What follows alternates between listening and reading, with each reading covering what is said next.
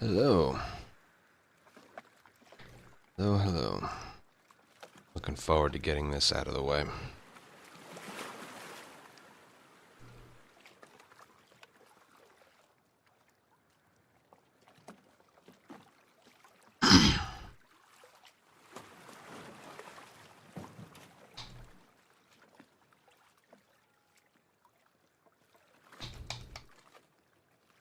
Very forward to getting this out of the way.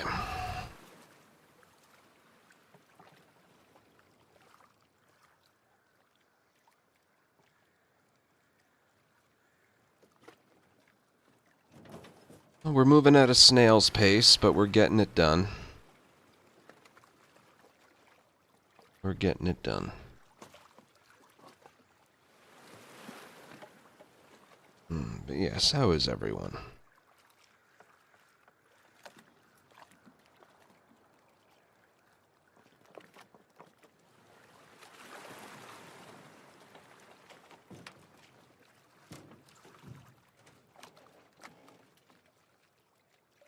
Sure, I have a command for that.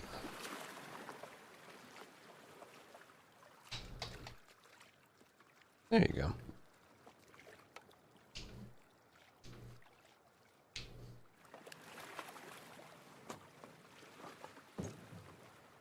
Yes, how we doing? A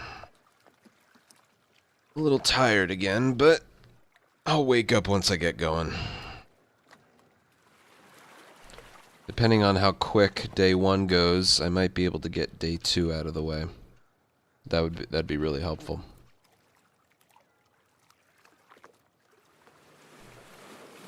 Because if you think about it, day 2 isn't that long. Skyscraper ascent, skyscraper descent,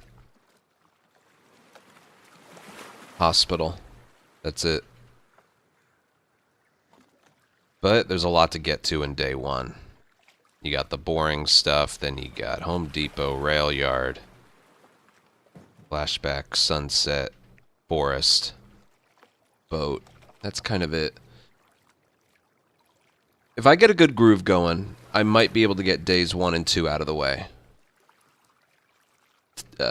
Today. I might. I don't know if I want to spend 4 days on the remaining 4 videos. You know, the prospect of being done by the end of tomorrow seems good.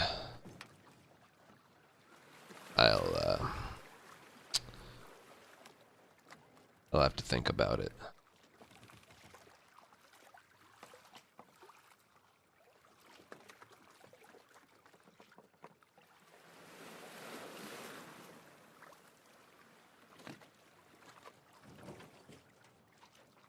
Jonas, thank you so much for a 9-month resub.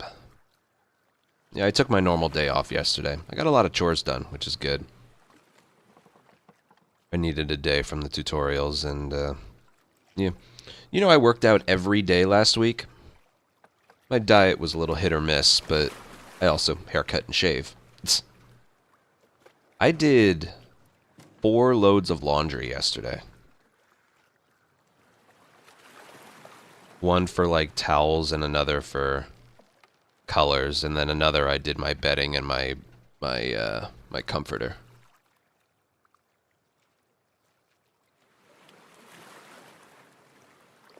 Did my grocery shopping. And I, what else? Yeah, I cooked my favorite meal, and I did the gym. I did the gym every day except Monday. Feel good. I'm starting to really feel good. Hey, Zooks.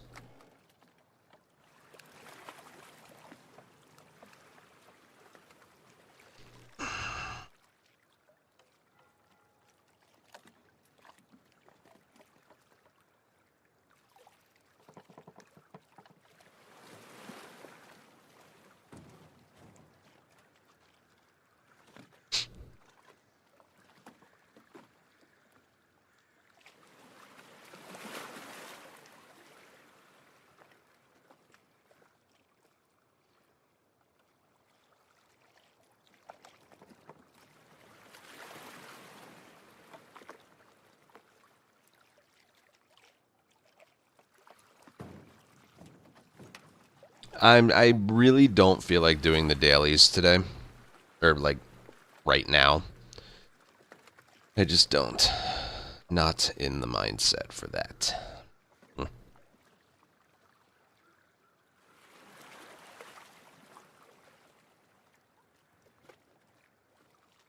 I'm just gonna get one more ad break out of the way and then I'll start. Thankfully with the boring parts I will literally be able to just like zoom through it.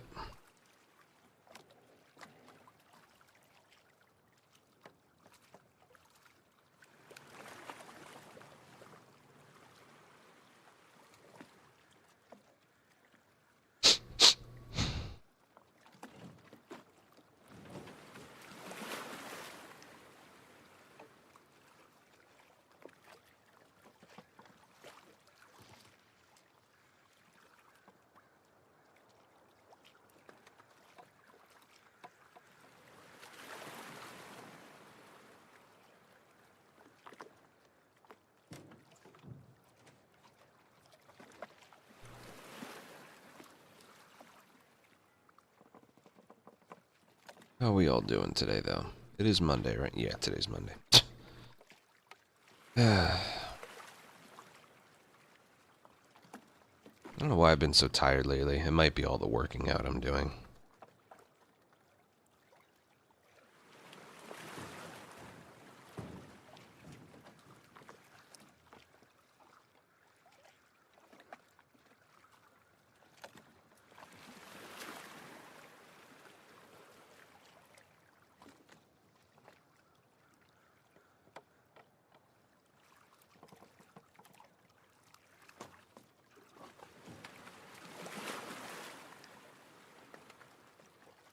Like I said, we'll get done in a second.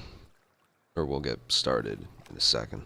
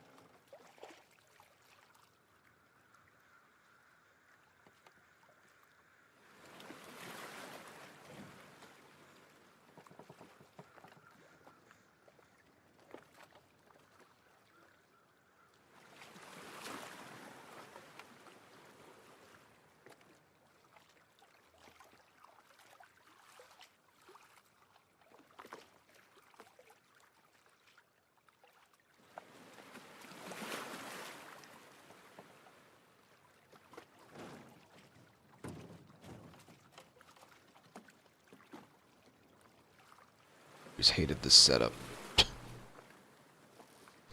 Making sure the camera's in the right spot. Having this giant fucking thing next to me.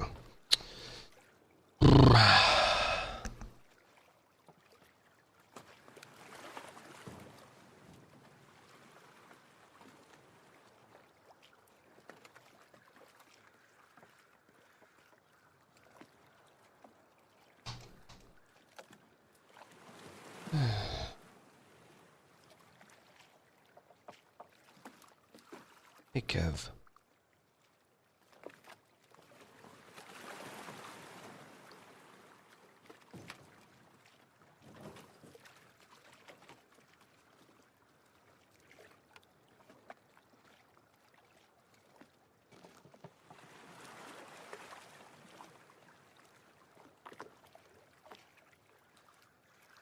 Mother Nature's being weird. Oh, I'm procrastinating hard right now.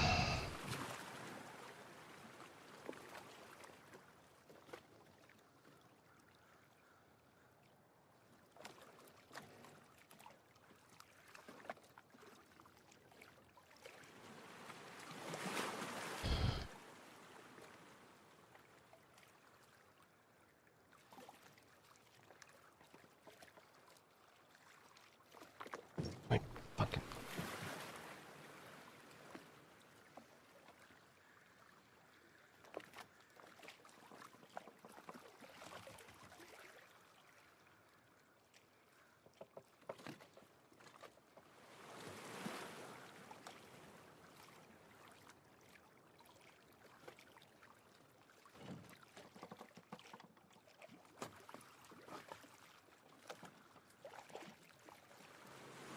That's good enough.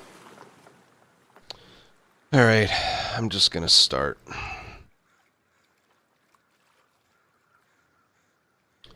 Remember, while I'm recording these, I won't be acknowledging chat or alerts. I will if I have to, you know, break.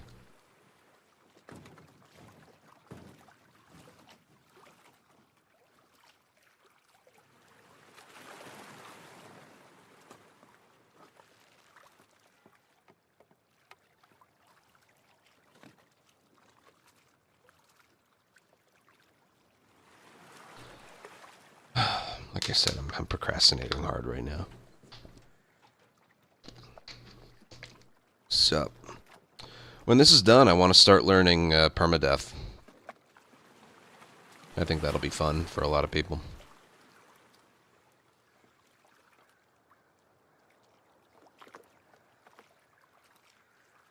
Like, I still want to run part 2, but I...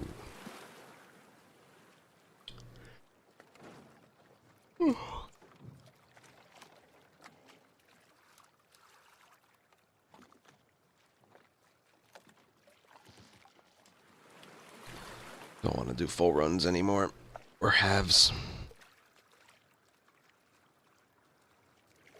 Well, I'm going to separate it in halves again. I'm going to do halves, but, you know. Oh, it's scary. But I did Grounded Perma, like, I don't know, 2.5 years ago, and I didn't like it, but that was with original part 2, not remaster. And I have a lot more permadeath experience now than I did back then. I'm sure some of the strategies have improved since the last time I ran it. I'm just a lot better player now than I was then, so I think it'll go better. I still think it's going to go horribly, but I think it will go much better than last time.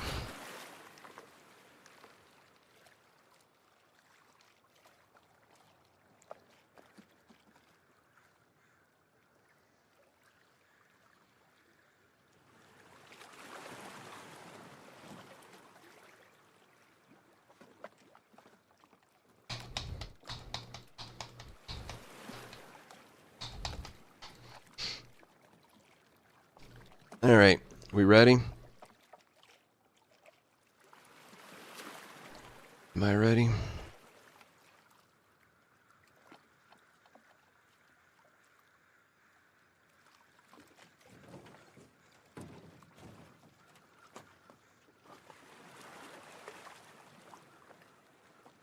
Yeah.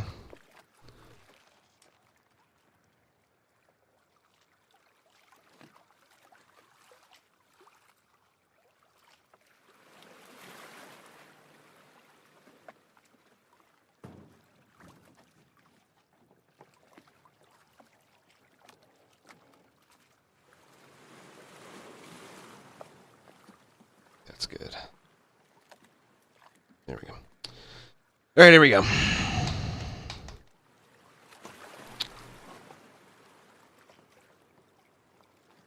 What is this? Part 5.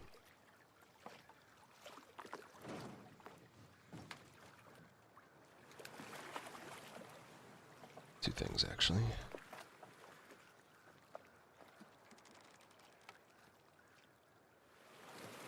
Okay, there we go.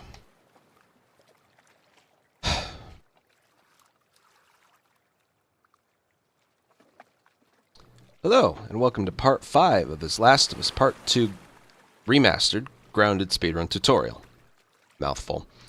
Today we're going to be going over the entirety of Abby Day 1. Abby Day 1. And yes, I did get a haircut and shaved. But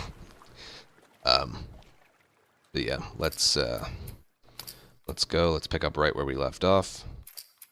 Right here.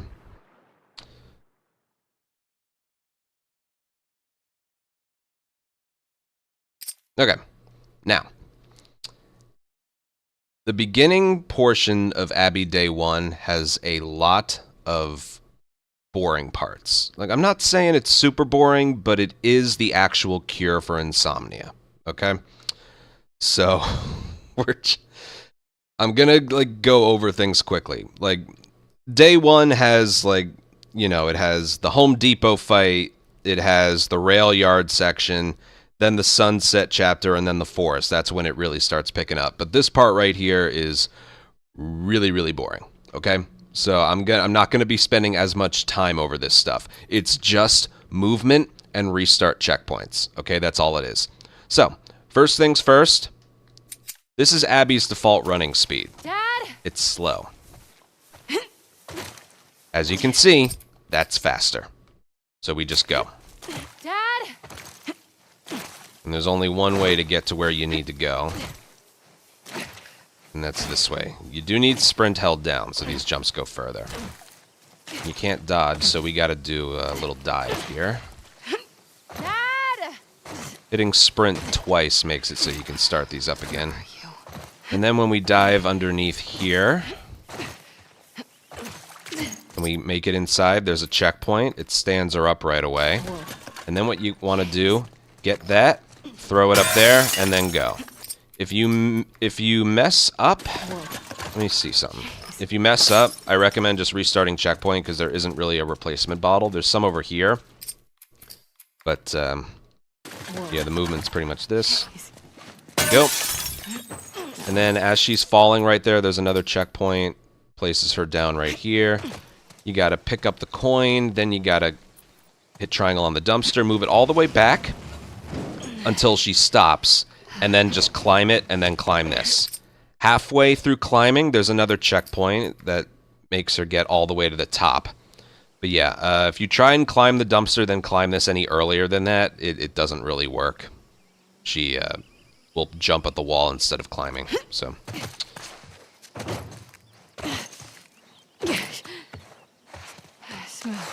Just keep going over here. And starting right. There is a cutscene. And we are at the mercy of the game's pacing right here. No jumping, no crouch, no diving, no nothing. He did his job. Yeah, you can't do anything here. Get him to talk. I asked. Can't even click the flashlight off and on. Hey, look what I found. Oh, wow. 1970. The hard part about this area is staying I have that awake. one in my collection. You can keep it. If you promise not to pull anything like this again. You got yourself a deal. Why don't I believe you? No reason I could think of. Come on, let's keep I looking. do believe you still have to keep Dad. sprint held down. Relax. Yeah, you do. You'll be back with Owen before you know it. Wait, what? You can't really overtake Jerry here. noticed I've you two tried hanging and I've out? seen it happen before, More but so than usual. mainly you just need to follow him. Like there you can get close, but I've never been able to do know. it. All right, do prone Your dives, dad. like we've been doing. Things. Like the way you both do. And then when you get outside of there, right about there, right just about there, there's a checkpoint. When you get inside that thing's mouth is when you stop being able to jog. You'll be forced to walk. So you can do the prone dives there. And then just as you make it outside, restart checkpoint. And then when you make it right Yes, next to look. this big yellow thing, right Fresh about tracks. Wait, there, right about there. Restart checkpoint, sends you a ways further, then you go over here See anything else? and look at this thing. not yet. Dad, I found something. Oh my god. She already gave birth. Ew. And look, 2 sets of tracks. All right, checkpoint here. As soon as you can move Abby, and again, we've been doing this a lot, when the earliest that you can aim, Let's go. That doesn't. right about there. Restart checkpoint. It places, it gets him moving towards the gate a little bit earlier. All right, this checkpoint is visual. When Abby turns her head back to the right, right about, right there. See how our head turned to the right there? So checkpoint places them further. And then follow behind very closely. You know they roam. Follow, like, behind him. Because if you try and cut your corners there, like, stay as far left as you can, he'll walk slower. So you want to take a bit of a wide turn around so he walks to this part right here faster. I've lost a couple seconds with him being slow. Alright, just hold forward and mash X, and you'll hit a cutscene, followed by another cutscene. And we keep going.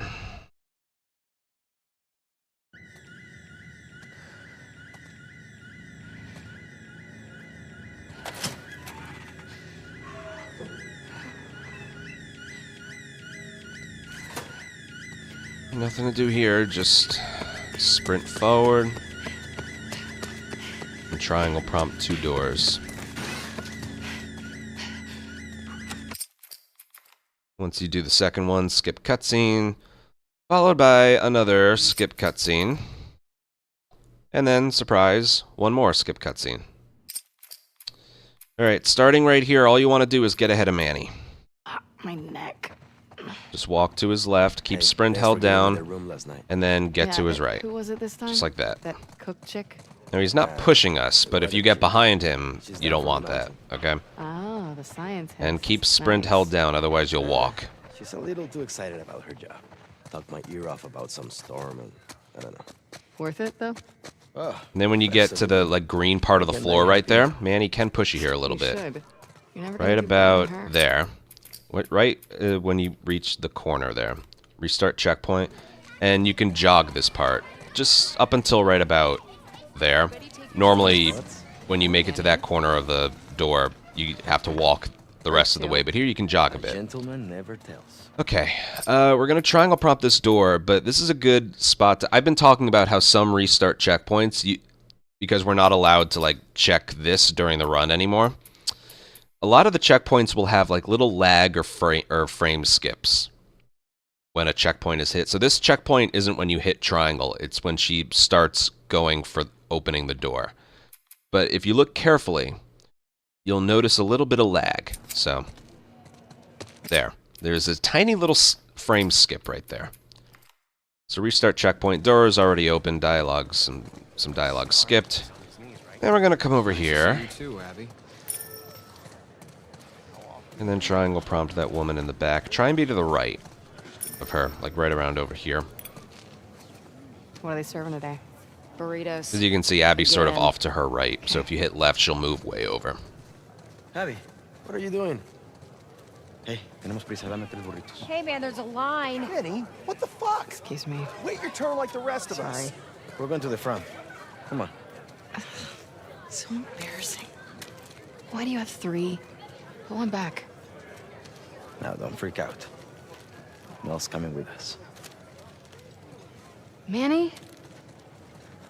Alright, Where's your pack? forward. In the room? Why are you doing this to me? Because I care about both of you. And I'm tired of all the bullshit. Does she know I'm on this Triangle track? prompt the door. And she's cool with it? And then when Abby's face, like she's looking this way, when it gets to about there, restart Why checkpoint, does your places you a gas little on my further. head? Right about It's my accent. there. Right about there. Restart checkpoint, places us I further. think you're gonna cook Now this next checkpoint is actually based on Manny's positioning. Not dialogue, not you. It's based on Manny. You're making me uncomfortable. Now this is optional. It's just It's an opportunity for whatever. you to finally move If you forward. walk backwards up We the barely stairs said a here, word to you each go other up since faster. It doesn't I'm really just supposed speed to up pretend anything. that It's didn't just Of course not. you can get ahead of Manny, so it's a little bit easier to see where you should checkpoint. But she's not like the rest of us. She hasn't hurt people like that before. You can't speed him up. He's like in the exact same spot every Scars time. all the time. Not the way we Okay, he'll say we're grunts, and like after he's done saying it, when he reaches like the edge of the table right here, watch right about we are grunts. there, right about there, checkpoint, and then you can just go into your room right away. Otherwise, it takes a little while. Get your things ready. I'm gonna grab Mel. Yeah. Be nice. Bite me. Okay, as soon as you can move Abby right here, checkpoint again. She can start running right away, and she's placed a little further. Right here. Triangle. The moment you hit triangle, you can restart checkpoint, and that sends you right into a cutscene, saves a couple seconds. And we go again. Now here, there are no checkpoints for a while, and we just have to move. It doesn't even matter if you hold sprint or not. I'm pretty sure it's the same speed. Yeah. No matter what you do, it's the same speed. It's just the usual rotation, don't worry. Hey, You want to get off to Mel's right, He seems, and then I don't know, worse. Worse how? Oh, he's complaining about a sharp pain in his wrists. angle yourself off of here and go forward, and you'll see Abby get some like running momentum when she Into lands. Section 96? Yeah, it's nice. It's lots of young families. Getting you guys excited about the baby? Seeing all the kids running around, Yeah, I'm Just getting try there. and stay awake. All those crying Keep babies. going right here. Don't Let's take a strike wide while we're crazy. turn. He hasn't Just like even before. seen it yet. He's out on rotation with Danny. See that? She gets a little forward momentum when she That's lands. for him. Yeah.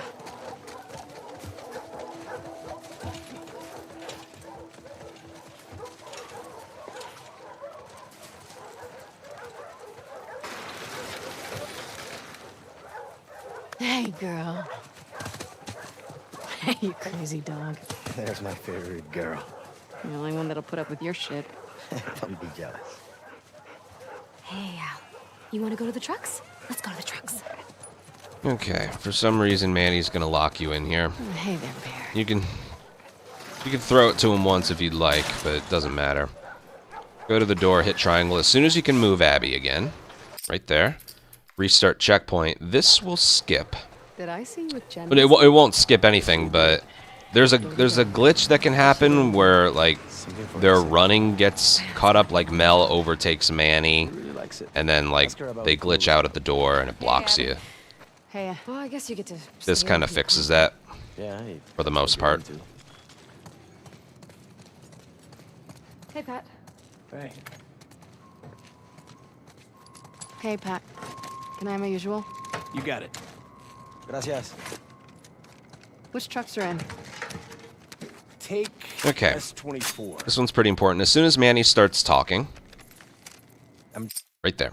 As soon as Manny starts talking, restart checkpoint, and you can start moving right away. And you just go right for the truck. Yeah. You actually go for the truck so quickly that you glitch out Manny's dialogue. He's supposed to be talking right here. Mel's pregnant.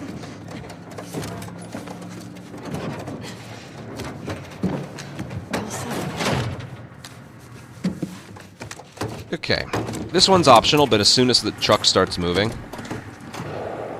right about there, restart checkpoint, and you're just a little bit ahead. That one's whatever. All these save time, but some save a lot more time than others. That one doesn't save much time. And no more checkpoints until the Seraphites show up. How have you been sleeping these days? So, Not great? yeah, nothing to do here. Do you want me to get you something from the pharmacy? Nah, I'm good. What's coming up? When the It's not Seraphites a big do deal. start attacking you, It's fine. I'm just gonna wear myself out. you have infinite I'm ammo. picking up a few extra assignments. So you can just shoot them for Random. fun. If you do absolutely nothing, you are What do you mean? killed. Okay, so you gotta play along. Okay, you gotta attempt to shoot and kill some. It's good target practice Where too. you headed? 2.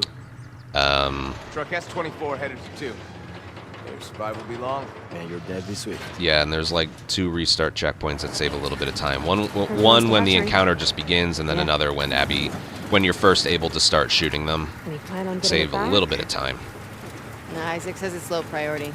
And then there's some other Fishing restart up wild time checkpoints right that you can only tell when they happen because, again, you notice the screen lag. Just the tiniest little What bit. did you mean about me and Owen? And it's more of a cue that a checkpoint was just hit. I haven't seen him in like 2 weeks. And then we got the... It's called the hardware store, Open but assignments? from day one, I called it... from day one of playing, I always called it the Home Did he Depot. talk to you? Did he say anything? Or? So, No, we're still not. yeah. I mean, I seen him in the mess hall, but we It's walk one of the around each tougher other. encounters. So we'll spend a lot of time on it. Jackson should know. You know, I wouldn't You're read right. too much into it. Right? There. See that?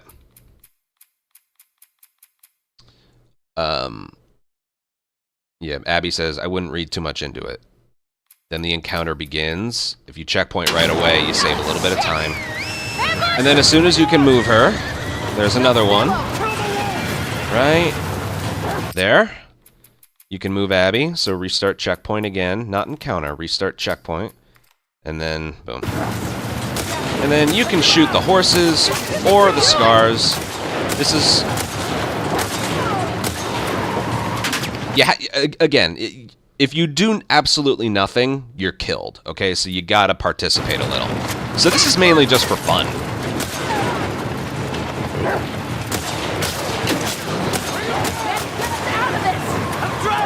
This is just for fun. Just keep coming!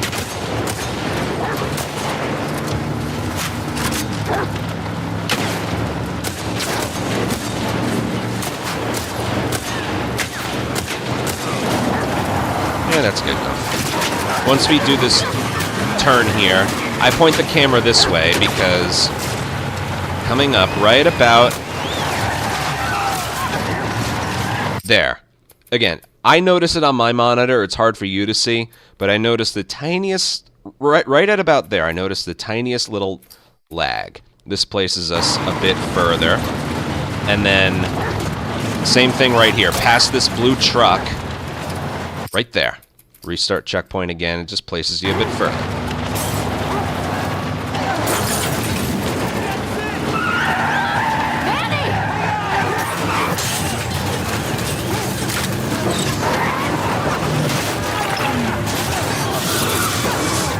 Yeah, no matter what you do, you always have the same amount of ammo when you start this section. Fucking scars. How far are we from the fob? It's a hike. We're too exposed. Okay. Let's get this.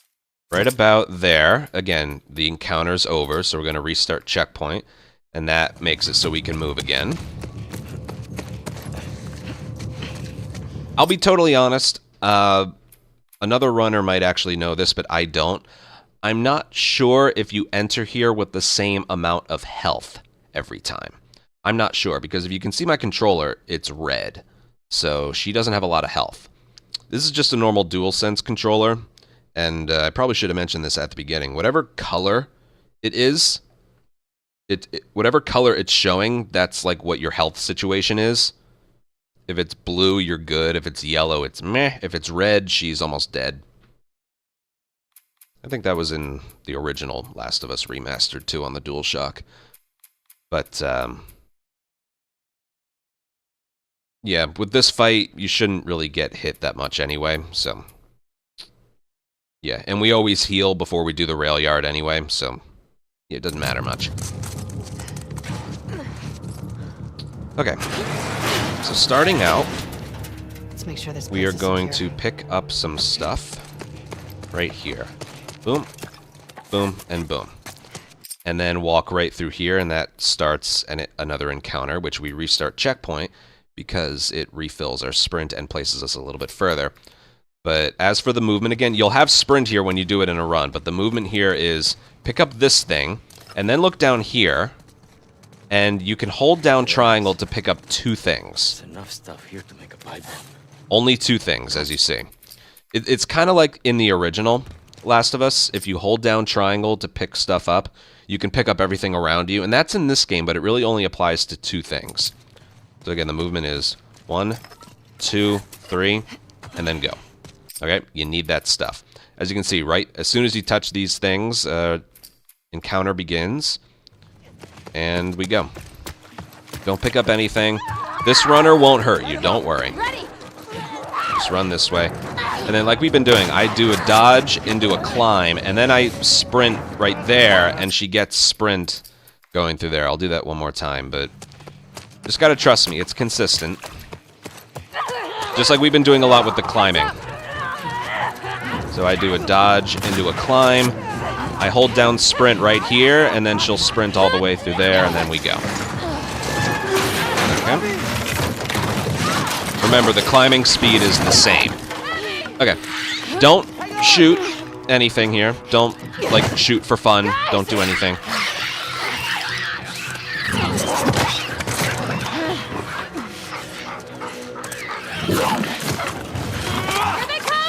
Okay, as soon as you can move Abby, right there. As soon as you can move her, we're going to restart checkpoint and do this fight from a restart checkpoint, okay? This fight's a lot harder when you try and do it from here. Okay, Home Depot. One of the... Well, it's a long game, so I don't know if I want to say one of the worst fights, but it's tough, especially being this early on in Abby's portion. But okay, I'll do it a couple times and then I'll explain how it works.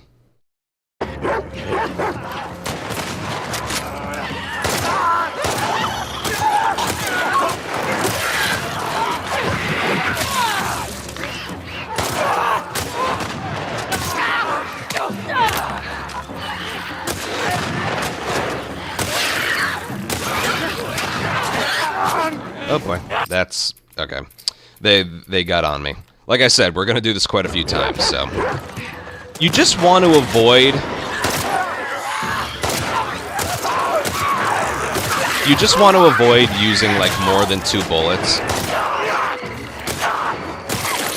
on an enemy once you get to right here.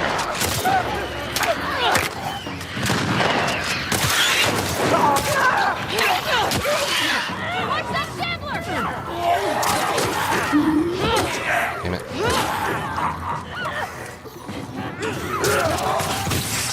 Trying to save it.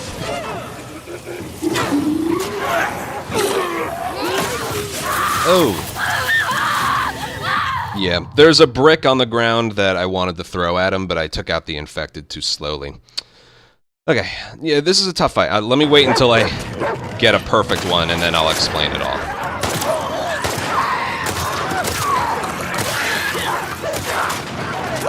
So you're right here. You want to try and avoid using more than 2 bullets per enemy until the very end. Alright, here we go.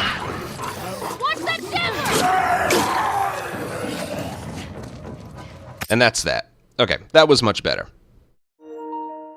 Like I said, every one of those attempts, that was me actually trying. Okay? You don't have enough ammo to be able to, like, I don't know, body shot them twice. If you so when it comes to runners... Here, we'll go from here. When it comes to runners, you know, it's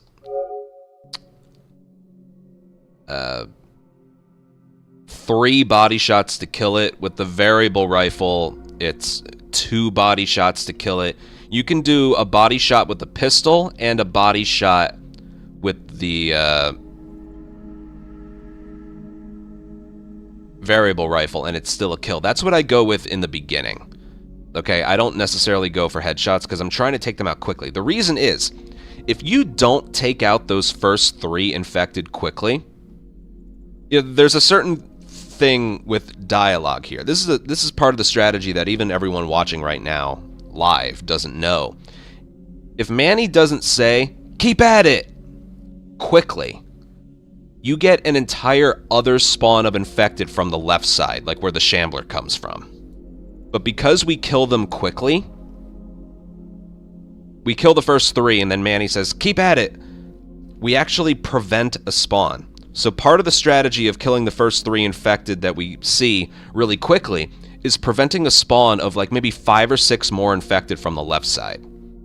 That way we only have to deal with infected coming at us from the front, and then Manny and Mel take out like 1 or 2 by themselves, I guess. I don't really know what they're doing. But yeah, that's part of the strategy. So that's why I'm taking out the first 3 very quickly. If enough don't die early enough, and Manny doesn't say, "Keep at it," then you just get a whole spawn. I'm sure I'll show this off at some point, but yeah, you get a lot more spawn from the left side. It's very strange. So as for the beginning of the encounter, I go over here, I get a brick, because we need that for the Shambler. And then I start with the pistol, because the variable rifle is more valuable. So I empty my pistol. I go 1, 2, and then I do that. If that runner's there, I like to headshot him before I kill the clicker, because he, you know, that runner's easy. He's running at you, and his head's just doing this, just like, boom, time a bullet. It's like a quick time event or something. And then go for a kill on the clicker like that, and then I just empty the rest of my pistol.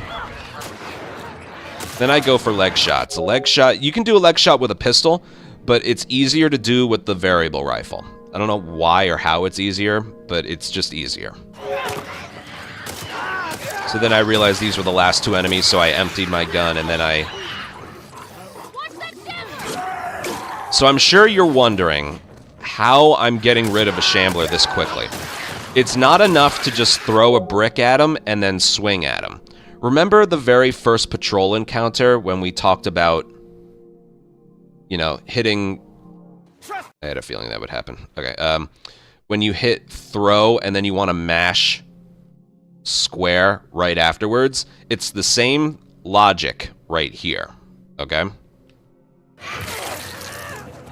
It's the same logic.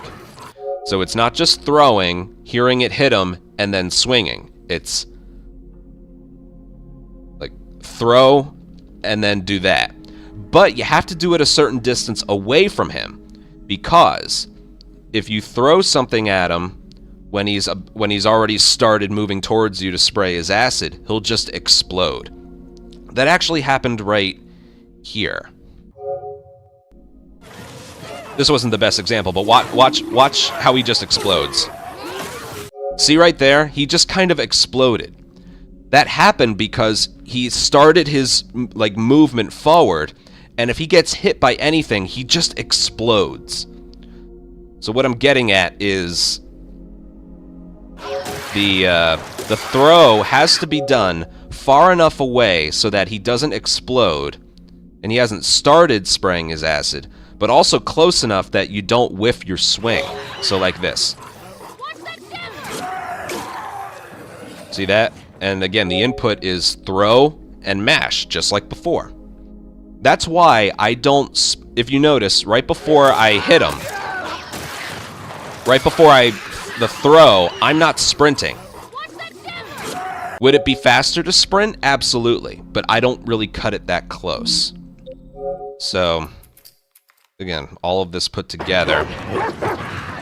Pick it up, jump towards them. You don't have to jump, but boom, boom, boom. That's a lot of rifle ammo use. That's not very good. Yeah, see, this is bad. So I'm trying.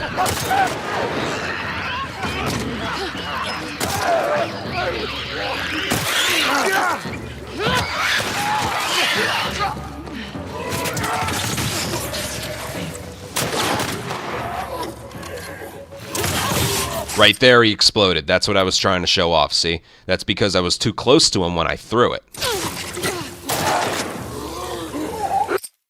And that's another good thing to point out. If you're out of ammo and the brick thing didn't work, let Mel and Manny kill him. They're actually pretty good at doing that, but that's really a backup strategy, in case you mess up.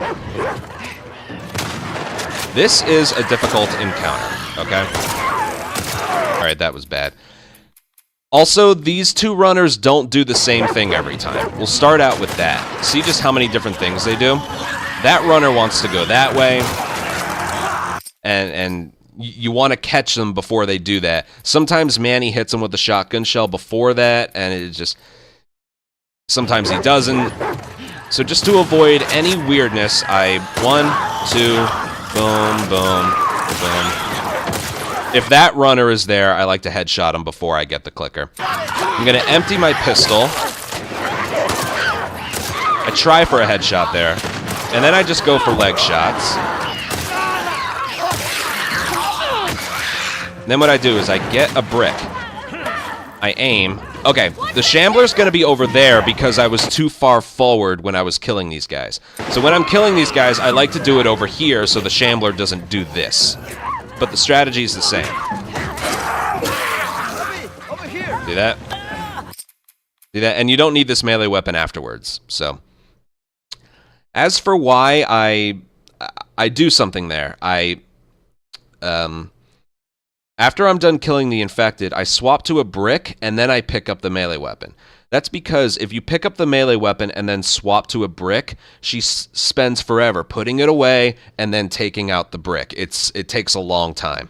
But if the brick is the last thing you had in your hand when you pick up the melee weapon, if you just aim, she has the brick in her hand automatically. You don't have to deal with slow animation, so that's why I do that. That's very important to make muscle memory, okay? After the last kill, get the brick in your hand, pick up the melee weapon, and aim briefly, and then start heading towards the Shambler. Okay. One, keep him in place. Oh, I hit the clicker by accident. Yeah, I know it's like, as you can see, it's very easy to run out of ammo. I mentioned try and kill infected with one bullet as frequently as you can, but if that doesn't happen, just try and recover it, okay? Like if you have one bullet left and you have a runner and a clicker coming towards you, try and headshot the clicker and then kill him and trying to avoid the runner. Deal with them later, basically. There's a lot of improv you gotta do here. But I always focus on taking out these guys first. 1, 2. Alright, one of the guys isn't there.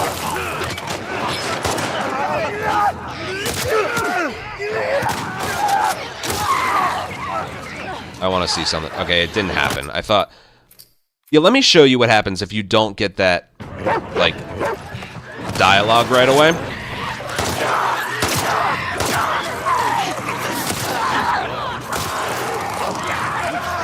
Run, run, run, run, run. So Manny hasn't said anything yet.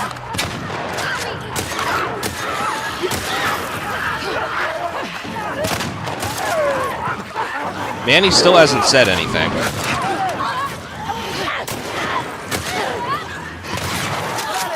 Keep at it. There we go. So we're going to get infected coming from this way. See, there's the clicker over there. But the Shambler's still here, and we had more infected come over from this way. So you want to have Manny say, keep at it as early as you can. Because you'll just have to deal with a lot more infected, okay? Boom, boom, boom. You know what? I'll save a rifle bullet here.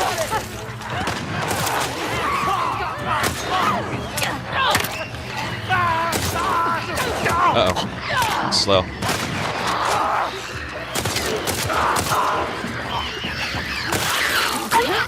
I might not make it in time, let's see. Yeah, I got him in time. Okay, I'll do this a few more times. As you can see, it's very hectic every time. If you're gonna practice one thing, practice this first part, okay? Boom, boom, boom, boom, boom. Practice that part right there. Okay.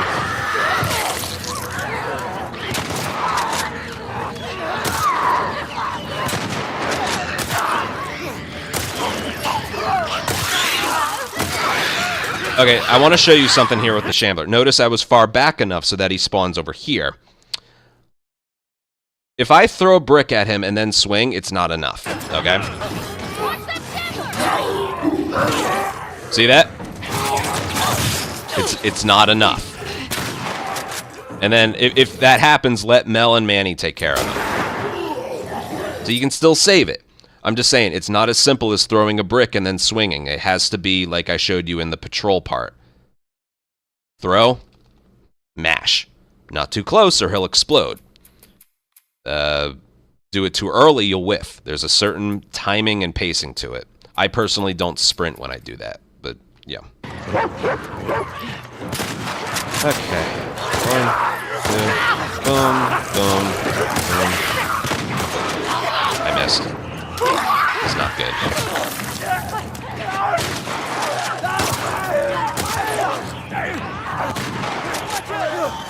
Okay, see how they're all coming from this way? He said keep at it.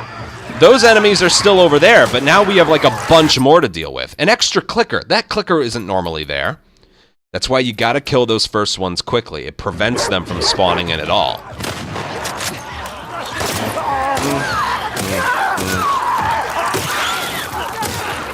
Boom. Alright, now be careful with your shots.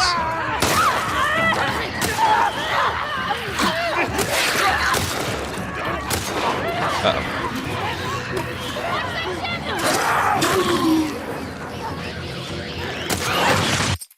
There we go, that was good. And then a little bit after the Shambler sprays his acid, that's when the encounter's over and you restart checkpoint out of there. But I don't know what more there is to mention. Just, you want to really make sure you get these guys. If you want to swap to the pistol for this headshot, yeah, I know, sometimes the dog can help. If you see the dog bite a runner, it takes one body shot with the variable rifle to kill them, but sometimes Alice decides to go for a bite on an infected just after you kill them, and she just... Yeah. If you want, you can kill this clicker with a pistol headshot. That way you only have variable rifle ammo. Right there, see that?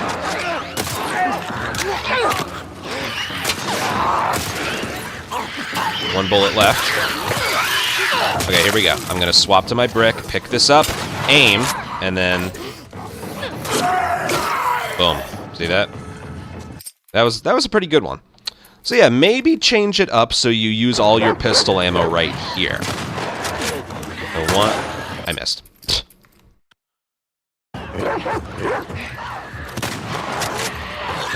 One. Oh my god. Come on. You want to body shot the infected so they don't get away from you. 1, 2, boom, boom. Boom.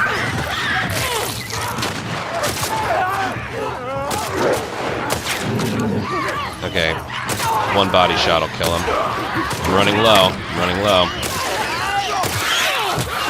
There we go. And then boom. There's still 1 alive, so just kill him with that. Again, I don't really know what more to show you. 1, 2, boom, boom, boom, boom. I missed. That's bad. I'll probably still save it, though. I'm going for the Shambler. Boom. I'm gonna help them out now. Alright, I'm probably dead. There were 2 remaining, so that was really weird. Yeah, be wary of your ammo counts. Okay? But you also have to do this quickly, otherwise you'll have a Shambler to deal with. Boom. Boom. Boom. Boom. Boom. Boom. There should be 1 right about there. I tried to... Yeah, okay. I'll move on soon.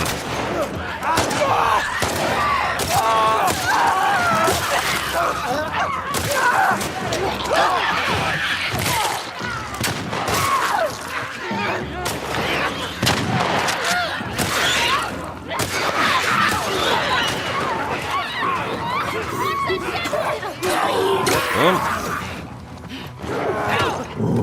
And then boom. That was a good one. You want me to move on? I'm going to move on. Practice, practice, practice, practice, practice. I don't recommend trying for any fancy leg shots or headshots on the first 2 runners and clicker. Okay? I really don't recommend that. But after that clicker's dead and you hear Manny say, keep at it, try your hardest for 1 bullet per enemy. Okay? Try your hardest. Okay. You'll see when this encounter is over. And this is another one of the spots I was trying to explain before. You can never practice this area enough. Okay? There is a speed portion to it. If you're too slow, you get a bunch more infected spawning in. If you get the despawn, or spawn prevention, but you're too slow, you're taking out clickers and runners with a Shambler right next to you. Then you gotta wait on your companions to kill them. And even though they do a good job at that, it can be hectic. Yeah, that was a pretty good one. Yeah, after you kill the Shambler, make sure there are no other infected around. Okay, so when the encounter is over, and you can do this with like pause buffers and stuff, it'll just say restart checkpoint, and we keep going. Okay. Okay, right here, hammer. You know what that means? Hammer swings. Found a way out. Manny. You got it. That hammer is always there. You take a couple steps forward, and it's just on a shelf to your right. This hammer is going to last us through to the end of sunset, because after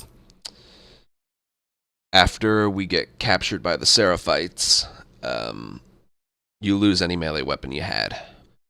And even if that's not the case, we pick up a big hammer later, and we have to use it in the restaurant. So Another month and I wouldn't fit through here. yes, Go ahead, Abs. we keep going. Ladies first. I like you, Abs. Very, very difficult encounter. Practice, practice, practice. It also doesn't really matter how much health you have afterwards. You could have just a sliver, like maybe that much health. and you'll still be okay for the rail yard. Obviously, the more health you have, the better. But it's not a death sentence if you enter here and your controller is a color of red that you've never seen before. All right, you should be okay. All right, go over here. I usually just do dodges right here. Climb, damn it. Abby. Dodge forward again, and then climb, climb, climb. All right, when you gain control over, we're going to do a jump into hammer swings, and then when we get between that fence right there, Let's keep moving. that's another checkpoint. Places us a little bit further. And just like this. Remember when we could pass through this area without getting jumped by scars? Right about there. Just past the fence right there. Restart checkpoint. I think what it mainly does is it skips dialogue. All right, climb up here. Triangle prompt the rope. What's up there? On it. All right, then we're going to go back here. This is easy to forget, but we're going to go back here and get a bottle in this truck right here. Pretty important. And then we're going to use this time because we're waiting for Manny. We're going to craft a pipe bomb. Okay, I'm being told that restart checkpoint makes the triangle prompt appear immediately. So, yeah, that's the reason we do it. Okay. There's some things we do restart checkpoints, but I don't quite remember the reason for them. It's more than just like it places us further, it places companions further. Apparently, this one makes it so the triangle prompt for this wire appears right away, because apparently it takes forever. So yes, definitely do that one. But while you're waiting for Manny to drop the rope here, go in that truck, get the bottle, and craft a pipe bomb. We got those ingredients when we first entered the Home Depot. Remember? The holding triangle thing? There you go. Come on up. Oh, we have... Stay with Alice. okay, we have... Let me mention this right now. Okay, as soon as he drops the rope, you just mash X to start climbing it. But I want to mention this. When we're doing the restaurant encounter, we... remember at the end of LE Day 3, I mentioned, if you have 3 bullets or less combined between all of your guns, you get 3 shotgun shells in the arcade. The same thing applies here in the restaurant fight in the forest a little bit later, but it's 6 bullets combined between all of your guns. So the pistol, the variable rifle, and the shotgun that you end up having at that point. If you have 6 or less combined, there won't be drops, there won't be like a stack of ammo you can pick up, but you'll get 100% consistent drops on the enemies there. So we actually start paying attention to how much ammo we have. I'm pretty sure it's 2 rifle, 1 pistol, and 3 shotgun shells. But that's after, there's 2 waves in the forest restaurant fight. You need to have, yeah, that's the amount. 2 rifle, 3 shotgun, and 1 pistol. But that's starting the second wave. In the first wave, we use some ammo to get down to that level. So basically what I'm saying is this is when you need to start paying attention to how much ammo you have, but it's okay to have 0. That's kind of what we expect. Okay, you don't have to worry about leaving the Home Depot encounter. Oh, I got to save a bullet for this or for that. No, you're perfectly fine to leave with 0. Okay, again, when Manny drops the rope, mash X to climb up it right away. Now, right there, as soon as she starts reaching for like the edge of the rooftop right there, restart checkpoint, and it sends you up here. Okay, now there's 2 different things you can do here. You can do this. There we go. And then hit circle to drop down.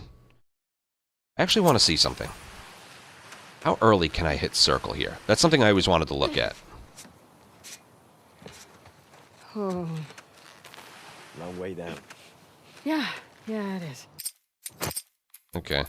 I'm just trying. I just want to see something here. The other way down is doing this.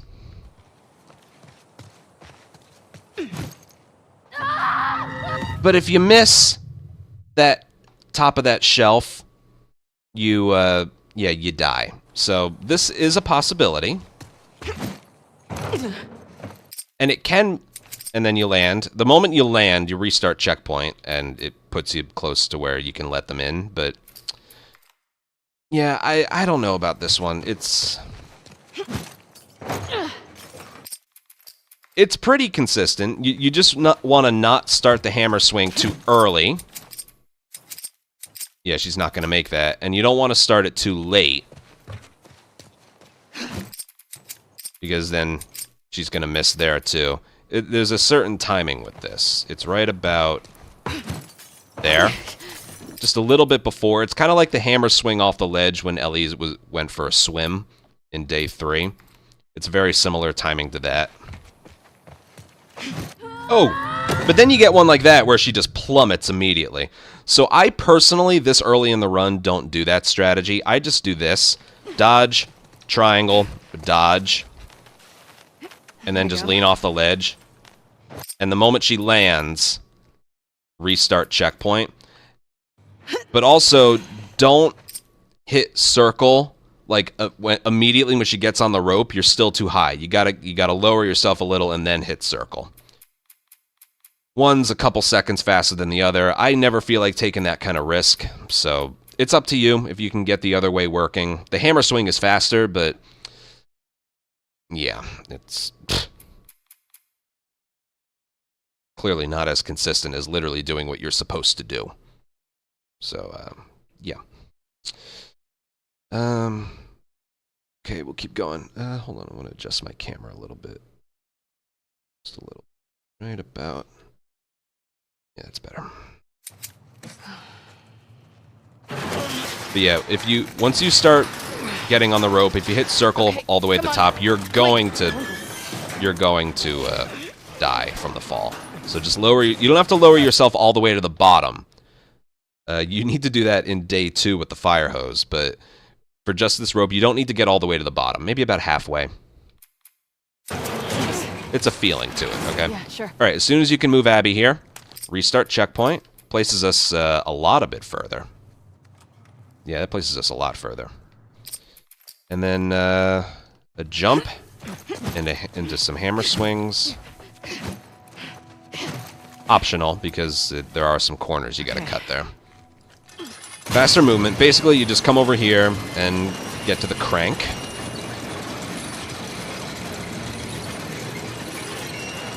I'll hold it here. Go. I'll brace it with them. Sorry. You two okay? Yeah. Crank broke. What now? Okay. As soon as you can move Abby, right? A hatch. There. This starts, Manny, just hang tight. We're gonna find a way up to the roof. pretty sure that just starts her dialogue a little bit earlier. Okay, so we have 2 med kits here. We're gonna use one, right here. We're just waiting for dialogue. Annie for that one. Now, you technically can use another. Don't. We need it later, okay? We need it later. You got in trouble and I couldn't help. Hey, Mel. All right, me stand just- right about here and hit there's this something triangle happening. prompt right now, but make sure you don't accidentally talk to Mel. See that thing on the left? That's an optional dialogue thing. Okay. Don't accidentally talk to her. Got it. Okay? Make sure you're standing right about here when you hit triangle. All right, right here, there's nothing to pick up. There's nothing to do. We're just going to go up here. You don't even have to do it quickly. We're just going to go over here and just What are you doing? stand near Okay, just- Mel. Go slow. One advantage And we just wait. Low center of gravity. There's nothing to do here. You just I'll wait. take your word for it.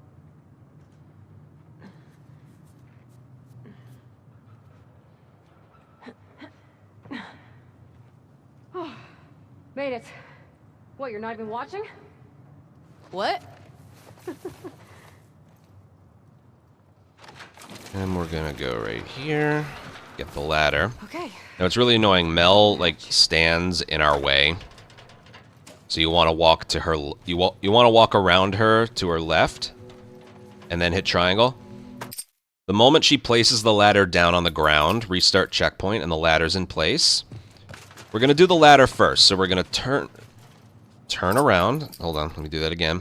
I'm gonna walk across this, turn around, and triangle prompt the ladder. There's a catwalk running to... Maybe having the flashlight on would work better.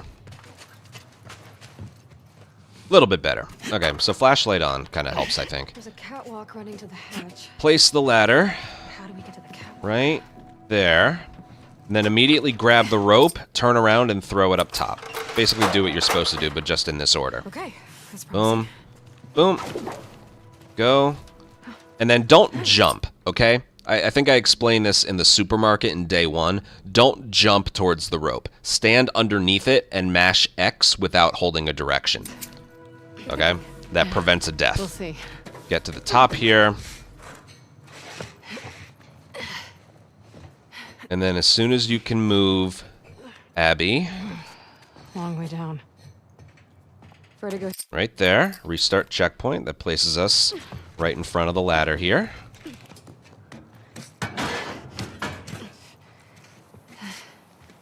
There they are. And then same thing. As soon as you can move Abby, restart checkpoint. That places us in the direction where we need to go. Look, Fob, sweet Fob. Right, Almost there. Bet we can cut through that rail yard. You want to get off the roof first? right there. Restart checkpoint, and it places us right here. Doesn't look like it saves a lot, but it like steers us in the right direction. So Kind of hard to imagine you being afraid. I'm not as fearless as you think. Oh, please. Like, I could never do the surgery stuff you do. I'd be too freaked out about fucking it up. You think I feel the same way?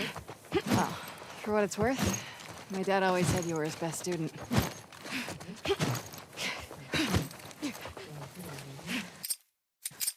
and then the encounter begins. Okay, I just wanted to show off all of that.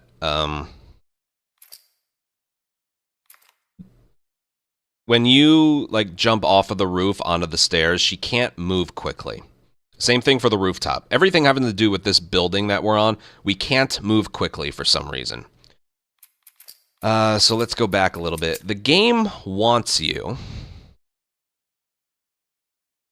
The game wants you to go down the ladder, Hard to imagine you but being afraid of anything. I'm not as fearless as you think. Oh, please. Like, I could never do the surgery stuff you do. this is slow. I'd be too freaked out about fucking it up. We can't even leap over here. You think I don't feel the same way? Well, for what it's worth, We have to my like. dad always said you were his best student. He did? You can just tell by the dialogue. That's slow as fuck. So what you want to do is come over here. Kind of hard to imagine you being afraid of anything. I'm not And- as fearless as you think. Oh, please. Like, I could never do Jump the onto surgery here. Now there's an easier way to do that. What I do, you need to do hammer swings because the movement's otherwise very slow. I'm not So as what I do fearless as you here think. is I'm hold sprint Like, I and could I'm never do against the surgery ledge. stuff you But do. what I do is I Too aim, freaked out about Hold fucking on. it up. I like You think I don't feel the same aim, way? and for some reason that makes it more consistent. This is like a more personal strategy for me. You don't have to, like, you can jump to that ledge. Kind of hard to imagine you being afraid of anything. You can I'm just not jump as to that fearless as you ledge, think. like so. It can be a little tricky, though. I personally prefer aiming a pistol as I do this. Imagine you being afraid of anything. I'm not as fearless as you think. Like, I could never It just is comfortable for me. She jumps right away. Now, why do we need to jump from there? This is fun to show off. Why do we need to jump from there? Because the death barriers are very finicky. Watch I'm not as this. fearless as you think. Watch this. Please. That's the I could only never do clear the spot surgery stuff. away from the other parts that will Freaked kill out her. about fucking This it up. part right here. You think I don't feel the same way? It's Oh, pretty for crazy. what it's worth, Okay? My dad always said Watch you were his this. best student. He did? We're gonna go right here and just drop He down. always Look said he how was an idiot. close we are. Okay, we're just gonna inch our way forward. Yeah, the game doesn't like that. The game really, really doesn't like that. So that's the only, like, clear way you have, Hard to okay? imagine you being afraid of anything. I think even Not as going from fearless as you here, think. yeah, it just doesn't I work. could never do You the can't even, surgery like, stuff. climb your way up here, I'd be too freaked out about fucking it up. okay? You think I don't feel I'll the play same around way? with, like, one more thing, but, For what like, it's worth, My dad Yeah, always said you were his it best just student. doesn't like that. Like here, I'll go from here and I'll jump. It doesn't like that. That very edge of the rooftop is the only way around making it. So again, strategy is make your way, Whatever. whatever, Not as fearless as you think. right around here and do the jump. Then you I want to could never do the hammer surgery swings stuff you do. and dodges. Freaked out about fucking it up. And then jump into the hammer swings here. That one was pretty good. For what it's worth. Okay, I'll move on. Yeah, Practice I that always one, thought you okay? were his best You don't want to do it the normal way. It takes way too long. All right, the very moment her feet leave the top here, we start an encounter. And oh boy, if you thought Home Depot was bad, this part's even worse. We use a whopping 0 bullets because we don't have any. But even if we did, it wouldn't help us anyway. Well, that's not entirely true, but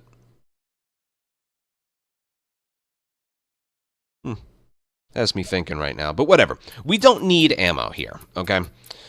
That being said, this encounter is just horrible. It's horrible. So I'll do it a couple times. I'll do it quite a few times, and then I'll explain all the little details.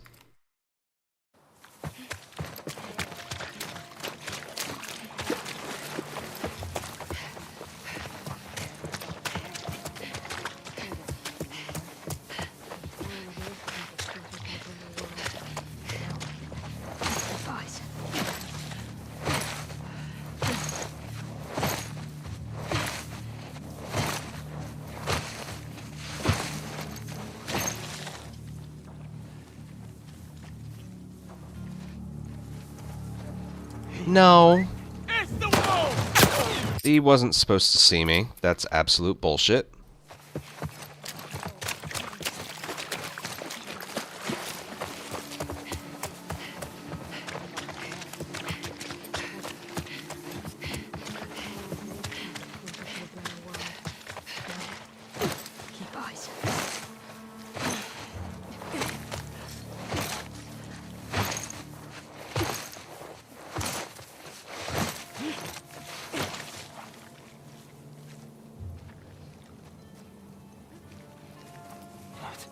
Oh, come on. Alright, I'll cut those two out. You need to wait for him to, like, really move past. His field of vision is... Alright, yeah, I'm gonna cut out these attempts.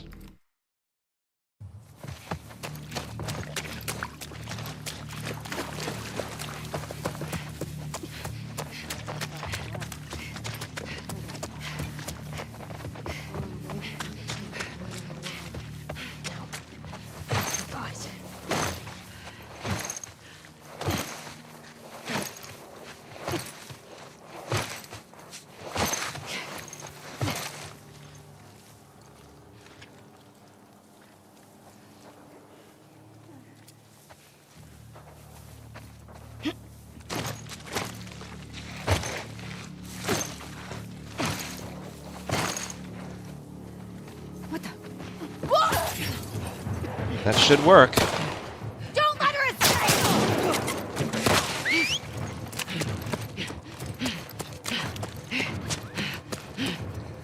Alright, that was good. That's exactly how it was supposed to go. You're going to take damage here, okay? You just are. Like, that was pretty much perfect how it was supposed to go. So let's go over that slowly right here, okay?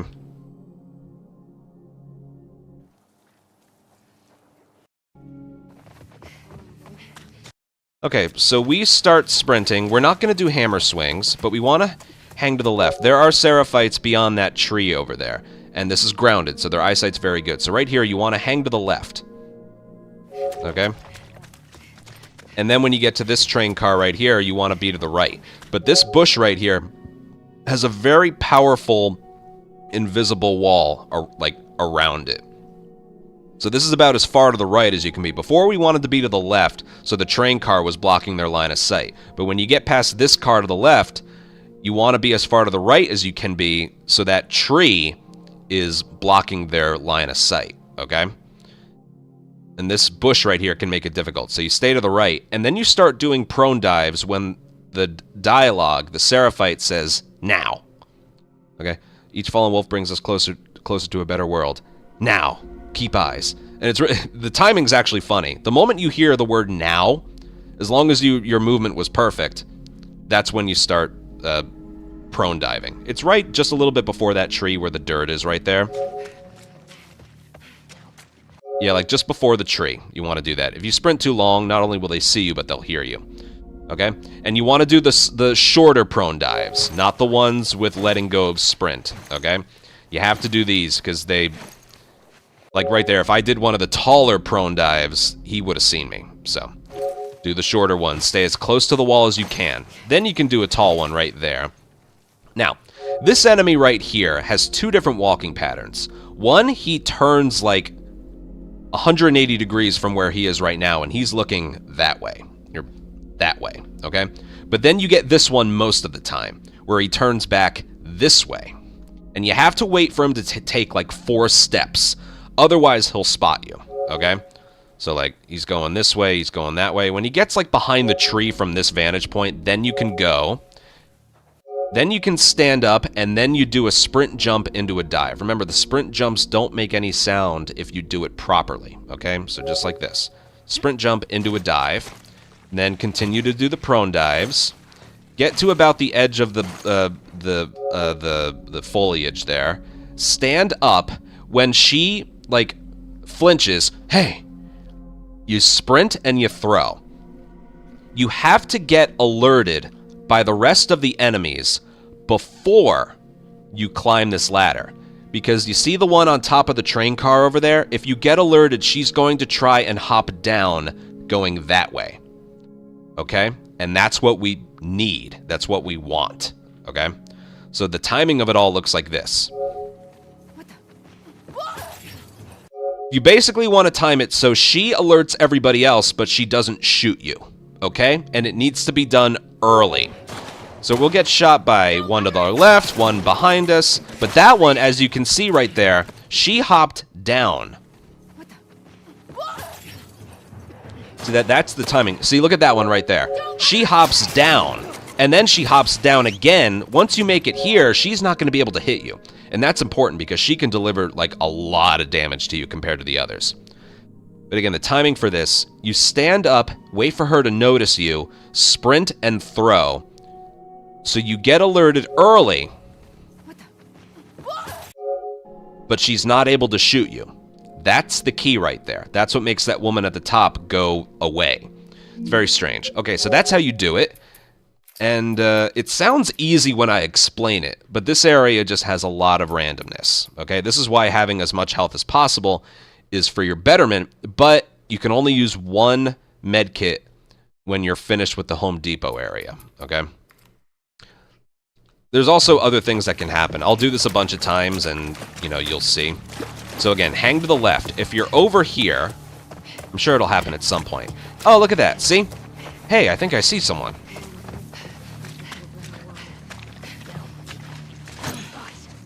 Oh, they're coming towards me because of what happened there. So that's why you want to hang to the left, okay? So when you're running this way, you don't need to do hammer swings, okay? You got other things to worry about. And then when you get right here, you want to be as far to the right as you can because if you're over here, that guy will see you, okay? So that's the reason for, like, the path you take when you're running down here. So just keep that in mind. If you don't remember to do that, you're going to have a bad time, okay? So hang left, and then hang right. And then... I was able to sprint pretty far there, but you don't really want that. Okay? And then we do this. What's this guy going to do? He's going to walk this way, obviously, if you go too early. If you go too early... Didn't happen, but if you go too early... he can and will spot you, okay? Oh, they saw Manny. Dude, they saw Manny. I've never seen that happen before. Like, ever. I wasn't alerted.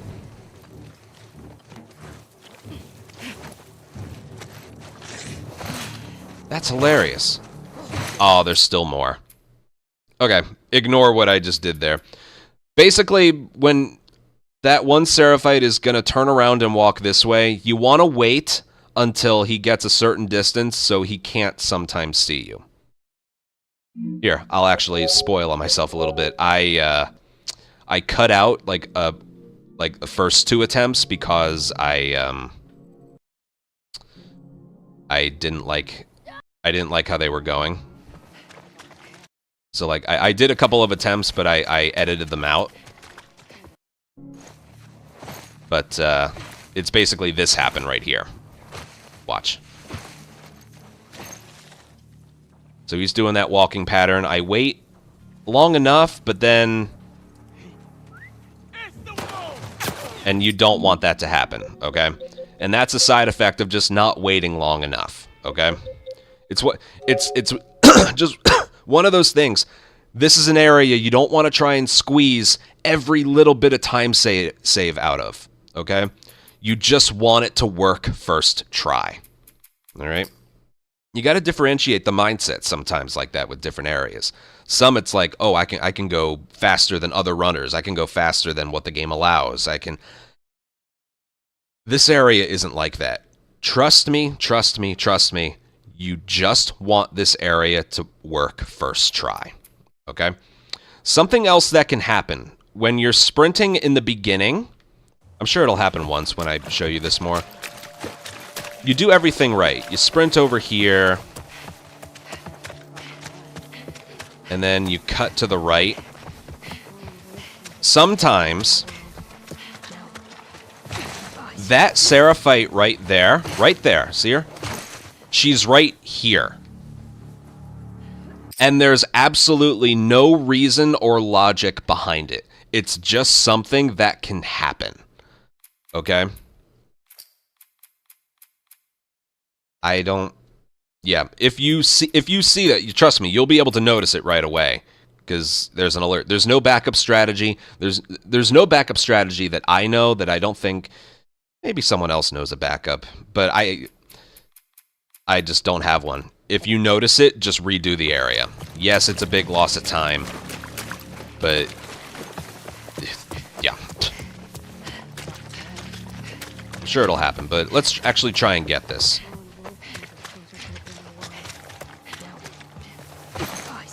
A little bit after she says now. Alright, hang to the wall, because as you can see, sometimes he can just spot you there. Okay, one last dive, get behind this tree. Okay, there's the turnaround. You can just stand up and go right away. One thing you need to watch out, though, because you're moving earlier, that one can sometimes see you. So that's a thing right there where if you try and go too fast... See, that guy... Well, I'll replay it. I'll replay it. If that's the like other way he can. I told you, sometimes that guy walks that way, sometimes he walks that way. Okay, that time he walked that way. You watch him, and you can tell right away. So he just completely turned around. He's walking in a completely different direction. So you can start moving earlier. That's great. Except there's a Seraphite right there, and that one over there. She's looking this way. So if you go too quickly, she's going to spot you right there. She almost did. So it's one of those things, even though you can move earlier, there's only a certain... I'm having a hard time trying to word this right. There's only so fast you can go, okay? If you go too fast, that one right there is going to spot you because you were able to move earlier. Okay? Let's pick this one up. I'm going to do what I did before. Just... Yeah. Go! That was perfect. She got on the ladder kind of slow.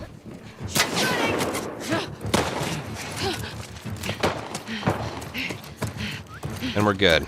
Alright, right there you also saw, if you approach the ladder, like from, let's say the ladder's right here, if you approach it this way, she's going to hop onto it really slowly. You want to hop on the ladder, like, directly underneath it. She'll start climbing it earlier.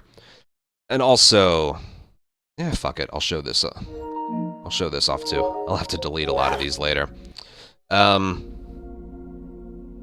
Yeah, after I'm finished climbing, I do a dodge, a climb, and then another dodge. That way she has full sprint to the end. See right there, that was really slow. But watch the movement I do here. I dodge forward, X, and then dodge again, and then I hold sprint. That way she's got full sprint all the way through to the end. Okay? If you hold, like, you want to hold sprint when you're climbing the ladder, but I know it's stupid. That's draining her sprint. So when I get to the top, again, I dodge.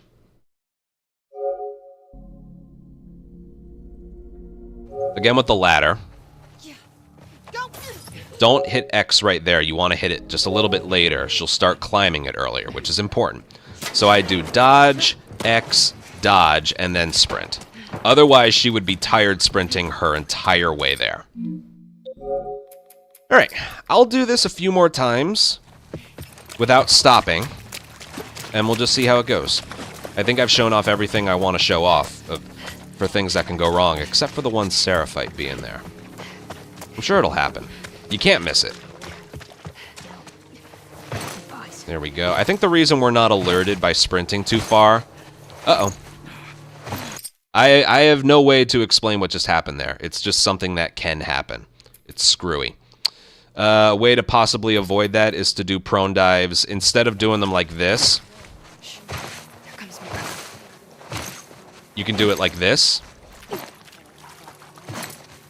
That way you're a lot closer to the ground. Like, instead of, like, super quick, you can, like, and then do that. Basically, just do them a little bit slower. Yes, add that to the list of random things that can happen in this area. Still waiting for the Seraphite to be behind that tree.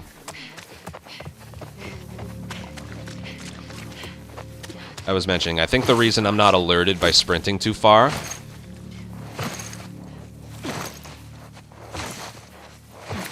is because I have tired sprint, and like I mentioned before, it doesn't make as much noise. I'm gonna go. Ooh.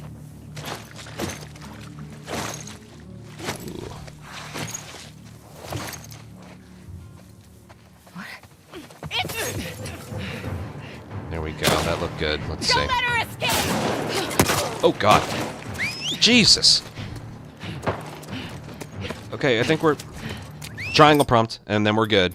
Moment you hit triangle, you're good. But like, I got critically hit right at the top. It ruined my dodge.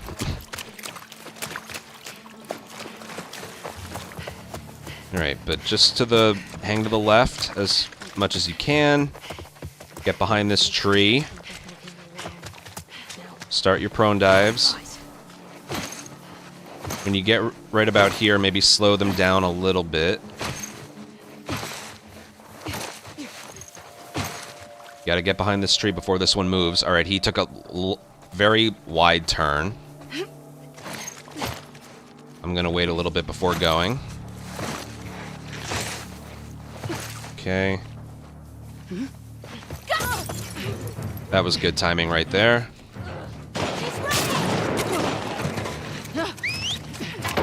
That looked good. Alright, that was an example. That's like how it's supposed to go. We really don't have anything better. I hate to be the bearer of bad news. We don't really have anything better. Alright, I'll move on pretty soon, but that's like all the random things that can happen. Again, there's no backup strat if the Seraphite is randomly over there. Hasn't happened yet, but trust me, it's just... I can't even say, like, look out for it, because there isn't a backup strategy. Alright, what's he doing? He's going this way, so we're gonna wait. We're just gonna wait. Alright, that's good. Sprint jump into a dive.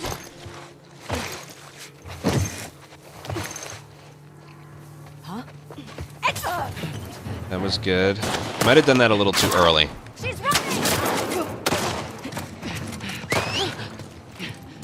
No, I think we're good. Alright, I might have done that. I might have stood up just a little bit too early. Just a little bit. Maybe one extra prone dive to make it safer.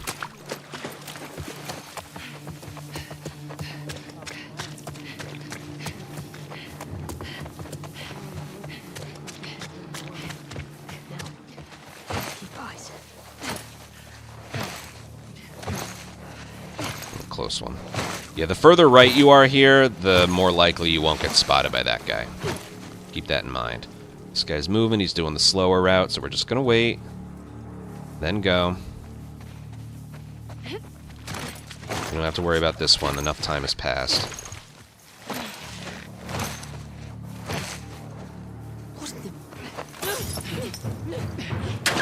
Good. Don't let her escape! Oh god, she shot me. Yeah, that woman right there, she didn't hop all the way down. I don't really know why.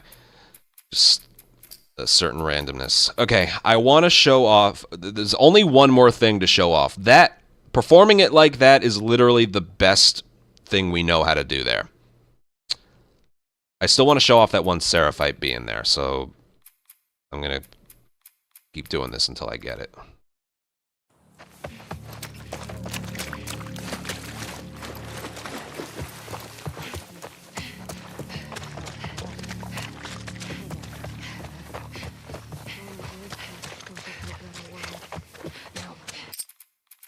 No, I'm gonna edit this part out. Okay.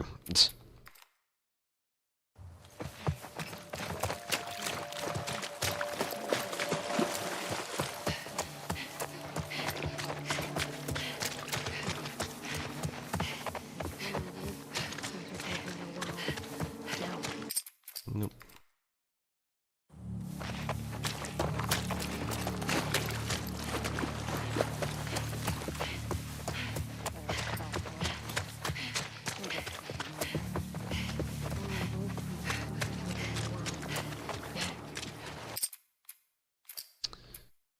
P.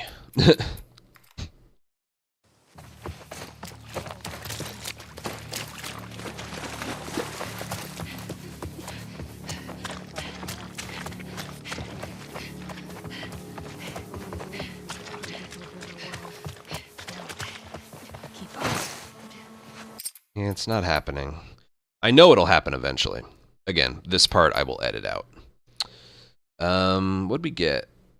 Jonas, thank you for a 9-month resub. Shaquille, thank you for a 13-month resub. Rampage, thank you for 90 month resub. And Ross, thank you for 54-month resub.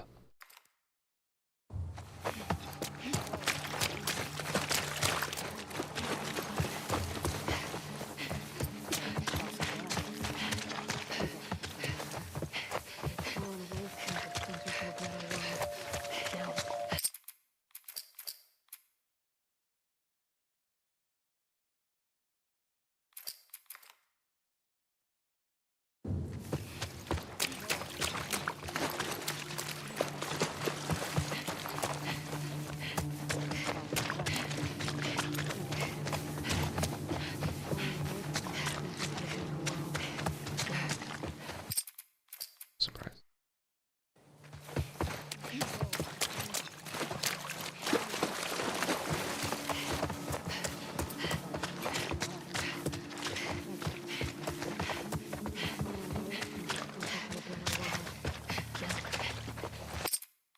I'm going to get this to happen once. I want it in the tutorial. Again, I'm going to cut this part of it out, but...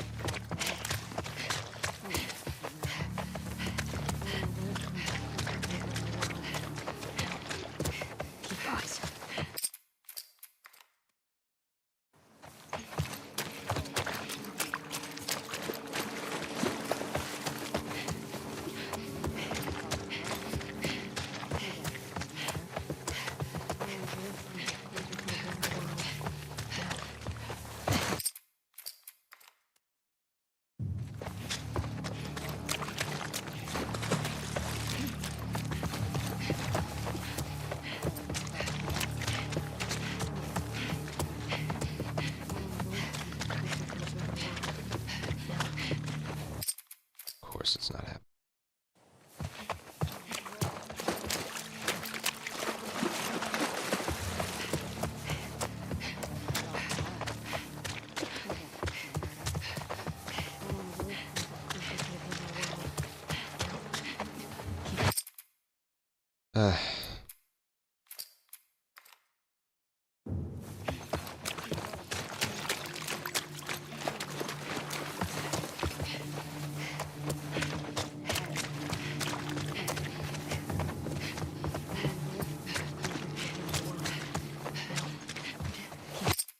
I'm gonna get this to happen once.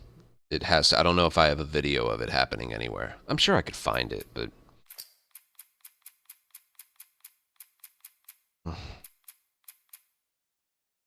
Exactly, Raphael.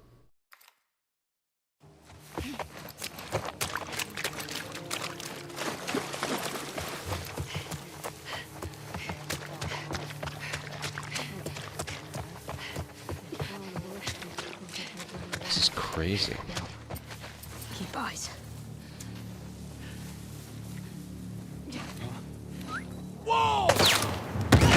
Yeah.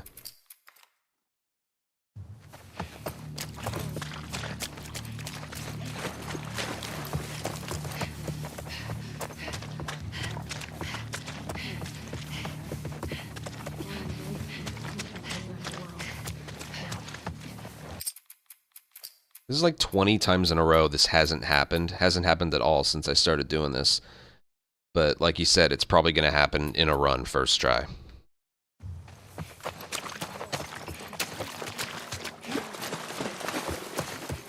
I might have to rely on a video to show this off.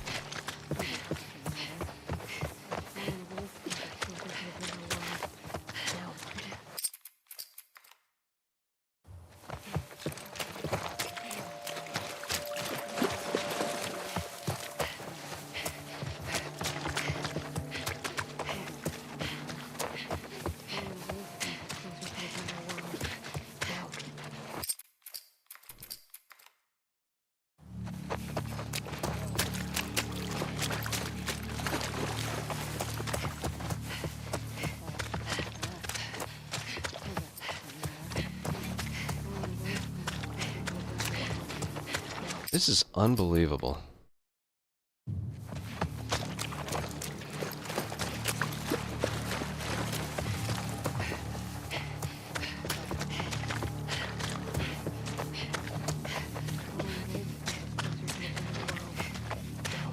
Like, it hasn't happened once. Not even, like, I don't know.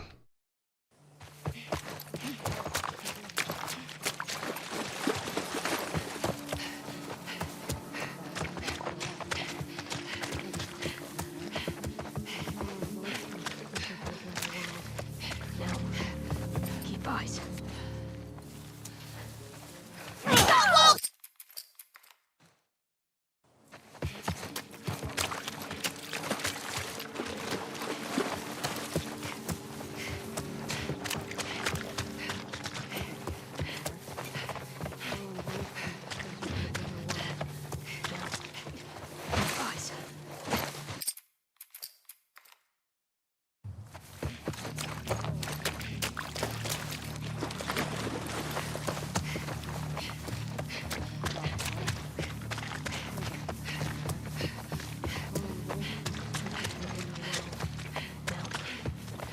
This is unbelievable.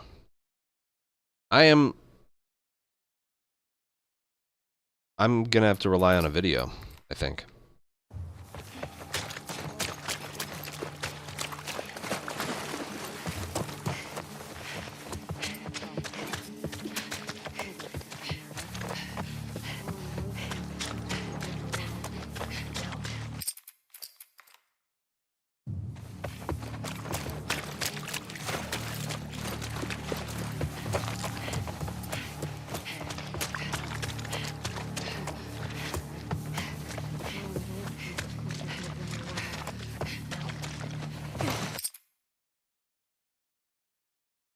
Well, there was one run I did where it took me 4 tries to do it, and that woman being there happened 2 of those times.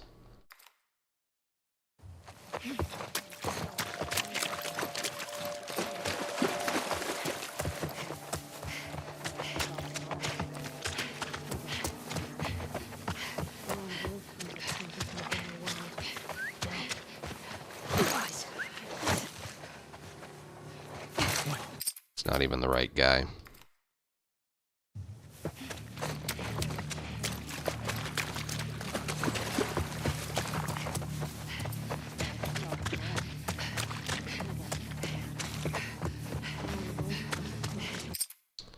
Alright, change of plan. Finding a video. I know exactly which one I want to bring up to. Can find it.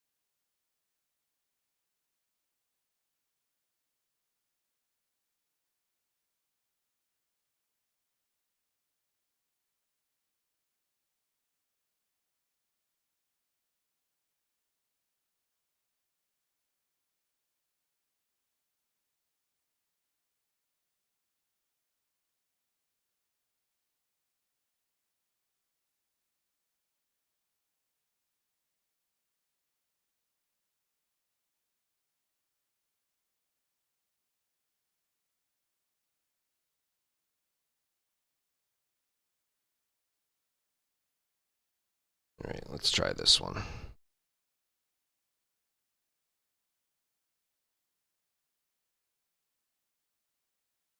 Okay, I just spent like the last 10 minutes trying to get it to happen once, and it didn't, so I'm going to have to rely on a video. This was a run I was doing, and this was my first attempt at this. So I usually just do a second one when I notice her on screen again.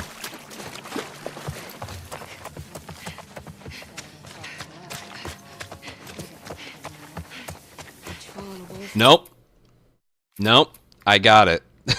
So it was hard to see, but the dialogue was coming from a different spot, if you can listen very carefully. In a run, awareness indicators aren't on, but the woman was over here instead of being over here.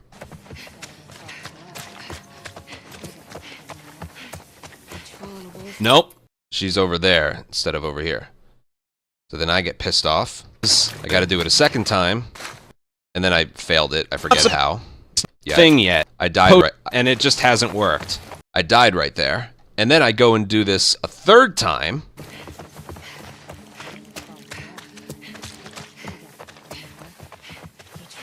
She's there again! Look at her! She's there! She's... Hard to see, and I'm loud. I know. I'm sorry. But she's right... where is she? I think she's right there. So yeah, there's nothing you can do about that, okay? It's just something that can happen. The moment you notice it, just redo the area, okay? I have no backup strat for that. Okay, I'll show off one more thing before we move on.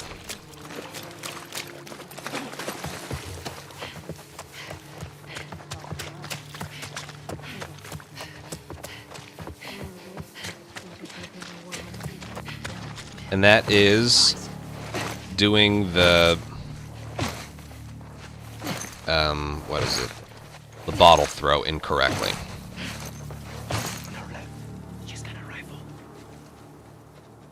Remember, just wait. We're good. So if you do the alert incorrectly here, say we just do this, okay?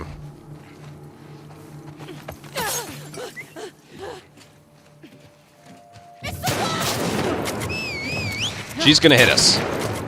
She's running! She's right there, so when we're over here, she can just hit us, and that can deliver a lot of damage, okay? So it's mainly... You saw, when we get alerted early, that one isn't there. She hops down. Okay, that may have looked like the safer route, but you gotta trust me, it isn't. And it's mainly because of that one Seraphite right there. Okay, one more and then we will move on. I think you get it by now. This attempt will be perfect.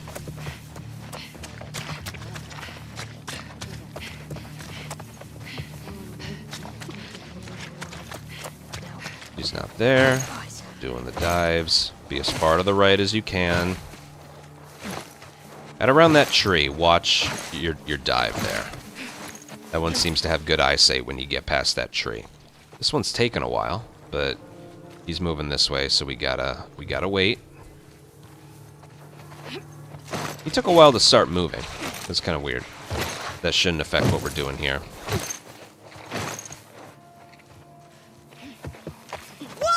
Don't let her escape!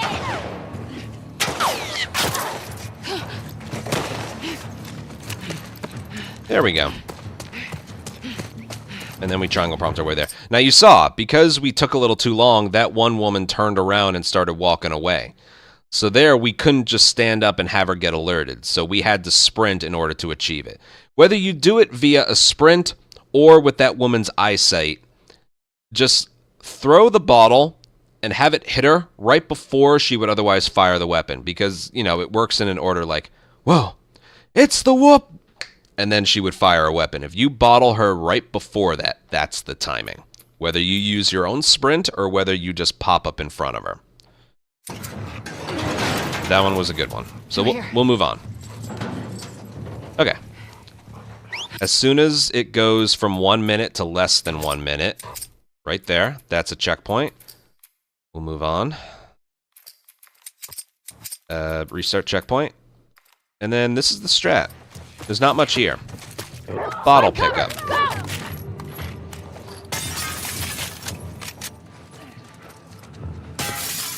There's too many of them! We're just gonna wait for an enemy to show up, like that. There's health here, so we're okay, we're good. You won't get me, you psychos! And then the truck shows up. It's our guys! Now, as for what I'm doing here, I'm moving around once the enemies show up. Once the Seraphites turn their attention towards the wolves, they give up on you. So yeah, you don't have to be prone here.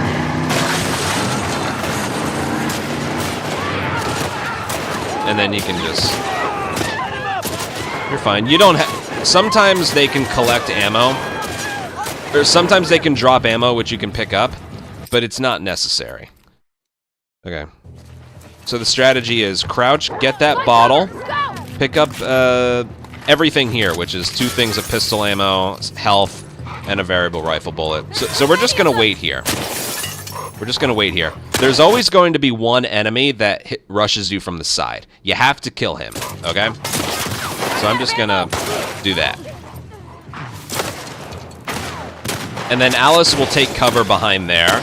That's also kind of like a trigger. You won't get me, you psychos. And that kind of triggers the truck showing up. Ow. You shouldn't ever die here, okay? Because, again, there's a lot of health that you can pick up here. And so, as you can see, sometimes you randomly get shot from behind the counter. But that's pretty much it. There was one time the truck took forever to show up, and I think it had to do with Alice getting caught outside. So I think the dog has to eventually take cover behind there. You have to kill this enemy, not so much because of time, but because he's not going to stop shooting you. So, you've seen deaths here. Okay, well, yeah. Just stay behind the counter. That's pretty much it. So, again, from start to finish, get that bottle before you go. Collect everything. That's everything. Reload. There's too many of them! Just wait for this guy to show up. There's always someone. And then... She's not... You don't even have to do it, like, right away.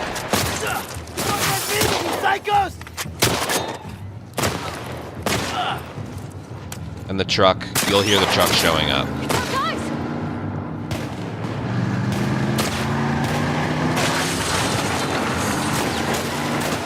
And we're good.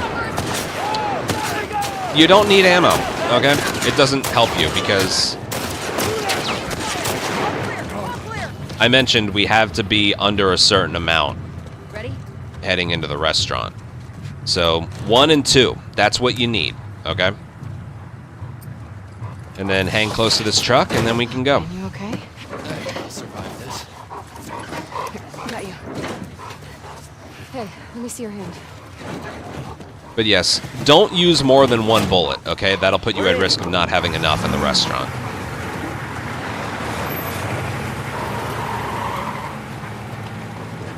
Just do exactly what I did there. There will always be 1 enemy. It'll be a different enemy every time. Sometimes it's a male, sometimes it's a female. But they will always try and get you. Alright, and then cutscene right there. And they turn all blurry when you skip a cutscene. That looks funny. What about photo mode? Yeah, it doesn't show up there. Then they look all blurry when you skip cuts. Probably because they're moving. Whatever. Alright, then we skip cutscene. Again, I'm trying to think what else to mention about the gas station. 1 bullet for 1 kill on that same one every time, and then you just wait. Okay? And make sure you picked everything up. Make sure you picked up a bottle before you started there, which I did. And we continue. But hold on, I gotta go to the bathroom so badly. Oh gosh. Jazz, thank you for an 8-month resub. Thank you guys. Alright, I'll be right back.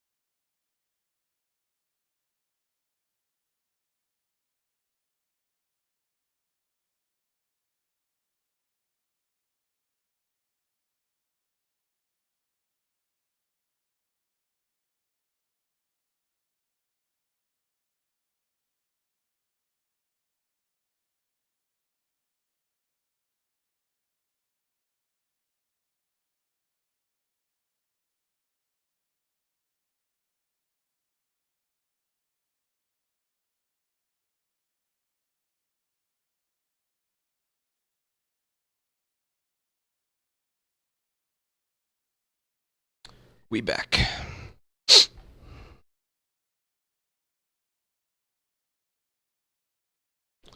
Alright, let's keep going.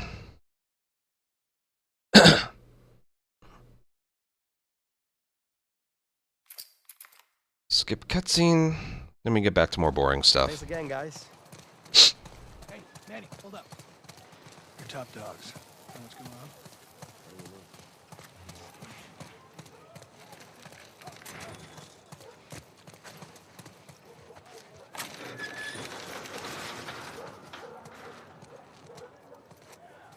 Checking in. Hey, you two. All right, the next time you play as Abby, for the Sunset chapter, Says report to Isaac. Both of us? follow the sunset Yeah. through Chinatown, she'll have full health. So, Never been this busy here. yeah. Something's going down. We better find Isaac. We should make sure Mel's okay. Okay, there's some specific movement you got to do here. Basically, you have to do this, and then I'll go back. Pistol ammo, walk forward, pipe bomb, 3 rifle, and then go.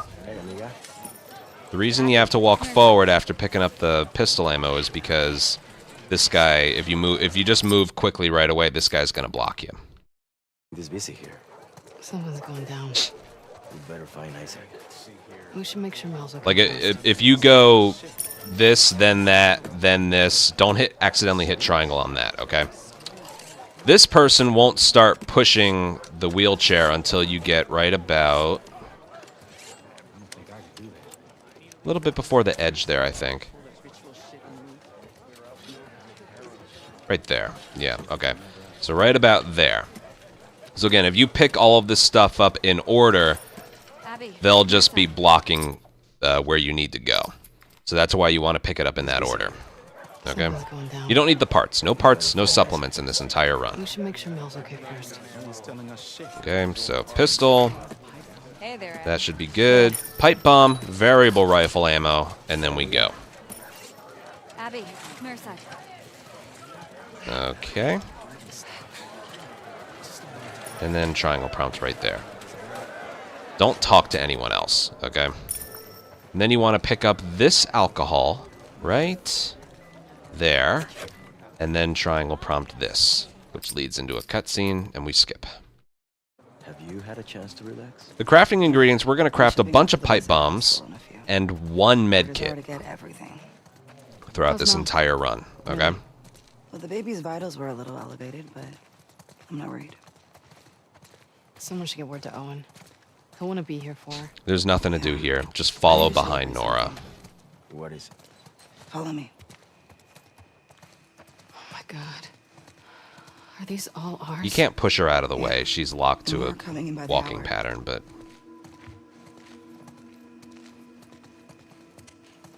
You can't tell Mel, all right? Nora. Right, get on like the bottom right of this body bag. Come here. There, mesh triangle. Who's in that body bag?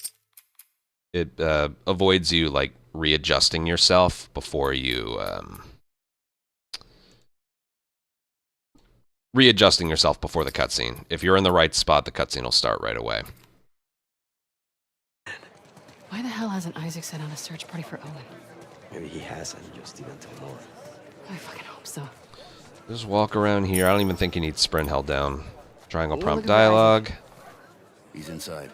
And right here, as soon as you can move Abby, a little bit after this guy starts talking. Damn, look who it. Right about there. Restart checkpoint places us both a little bit further.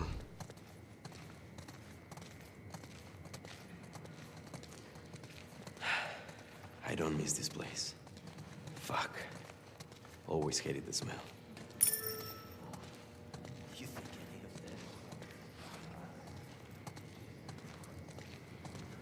Walk up to this guy, triangle prompt leads into a cutscene, which we skip. And then we're going to, this one's kind of interesting. Keep pausing for the cutscene.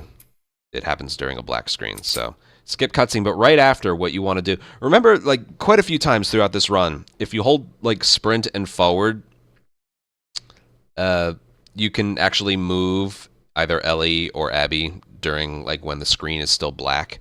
Well, the same thing happens here, but it's going to be leaping off the top of a Ferris wheel, okay? So the moment you skip cutscene, hold forward and X. And she's already falling, like, from the Ferris wheel. If you don't do anything, I doubt it'll put me back where I want. Oh, yeah, it is. Okay. So instead of, like, doing this, instead of doing that, you just do this. Isn't that cool? Alright, cutscene. Skip. Now, the hard part about this is trying to stay awake. We will, once you see this. Owen, What are they gonna do? Kick out a bunch of displaced fireflies who have nowhere else to go? Maybe. I don't want to All find right, out. hold circle Just come and she'll through this submerge as early as possible. I'm gonna breeze through this one, okay? There's a couple things I have to point out, but yeah. All right, resurface right here. That starts a cutscene. Okay. The movement here can be a little finicky. To get out of the water as fast as possible. Kind of like at the end of LE Day 3, you want to be close to the surface, but not resubmerge. And then when you get to the stairs, resubmerge, and then she'll run out of the water very quickly. If you do anything else, she'll just resubmerge from the water very slowly. But if you're like just below the water, and then you resubmerge when you're about to touch the stairs, she'll get out of there. Let me see where this places me. Alright, yeah, forget it. This water pop out. I'll go back and just show that one more time. And then the moment you get out of the water, you want to crouch and zoom in like we were doing before.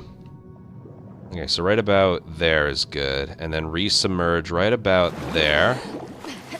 And then she like runs out of the water a little bit. One of those. And you want to do this, Zoos? because otherwise you're for just fish. walking. Shut up. Check this water. Can't run, and zooming in is a little bit faster than just normal crouch walking. Covering the spots. They don't have. Hey, give me a hand with this. Yep. Hold. Yeah, hold triangle. Alright, as soon as you can move Abby here again, restart checkpoint. You've heard me say that a million times just so far today. What is this place? Right about there. Notice the camera zoomed in just a tiny bit.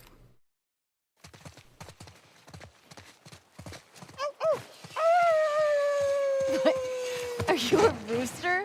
Alright, the moment you hit triangle on here, right there. You don't have to wait any more beyond that. Just the very moment you hit triangle. And you can do that from far away. Restart checkpoint. And even though the triangle prompt is still there, it allows this next triangle prompt to be hit. Otherwise, it wouldn't be. Okay.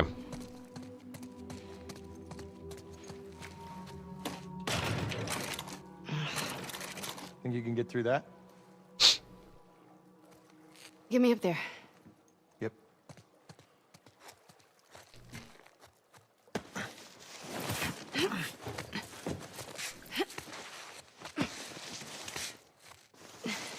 Here.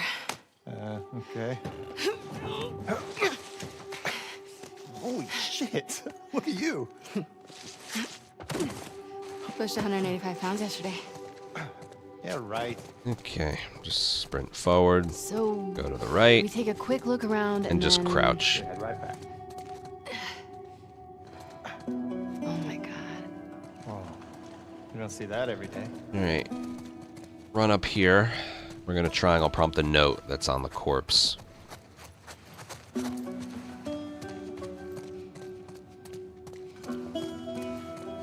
I like to approach it from over here, just because. Oh god.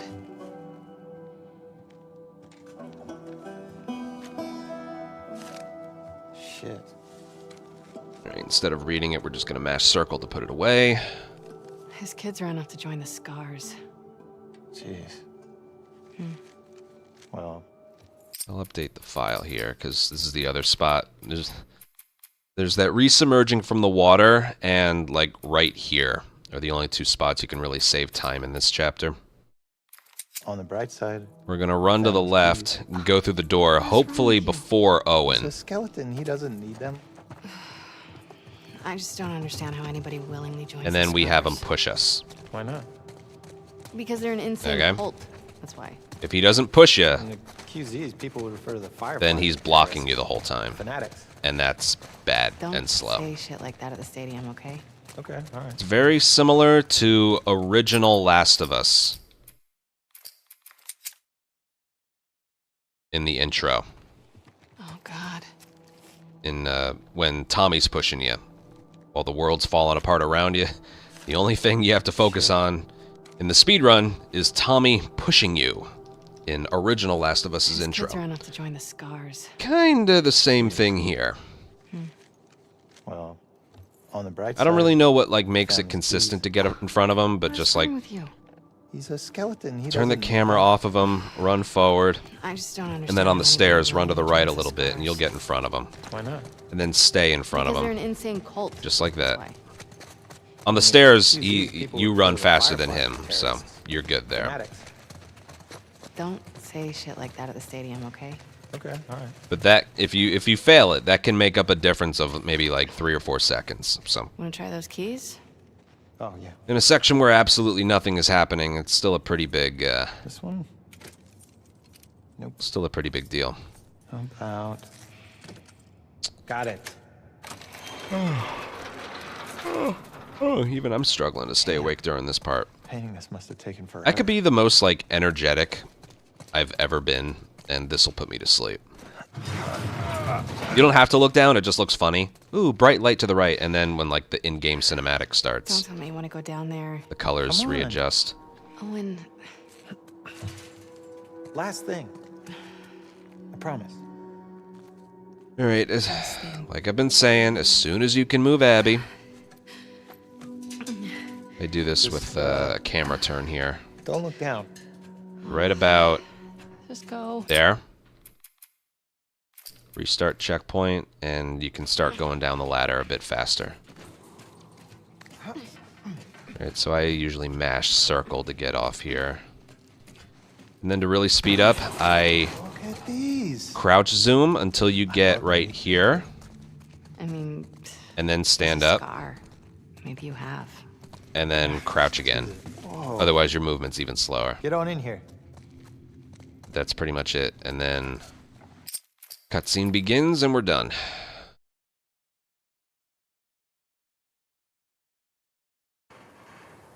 Okay. Now for the sunset chapter. I call it the sunset because in the beginning she's just like head for the sunset or something. Really, it's like the Chinatown part, as you can see by that sign. Okay, what we're going to do first. We're going to swap the frame rate to 30. And we're going to keep it that way for like 2 seconds. The reason being, sometimes the moment you can move Abby, He's there. Manny teleports to like the other side of this thing we're going to hop over. Before someone sees us.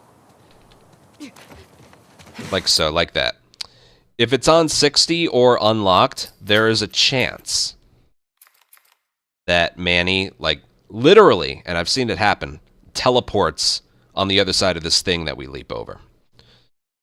And you have to get in front of him. If you don't get in front of him, he blocks you the whole way down the stairs through the building. It's the slowest thing ever. But if you get in front of him... Can I talk you out of this? No. We don't know what happened. And her running is very slow here, so If you really killed Danny, we rely on Danny. dodges I'm and jealous I hammer got to shoot swings. him before I did. There's not enough room for hammer swings, so for the first part, we're just... I do appreciate you helping me sneak out like this. I really just do dodges and jumps. All right, halfway through this room right here, a little bit before this doorway, restart checkpoint. Manny's in front of us. Hey, And then you want to leap through. Once she makes it outside, right about there, restart checkpoint, and then we're good. I don't want to go over... what the hell? One more time. Maybe I can get it to happen right here. If I'm on the highest frame rate possible. Some of that movement's pretty specific. Again, you don't really have a lot of room to do the hammer swings, okay? So I rely a lot on dodges and punt and jumps.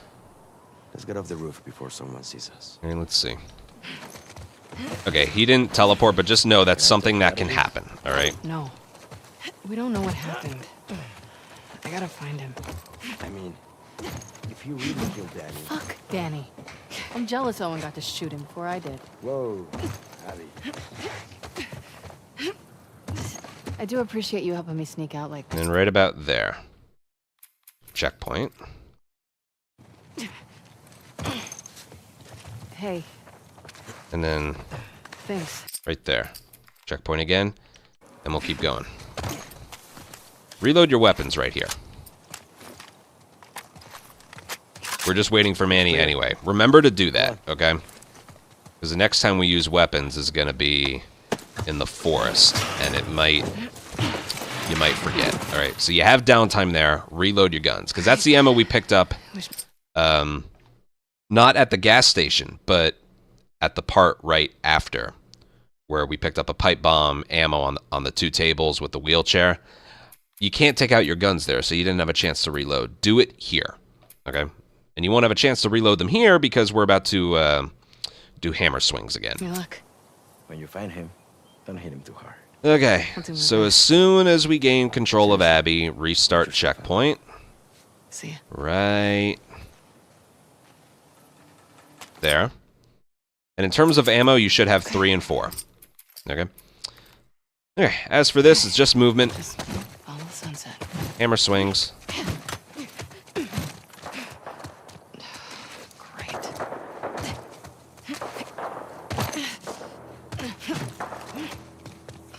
It gets really close quarters here, so no hammer swings here.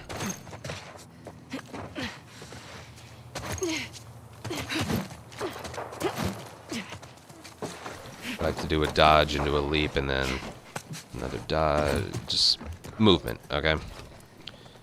Alright, I prefer having the pistol selected before I go in here. And then the very moment you hear a clicker, restart checkpoint, and you can see it places you a little bit further ahead. Alright, just move back. Just keep moving back. You're dead if you do nothing. Mash square, and then this is what we're going to do. We're going to, from here, we're going to dodge backwards like this, and then just aim and go. He doesn't normally drop anything, so you don't have to worry about that. But yeah, when you gain control of her, dodge backwards, that'll stand her up, and then when the clicker's first steps are always, his head is always like there. It's a easy shot. You should have it by now. But yeah, that's what you do there. You can't stun it and then go. He'll kill you if you try and do that, okay? So you have to kill it. Off to a great start. I don't think that needs a second demonstration, so we'll just keep going. Dodge into a prone. What the hell? And then dodge, crouch, into another dodge, crouch, and then right about there starts another encounter. And this encounter is easy. Watch this. Don't worry about hammer swings. Don't worry about anything else. Bottle that one and just go. Okay? That's literally it. I'll do it one more time. You don't need to dodge enemy attacks either. Just boom and go. Super easy. Okay? Then we're going to get this brick and jump and go right into hammer swings. You need to pick up a brick here.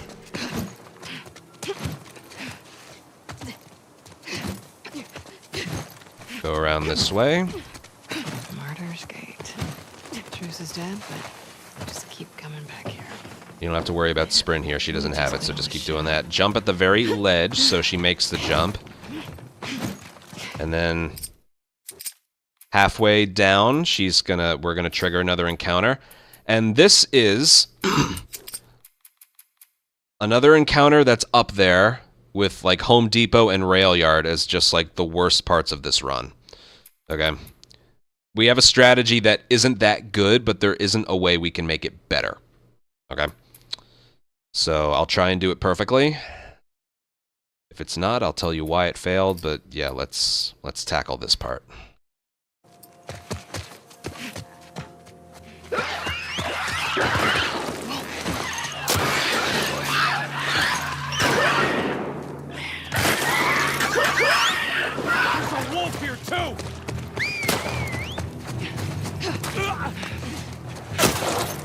Oh boy.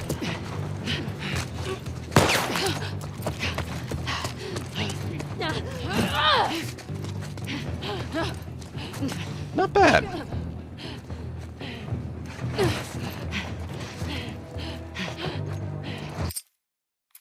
bad. That was pretty good. Even the movement at the end there, that was good. I would have taken that.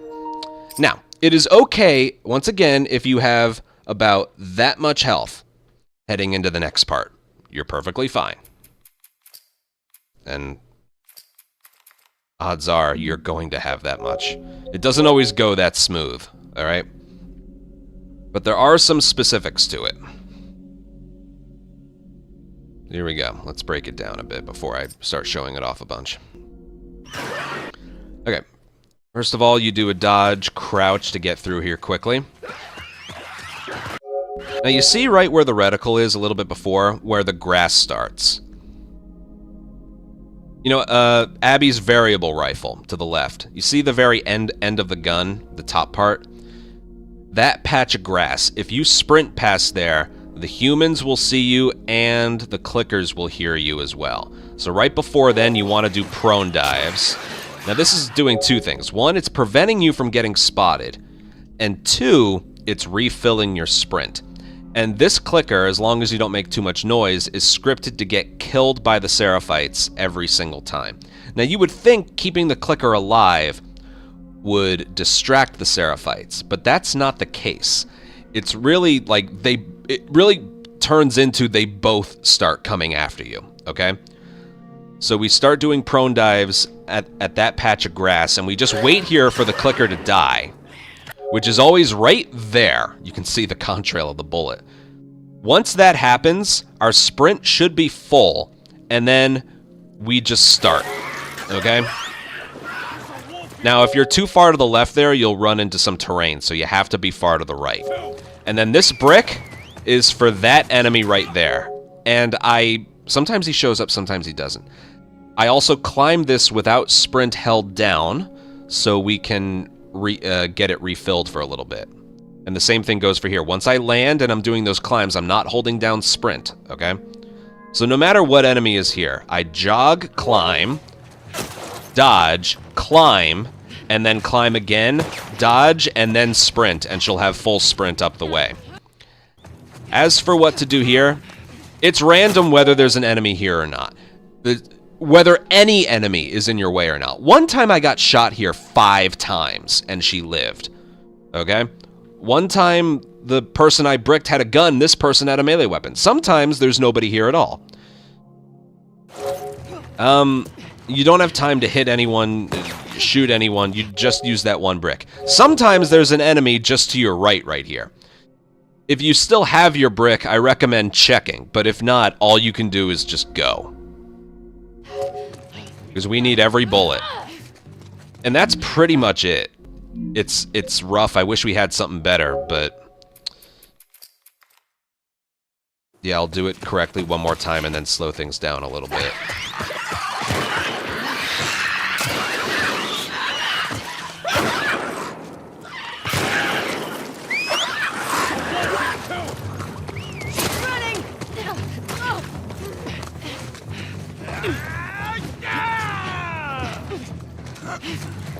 I'm going.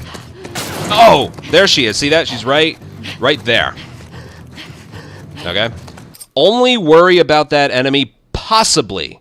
That's just a possibility. Possibly being there if you still have your brick. Okay. That one was pretty good. And then here you prone into a standing up, and then do that, and then do a prone off here to go faster. Okay. Now let's break it down slowly. Those were good examples.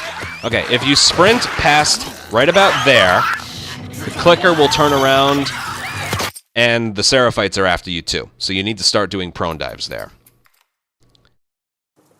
Okay? So right about there. And then just stand up, and then the moment that clicker's killed, you go. Now, if you're too far to the left... Oh, God. Alright, well, she's dead. That's just something that can happen, okay? I told you. I wish we had a better strat for this part, but we don't. I didn't show it off there, but just know, if you're too far to the left, like, you'd think being further away from the enemies would be better, but it's not. They'll kill that clicker each time. You don't have to worry. If you're too far to the left here, yeah, there's just some terrain you'll be blocked by. Also, I think this one is spotting us earlier. So basically, the further right we are, the better. But you still want to be to the left of this pole right here. So the further right we are, the better. But just be to the left of that pole. And again, this is scary, but you don't have to worry about that clicker. Clicker's dead. Hang to the right. Climb, jogging. Dodge. Climb. Climb. Dodge. And go. Oh, he's there again. That first climb might... that second climb might actually want to be done sprinting. Maybe. I don't know. But yeah, that's pretty much it. I don't know what more I can show off. This will work for you. It won't work for you. I'll test its consistency by doing it a few more times, but... Okay, go. Don't look at them either. Go.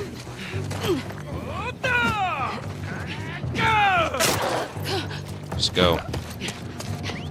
See, that guy wasn't there that time. So that enemy being there is just random, okay? And sometimes you'll have to dodge out of the way.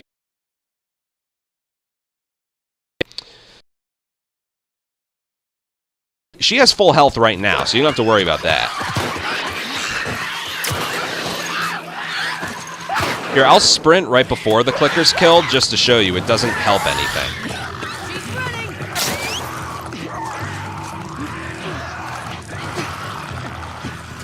Clicker's still here, but... Oh! He's there. That's why, if you have your brick, I recommend running through the doorway like this, and then possibly bricking him.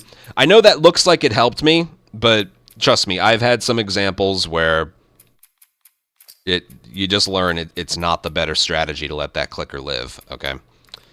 Just gotta trust me. Because as you saw, they're not slowed down or distracted by the clicker. It just turns into two of them after you. There's a wolf. Ow. Probably dead. Probably dead. Probably dead. Is there someone here? No. See that one, though? That sucked. It's just something that can happen. I got, like, really shot by the ones up there.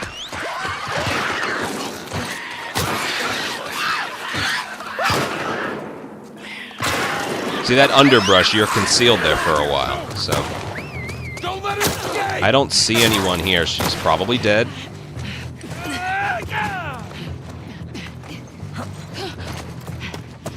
No one there. I'm just gonna go. Yeah, see, where was that one enemy I normally brick? I don't know. She just wasn't there. So that's about everything I can show. I'll do another one and then move on. Just remember, prone dive starting right about there. You're concealed in the grass right here because it's taller. And then anticipate him dying and just go. Boom. Come on, climb. Go, go, go. Oh, boy.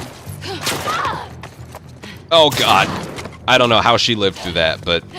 That's the example I was talking about. She got shot like 5 times.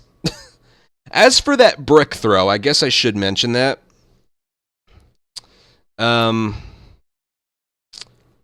Sometimes you'll be close enough to lock onto her, sometimes you won't. But if the reticle is on her when you throw it, even if you're too far away, it'll hit her, okay? That's what I was talking about. That was horrible RNG, but she still lived.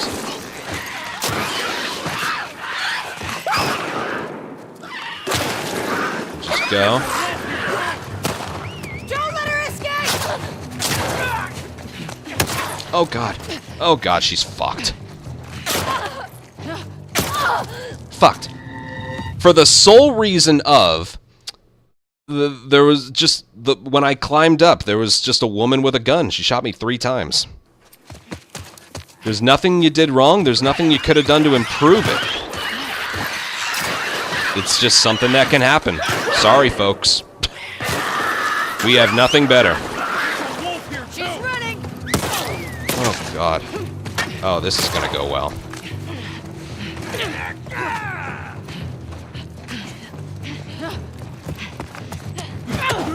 I don't think that's gonna work. Nope. I would love that as a possibility, but that didn't even work. Alright, one more good enough one and we'll move on. It's better to just sprint past that doorway.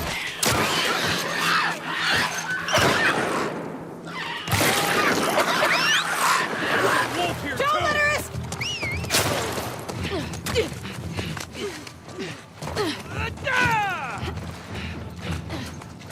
I don't have my brick, so we're just gonna go. Ow. Nothing you can do. We just go. Alright, that was good enough. And we don't need a brick leaving here, either, so... Alright, when the encounter is considered over, just like that, restart checkpoint, and we're immediately going to go into... You know, I'm just realizing this now. One thing I didn't mention. I don't feel like doing that again, so I'll just show you. After we brick that one person outside, you notice there's quite a few different spots to, like, climb through. Right here. We brick that one. If you're far enough to the right, she'll run outside. And that one has a gun, so you can't ignore her. You see the windows right there? There's 1, 2, 3, 4 windows. I think it's better to get indoors as soon as you can. So try and climb the one furthest to the right. And then just make your way up. Okay? Only focus on this enemy right here if you have a brick. Like you just didn't have a chance to use it. If you don't, there's nothing you can do. Just go. Just keep running. Yeah, I don't feel like doing it again. I think you get it. Okay? Let's keep going. So I prone dived into this little hill that we slide down, but a restart checkpoint when the encounter is over skips that, and you'll be placed right here. So what you want to do is immediately go into a dodge, into a dive. Now you don't have a lot of room for that, so make sure you do that properly. Okay?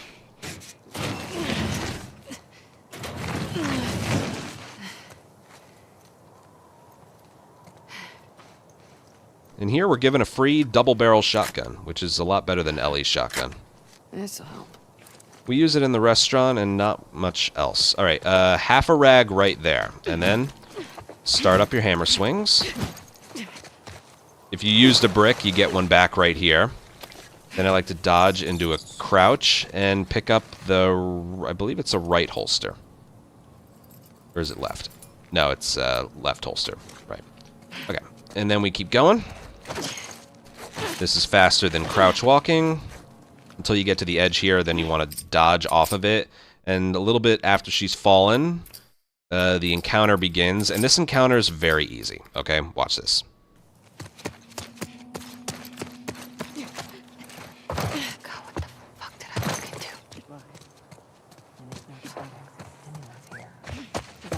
Found a wolf! Just keep heading down. And then that's pretty much it. Super easy. But okay, we'll go over this slowly. So you want to run by the wall. If you're in the middle here and you just run past, There's a wolf here! there's someone right there. So to avoid that, you just need to run parallel to the wall until you get right about here. Okay? Ignore that. And you also have to do a dodge, otherwise she just plummets to her death. Okay? She doesn't fall on that first one, she plummets to her death.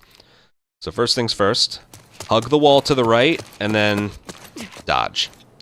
Now, over here, you need to stop sprinting, otherwise that guy will hear you and you have tired sprint, and there's a good chance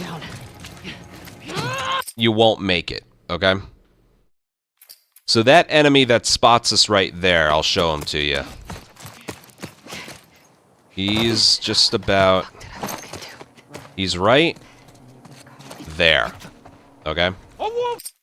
So basically all you have to do is slow down, which is fine because we need to refill our sprint. So right about here, let go of sprint, climb up to the right, and then go. It's a wolf! It's okay if he almost spots you because we're about to start sprinting soon anyway. So I usually, what I do is right about there, I let go of sprint, do a climb, and then when I get right about here, I start up again. Just keep heading down. And then instead of sliding down here, I do a hammer swing down there. It's a little bit faster. And unlike when, you know, right before Gondola, where she punches down the hill, she won't die here, okay? So you're good. That's pretty much everything. One last thing to mention is a little climb here. You want to do this part, climbing up to the right, because if not, she'll climb up instead of stepping up, so you want to be as far to the right as you can be when doing that. And putting all this together, hug the wall, dodge at the end. Align her up, let go of sprint, climb to the right, hold down sprint, It's a wolf! and Just keep heading go. down. And just go. That's it. Super easy once you get it down. Here, we're just gonna mash square. If you don't, you die, so. That's it.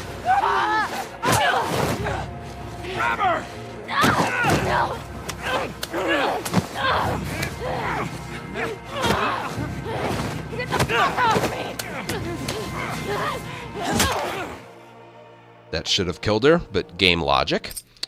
Alright, while the screen is black, cutscene begins. Skip it. What's up? We got orders? We're just gonna go here. Sort of.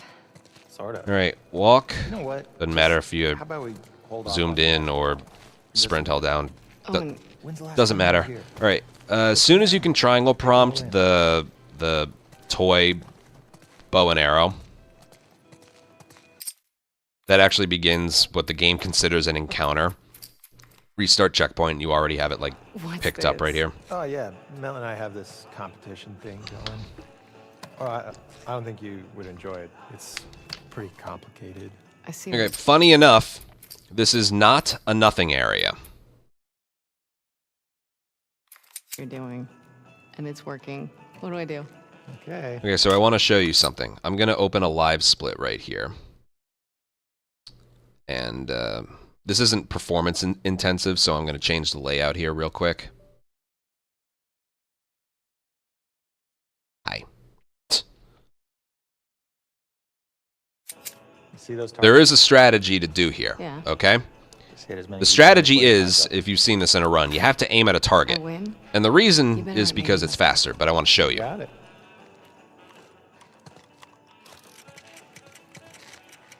If you do nothing, I'll wait until he starts counting down from 5. You need me to go over the rules of the game again, or? This is what happens if you don't do anything. Just 10 seconds left. 5. 25.5 seconds. Okay? What's this? Oh, yeah. 25 and a Mel half I have seconds. this competition thing going. So what I do here I don't think you is would I enjoy it. fire a It's plunger complicated. at the I ground. see what you're doing. I don't know if that's actually It's faster. working. What do I do? Okay. Maybe I'll figure that out See here. those targets? Yeah. Just hit as many as you can before the time's up. Whatever. You'll see what I'm about to do. I win. Okay? So the strategy is you don't even have to have it pulled Got back. it. Just do this. See right here, the game thinks you're trying. Okay? And that's good enough for them. Just 10 seconds left.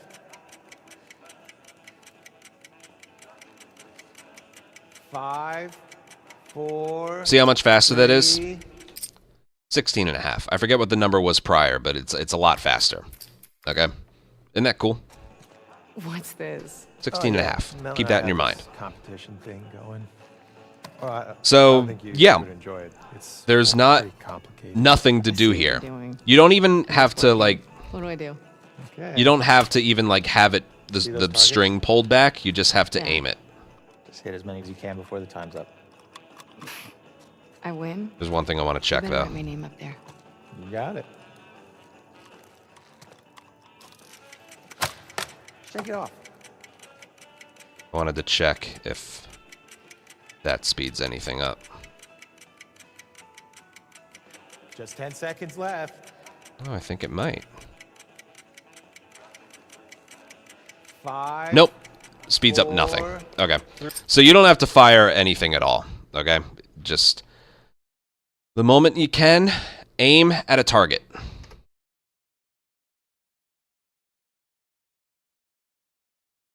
Three, 2. Once he starts counting down from 5, you can stop. Okay? But yeah, that's what you do. Yeah, only stop aiming once he starts counting down from 5. Break it to you. I decided I've got nothing to prove. Yeah, clearly. Okay, there's one last thing I want you to see. Okay. Come upstairs. I'm very happy Is it now that boat captain's because we body? are through the 'Cause worst I part saw of it Abby's last time. entire portion. You didn't put a Santa hat on it, did you? What? You don't have to No. get pushed by Owen up here. He eventually starts walking here anyway. Just triangle prompt the door. That starts into a cutscene. And this begins not the most fun specific area, but this is the best part of the run from this point forward. Forest. So we're going to start out with Stalkers, and all we have is a hammer with an infinite number of hits, and Stalkers will continue to punch through your hits most of the time. Basically what we do here is we have to kill 4 ourselves, not 4 dead total. Just 4 are killed by ourselves, and then a checkpoint, and then that just makes things easier. But this is the part right here. You have to kill 4 Stalkers, and each one takes 4 hammer hits, or 2 hammer hits and an arrow, okay? Because Lev is helping us. And I want to stress helping us, because if he kills one himself, that doesn't count towards the checkpoint, okay? It's very, very dumb. But here we go.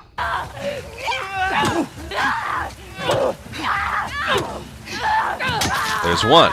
We're going to go back this way.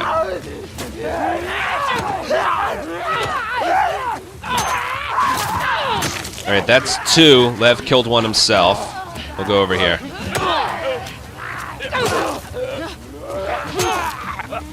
3. The reason I did a dodge, even though he was reacting to my hammer hits, the reason I did a dodge after each one is because if you hammer him and he reacts to it, the next hammer swing, he's going to push you off of him. So, yeah.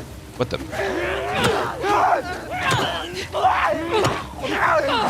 Okay, there's 4. I'll do that a few times just to show you all the weird things that can happen. But the moment the 4th one is killed, that's 4 killed by us, not total, by us. If you notice, Lev took out 1 himself. That doesn't matter. The moment you've killed 4 yourself, this is the strategy. Watch this.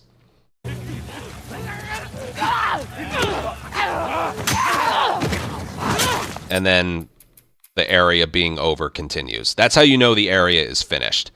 That kind of starts.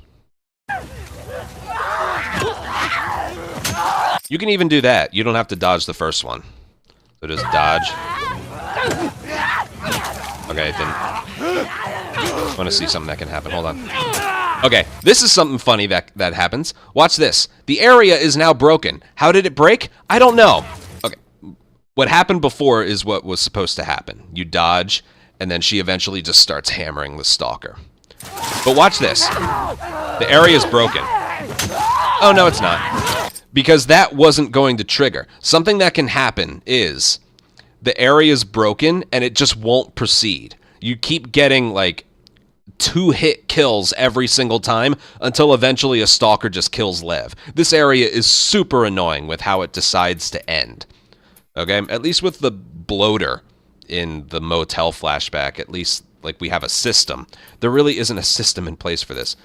But again, what's supposed to happen is you just do this. You need to be near the burning car, basically. Like right there, we probably just weren't near the car. That's why I recommend dodging the first one. Because you need to be near the car in order for it to end. So I do a quick turn, dodge, dodge, and then go. That's what makes the area end. So now that you know how to do that part, let's focus on the beginning part, 4 kills. And there really is no set strategy. Because, you know, it's going to naturally just take a while because you have to kill 4. So just run forward. Swing, dodge, swing, dodge, swing, dodge. Let's focus on this one now. There's 2. Oh my god, what was that? Oh, that's 3. I swung at his back, so that helped a little bit. Okay, that's 4. That was really fast. And then, again, remember. Ow. I don't know what's happening. Okay. He swung his arm really slow, so I... Hold on. Let me avenge that one. Oh, that works too. Okay. Let's do the beginning again. Okay, that one didn't dodge. Like, again, something you have to keep out for. If your first or second hammer swing and he reacts to them, it didn't happen here, but there's a chance if you swing again, he's gonna, like, just push you away and then run away or start attacking again. It didn't happen there, but let me see if I can make it happen. It didn't happen there. I want it to happen once just to show you what it looks like.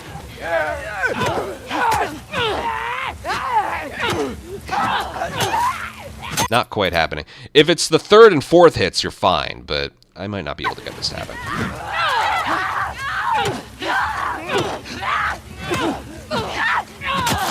Maybe I can get it to happen to this one.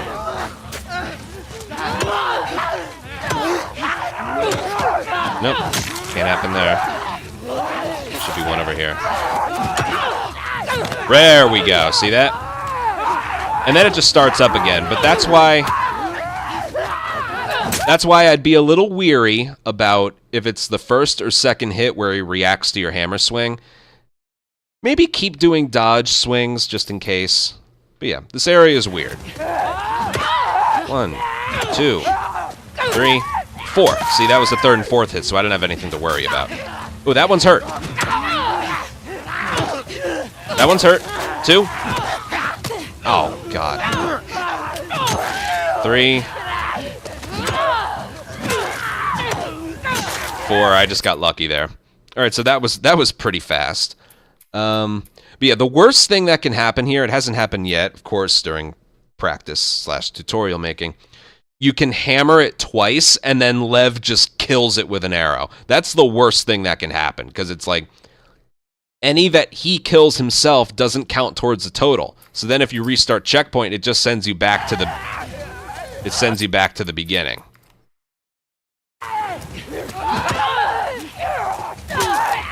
Oh, there's that. I should have dodged again. Sloppy. But there's one. Oh, there's another. We're getting it all the time now. Oh, see, Lev killed that one. Oh my god, that's 3 different times. So that's only the second one killed. 3.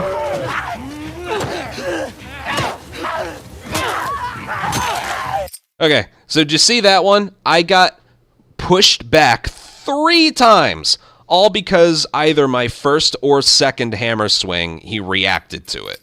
So just watch out for that. Let's see what else the game can throw at us.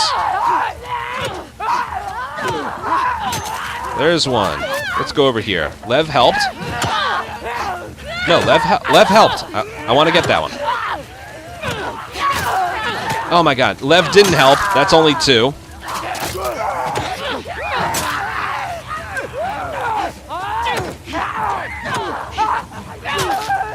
That was a weird one. And she can only take like 3 or 4 hits. Okay, so yeah, you gotta watch it there. Trying to think, does how much damage she have affect anything? Not really. Not really. There's no super random spot with this. All right, I'll have a good one and then move on because we got a lot of other stuff to get to. There's one. A quick turn here. Nice one, Lev. There we go. Thanks, Lev. That helped. That didn't help. Thanks, Lev. 3. Alright, that's good enough. That was good enough. And then, remember, super easy. Just boom, boom. Encounter's over. Okay. Let's move on. Just know, whatever happens, 4 killed by you, not total. Okay? And it does become difficult when there are 2 stalkers right next to each other and they're both after you. That can make it difficult as well, but just swing, dodge, swing, dodge, swing, dodge. Hopefully Lev doesn't kill one that you're already trying to kill yourself. Okay, this part's fun/funny. Watch this. The moment you gain control of Abby, run back and to the right, this way, and then the moment she lands, right there, the moment she lands, you hit another checkpoint, and that places us a little bit further ahead, and then you want to run this route right here. Those stalkers are kind of there for show. They're not really there to attack you. And then just run a little bit more forward. Again, the movement for that is run upright, to the left of this tree, and then just to the left of this tree, and then run this way. And then there's an invisible line you have to cross, but basically, like, when that car over there becomes a little bit more visible, sometimes a stalker lets out, like, a yell. You can, there's a, you hit the checkpoint here as well. And this checkpoint just speeds a lot of things up, okay? So then this encounter becomes like, by the way, if you restart encounter, you're back to hammering the stalkers 4 times, okay? So make sure you're restarting checkpoint. All right, and now the encounter should look like this.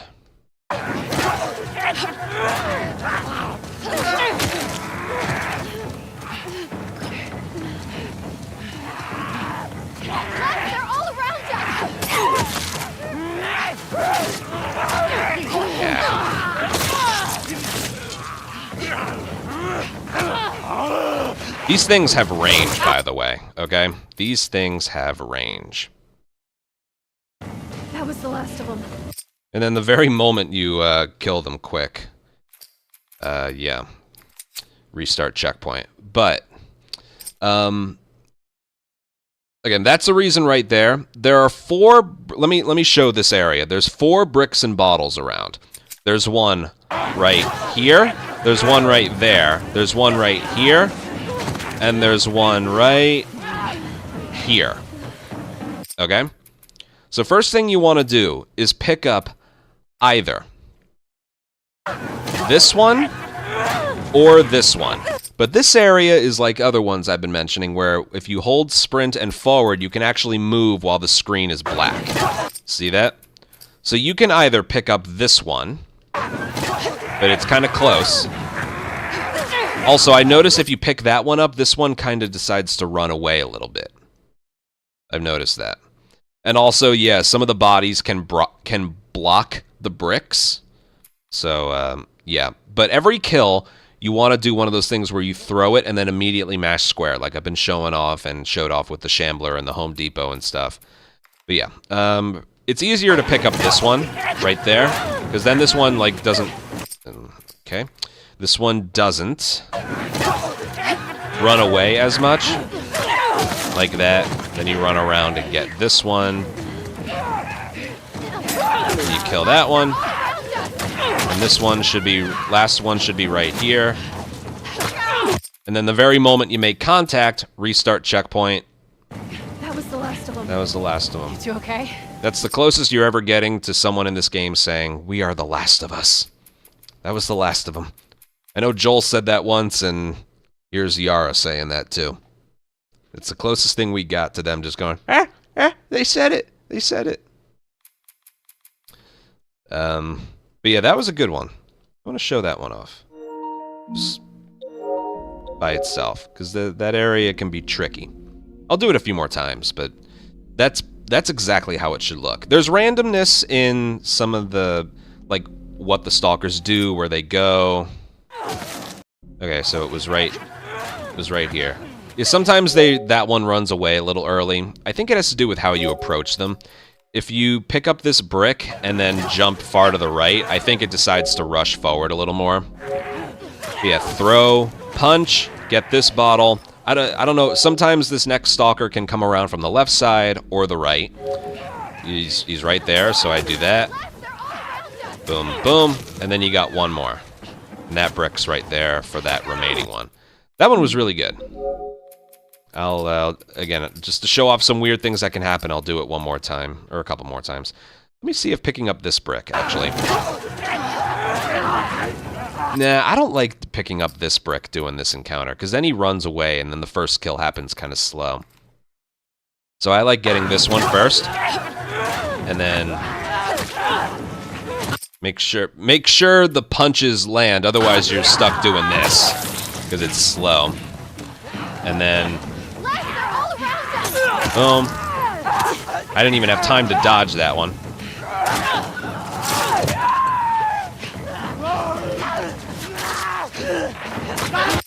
That's good enough. It wasn't good, but, you know, it all starts out with this first one, okay?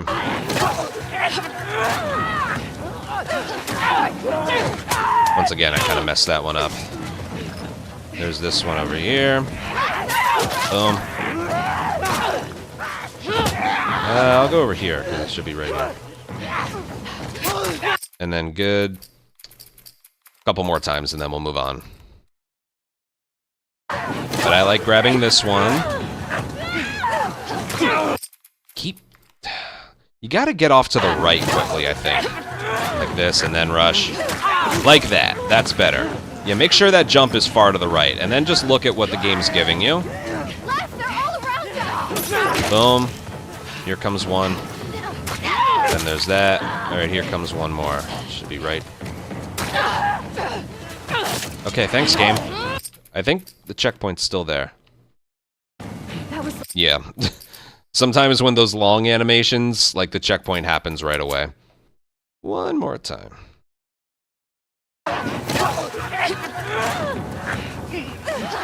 If you can tell that one's running away, just kill him slowly.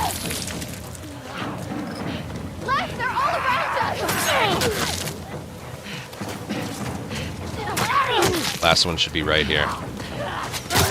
Oh, Lev killed it. Okay. I'll just move on. Okay, I think you get the order, and you want the kills to be quick. Okay, they gotta be quick. Throw, boom. I think you get it. Okay. That was the last of them. You don't need a brick, by the way. It doesn't. The game doesn't allow you to have one later on, anyway. More come. Every direction looks the same. Just follow Yara. Okay. I actually haven't memorized where we go, so I just follow Yara. Her pathfinding doesn't break too often, so just give her some room. And then the very moment she starts speaking, right there. Subtitles are the checkpoint. And then just crouch under here.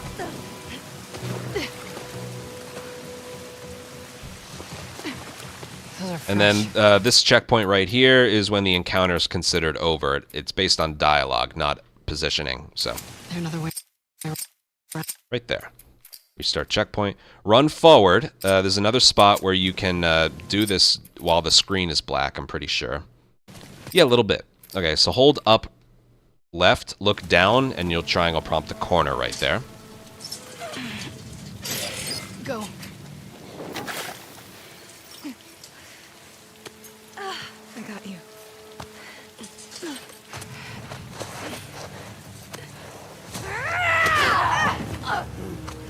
Alright, run forward and just punch her.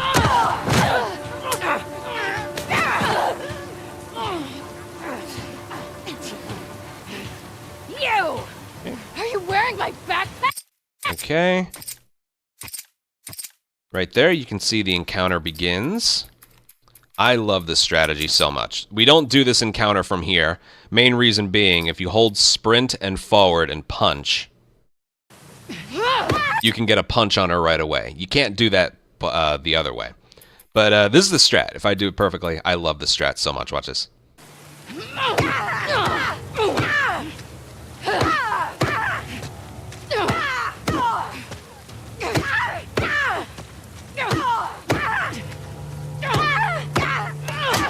I love that strat. It's so nice. So basically, if you can get the first punch off, you can punch her 3 times. Then you dodge around her. Then you punch her 2 times. Dodge around her 2 times. Dodge around her 2 times. Until eventually, I think it's 16 punches total you have to land or something like that. It might be 15. I do this more based on feel. Okay? So I just... Well, if you don't do that right, you're going to end up with this. See that? So... But you don't just throw a punch right away either. Or maybe you can. I like to, like, just move a tiny bit forward, and then 1, 2, 3. Dodge this way. 1, 2. Oh, it's not going to work because she... Whatever. 1, 2, 3. That should be enough. Okay, so that one didn't work because when I punched her the second time, I was still punching her back. That's something that can happen. What's going to happen after that is she's either going to start swinging or going for a grab. Either way, you dodge. It kind of worked in with the rest. So, 1, 2, 3. Dodge around her. 1. I didn't get far enough around her. I think you can do 3 punches there. Yep. 1, 2. No, I'm not getting enough to her side. That's the thing. You got to get like really around her to be able to get 2 punches on her. 1, 2, 3. Boom. There, you gotta get really far around her. That should be enough. There we go. You got it? That's the best you can look. If not, you'll have to dodge 3 swings and then punch again. If you dodge, you can get 3 punches off on her in time. If you're dodging behind her each time, you can only get 2 off. But that's pretty much what it's supposed to look like. Fun strategy. Practice it a lot. Lovely. And then eventually the encounter will end just like that. And then we restart checkpoint, because that skips all the rest of it. And we're going to do one thing. We're going to pick up the big hammer, which replaces our smaller hammer. So it turns out we still have the hammer, but we use this big hammer. We get 6 swings out of it. Here, if you look, we only have 2 hits in it because we just used 1 on her. We actually get a total of 6 swings out of this 1-hit kill hammer. We do that using restart checkpoints on a specific animation. But yeah. So first thing we're going to do, it's kind of hidden too. It's right there. So you want to run over here, hold triangle to swap, and then just go over there. Don't do anything fancy. The movement is literally just this. Just that. That's it.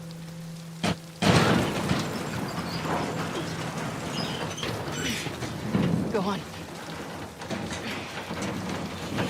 All right, we're going to collect 2 things here How's the arm? while we're indoors. I have it. There's 2 shotgun shells in this locker. You can either open the lockers standing or crouch, doesn't matter. But what I do there is once I've opened it, I let go of sprint and then hold it back down so she picks it up Grab any faster. supplies you find. Kind of like that. Are you? Okay? You need So whether you're supplies. crouched or standing doesn't matter, but do the let go of sprint, hold it back down. Okay, then right here. Half an explosive, right there. So all we do throughout this entire building I have it under control. Okay. is we get the shotgun ammo, Grab any supplies you find. which I believe there was 2 of them there. Yep. You need supplies. And then that explosive right there, I'm fucking. and then go. I believe if you're short on rifle Never seen ammo, Scars going after scars before. there's some... No, pistol ammo. There's some right here. How did you do? So this is how much you want right here. 4, 4, and 2. If you don't have that much ammo, there's some pistol ammo right there for you. but it's not needed. Okay, as soon as she starts falling... you know what? Hold on, let me do all that again. I think the checkpoint's messed up. No, she has to, like... Okay. The checkpoint is how far forward you are, not how far down you are. But yes, that extra ammo, we went from 2 to 4 there, that extra ammo isn't going to help us. But, Not out of the woods yet. it's there if you, for some reason, used it all somewhere else. Alright, there's the checkpoint. And we're going to restart checkpoint. Now use this... Abby has infinite sprint here. So you don't need to dodge their attacks. Use this period to check that all of your weapons are reloaded. Okay, super easy. And then when you get right about here, once you make it indoors, that starts another checkpoint. Now, if you restart encounter, it's going to send you all the way back out here, I'm pretty sure. No, it doesn't. Okay. So what that restart checkpoint does is it despawned the 4 infected that were chasing us. Okay? But we're going to do something here. We're going to swap to 30 FPS, and this is how you do this encounter.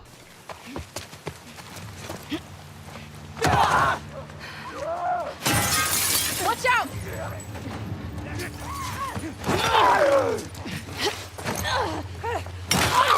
Right there. Now, what's the reason for the frame rate swap? Well, it's this. If we have it on the highest frame rates, this runner sometimes doesn't want to come through this way, of course. And neither does this runner right here. Okay, it's not a guarantee, but it's just something we've noticed on the highest frame rates. Look alive! Up, see, that one decided to go over there. They're both trying to come through those spots right there. If you do this in 30 FPS, it pretty much prevents that from happening. So get used to doing this part in 30 FPS. So what you do here, you jump, and then just mash square, and you'll land on him with a kill, okay? And then what you want to do is break the glass, pick up this rag right here, and give this runner some space. Once he starts climbing, you can swap the frame rate back. Okay? Then we're going to do that, and then watch this. Okay, he's dead. We just hit a checkpoint. Restart checkpoint, it sends us back here, and all the enemies are dead. So, if the enemies are all dead, what's the point of that restart checkpoint, you may ask? Look on our back. We have our hammer back. Now, if you saw that last swing, it only had 2 hits in it. We used it on the one in the window and the one squeezing through that tiny space. The restart checkpoint gave us that hammer back with the 2 hits still in there. But it's in order for that to happen, it's not as simple as the hammer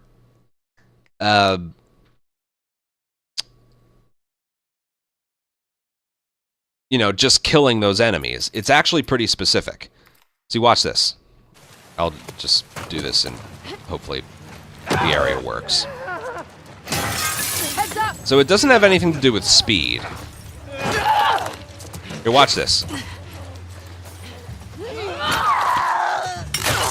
Okay. Enemy's dead. Let's restart checkpoint. And, okay, what probably happened is I still have 1 hit left in it. Is there another melee weapon around here I can check? Probably not, but let me just see something.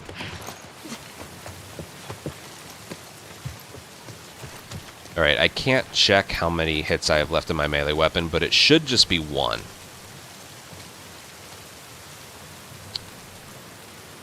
Yeah, I'm pretty sure I only have 1 hit. Let me just double check. Basically what I'm getting at is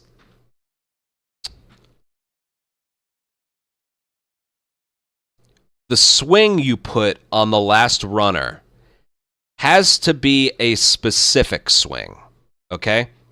It has to be one where she's swinging at the air, but then an infected just kind of happened to be there. The very slow one, where it's like really dramatic and played out, if you get that, Get you through, you open that gate, right? We'll open it. that will count as a hit, okay? I will go back to show this off again, but I just need to that see that I do have a certain amount of hits. This restaurant fight isn't as bad as you might think. Okay. There isn't that much RNG in the restaurant. Hurry up! Okay, I just want to show something. The hammer is supposed to have 2 hits in it. But because of the way I ended that first encounter, yeah, it just broke. And then I'm left wondering, what the fuck am I supposed to do? Okay, so that's the reason we do all of that. Let's go back here. And this is how you're supposed to do it. Remember, swap the frame rate to 30 just for this one strategy. And then kill. Break the glass, get this rag. Once this runner starts coming to the window, you can swap it back. And this is what the kill needs to look like. Where is she? Did you see that kill animation? It was different looking than the other. It was like a side swing, but the moment it hits her, you can restart checkpoint, and now we have 2 hits remaining in it. Okay? And that's very important. I will show that off one more, and then we'll get to the fight. For the record, I don't really know why that's a thing. I just know that it is. Okay? So 30 FPS. Jump. Kill. Break the glass. Pick up that rag. Wait for him to leap through, and then swap the frame rate back. Where's the runner? She's not supposed to be She's not supposed to be over there. Okay, I don't know why that's happening. Maybe I'll hang more to the right. That's not a thing, okay? Jump, kill. Give him some space. Watch it! Okay, there we go. Swap the frame rate back. There we go. Okay, now this is the timing for it. Right there. Right there. Boom. Okay? It's basically you swing at the air, and because the runner hasn't finished hasn't finished the animation of squeezing through that tight space, you can the hammer will still kill it. It just won't look as dramatic. Okay? But the moment you get that specific animation, restart checkpoint, we get 2 hits with the hammer back, and then we're just going to go for the door. Remember to get that rag. Now we can begin the fight. I get you through, you open that gate, right? So there's 2 halves to this fight. We do a restart checkpoint halfway through. And this is where it's important. You need to be at 6 bullets or less at the start of the second phase of the fight. Okay? 2 rifle, 3 shotgun, 1 pistol. It has to be that, okay? Okay, as soon as you can move Abby, like that, restart checkpoint, and we can begin the fight. Now I'm going to do this first part of the fight in 60 FPS. If you're ignoring the unlocked frame rate rule, you don't have to worry about a thing. But okay, here we go. And it's for a reason. 4, 4, and 2, that's what you should have.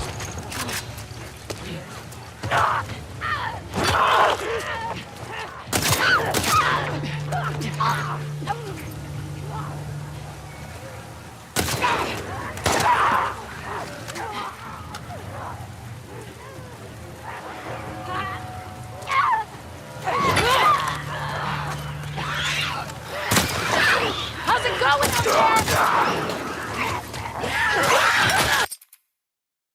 Notice the kill at the end right there. It was exactly the same as before. So I only put it on 60 FPS. Let me not get ahead of myself here. The kill on the clicker was done similar to how you've seen me do it before. Throw the brick, immediately mash square. That makes the swing similar to the one I showed off before with the weird-looking side swing. So basically, when we restart checkpoint again, it's going to give us back a 2-hit hammer. Because it technically just broke right here. See that? It just broke right there. But because of the way that I killed the clicker, we get 2 more hits out of it. All right, second phase of the fight looks like this. We'll get to this a little later, but 2, 3, and 1. There you go. See that? That's what you should have. And because of that, we are going to get drops from infected. From the next 2 infected that we kill, they're both going to drop something. 2 rifle and 2 shotgun. That's all we need dropped. But because we have 6 or less, that's what makes them consistently drop it. Okay?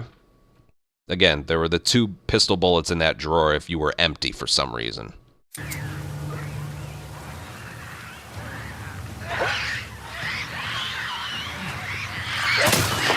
See, that one dropped some.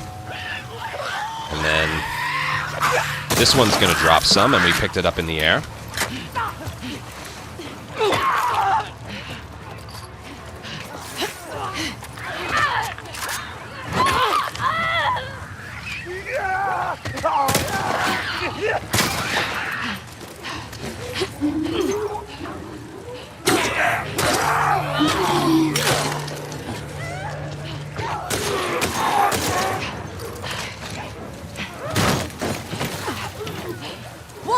And then we leave.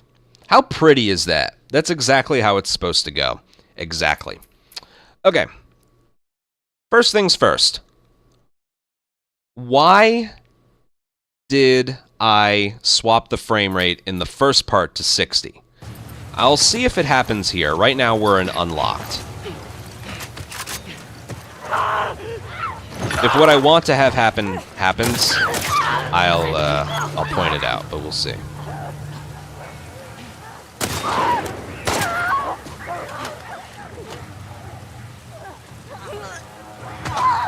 Okay, it didn't happen, but basically, in unlocked frame rate, sometimes that clicker right there can just not spawn in. It just doesn't spawn in. Now, you'd think that'd be a good thing, but that messes up the ammo that you have. If for whatever reason, it never happens in 60, but it does happen in unlocked frame rate for some reason, if that happens, you just, like, waste a bullet anyway, and then get back to the order that you're supposed to kill them. I'll do this one more time. Maybe I can get it to happen. Again, with the current rules, you don't have to worry about that anyway, but if you want to say fuck the rules and use unlocked anyway, this is something that can happen.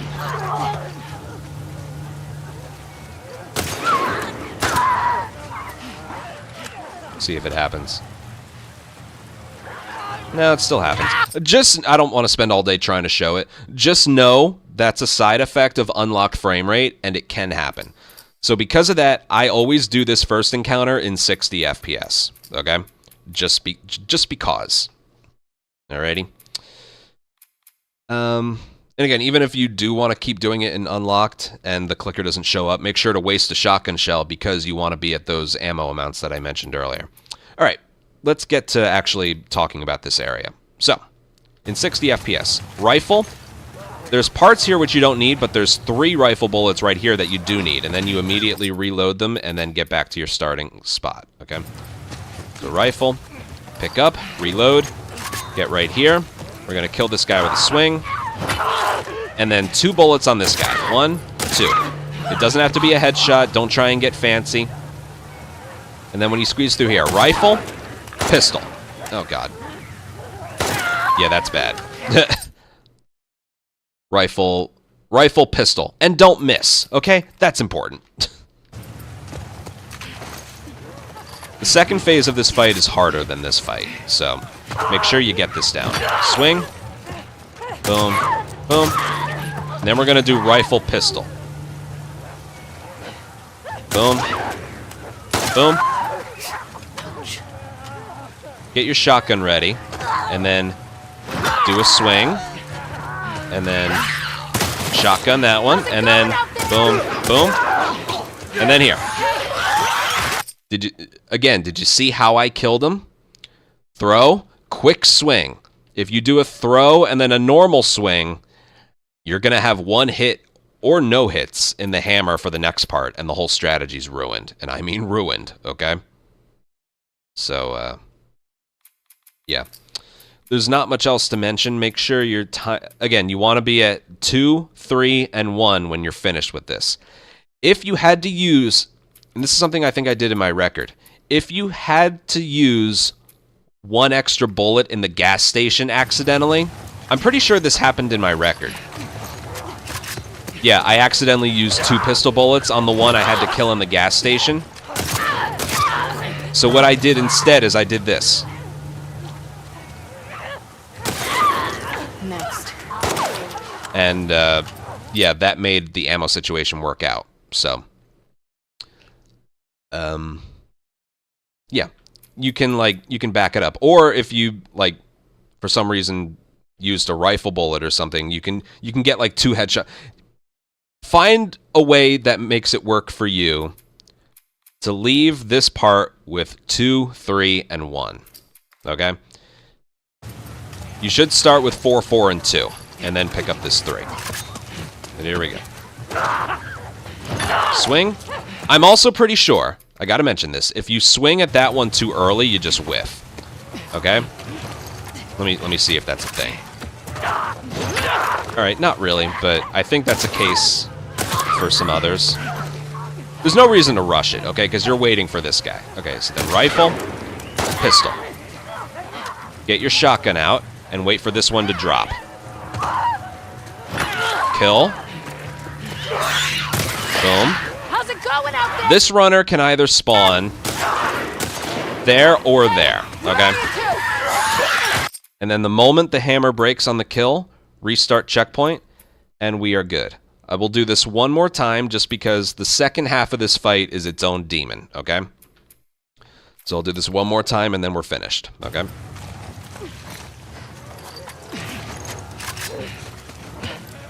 I always delay the swing just a tiny bit.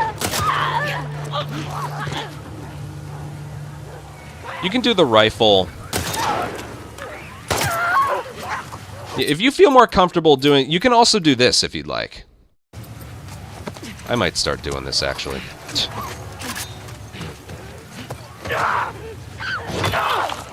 You can always do this. You can do that kill right there, and then you can do this one easier. Like, if that's easier for you, you can do that too. Okay. What the... Okay, maybe don't do that, because that runner just jumped in the wrong way. That wasn't supposed to happen. Was that a side effect of how I decided to kill that one or not? I don't know. Why don't we find out? That was funny. Was that a coincidence or not?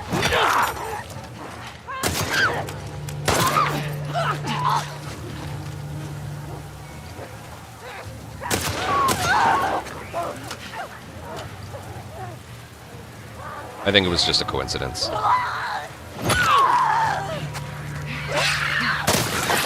How's it going out there?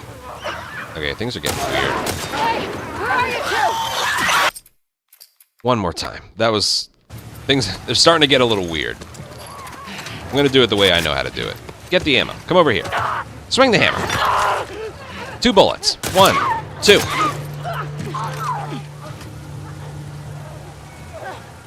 Rifle. Pistol. This one will drop here. Swing. Shotgun this one. Rifle. How's it going out 1, 2. Specific kill, just like I showed off earlier. Okay. We can put the frame rate back to unlocked if you're using it to prevent any weirdness. Again, the only side effect I've noticed with unlocked is the second to last clicker here just doesn't spawn in, which isn't that big of a deal. Just make sure you're at the right amount of ammo. Okay. Now I'll do this area once, and then we'll go back and explain it. Brick. Alcohol. Whatever that is. Canisters. Break the glass. This is the only gun that needs reloading. The others are fine. So I like to stand right here. We're going to bait this clicker forward. And he'll drop 2 rifle bullets. Now this clicker right here can either spawn there or up there. You have to listen, okay? Because it's 2 different things. He spawns in quickly, but he'll either spawn up there or up there, regardless of where he is. You kill him, mash triangle, because the ammo is dropping midair. It's shotgun. You reload that shotgun. Swap to the rifle. Kill this runner. Pick up the ammo at your feet.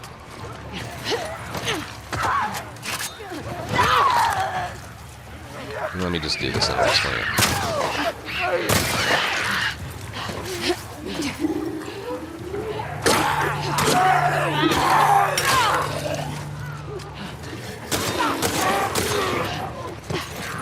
And then before you leave, you get this brick. And you're in the clear.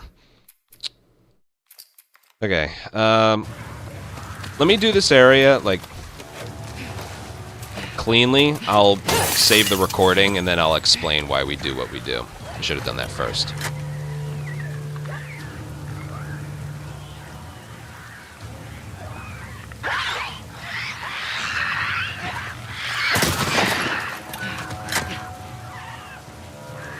Come on. It was a little late.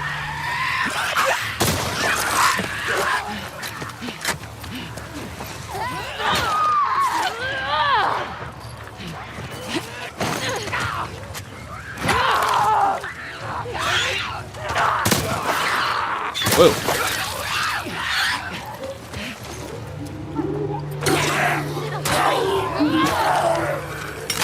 Did I miss the ammo or something? Wait, that didn't go how I wanted.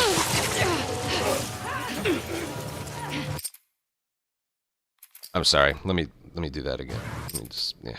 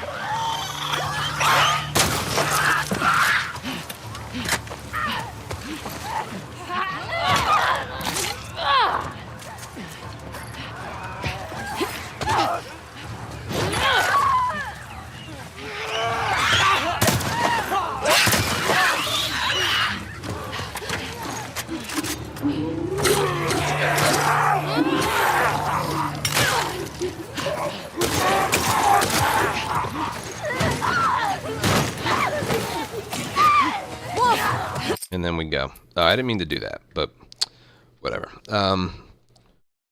Okay.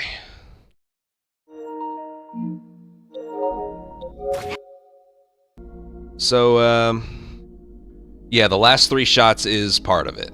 Yeah, I'll explain it all. Don't worry.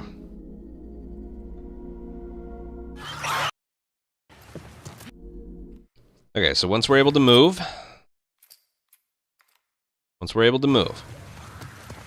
Brick, alcohol. Just the crafting ingredients. You'll have enough at the end. Shotgun's the only thing you need to have reloaded. So you want to stand right here and bait this clicker to try and squeeze through.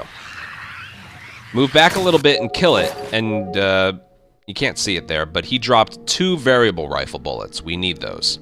Then you're going to come over here, and like I mentioned, this clicker's either going to be here or in the one to the right. You gotta listen. But most of the time, he will be here. Like, maybe 90% of the time, he'll be right here. Kill him in midair and collect the ammo that he drops.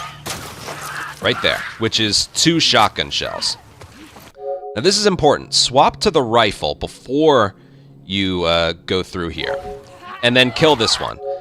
Once you start a swing with the big hammer, a runner can't hit you out of it. You might take damage, but damage isn't important here.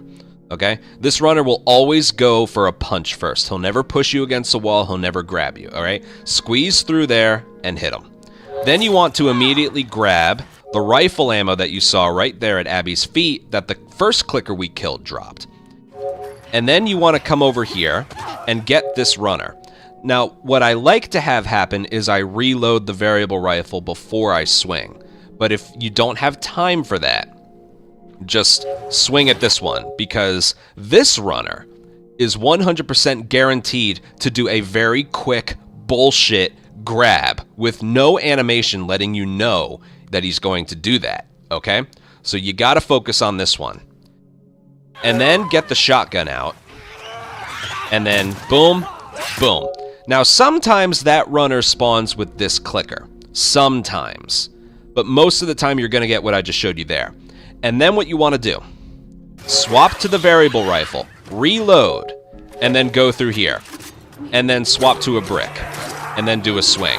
Now, unlike what I showed you in the hardware store, the Home Depot, this swing has to be done differently than the ones I've been talking about. In order for this kill to work on this shambler, because you're right in front of him, you have to throw it, wait for it to hit him, and then swing. Okay? So it's like opposite of what I've been telling you. It's the only way you can consistently kill him. Throwing it and then mashing doesn't work here. Alright? So right on top of him, he's still recovering from the drop that he made. So throw, then swing. And then what you want to do is aim, because the last thing we had in our hand was the rifle, and then shoot him 3 times, okay? And then get this brick, and then leave. Now, the reason we have to shoot him 3 times is once you've taken out one shambler, you could take out the runner that I'm dodging right now, and Lev still won't open up the ambulance. You have to damage the shambler in order for this area to be considered finished, okay? I used to use a pipe bomb, but then I found a way to save variable rifle ammo later on, so now we use 3 body shots. You can also get 2 headshots, but it's not really necessary. It doesn't end up saving anything. But yeah, and this shambler can be in a couple different places. So I kill this one, and then this shambler is either right there or squeezing through a tight space to the way to the left up there. I think I showed that off the first time. So that's 2 different places he can be. Also, I think I showed this off. Yeah. If you have time to reload the rifle right here, that's only if you have time. You have a very tight window to do that. You can just nonchalantly swap to the variable rifle, then a brick, and go through the window. You have nothing to reload at that point, okay? But yeah, that's how you do that part. I think yeah, we have to go back here. That was my bad.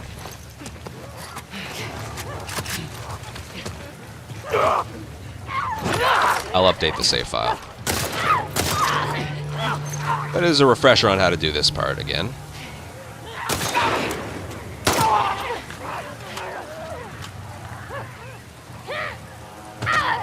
Oh! The clicker didn't spawn in. Where's the runner? Where are you two? Where's the runner? Did you see that? We're good. I have the updated spot, 2, 3, and 1. The clicker never spawned in. It's because of the unlocked frame rate. If you do it in 60, that will never happen. I was still able to do it properly. I wasted a shotgun shell. I pretended he was there, but he wasn't there. That's what I was talking about before. Okay? So that right there is why I like to do that first half in 60 FPS. For that one reason alone. Because you saw, the runner was in a weird spot too. That might have been another side effect of that. I can always restart Encounter to go back, so let me update the save file here. Alright. Here's the second phase again. That part is easy compared to this, okay? Because there are quite a few different things you can get here. Remember to break the glass. This is the only thing that needs reloading, okay? Bait the clicker to come through here.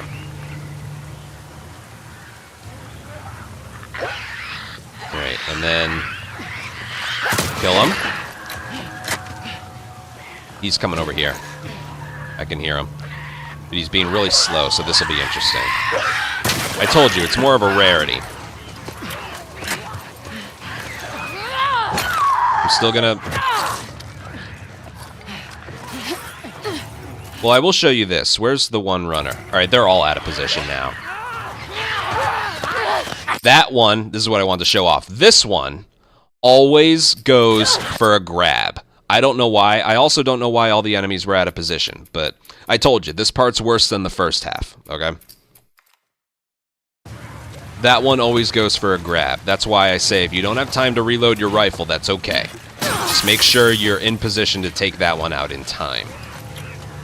Yeah, there's some randomness. Not with, like, there's some randomness with where they spawn, but also when. So here comes the clicker. Boom. This one's right here. This is what you should get most of the time. Kill. Pick up the ammo. Reload it. Swap to the rifle. If you're fast enough... Oh, that one went for... that. I've never seen that, okay? But if you saw, I whiffed on the first swing. So, yeah, that was my fault. I've never seen that happen before. Don't worry. You'll never see that again. Okay? I gotta start doing this properly. Okay, here we go.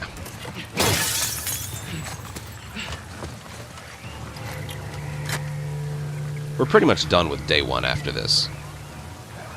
Here comes the clicker. Bait him over here. Bait him over here. Kill him. This one will be right here. Or over there.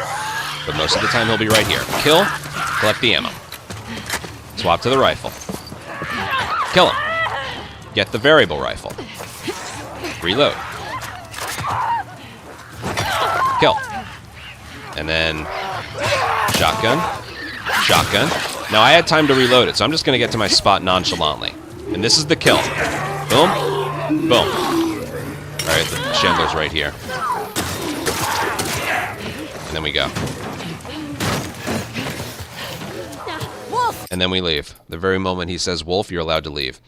So that one was different than the other ones that I showed off. That one was absolutely perfect. The Shambler was a little closer than I would have liked him to be, but that's okay. Okay, with this one, what we got... Everything's going as normal. I end up killing this one, get the ammo. Watch how quickly I was able to kill this runner.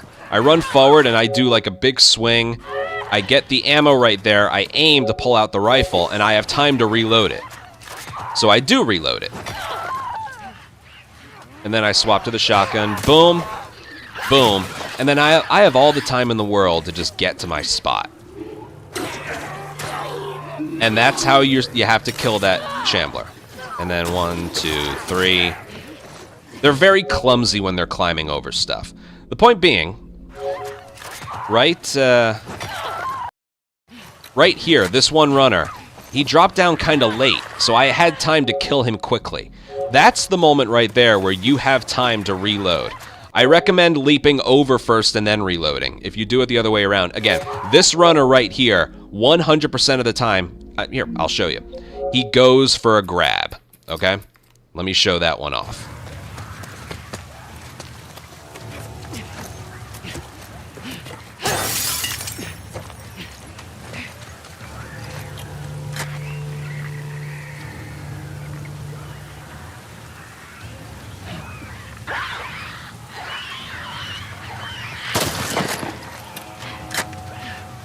He's coming over this way. That might have happened because I wasn't sprinting. I have a theory, the more noise you make, the more you can, like, manipulate him.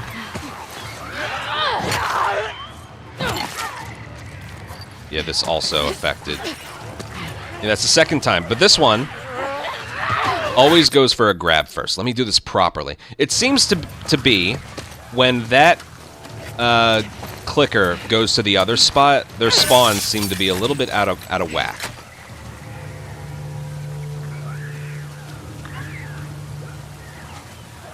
But I might be able to manipulate that clicker there by, like, killing him and then sprinting forward. Yeah, just try and do that. Alright, but I want to show you the one runner. It's still pretty fast. So if you don't swing right away, this runner is going to always go for a grab. And he'll go even faster if you're, like, this way and he presses you against the wall, okay? So prioritizing reloading before a certain time is not as important as this runner dying early to your hammer swing, okay? Because once you start that big hammer swing, you can't dodge, okay? It's too heavy. Alright, I will do this a few times properly without any interruptions and then go. Okay, just hang around here. When he spawns, and you can tell he's coming for here, that's when you back up. Boom. No, he's coming over here. Alright, so the spawns might be messed up.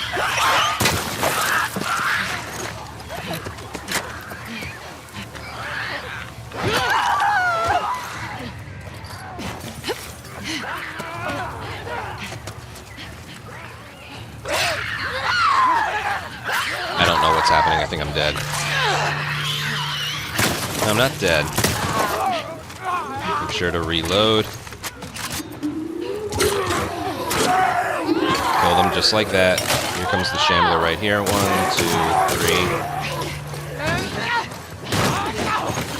3. Get this. You got him. There you go. Okay, I don't think I've gotten one where it's exactly how I practiced it, but yeah, this clicker spawning over here does kind of mess it up a bit. But regardless of what you get, you still end up using the same amount. A hammer swing on one runner, and then 2 shotgun shells after that.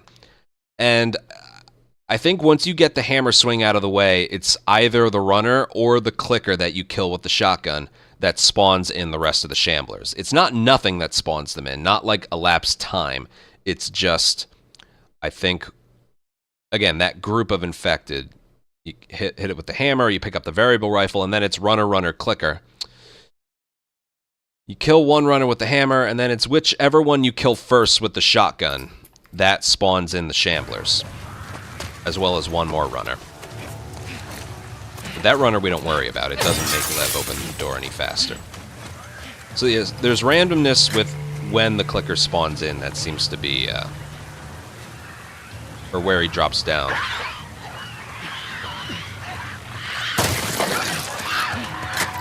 Here he comes down here, so it should go smoothly. Boom. Boom. Quick kill. I'm gonna reload. I'll have time. And then, boom, boom.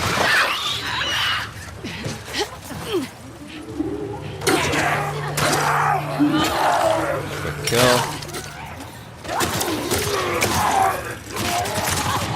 That's okay. And then we leave. The other spot he can spawn in is right there. So when I'm in here, I shoot him 3 times and then go over here. I'll do this one more time and then the entire fight from start to finish, and then we'll move on. Just practice, practice, practice, okay? Apparently I need some practice with this part. Yes, remember, 2, 3, and 1. That'll make it so these next 2 that we kill, they drop ammo for us.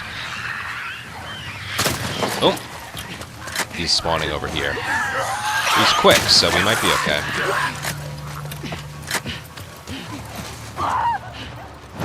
Yeah, we're good here. Ammo? Come on. Boom. Shotgun has some range to it.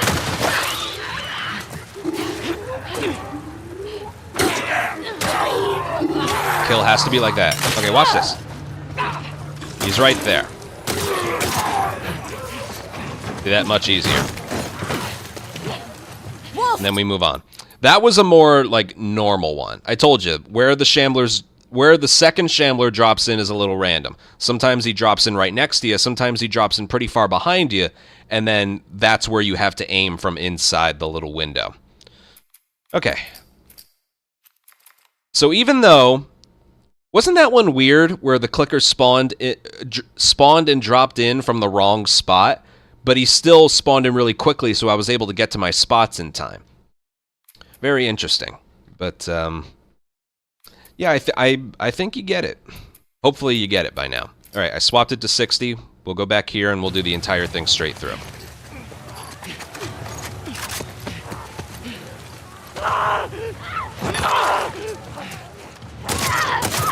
Boom. Sometimes this runner can run around to the left, but most of the time he'll come in through here. Make sure you don't miss those shots, otherwise you're in trouble. There's the clicker right there. How's it going out there? Uh-oh. They're both dropping in at the same time. Hey, where are you two? That's okay. As long as the swing is good. Remember that? The swing. So yeah, that runner can just drop in at different places. Just listen for him, okay? And if you notice when I shotgun that clicker, I didn't swap to the shotgun and then aim it. I could. There's nothing wrong with that. But I had the shotgun in my hands when I did the swing. And it's just easier to aim it. It skips the hammer putting away animation. We'll do all this one more time. I swear we'll move on after this, okay? I'm spending a long time on this. It's a difficult area. But if you know what you're doing, it doesn't have to be. That's why I'm trying to show off everything. Alright, coming over there. Boom. There you go. Shotgun's in my hand. And then... How's it going out there? There we go. Perfect. Remember, that swing has to be specific. Alright, second half. Brick. Crafting ingredient. Crafting ingredient. Crafting ingredient. Break the window. Reload the shotgun. And then just wait right here. Once you bait the clicker... Don't kill the clicker right there, because you want the ammo to be dropped right here. Okay? So, here we go. Kill him. He's right here. I can hear him. Boom. Get the ammo he drops. I was able to kill him quickly. I got my ammo so I can reload it. Kill. Boom. Boom.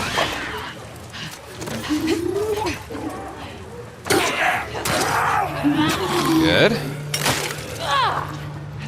And then 1, 2... Oh. Alright, I messed up there. I wasn't supposed to fire that many. It's technically okay, but I'll redo that just so I have the right amount of ammo leaving. Yeah, that's technically okay if that happens, but, you know, make sure you don't miss those shots. That was good all the way up until then.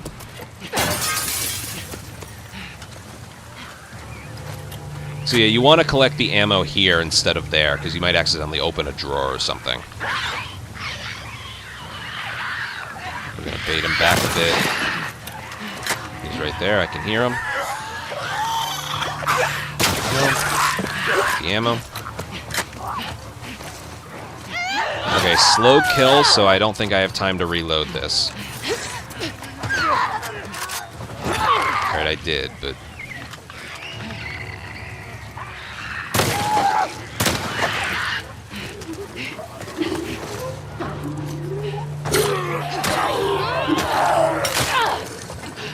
No.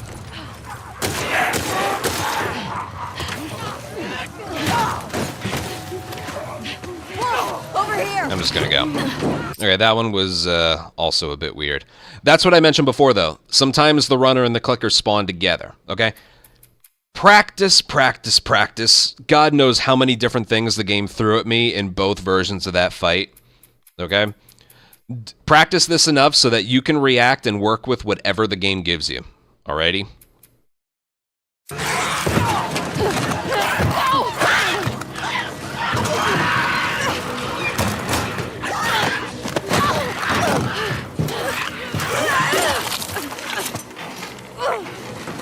And I recommend not using... The strat we used to do for that last shambler that triggers Lev to open the ambulance windshield, Just give me a minute. we used to throw a pipe bomb at him. But then we learned a way to save some rifle ammo, variable rifle ammo, later. So we're like, you know what? Let's save the pipe bomb for another area where it might be more valuable. My arm. Right here, you gotta hold sprint. Focus on your breathing. So I prefer using 3 In and out. variable rifle bullets there. Nice and steady. And try not to miss, like I did the last time. And out. Okay. When you get to the edge right there, right about there, restart checkpoint. Places us a little bit further. Try the doors. Make sure there are no infected. One would open. Try the other ones.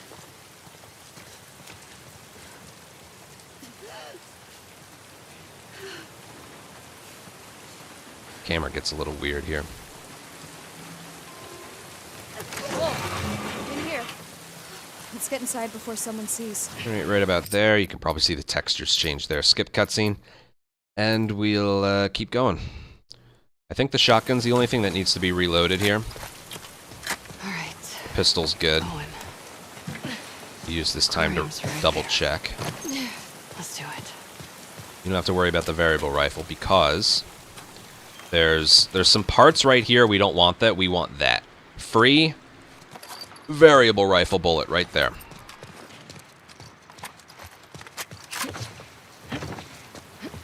And then when you make it out here, restart checkpoint. And this encounter is pretty easy. You want to hold up right, so you go this way. Reload the rifle if you didn't have a chance to do it before. That stalker always goes for a grab. And then what you want to do here is fake right, and then go left. And then you're clear. So the movement again is reload the variable rifle. And then that stalker will always go for a grab. You have to dodge it. And then fake right and go left. Alright? It'll work. If you're always to the left, he might take a different route. Instead of running all the way around, you can just climb up like this. And then do a swing off the ledge. I want to make a file here because there's something funny I can show off. Okay, yeah. Make sure when you do this punch right here, it's angled to the left. Because if you angle it to the right, well, she lands on the little side of concrete that, like, concaves right there. I saw someone lose a permadeath to that once. Like, the game wants you to jump off right there, and then it breaks cinematically and you fall in. But you see that little overhang on the concrete there? Yeah. The game counts that as floor. So make sure when you're running this way, you angle it so it's this way. And then punch off the side, or you can dodge.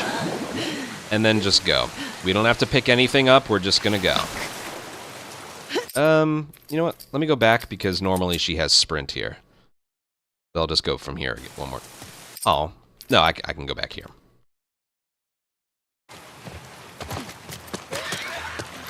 There, this stalker will always go for a grab. Always. Now, you are tired sprinting here, but that's okay.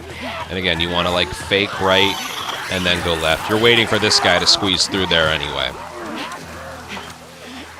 And then make sure you're high enough right here. Climb up here, angle yourself left, and then... Sometimes you can get a little bit of a further launch on that one. And then she climbs out of there faster. You don't have to pick anything up. Again, it's faster if you squeeze through here, crouch, just like before. And then same thing. Just punch off the ledge and then go.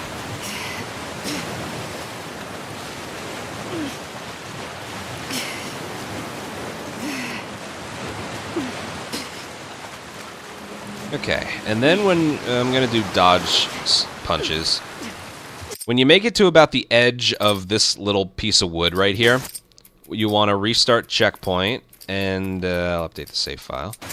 That will make it, so even though it's not placing us any further, we have sprint, okay? So that's what that's for. And then you want to do it like this. This movement can be a little tricky.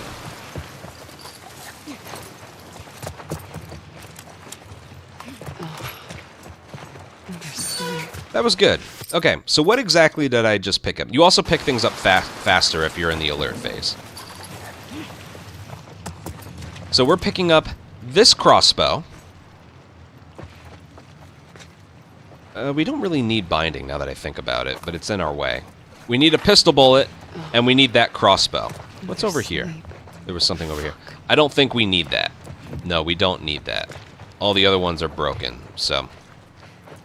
Yeah, that's pretty much all we need here. Okay, so it turns out there's a crafting ingredient that we don't need, but it's like right next to pistol ammo that we need, so just pick it up. And I don't believe... No, we don't need that rag. We do not need that rag. Okay. So again.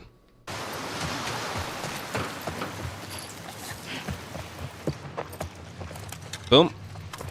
Boom, boom, boom. Nice and fast. As for the beginning, it's a variable rifle bullet and 2 variable rifle bullets and 3/4 explosive. We need those. So we pick that up, and then this one's important. Make sure you don't accidentally pick this up. It's a note, okay? Make sure you don't accidentally pick that up. So all in all, and I swapped to a left holster gun, so I kind of swap to the pistol while I'm picking like the first couple things up. It's a little more convenient for me. It was like this. Boop, boop, boop, boop. And then just go. Okay? You need that stuff, so. And I like to do dodge punches here. Okay. The boat is scary, but it's actually pretty consistent. Okay.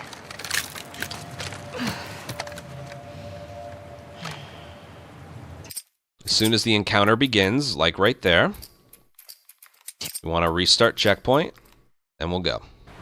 The reason you want to restart checkpoint is because normally Abby is able to like walk for the first 3 seconds. Here you can get sprint right away. First thing I do is I reload the pistol because we need it. That's just binding. We don't need binding at all during this run. And we want the pistol to be the last thing we had in our hand because right at about there, there's a checkpoint, and then we do this.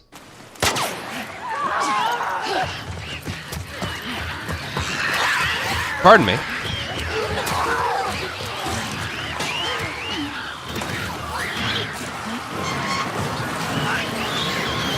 Oh, I've never seen that fail.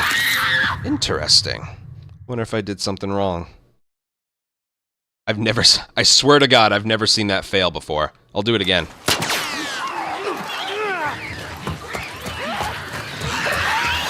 You'll always make it past there. This guy wasn't here. Maybe it's because of how I climbed up. What's happening? Something's not going right. Hold on. Maybe it's because of how I climb up. Well, let me just look behind me real quick. That was probably it. I think the runners were going up the stairs. That's why. Well, this is a great way to show off this area, isn't it? You fire a bullet, do a dodge, punch, dodge. Go to the left, you'll make it every time. Brick that one in your way, and approach the door from the front, and then I think you'll be okay. I think. I don't know anymore. There we go. That's the strat that I've never seen fail before. Fucking game. Yeah, bricking that one runner that can randomly be in your way is a bit weird. Anyway, I'll treat this area in halves. This is easy, okay? Just swap to the pistol and reload it. You're not going to get punched, you're not going to get grabbed, you're not going to get shoved. Just go. You can dodge here if you like. Sometimes you get hit. But you don't have to. Go through the window, and then go through this window, and just make sure the pistol's the last thing you had in your hand. And then throw a punch halfway up the stairs, right about there. There's a restart checkpoint. That's easy enough, right? Okay, let's move on. Fire a pistol. The reason I said pistol is the last thing you had in your hand, that way we can just aim and shoot. Okay? And then do a dodge, punch, dodge, so your sprint lasts a little longer. Hug the left side, you'll be safe. And then I think what you gotta do is climb up here.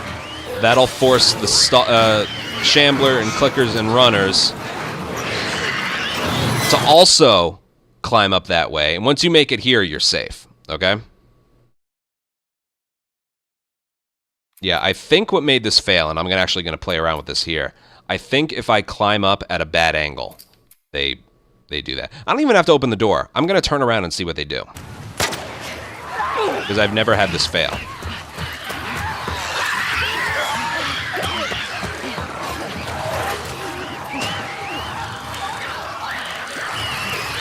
See, when they climb up this way, they do it very slowly. That's what makes this work. I don't know why it failed the first time.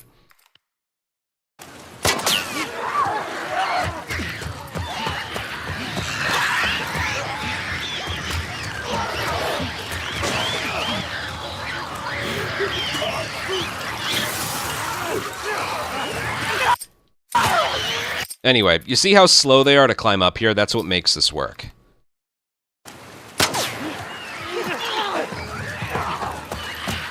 Just get your brick ready. Oh god, that was close. And then just go. You should be okay. very loud in your headset, but just... This is the movement, okay? Fire, dodge, punch, dodge. Have the brick that we picked up at the end of the restaurant in your hand. It's for a runner that can sometimes be there. And then go. If you die... If you die, that's the game's fault, okay? I swear, I've never seen it fail doing this over and over. I'll do it a couple more times just to test consistency. But yes, it's their inability to, like, follow... God, that was close. It's their inability to follow close by taking the stairs is what makes this work. And again, once you make it there, you're okay. And we have that brick for the off chance there is a random runner in our way like that. So we'll see if this works. This one will be iffy, let's see. No, we're good. We're good.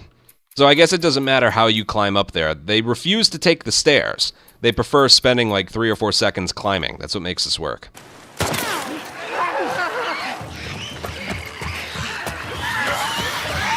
I've never been grabbed there.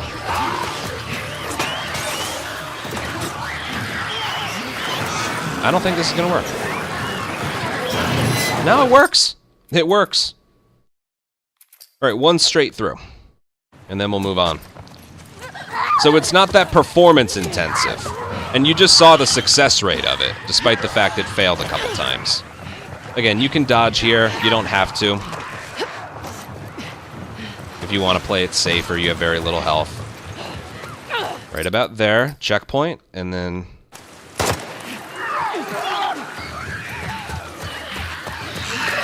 Hug the left side, we're good. There's no runner in our way.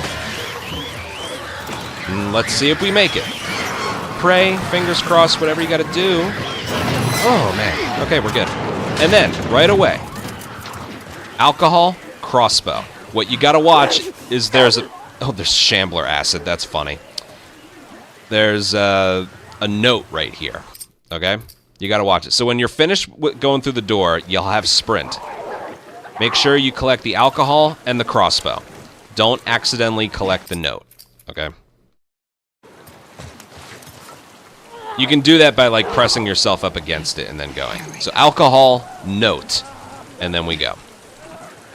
And then just run off, and then when she lands, restart checkpoint. Places us a little further, and we get some sprint.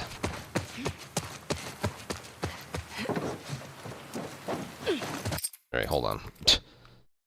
I like to climb, like, the back of the car, not the side, just to avoid that. Okay, so, like, right there. And then, like that. If you climb the... Okay. If you climb the side of it, she's not facing forward. Alright, right about... there. Restart checkpoint. And then... she gets sprint back again. It doesn't place us any further, but she gets sprint back.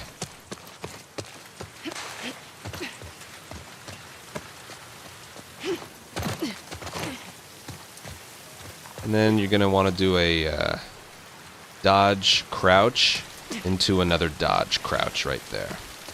And then I like to do a punch off of here. And then check that your guns are reloaded right here. I think the variable rifle just needs to be reloaded.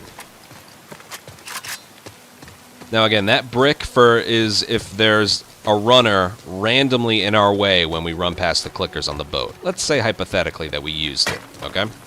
Hypothetically. There's a free brick right here. Right there. And I think there's some other ones too, somewhere around here. Whatever. Okay, when you get here, there's a way you can throw this. So that it breaks this glass, but also breaks the glass on the top there. It's not something you want to take time lining up. It's like this.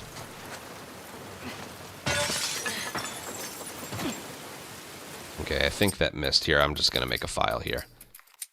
I just want to show you. Maybe. What you want to do is take the rope, go up here, get a bottle before you go. What should I do for you? and then climb up. If you threw that perfectly, this glass would also break. If you notice it doesn't, just use the bottle on that and then dodge through there, okay? But I'll do that one more time. Maybe I can get it to work. I've noticed if you aim a little bit lower, then it works for some reason. Like right about... No, that was too low. It's something I don't really think about while I'm doing it, okay? So just like there, there, there. I think that worked. You can kind of hear glass shattering. But if you're not sure, just get a bottle on the shelf before you leave. What should I do for you? Okay, nice and easy. Did I break it? No, I missed. But it's no biggie because we can just do that and then dodge forward. And you don't have to leave here with a bottle, okay? We're going to be given a free brick or bottle later on. That doesn't waste any time.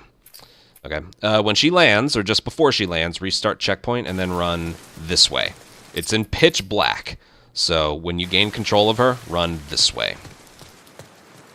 And again, it's okay that we don't have a brick or bottle right here. 4, 4, and 1. That's what you should have right here. 4, 4, and 1. If you have 3 here, that's okay.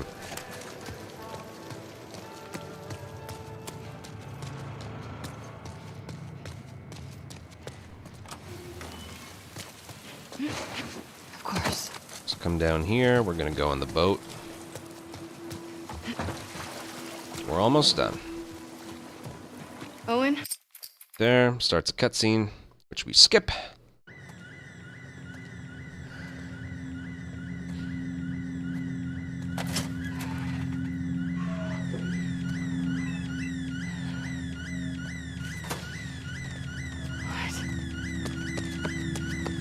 And we're going to sprint forward.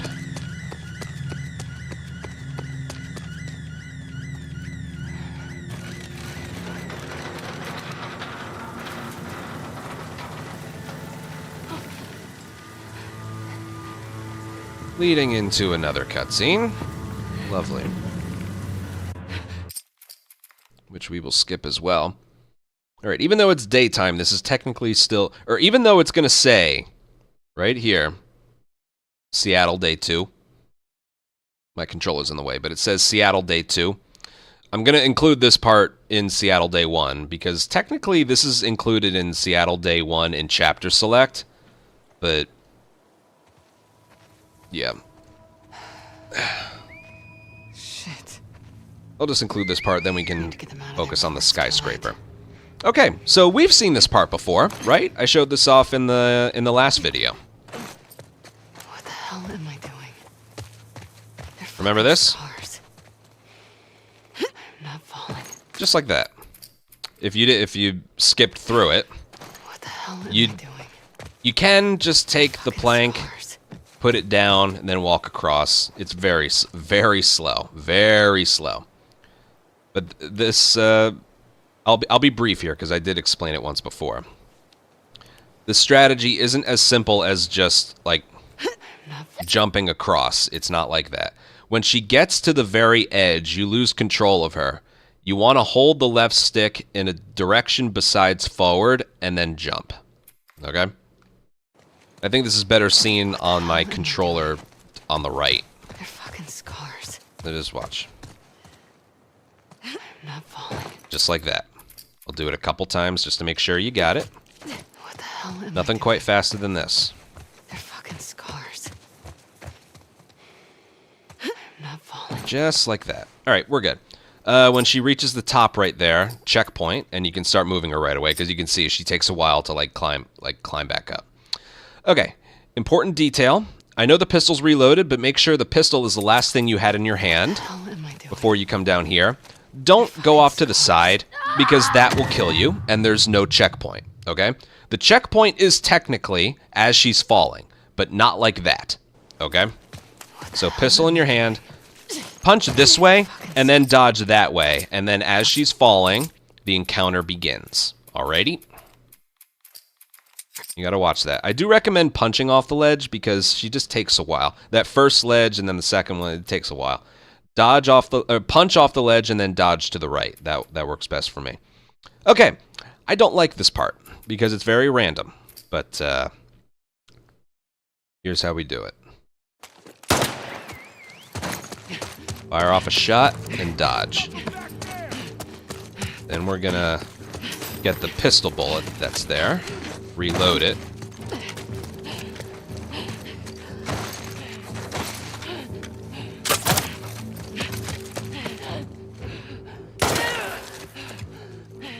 And that should be good.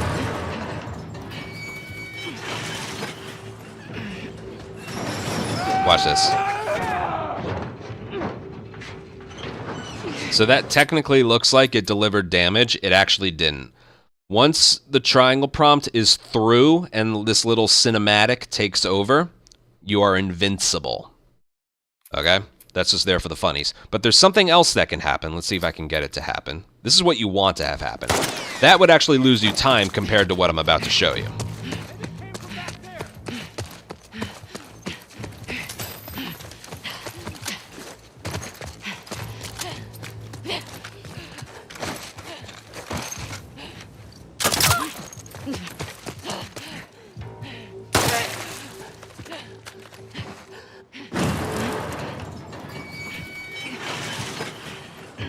No, it didn't happen again. Basically what can happen is the very moment the triangle prompt is finished, they'll swing their hammer at you, and it actually knocks her off of the door. But the triangle door lift animation finished, so you'll actually get knocked out of the animation, but the door will be open, and then you can run to where you need to go. It's really good.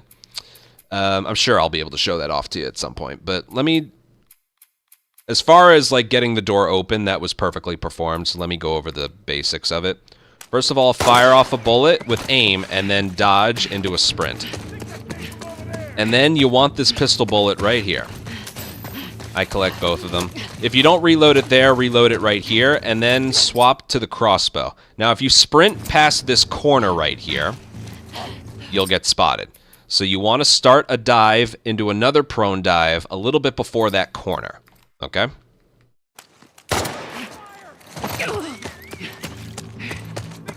Yeah, this leap right here can interrupt the reload. Okay, so, like, you'll think you reloaded it, but then you didn't. So make sure it's reloaded and then swap.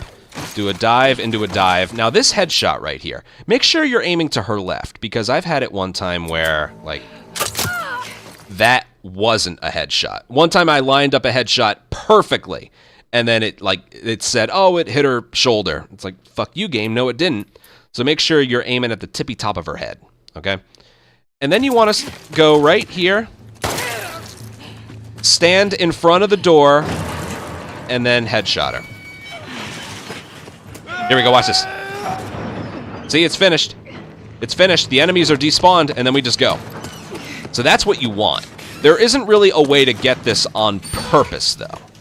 Okay? And then when you get this, you dodge, climb, dodge when you land, and then pistol bullet, boom. Ed? I'm actually trying to think if you need the pistol bullet there. I don't know if you do, but it doesn't serve you any purpose going faster than that. Let me go back and I'll do this a couple more times. This is the last thing in this video, so I'll show this off a little more. So yeah, I'm thinking now you don't actually need this bullet. But it doesn't matter. Pick it up anyway. It's on your way.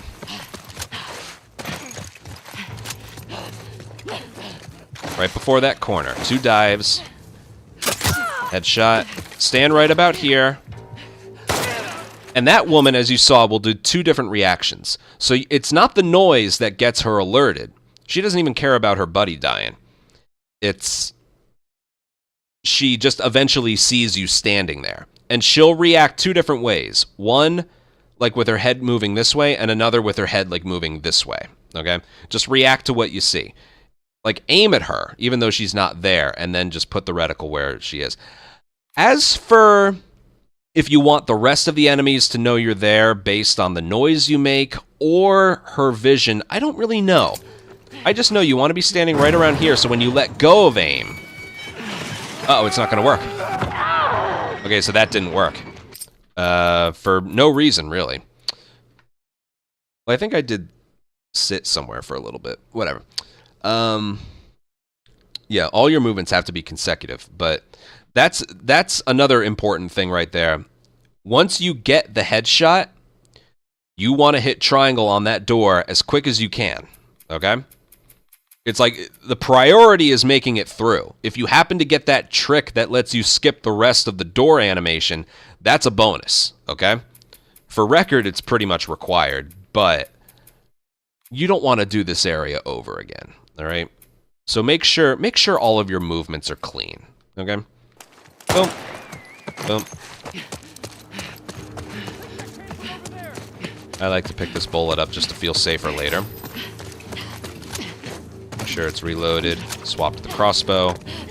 Prone dive. Prone dive. Headshot. And then... boom. And then go for the door. That's all you have control over. What happens here is up to the game. Oh, that didn't work too. I'm surprised at that one. I'm very surprised at that one, because that one was really clean. I think this is just the part right here you don't have control over. That was all perfectly performed. Let's do it again. I was close, though.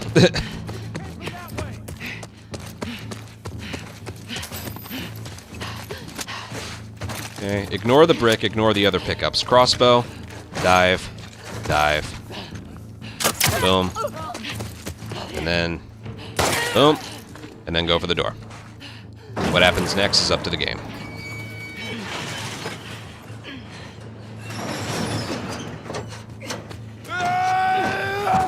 Okay, see how random that is? I did the exact same thing, and I got, like, about as different a result as you could possibly get. Okay?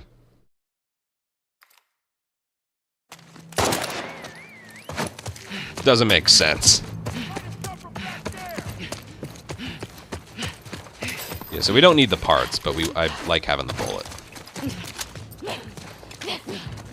Boom. Boom. And I like to be left when I start doing that dive, otherwise she might just see me running. So. Stand right about here and then get ready. Boom.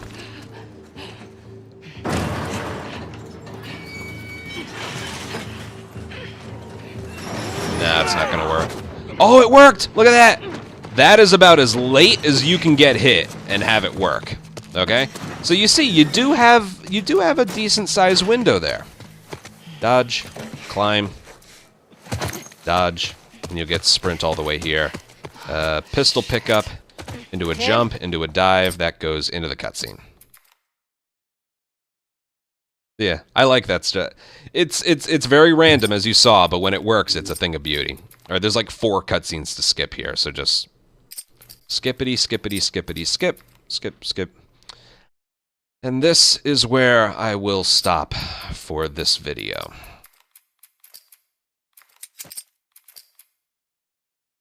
Whew, that was a lot to go over. That's Abbey Day 1. There's a lot of big encounters in that part. There's Home Depot, the rail yard, the sunset, Chinatown. Not even just the whole chapter, just that big building with scars in it. The forest, the 2 parts in the forest, and then the big Seraphite, and then the restaurant. The restaurant's finicky. You know, just there's a lot to think about with that restaurant fight. If I'm gonna pick out like one encounter in this entire day 1, that's like the most important, I would say it's the restaurant one. Because, you know, you need to keep track of your ammo before, during, after. There's all the different things that you saw that they can do. It's never just going to be the same 2 times in a row. And, yeah, and then there's the retaining of the hammer hits. It's a lot. It's a lot. But, you know, a lot of the top runners are able to do this cleanly. In my, I believe in my Abbey percent and full game records, I had basically a spotless perfect run all the way up until the end of day 3. You know, we'll eventually get there, but day 3 is the worst. We're able to consistently, you know, perform these areas the way they're supposed to be performed, so it's doable, is what I'm trying to get at. So, yeah, practice, practice, practice. Get all this shit in your head, and yeah, we'll do day 2 next video. So take care. Happy speedrunning, happy learning. Bye. I'm gonna have to trim out some stuff. The rail yard, and I think the beginning of the restaurant. I have to pee. I think I'm gonna keep going. I don't know.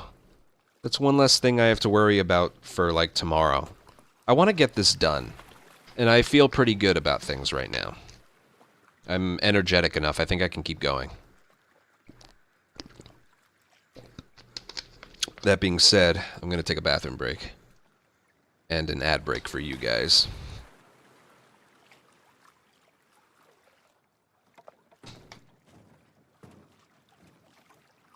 So I think I'm going to keep going. But yeah, I'll be right back. While I was doing that, Resonating Rumble, thank you for a 13-month resub. Thank you very, very much. Okay, I'll be back.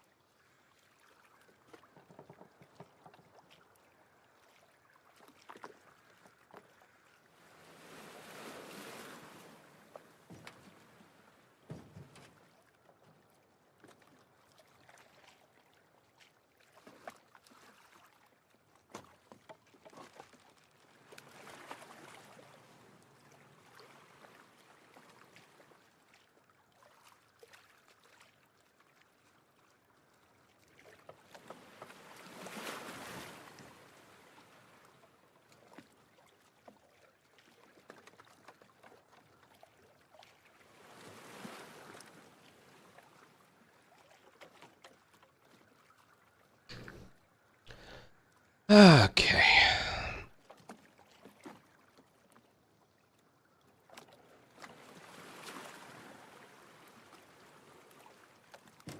Day 3 might take too long to do because it's Tommy and then all 5 encounters on Scar Island, which you know are going to take a while to explain. Maybe not. Even if it's like 30 minutes per part, it's still only like 2.5 hours. We'll see, because that one was just shy of 4 hours. And I am going to edit some parts out. I think I can do day 2. The reason I think I can do it is we're starting right here. Ascent, descent, hospital. That's it. I think I can do that. Especially with the explaining of the Rat King. Rat King's going to be easy. You know, once we make it past the ascent, it's going to be easy. Those 2 Seraphite encounters are going to take the longest to explain. But,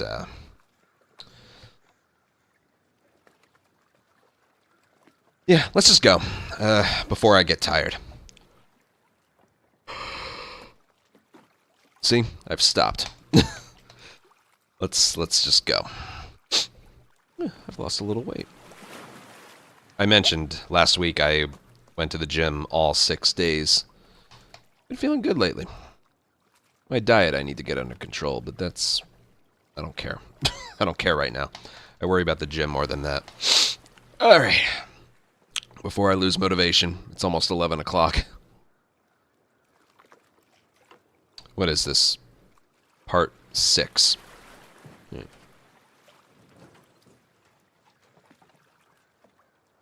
know what? Game's been open for a while. We're doing a lot of restart encounters, restart checkpoints. Let me just close the game.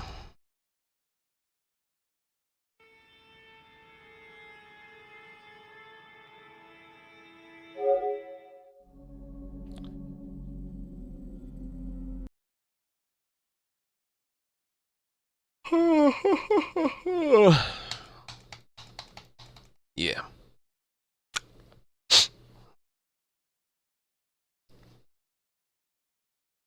It's really hard to explain all the different things that can happen in, like, the restaurant encounter, for example. Because does anyone remember that I did like a 10-hour stream one day, and then the next day I did like 12 hours. A lot of that was spent finding out exactly how that restaurant fight works. So I need to condense, like, I don't know, 8 hours of practice I put into that area into just maybe 20 to 30 minutes. It's tough. Yeah, and farm in Santa Barbara or whatever. So, well, Santa Barbara's going to take a while to explain. The second part, not so much, but the first part.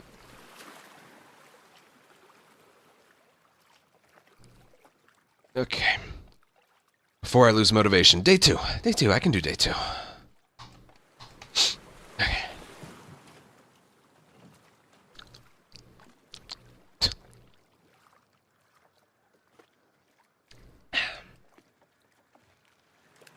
Hello, and welcome to part 6 of this Last of Us Part 2 Remastered Grounded Speedrun tutorial.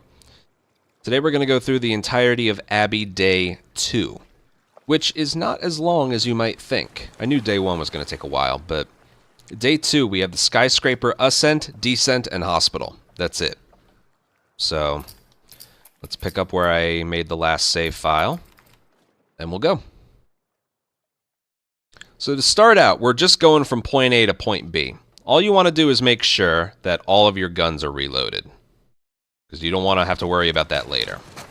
Alright, there's no hammer tech movement we can do because we wasted it on that big hammer that we got. We were lucky Mel was But just there. right here, make sure all your guns are reloaded. Pistol, crossbow, and we're also going to go this way. We're also going to climb up these things like this.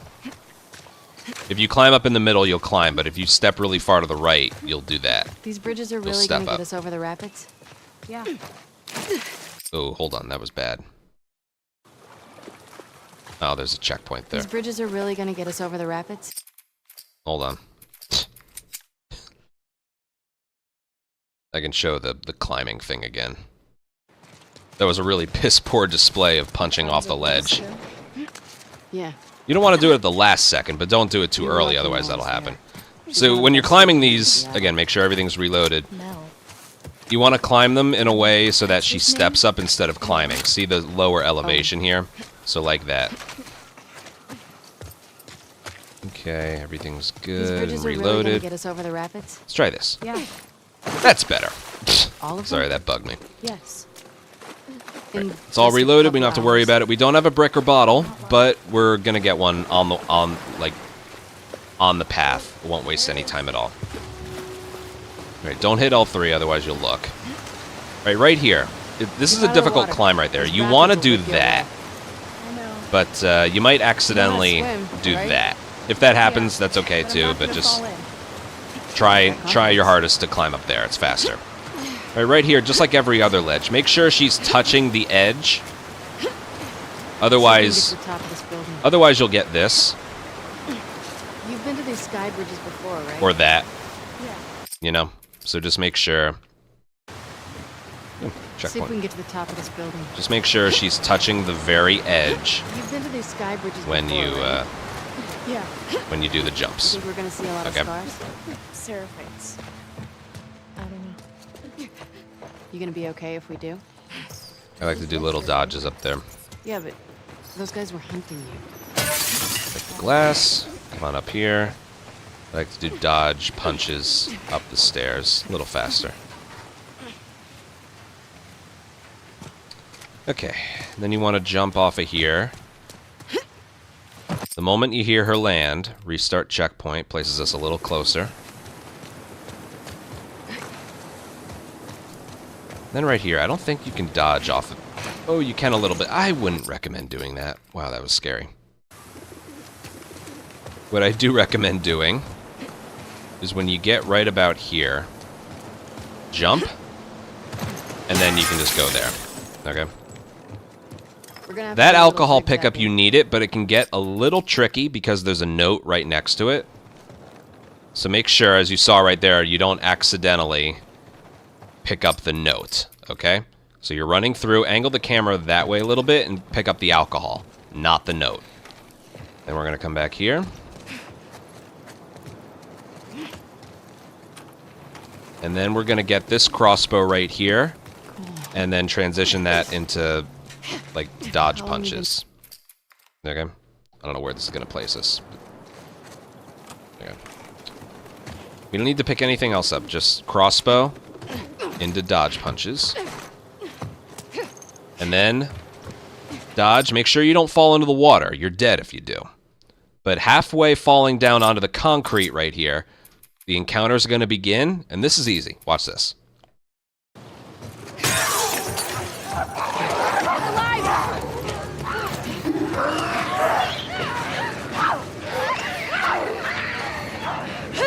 Boom. Okay. So you don't want to hold sprint right off the bat. I mean, you can.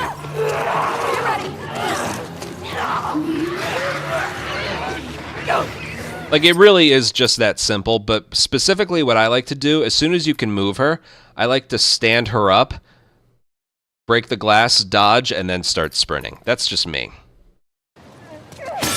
Like that, because you mainly don't want to break the glass crouching. See how it takes her a while to start moving? So I like doing this. Stand up, break the glass, and then go. The Shambler will go for a grab, so he won't hurt you. And then when I'm climbing, this part can get a little...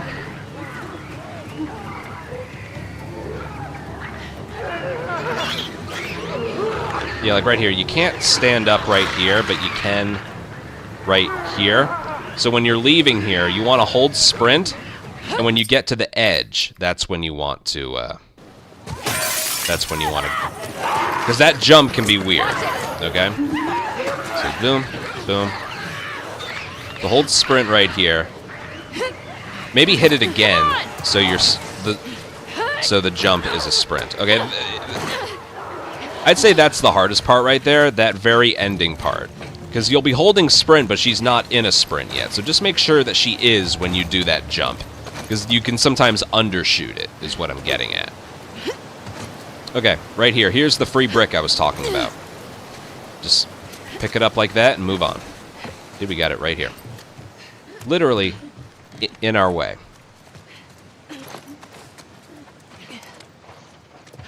Yeah, super easy encounter. That's all it is. The Shambler won't ever, like, spray acid at you or anything. That's literally all he'll do. Oh, God. I had a cousin who was afraid of this. Good for your cousin. You can just go. You'll be okay.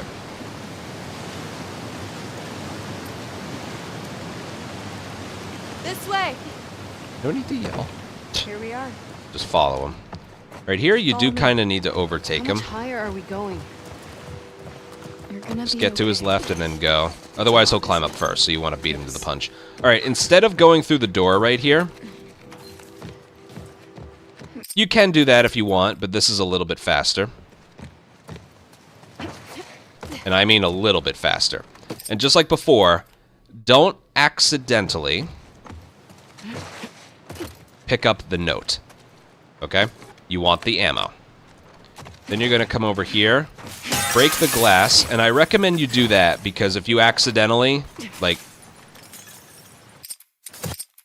you can like fall down pretty far. You don't want that, okay? So again, over here, it can be a little tricky. Pick up the ammo. It's a new gun. It's the hunting pistol. It's basically an El Diablo. Mash circle so you put it away real quick. Yeah, just like that. Mash circle, so you put it away really quick. And then to avoid dying over there, possibly, I break that glass and then go through. This way. And then what I do here, I swap from pistol to El Diablo. I call it an El Diablo again, it's a hunting pistol. Whoops. It's a hunting pistol. Come on. There we go. This way. We don't need the crossbow right now, so hunting pistol, shotgun. Never look up. And then if you're able to, if you used the pipe bomb earlier on the Shambler, if you felt like it, this is where you would reload it once. And each time you craft it. Each time you craft it, you can't craft any right now because I have 3, and you craft 2 at a time. So the next time we use it, we'll be able to craft some. we craft pipe bombs 2 more times for a total of 7 that we have. We use a lot of pipe bombs, okay, on the Rat King and the Stalker, but we're going to use them in this next encounter. So again, you want hunting pistol, shotgun, variable rifle. If this goes right, we only end up using hunting pistol, pipe bomb, bottle, okay, if everything goes right. But you want the shotgun in case of an emergency. I prefer keeping the shotgun as, it's not required, as an emergency in the overpass in day 3. That's just me. That's just emergency, okay? No matter how many people or guns you have. Okay, find but a that's way what you should around. have entering here. Maybe you should stop saying we, since they're trying to kill you. This fight is probably the worst encounter in all of day 2, if you can believe it. Alright, at the top, the encounter will officially begin. And here we go. The worst thing about this encounter is how do I word it? There's 4 enemies to kill. And you can't empty your inventory. From this point forward, do not free pipe bomb. Okay? So if you use a second one here, it won't what's the word? It won't end up affecting the run. Sometimes you have to. Again, the worst thing about this encounter is the way that the enemies move is completely random. Completely random. Okay? So, yeah, we're going to do this a bunch of times. This is the ultimate improvisational area. But the movement for what you should do is the same.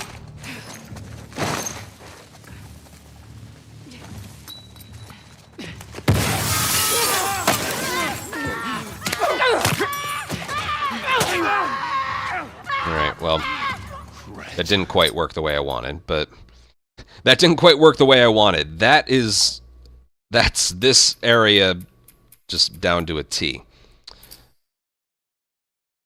Okay. If there's one thing you have some control over, it's what you should do in the very beginning. Okay? Get this movement down. Get a pipe bomb in your hand, and at the corner of this rug, do 2 dives. Okay? What? You should have stayed away! Yeah!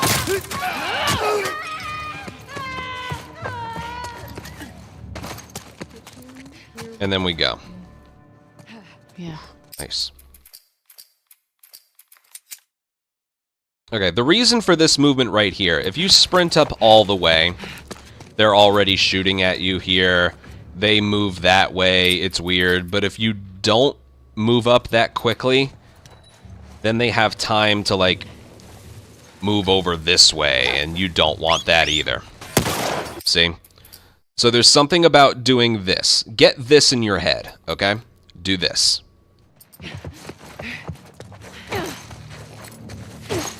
Now, results are still going to vary after this, but this will give you the best chance to be able to do some good work with your weapons. So, like... You should have stayed away, Lily!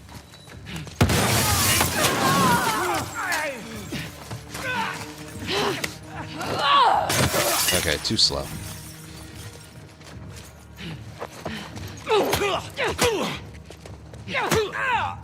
Can't really use anything else. Again, we have a second pipe bomb we can use, so I should have used one there. But yeah, those enemies are always going to do a different thing every time. You have 3 enemies with a gun and 1 enemy with a machete, okay? Now there's the enemies with guns. 2 of them are guys and 1 of them is a girl. I mention that because the woman is always going to go into the room to the left, like the office. Like you see that glassed area over there?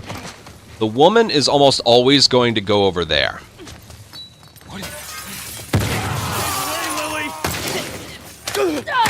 See, like that was a good one right there. And then you go.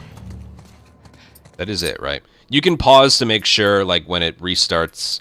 It's a restart checkpoint and encounter. When it just goes to checkpoint, then you know the encounter's finished. You okay? Yeah. But yeah, when you start here, you want to run all the way to about this corner right here, and then start doing dives, okay? And then you just assess. Sometimes an enemy runs like all the way over here. Sometimes there's one walking over there. Sometimes he hides behind there. This is what I like to do most. I like to be hidden and then throw it and then show myself, and then they do that flinch. They're like, hey, that keeps them flat-footed. And then I like to take this one out with a hunting pistol, and then right here I just assess what I'm given. I could throw another pipe bomb. I could throw my brick. If I see 2 enemies are on the ground, I'm just going to kill them with square. So yeah. And again, if you only use 1 pipe bomb here, you're actually going to end the run with an extra pipe bomb, if you can believe it. So using 2 here is not the end of the world. But yeah, that's pretty much it. Again, I recommend trying to stay away from using the shotgun. If you have to, that's okay, but I like having it for the overpass, where the gas station is. Is it a gas station? I think it is. Yeah, it's like the second to last enemy encounter in all of day 3 of Abby on Scar Island. It's right before Haven. It's a rough area, and having a pipe bomb there can really help. It's not mandatory, but it can help.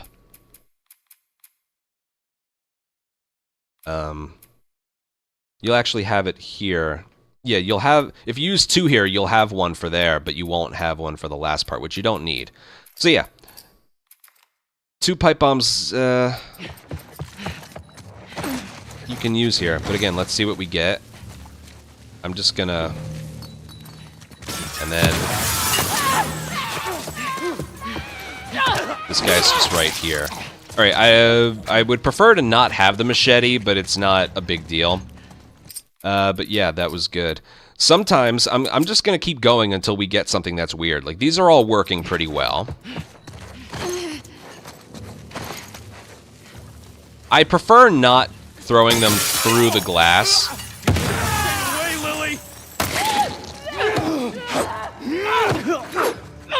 I prefer not throwing them through the glass because, and maybe I can show this, maybe I can't, when you throw it through the glass, the bomb changes trajectory. Okay? I've always preferred, if I'm given the opportunity, to do a manual throw on the ground like this. So I'm just gonna wait. You should have stayed away!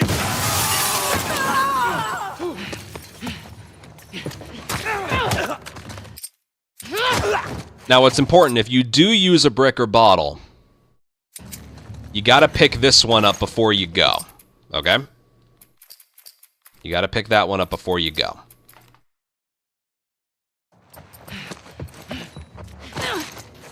Also, with regards to the dives, notice I'm doing the kind of dives where it's like sprint, then circle. That's because when you have the pipe bomb in your hand...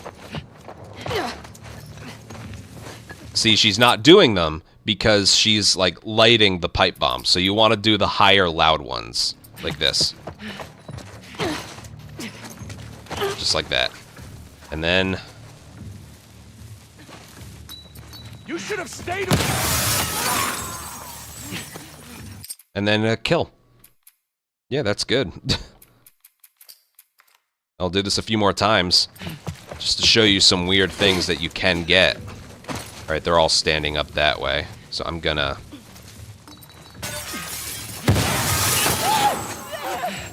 You can also just to really speed things up, you can do that. Again, I'm pretty sure... Like, there was some very recent discoveries lately where I was able to, for free, save 2 pipe bombs. And I'm like, where can we use them? Where can we use them? We can use an extra one here. That one is required. The second one is one of the 2.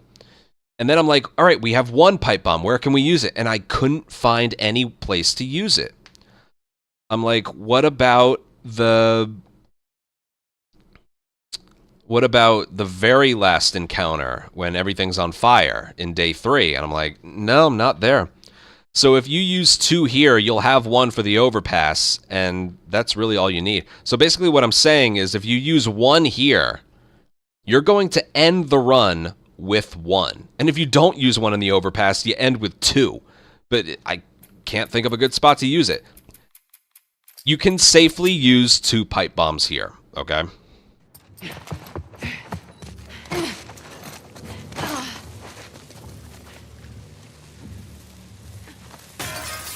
You should have stayed.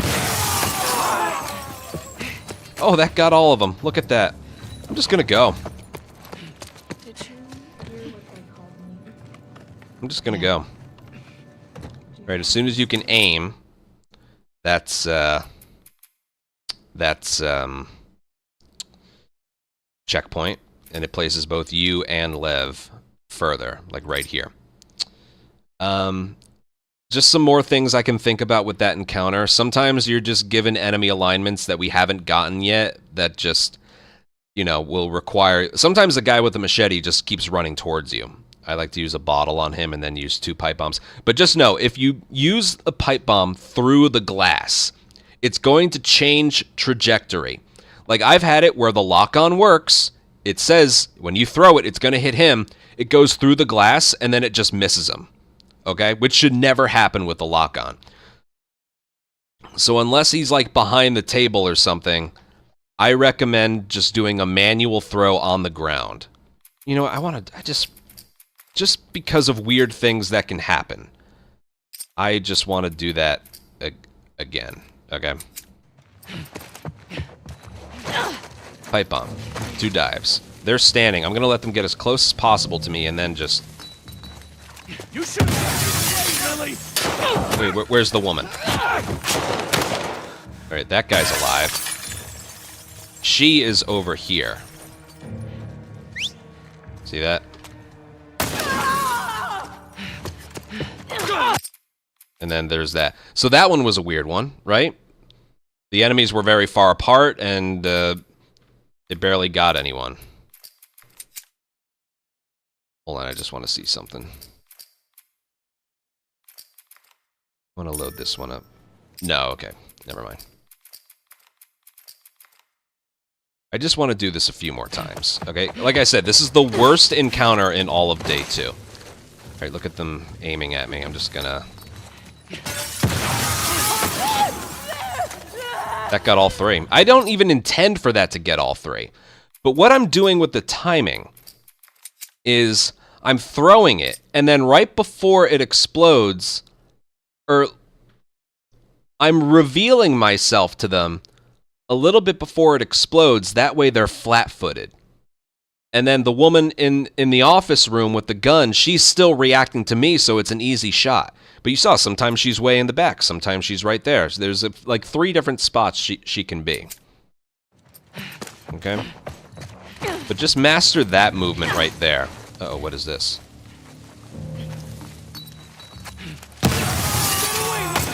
Alright, look at her over there.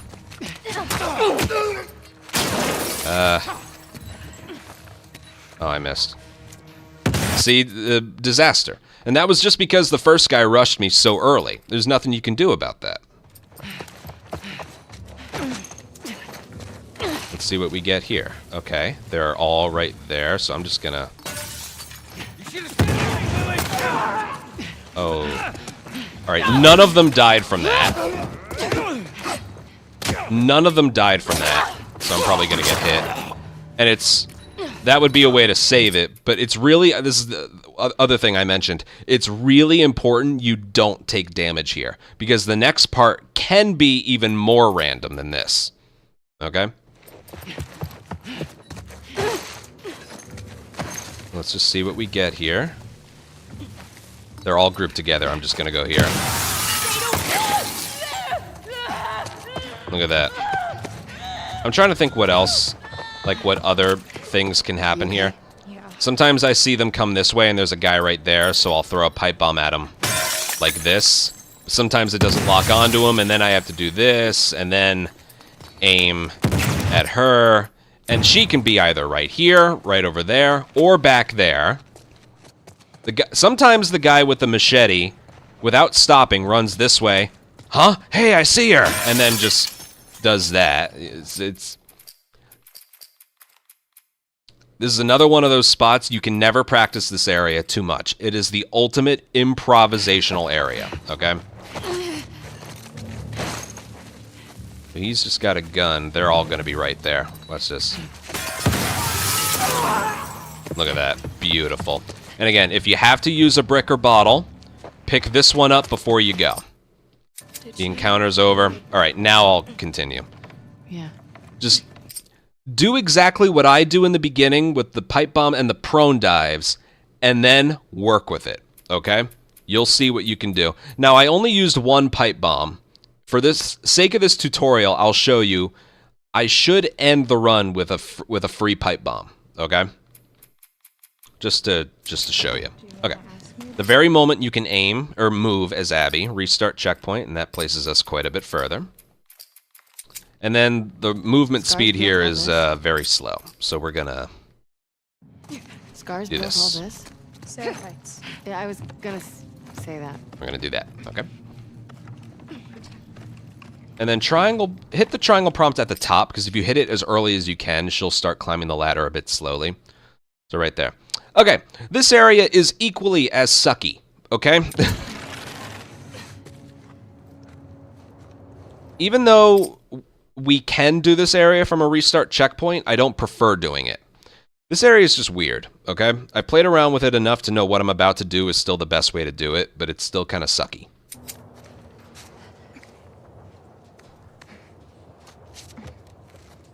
And I'll show you both ways to do it, because what I'm about to show you won't work from a restart checkpoint, okay? Condolences for your son. It's the apostate! Don't let her escape! If it doesn't work, I'll show you. I'll explain it.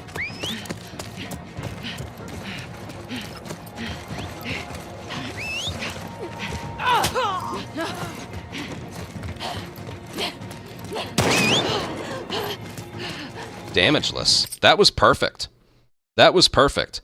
So I know what you're thinking. Why the hell did I get alerted as early as I could? That's because when you get alerted, then the enemies just kind of... They go to a certain spot consistently, and none of those spots include angles that they can hit you. Okay, so this is all with sprint held down. You don't ever want to let go of it. Now, sometimes there can be a guy with a shotgun right here. Sometimes, but that's very rare. You want to get that alcohol before you go, and if you've taken damage anywhere, there's some health right there. You want to pick those up. And then you want to punch this woman because if you brick her when her stun is finished, she will fire a bullet at you and miss. Or she can sometimes hit you. But if you punch her, she'll put her gun away and take out a melee weapon. I will show you that. But yeah, that's pretty much it. The movement in the beginning is the important part. You gotta do, like, that. Now, this doesn't work from a restart encounter, okay?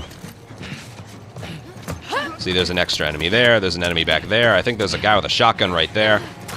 So it just doesn't work very well.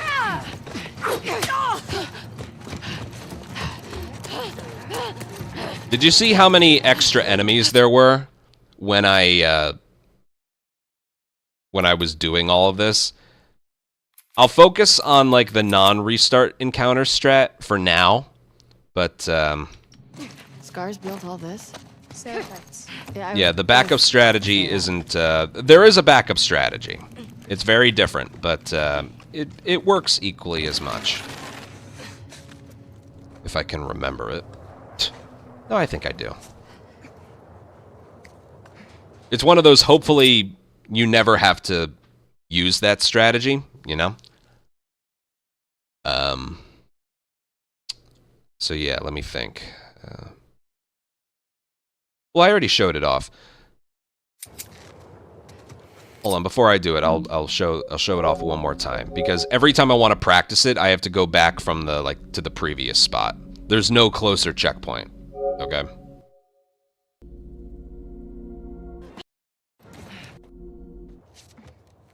Okay, so first thing you do is you sprint. You don't just sprint to the ledge. you intentionally sprint close to them so they hear you. Like that. Okay, you want to get alerted right away. Get out your brick or bottle just in case there's someone in your way right here. But then you want to put it away in favor of a melee hit.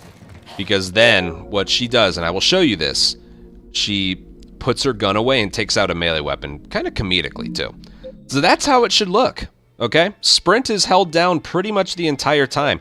You don't really worry that much about, you know, refilling your sprint for that last sprint away. You don't really worry about that. This is another area you just want it to work first try. Seriously, how high up? Now, it doesn't always go that well, okay? But sprint towards them, get alerted right away.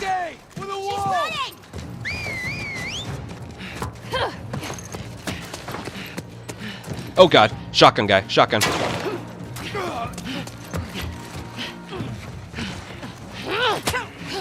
I told you, he was right there. But look at her, look at her. I'm gonna take out my melee weapon. And now I'm gonna put it back. By the time she gets it, I'm already gone, okay? So if you were to ignore her, or throw a brick at her, she will shoot at you the very moment that she's able to, okay? But if you punch her, for some reason, she will take out a melee weapon, realize you're too far away, and then take her gun out. But by that time, you're already long gone. Okay, that point, you saw there was an enemy with a shotgun there.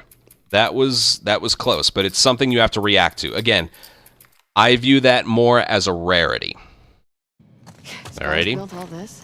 Seraphites. Yeah, I was gonna say that.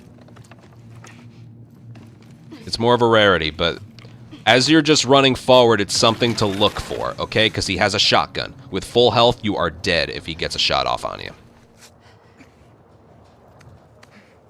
And make sure you practice these climbs. I can show you the specifics of these climbs when we do restart and counter strategies, but this is the strategy you want to lock in your head. Sprint towards them, get alerted right away. And just keep climbing these. Ignore her machete. There's nobody here. Alcohol, health. And throw a punch at her, dodge away, and go. And again, she will be like, no, you're not supposed to do that. Whatever. Most of the time, she will put it... Trust me, okay? Most of the time, she will do that. Okay, that's the strat. It's not that difficult, right? This is the backup strategy. Say something really bad happened, you died, whatever, blah, blah, blah. This is the backup strategy. It's basically being quiet in the first part, okay? So you stand up. It's the apostate with a wall. You get alerted right away. And you want that woman with the bow. She's running! You want that woman with the bow to go away.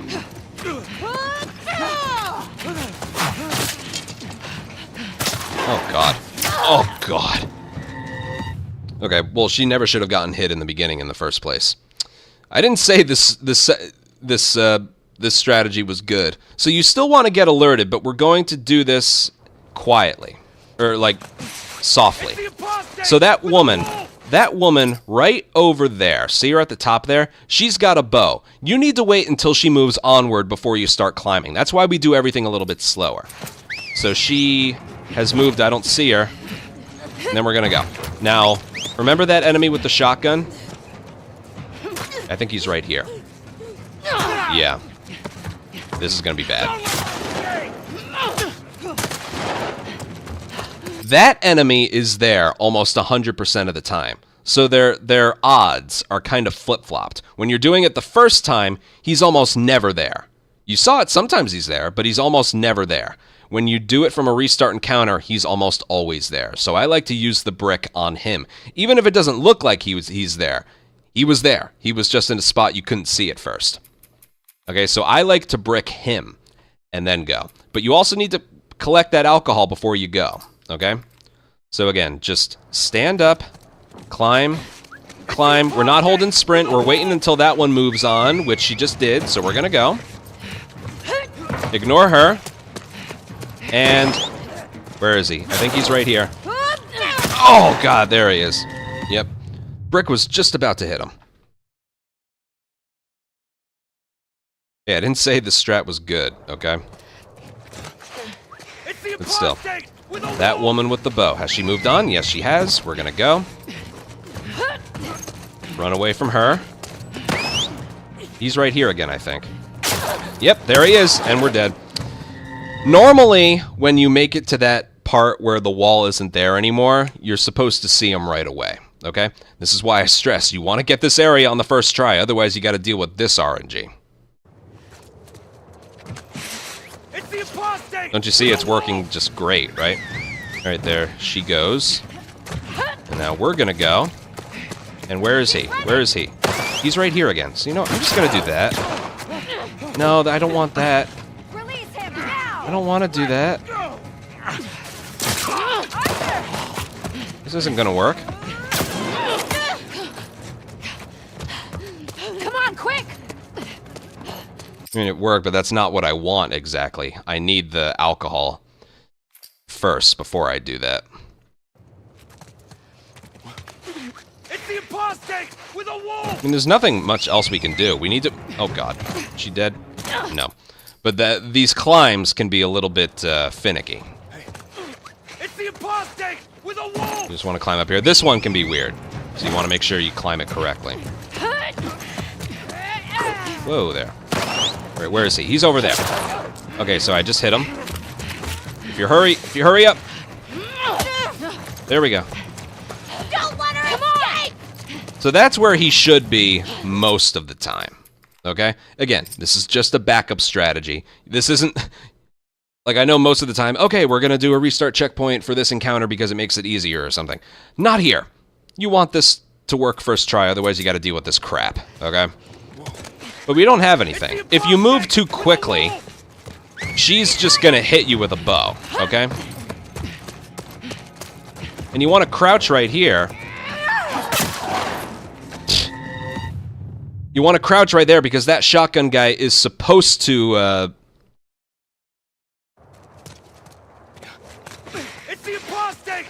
is supposed to be, like, in a different spot. He's really trolling me this time. So he's supposed to be right there. Yes, that.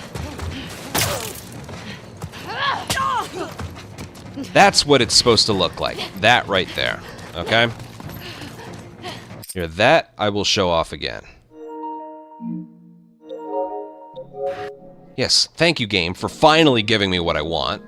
For God's sake.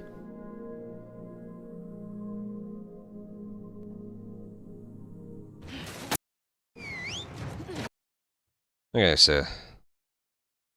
Man. Okay, you just stand up, climb, doing it slowly to conserve sprint, but also get that one with the bow to move. You don't have to worry about her when you do it the first time. And then right here, you want to crouch right here because the shotgun guy is supposed to be right there. If he's not, that means he's right just to your right there. We get the stuff we need, we climb up, we're not worried about sprint preservation, you throw her a punch and you go on. Okay?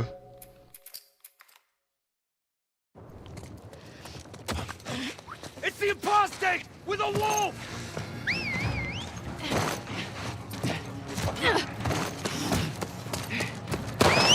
There he is.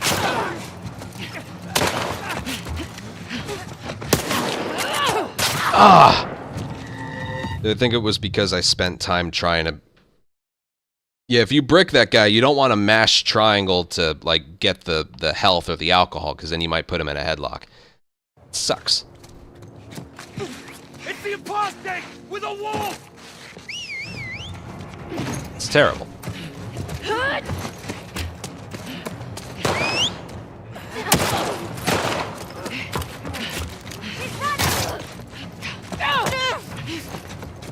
Okay, that's the best I got, okay? I'm gonna stop showing this one because hopefully it's one that you never have to use.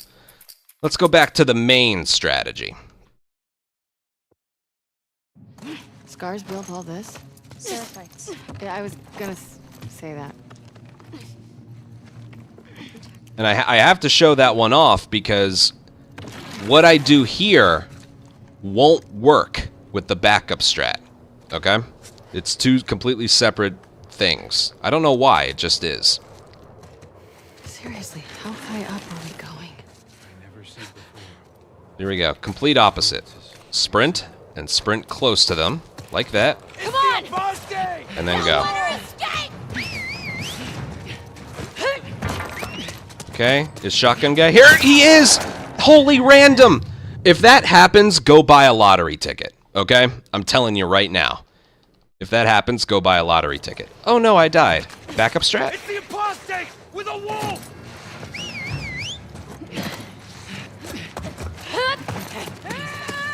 We're good, we're good. He's right here, isn't he? No. It doesn't even... I don't know what to do if he's there, okay? I really don't.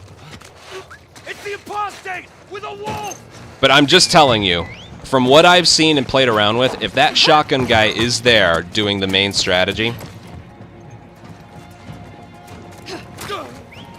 I need that fucking alcohol. I'm probably dead now. I need that alcohol, though. I don't know what else to do there. I really don't. Just one more time. It's the apostate with a wolf! He's not normally behind that wall. That's the thing.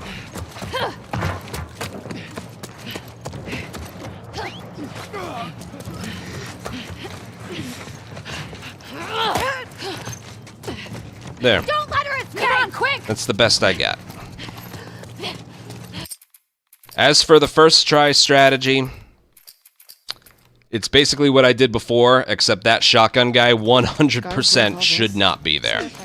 If he is when your timer is on and it is actually your first try, go buy a lottery ticket.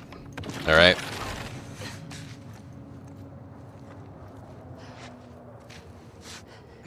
My record doesn't have that happening.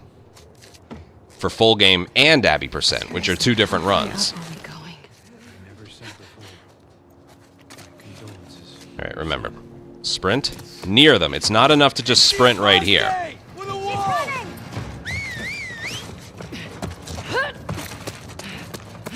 If you want to do an extra crouch right here, I guess you can.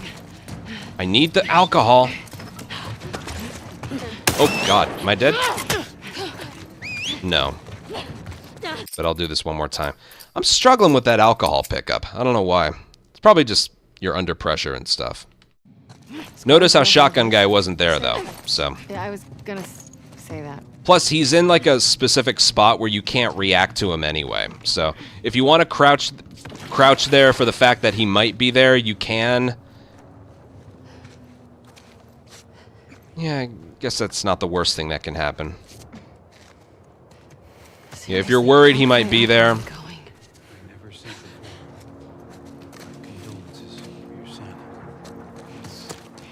Get alerted right away. Sometimes you can get shot right here, but you just keep going. Oh, he's there.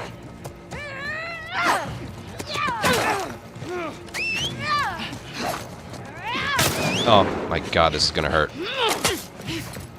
No. Oh, stop it. Go, go! Dude, what is up with that shotgun guy? He is not supposed to be here that frequently. I'm starting to think I'm doing something wrong, but I know I'm not. Jesus. Yeah, I was gonna I told you this is the worst part of day 2. Once we're finished with this, it's the easiest stretch of the entire game, okay? The descent and the hospital are the two easiest parts not only of Abby %, but the entire full game. Seriously. You gotta put up with these back-to-back shitty encounters. Alright. Sprint near them, trust me. Getting alerted right away is what you want. Alright. On me! Hurry! He's not here, so just grab what you need. Move onward. Oh my God! What the fuck? He wasn't even there! I don't get it. It's the apostate with a wolf!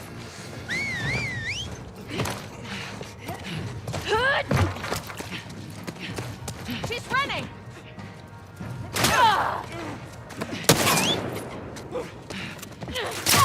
Oh, this is just...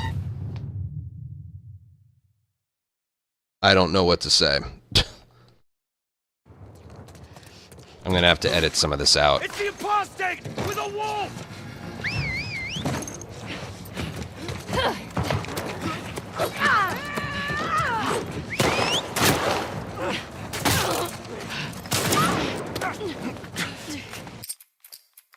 Nothing I do is working here.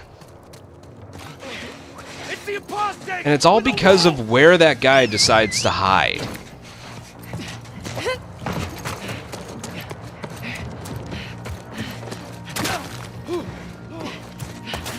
Don't let me! Come on! I wonder if I can just say avoid that alcohol, pick it up later. Because there is a spot you can do that. There's an alcohol pickup on, like, the side car spot in Scar Island. I'm starting to think maybe that's the way to do it. Just ignore the alcohol. It's the apostate with a wolf! Because that seems to be the real holdup here.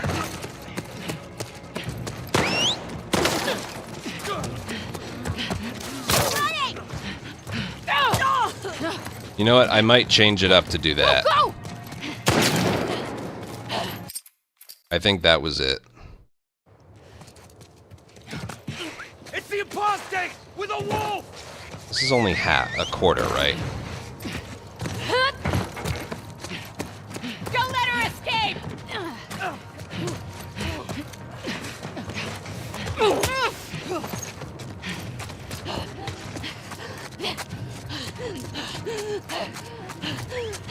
Isn't that funny how she does that? Alright. I'm definitely going to edit this part out. But I'm going to bring up my, one of my records.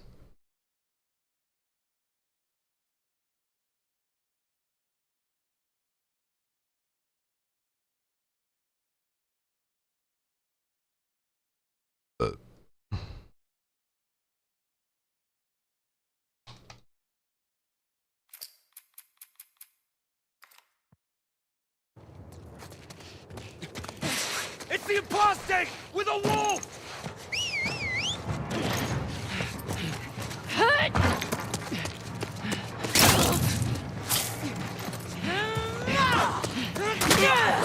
Oh my god!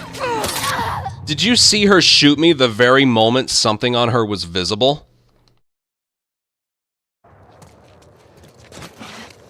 It's the apostate with a wolf!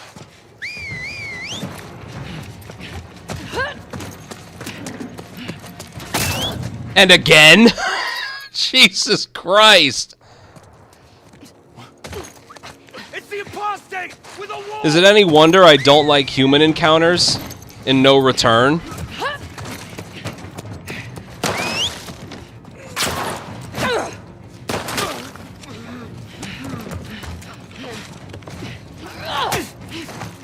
Jesus. Come on, quick!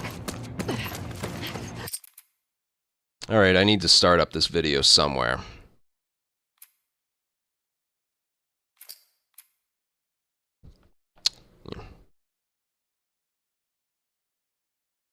Okay, I've played around with this area just a little bit more because it was not going the way I want it to. I want to show this off a little bit better.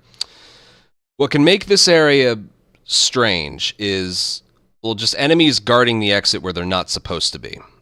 So if that's happening, there's something else you can do.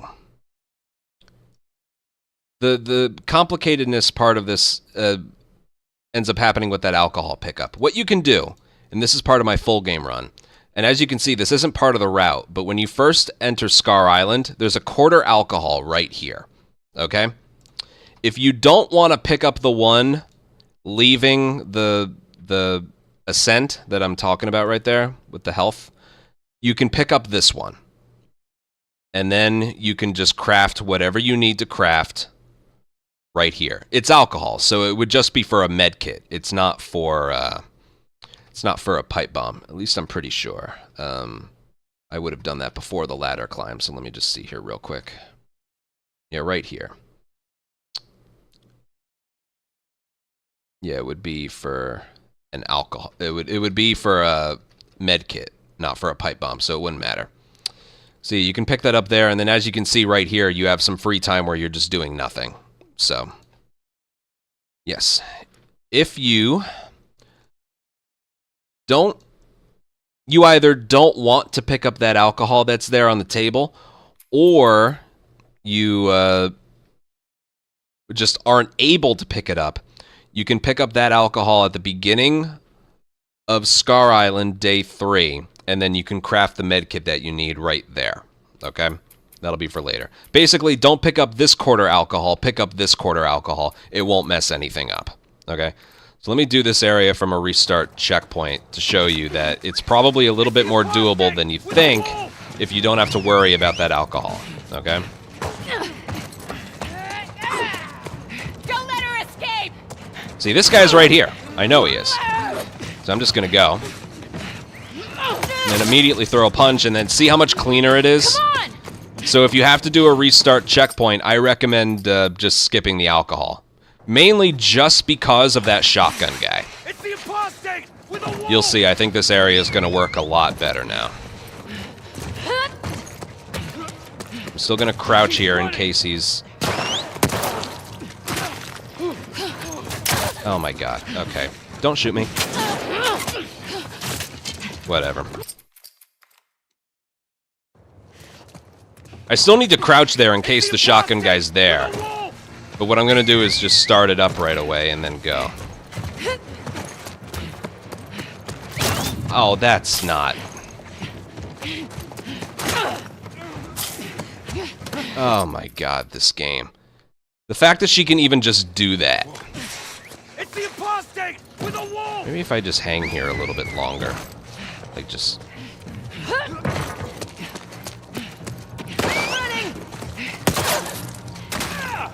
I'm getting shot like crazy and just going. The point being, if you avoid the alcohol, you're gonna have a higher chance of that strategy working. Trust me, there's nothing fucking better. I hate that part. Scars built all this? Seraphites. Yeah, I was Just remember to collect that alcohol in the car door.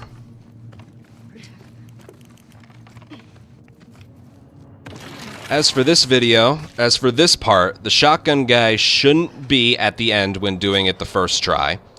So, the path to the alcohol is a lot cleaner. Seriously, how high up are we going? Okay? Remember, get alerted right away. Come on, quick! Apostate She's with a running! wall.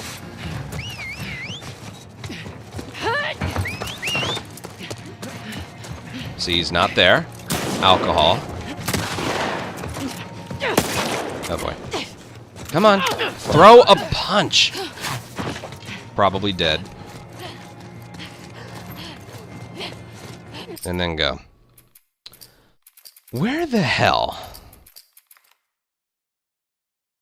is that shotgun guy coming from? Scars built all this? I swear to you. Yeah, I gonna swear. say that.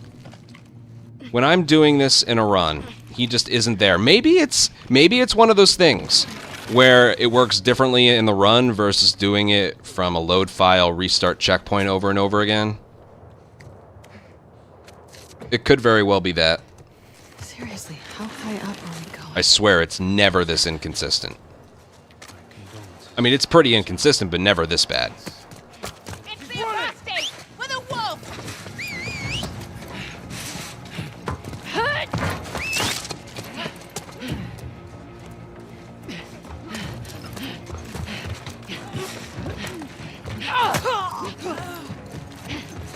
Good. I'm just gonna go, okay? I've spent way too long on this part. That's it. And if you have just about this much health left leaving here, that's okay. Alright? That's okay. Put some practice into it, find what works for you, but that's basically it. Okay? It sucks. But that's the one thing. If you leave here with almost no health at all, that's still fine. That's why we're able to get away with some things like this. But definitely 100%, the only reason this is becoming like really weird is that shotgun guy at the end. He's either there and you can throw it at him, or he's hiding behind that wall for both instances of doing this. Yeah. So if you want to crouch at the end when the area opens up a little bit, I almost might recommend doing that. But yeah, we got everything we needed here. All right, what we're going to do, see that wrench right there? We're going to pick that up. Fuck these scars. And then we can do hammer swings, but with a wrench. And right here, Never heard of Seraphite craft a pipe bomb. It was my first time. Okay? Hey, pull that door down. You want to craft a pipe bomb there. Because we're waiting for Lev anyway. And once you enter right here, we can't do anything. Alright, the rest of this day is easier than those two encounters, okay? Trust me. Give you some advice. Oh my god. Just think about. I know that was not shown off very well, but just trust me. Those Yeah, like those encounters back to back are just the worst. You don't feel pain as much. Every bad feeling, your palms sweating, your heart racing, they're all signs you're actually stronger. So when you feel afraid, Yeah, if you don't feel like picking up that quarter alcohol right there, you still need it later. Pick it up at the start of day 3. Scar Island. All right, we can't dodge here, so we have to do jump swings.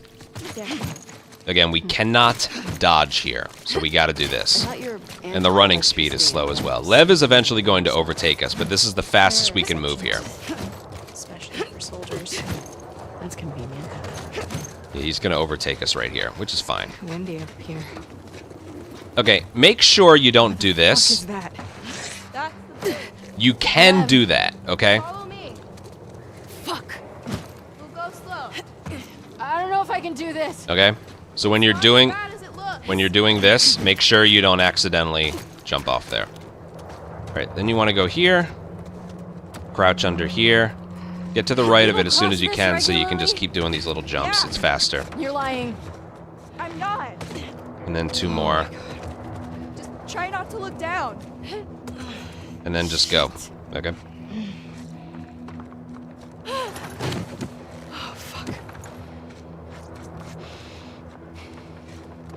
How you feeling? Okay.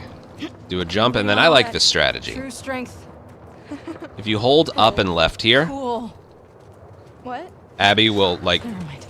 climb over the top there. Saves a lot of time and movement. It's pretty funny. Alright, we're gonna crouch our way through here. Like, crouch and then go through. And then do a jump, and then when she lands right about there, there's a checkpoint. We're gonna go here. I'm gonna make a save file here. And then you wanna move faster than Lev here, because you wanna overtake him. Climb up the left side, because if you climb to the right, sometimes the game blocks you. So climb up as far to the left as you can go. And then your movement is restricted right here. So what you wanna do is dodge off the ledge, Holy shit, and then Lev. jump, It's gonna be and then okay. go across like this. Okay? That can be a little tricky. You don't want Lev to go first, okay? That's very important. Forget about the wrench swings here. Just dodge into a crouch, stay ahead of him, like so, and you can do that there. But then your movement right here is restricted. See that? It's gonna be okay. So you just want to make sure you're good. Oop. I'll go back one more time. And then basically when you're balancing, you want to be crouched. Then when you're on flat ground again, you want to crouch and zoom. And then when you're balancing, just be crouching. Okay? As for this, you just got to get ahead of them. Get ahead of them. If you can't get ahead of them, just get ahead of them here. Dodge. Holy shit, Jump. Lev. It's gonna be okay. Eyes on So me. if you try and zoom here, she stops. So you just want to do that. And then when you get here, you want to zoom in. How She are you goes a not little terrified faster. of this? And don't quote the prophet to me. Heights never scared me. And you go right here, It let does. go. The ocean. Now you are actually balancing her here. And then climb up the ladder. Now this checkpoint right here, which places us both a lot further, Hey, look. is on it's the dialogue. hospital now. After Lev is done talking Oh, right here. Fuck. Focus on me. Right there. Focus on me. When that's finished, do that. Now, the reason you want to do this checkpoint, normally we would do it right now, but watch this. I can't do this, Lev. I can't do this. Yes, you can. That was mean. So to avoid that from happening, you just restart checkpoint. It places us only like a little, pretty far ways away. So yeah, you want to do this restart checkpoint to avoid that and just do that, okay? Now here, your balancing is actually affecting her falling off. If you hold left or right, she's gonna fall. Okay, you're almost there. And you can feel it in the vibrations of your controller. You can make it. And just her body language, too. You can tell which way she's leaning. Careful. Oh, those 2 enemy encounters getting up here, though. I hate them. And now you know why I hate them. Almost there.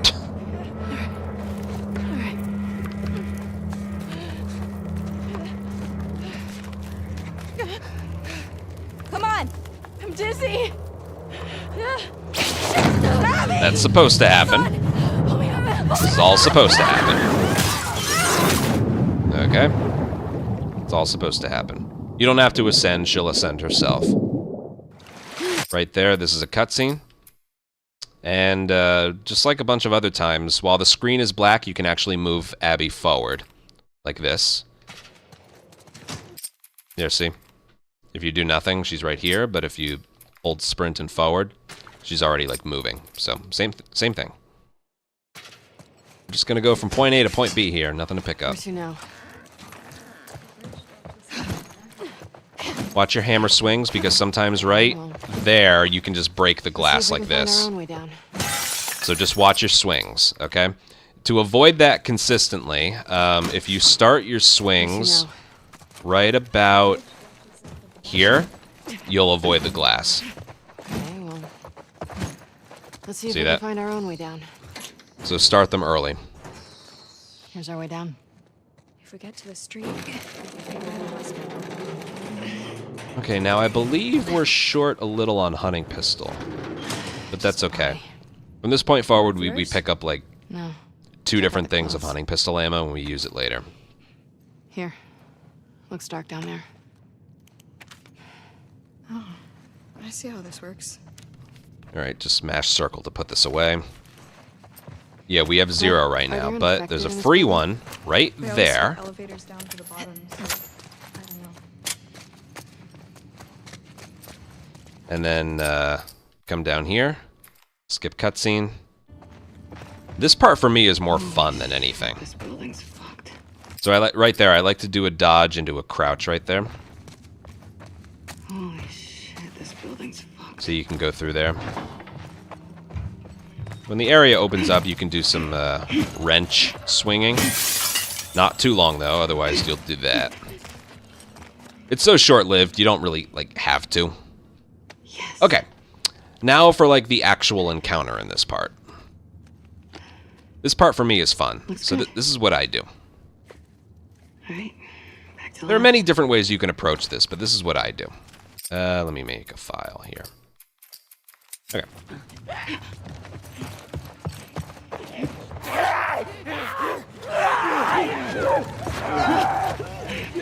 Something like that.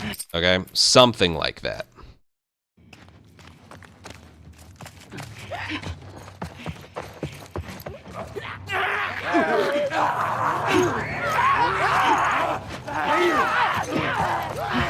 It can get a little weird. Basically what happens, if you keep sprinting the entire way, this one goes for a...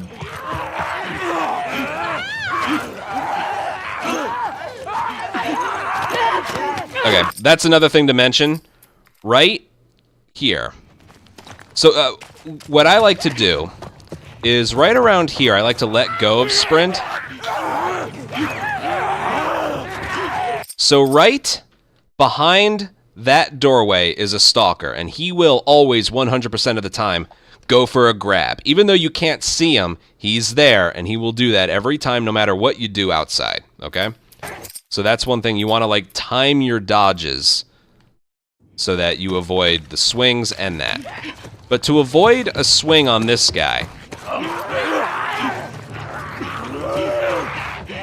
like, you can do that. It really is up to you what you want to do here, okay? Just know, if you sprint the entire way,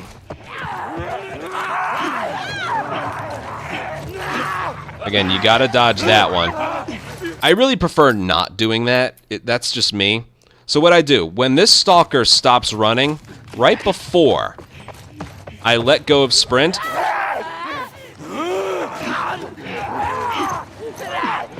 yeah, that right there is more what I prefer doing. Here. That was a good one, so I'll...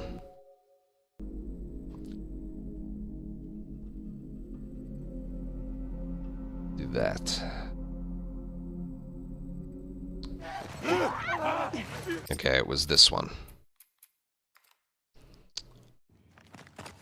So I sprint forward, this stalker won't worry about you, but then I stop sprinting right about there, just as he's about to stop moving, because he always runs to the same spot. And if you notice, he'll do like a, "Hey, I see you," animation. So then he's not attacking you right away. So then you focus on this one in the doorway. Maybe it's a grab, maybe it's a punch or whatever. And then I just keep moving forward all the way until I get to the doorway here, and then I do a dodge, because he's going for a grab, okay? And then you go.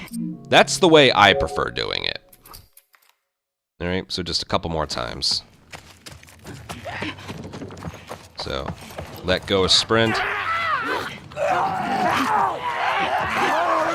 Alright, I mistimed my dodges. That one in front of me in the doorway, he ran past me despite the fact I was touching him. So that was weird.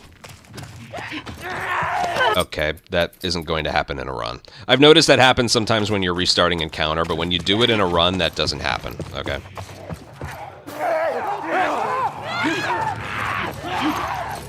Okay, I think the longer you... Sorry, I'm still, like, figuring some things out about this, because it's very specific. I think the longer you wait to stop sprinting...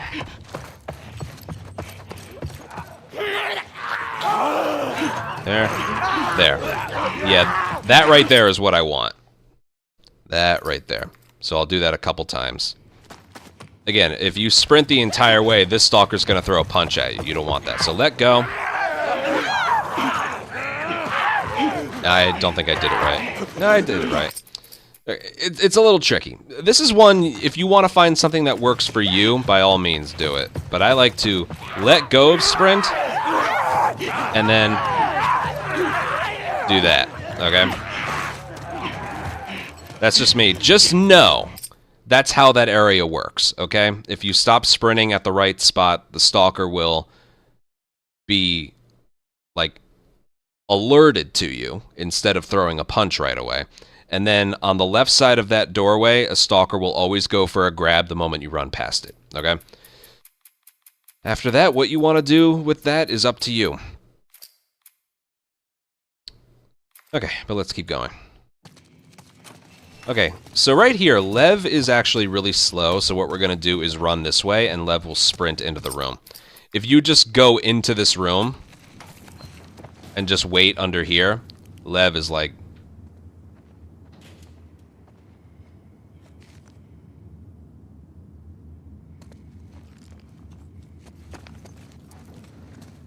nothing. So what you want to do is run in here, and Lev will like burst into the room. What about that? Fire hose? So what I like to do basically is just like touch that wall right here or table, and then just run back. Abby, that a fire hose? What about that? Lev, come get this down. It's more like I think he's just following you, kind of thing. Alright, craft whatever you need to craft here. Okay? Or, reload what you need to reload. Craft pipe bombs if you have to.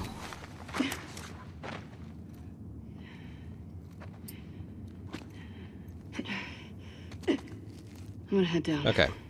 So this right here is easy to do. You just slide to the bottom, and then when you're on the bottom, you hit circle. I think if you also hit X, you'll swing, and you don't want to do that. But you have to hit the bottom. Right? There. And then hold forward, and then she'll land, and an encounter begins. The reason I mention to hit the bottom of the fire hose is because of this. Hold on. Clips of the month. Gonna help me with this one.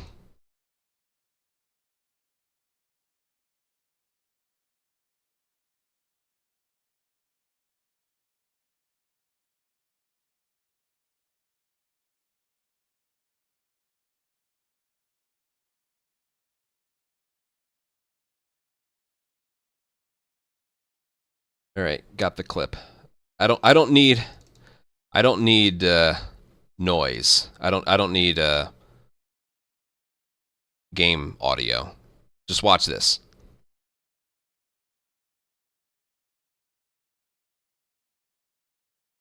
And then she died.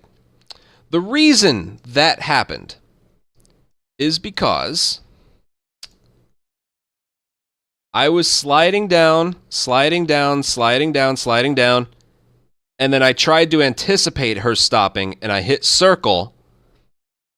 When she was here, she was supposed to be about there. Okay? So notice when she stops, and then hit circle. Or whatever button you have circle binded to. You know, crouch button, I guess. Because if you're even a millimeter too high, she doesn't survive the fall. Okay? It's dumb. I know, but that's just how it is. Okay. And then if you hold forward when she lands, she staggers forward, and then an encounter technically begins. And we're going to restart checkpoint because it stands her up and places her a little further. Okay. So this is weird. Your flashlight goes out, so it's not...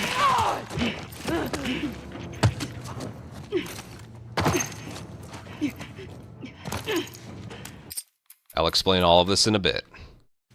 Heads up!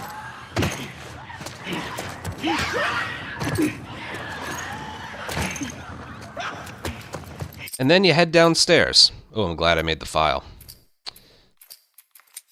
Okay. So this is a weird strategy. Just know that is basically the fastest thing I can do there, okay?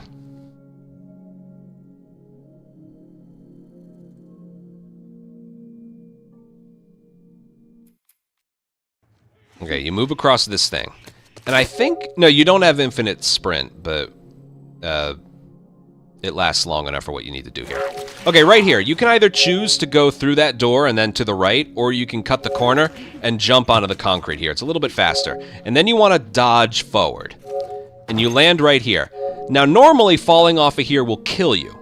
But if you dodge her body has to be facing forward. So I aim right about there, and then I dodge. And then, as she's falling, you hit circle. And then she'll land on this thing right here. And then when you're able to move her again, you restart checkpoint, and it places her a lot further down the building, okay? It's a very weird strategy, but that is how it works, okay? So jump across there. Land there. Aim there. Dodge forward. Hit circle in midair, and then aim again. When you can aim again, that's a checkpoint. A very weird checkpoint. This is pretty self-explanatory. Aim forward, dodge, and then dodge again. She'll move a little faster if you can turn her around, but it's not that important. Okay? It's a weird strategy. There isn't really anything you can do here to move faster. Not that I know of, anyway. So again, you have two options. You can either jump over there or just come over here. But right here, I'm going to do it, but if you don't hit circle... I think it was... No, okay, you don't have to hit circle, but if you don't hit circle, she'll take forever to stand up again. And this is weird. Look where we are, okay? There's no way out of here, by the way. Once you're here, you're kind of stuck here. Thankfully, you get a checkpoint, because I guess the checkpoint is dependent on, like, verticality or something. I think we have to go.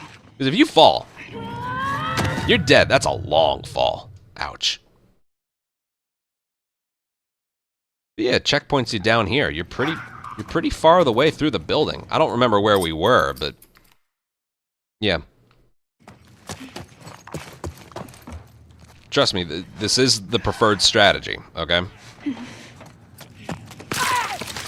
So you can either go through the door or jump over like that and then dodge. and then aim, dodge forward, hit circle. That way she stands up earlier. I don't even know why. The checkpoint is when she's able to move again. It's so weird. It's so weird. But then you restart checkpoint and you instantly go left.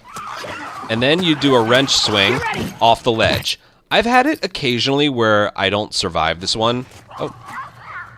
Where am I? Oh, down there, I guess.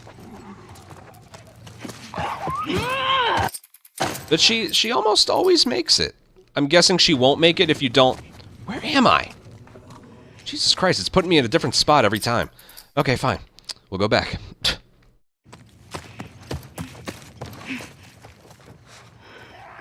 Little dodge helps there. Here, just to prove, you don't have to jump over there. But I still prefer it. Just try and get that down. I think if you, like, hammer too early... Oh, yeah, she ain't making that. Oh, hello. Yeah, that's what happens. Remember the rooftop... Sorry. Remember the rooftop in day 1? Where you can either ride the rope down or you can hammer swing across? This one isn't as inconsistent as the one in day 1, okay? This one will work for you. I think I'll move on after this. This part right here should be harder than, like, the second part, okay? So again, I like to jump onto there and then do a dodge over there, and then aim there, dodge, hit circle. The moment she can aim, restart checkpoint. Practice that, okay? It's very easy to do once you know what you're doing, but practice that, okay? And then hammer swing off the ledge. There we go. And then dodge forward. Don't do it too early or else you're dead. And then dodge off the side right there. I'll do all of that one more time, but that's literally it. So you take an area that is kind of difficult and we turn it into one that's not so bad. But I agree, it's weird. Jump that way. Dodge this way. Oh boy. Oh boy. Dodge forward. And then hit circle in midair. Make sure she's facing forward. If she dodges sideways, it won't work. That's why I aim there. Okay. Just one more time. And then we will move on. We got Rat King waiting for us later. There's actually one more room after this. Oop. Just move back. There we go. There we go. Practice the cleanliness of that. Ready. Swing. Dodge. And then dodge again. Super easy. That's it. Okay, right here, we're going to do basically the same stuff, but you want to hit circle when she lands, otherwise she'll land very dramatically. Okay? Boom. Boom. Okay, and then same thing here. Dodge, circle, and then dodge, and then just as she's about to fall, there's another checkpoint right there, and we're going to pick up the flamethrower. That checkpoint right there, she always lands really hard, so... And I could even do the checkpoint earlier than that. Okay.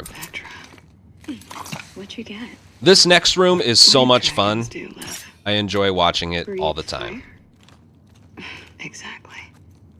Okay, that flamethrower is going to overtake the spot in our holster where the shotgun used to be.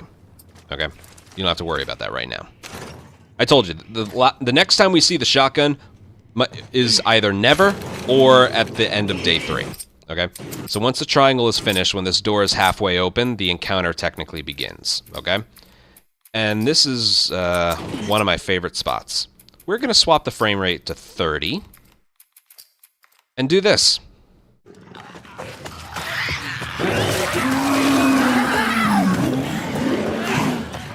way.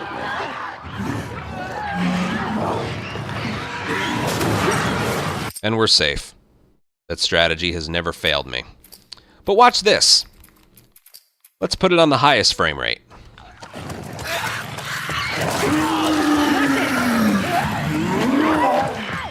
Come on. Oh! Good ending. I mean, oh, that's a shame. So what happened? Well, frame rate affects the bloater's first step. Isn't that strange? So when we're doing this, everything's the same, but then the bloater starts moving right there. If you have it on 30 FPS, watch his first step.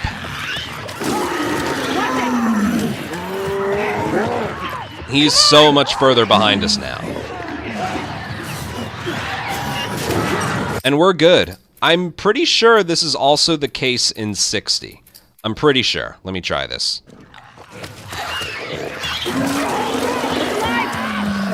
Oh yeah, this isn't gonna work. On me! Hurry! Oh, he's rushing us. Yeah, there's no way that works. A way around this, I'm pretty sure, if you don't want to swap frame rates, is to run to his right. I think that'll work. Let's see. Okay, yes, that can work too. But this is so much easier. So go with a higher frame rate and run to his right, or just swap it to 30 and just run straight for the door.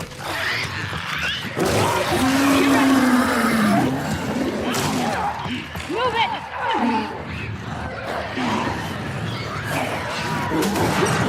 See? Super easy. The logic makes no sense. It puts a smile on my face every time. And you're good. Alright, the movement for this is very easy. Getting off of here is finicky, so what we're going to do, as soon as we can move her, move right and dodge right. Don't bother moving the camera. And then when she's in midair, hit circle so she doesn't land violently, and then she can go through the elevator right away. So the movement looks like this. I'll show it a couple times, but... Let's go. Dodge right, and hit circle when you land.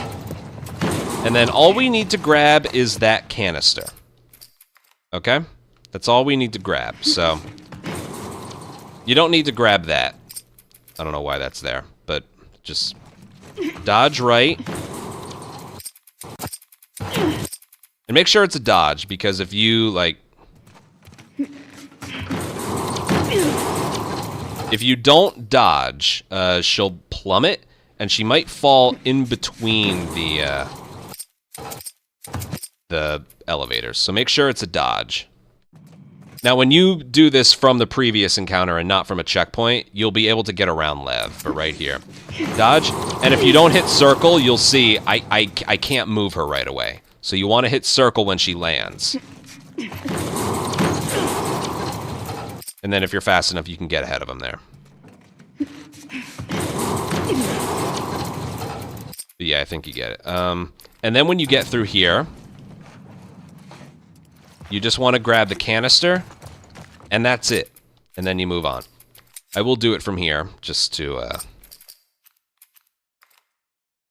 show the exact movement.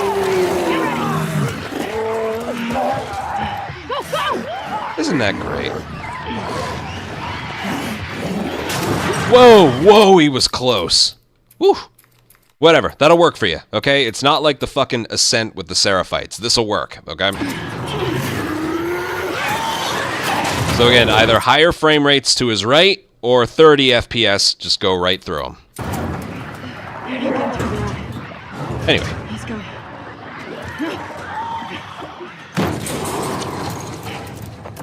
That's the movement right there.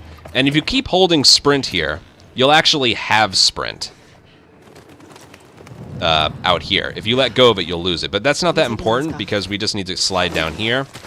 And then, like, maybe half a second after she lands, there's a checkpoint right there. And if for some reason you don't have a brick or bottle, you can get one for free right there. But we already have one, so there's no need to worry. And here we can just start doing wrench swings. You lose the wrench right after this, so it's whatever. And I guess you can use this point to check if your guns are reloaded, which I know for a fact they are, I'm just saying. I love doing that right there, hold on. It's not. As for what else is up there, hold on, I should mention this. This is good if you're just, like, starting out and stuff. Just know those crafting ingredients when we got out of the elevator was all you need. But if you want to go further left... Let's go. Yeah, right here. Let's go. Okay, right here. Further left, there's some stuff over there.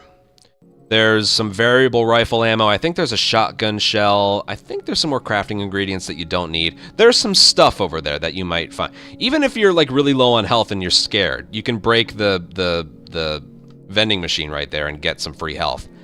But if you think you're low on ammo or whatever, you want to be better prepared for not Santa Barbara, for Scar Island. Again, we have the bare minimum that we need. We're okay for like the fastest thing possible, but if for some reason you want to play it even safer, there's some more stuff to your left. It's just a little slower to pick up. Just know that right there is all we need for a professional speedrun, okay? Tell the others And a about free it. bottle right there if for some reason you lost it or had to use it somewhere. You're a good brother. Can I ask you? You can use it on the stalkers if you like. Do you regret shaving your head? Okay, I like this one. Instead of climbing up, what you can do is jump from here. Nope. You jump from here, and then she just kind of like... Or you can climb it. That's fine, but that's faster and funnier looking.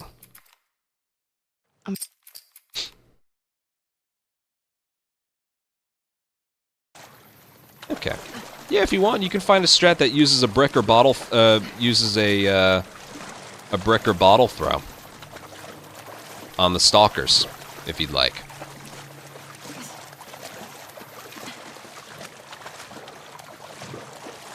Alright, just climb up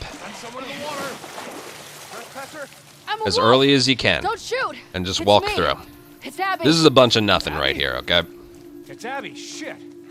She alone? But the moment you start climbing is the moment that they notice you, so don't try and climb closer to here, alright? As you can see, we're just waiting. Hey guys, Jesus, you swim here? the boat got fucked. I need to grab some medical supplies. I'm doing a thing for Isaac. We're moving all these assets to Isaac. What does he need? I can't talk about it. It's something away from the fob. Well, everything's getting moved out and packed up. Take a look, see if anyone's got what you need. Hey, is Nora around? Yesterday she said she was shipping out here. Just left the last transport, but she'll be back. Okay, thanks. Alright, nothing really to do here. Just walk forward. Sometimes if you walk far enough to the right, you can, like, still jog for a little bit. See how she can jog for just, like, a little bit? It's worth... I guess it's worth doing. Alright, skip cutscene, blah, blah, blah. And just keep moving forward. Again, there's nothing here. Fuck. Yeah. Boy's lucky he's dating a doctor. Mel doing okay? Be nothing you can do. Fine. She was so Just fucked speed up up. after Isaac talked to her. When you get right here, Isaac don't talked to hold her? in zoom, because After then he you're found even out you left slower. base, Isaac interrogated all of us. He was rough on her. Did anyone talk? No. Nora, Where are you two going? to grab Abby. The boat's ready to head out. Well, I still got boxes on the 3rd floor. Can you two bring them first? Boat's pretty full. Come on, I don't want to be here all day. Fine. Thanks. They're gone.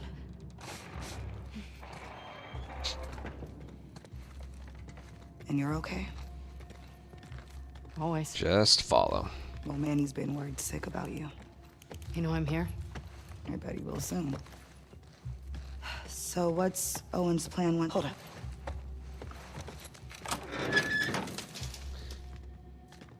All clear. Okay. There is actually a strategy to do here. What's Owen's plan once Mel gets that arm off? He's been talking I don't know when this is all going to start, but if you... about Santa Barbara. the moment you're able to move faster, you do these little jumps, okay? That's the fastest you can move. You just start doing That's all jumps. bullshit, right? I feel so bad for Mel. Yeah. And you can get ahead of Nora. All right. These floors have... And then get through here before her. And then what you do is you jump, and then right as she lands, there's a checkpoint. That gets both of you a little bit further. If you don't overtake Nora, Nora walking to that part right there also triggers the checkpoint. So one of you two hitting that point on the ground triggers the checkpoint. It's faster if you do it, though, like I just did. And then the same thing is right here. Again, this is as fast as you can move, so the little jumps are better. Good idea. So when you make it right about past the chairs right there, right around there is another checkpoint. The reason you want that one is just so you can hit triangle earlier. So all of those, I kind of rushed through those a bit. I don't know where this is going to place me, but... And you're okay? Oh, God. Alright, I don't normally do this, but hold on. Always. Well, Manny's been worried sick about you. You know I'm here? I bet he will soon. So what's Owen's plan once Mel gets out? Hold up.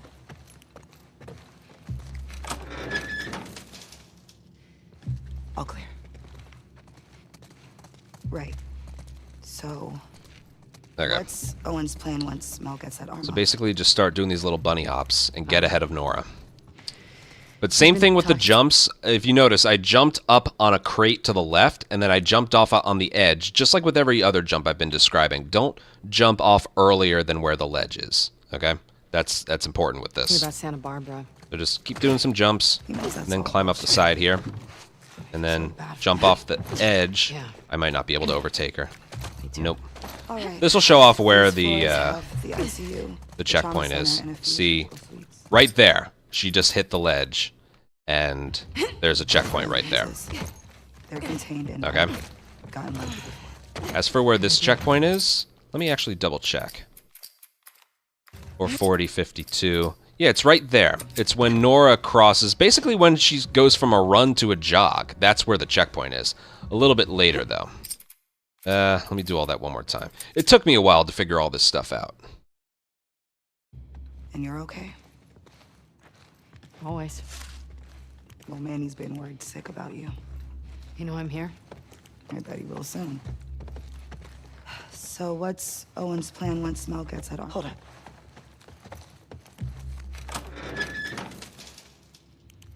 All clear. Anyway, what's Owen's plan once Mel gets that arm off? Let's do this one more time. I think you get it by now. He's been talking about Santa Barbara. And bunny He hops. knows that's all bullshit, right? I feel so bad for Mel. Yeah. Me too. All right. These floors have the ICU, the trauma center. A little bit faster if you go first. So right Sounds perfect. there. Checkpoint. Look for ambulances. Doing the jump speeds up Nora a bit. Gotten lucky before. Good idea. And then right about there is a checkpoint. And then don't block her, because Nora needs to be close to the door too for the triangle prompt to show up. May your survival be long. May my death be swift. Okay, now from here until like the very end, Abby's speed is very slow. But we lost our melee weapon when we got captured. So we just gotta do... See, this is her running speed, so the entire time we gotta do dodge punches. Surgery. It's faster than her default running, unfortunately. You should be used to this by now.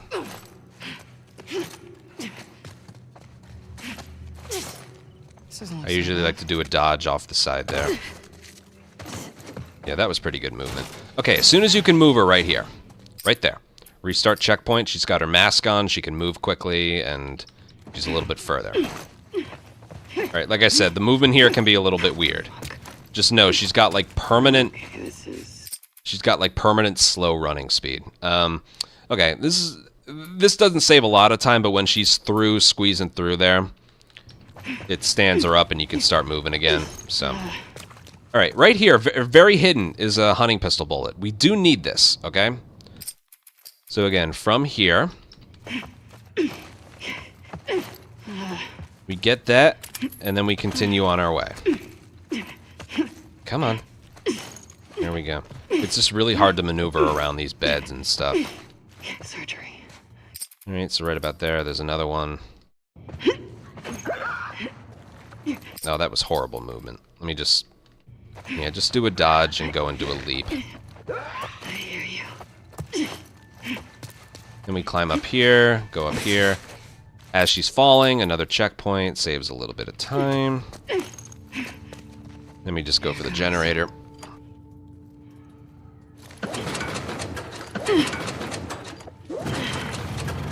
Okay, we're gonna pick up two things, and we're gonna do it by holding down triangle. It's gonna be flamethrower ammo and an explosive. Right there. Hold down triangle to pick up both of them. We'll have time to reload the flamethrower later. Yes. Okay?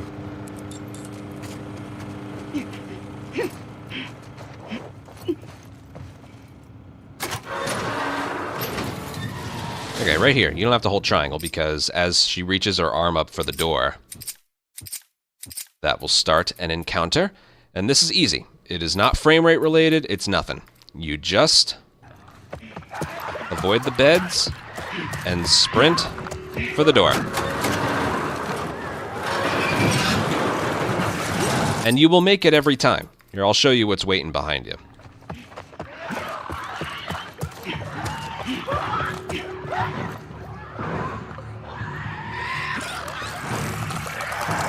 See, you got time. You got time. So it's super easy. Don't go over the beds, just run around them.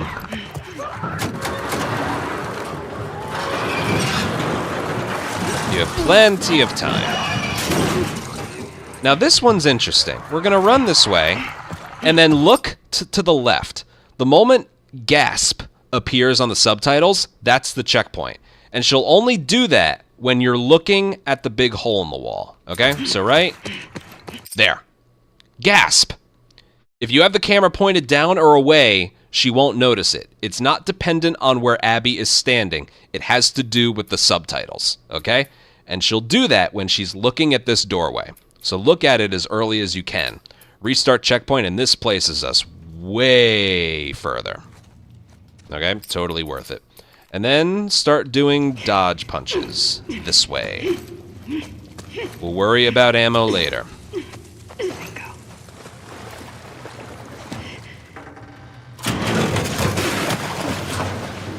That's good.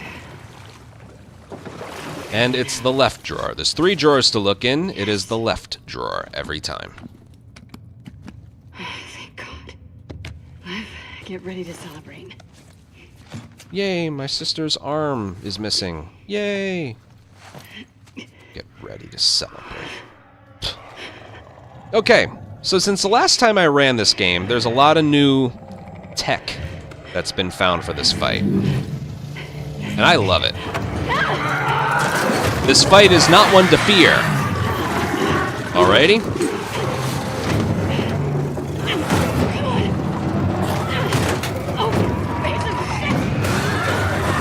Okay, so right off the bat, we're gonna reload our flamethrower ammo. All our other guns are reloaded. We know that for a fact. Okay? Alright, I like to leap over the first bed and just ignore the second one. Okay, here's the new tech. It's super interesting. So when you hit X in front of this wall right here, and the camera zooms in a little bit, you actually hit a checkpoint. And when you restart checkpoint, not encounter, restart checkpoint, hold forward and X, you'll squeeze through the door again. And I'm sure you're thinking, like, but that wasn't faster. What was that for? The Rat King will now have less health when you fight him versus if you didn't do that restart checkpoint. Why that's a thing, I have absolutely no idea. But it's definitely a thing. Okay? So remember that one. Just as you're about to approach that door, that hole in the wall to squeeze through, restart checkpoint, it places you right there. Hit forward and X again, and then squeeze through the door again. Right, now I also make sure the last thing I had in my hand is the flamethrower. We go this way, so the next time we aim, it'll be this gun. Okay?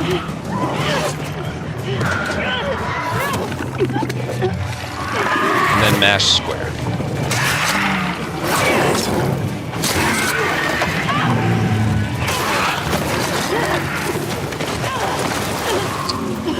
Someone in chat just said, I think that's because the Rat King is easier if you fail it, but I could be making that up. I think you're making that up because we can die and do as many restart checkpoints as we want once the fight begins, and he still has the same amount of health. So it's something about doing it there that makes it different. I don't know why. That's a big head-scratcher moment. It's so weird. Anyway. Okay. Because it's still showing checkpoint and encounter, the checkpoint for beginning the fight, which makes it easier, is the very moment we can move her again from here. Now remember, make sure the flamethrower was the last thing you had in your hand, so the next time you aim, it's the flamethrower, okay? Right there. We're going to restart checkpoint. I'm also going to update the save file. Okay, I'm going to swap the frame rate to 60 because, and I don't really have a way to prove this yet, but definitely when Part 2 Remastered launched about 11 months ago, compared to when I'm recording this video, unlocked frame rate made it so the flamethrower just did less damage in general compared to the lower frame rates, and it was because of that. And yet, it's not any more powerful on 30 versus 60, but unlocked kind of broke it. I honestly don't know if they fixed that via patches or not. I honestly don't know. So just for superstition's sake, I do this in 60 each time. Okay, but as for the strategy, it's a beauty. I came up with this one not too long ago.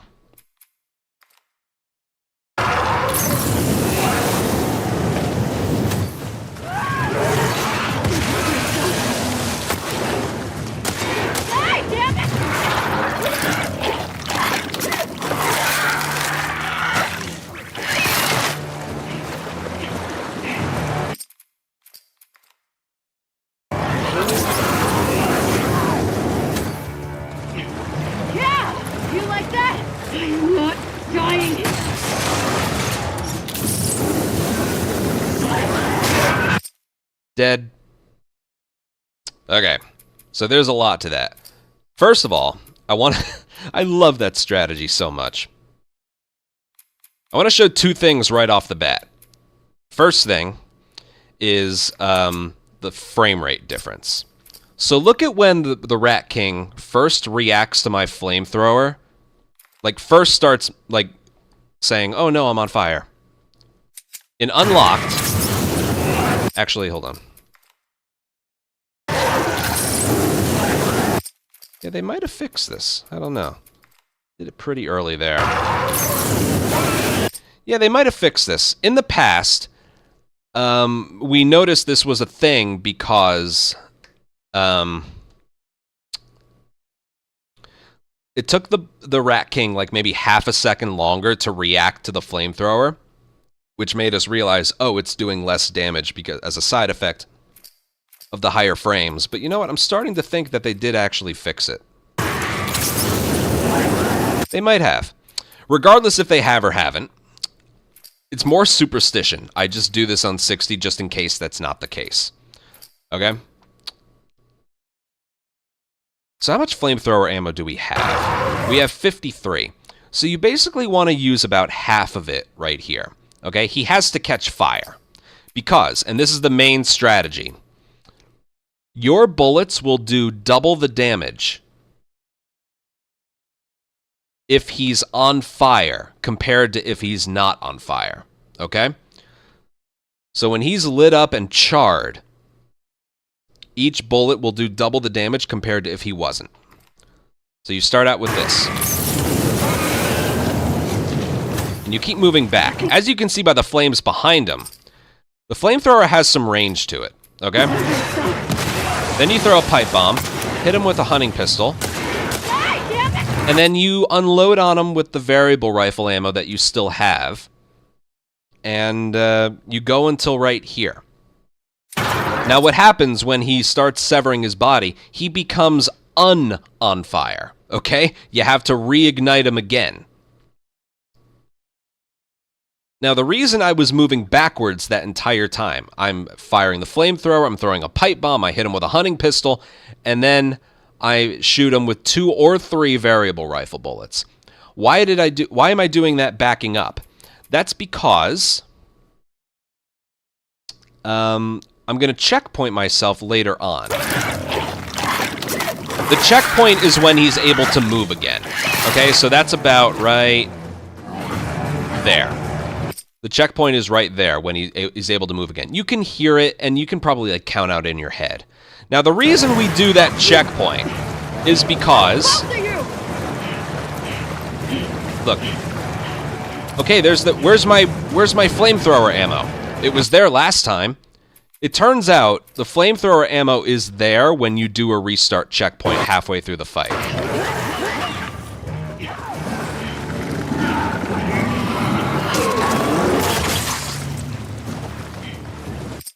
Now what else? You have to run to a certain spot by the time the Rat King starts moving again, and that made it so it places us right where we needed to be. So again, let's treat this encounter in halves, shall we? Just like we've been doing. Master this movement.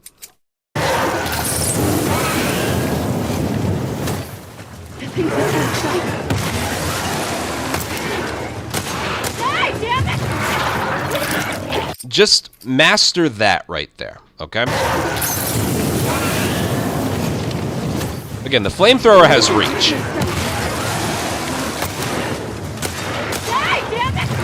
Sometimes you'll need 1 bullet, sometimes you'll need 2, sometimes you'll need 3. It's all up in the air. I think the longer you wait, let me actually test this. The longer you wait to fire the variable rifle ammo,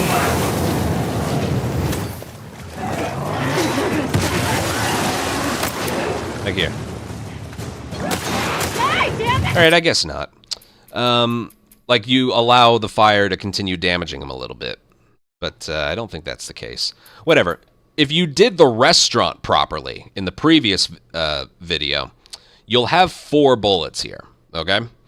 And if you want to make sure you have enough, when we exited the elevator just like, I don't know, 15, 20 minutes ago, there's some variable rifle ammo there if you want to make sure you have enough, okay? But anyway, like I said, just master this part. As for how long you should fire the flamethrower for, it's all about a sense of feel to it, okay? I'm not counting, I just feel like, okay, I fired enough. And you pipe bomb him, hunting pistol, and then variable rifle. Okay? Just be warned, if you use too much flamethrower ammo here, you might be short the next time you fire at him, okay? Just be weary of that. So then what you want to do, flamethrower in hand, run this way.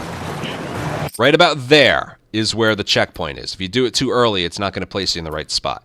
So because I'm standing right about here when the checkpoint is hit, you restart checkpoint, and we're right here, and we're by this room to the right that we need to be. So immediately, just start firing. When it's empty, go over here, get a medkit. These 2 crafting ingredients, aim the flamethrower, hold triangle to pick up these 2 things, and then fire. And he's dead. Isn't that crazy? And again, there's the hunting pistol and the flamethrower ammo there. And the flamethrower ammo is there because we did a restart checkpoint. So I usually just hold right a little bit, wait until I'm empty before I start moving.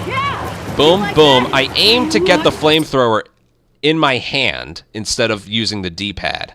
And then I hold triangle to reload it all. And then he's dead. That's all you have to do. Just, this is how you do it. Medkit. Boom, boom. Aim. Hold triangle. Even if he's there, that's okay. He's not dead? That's weird. Did I do something wrong? Hold on.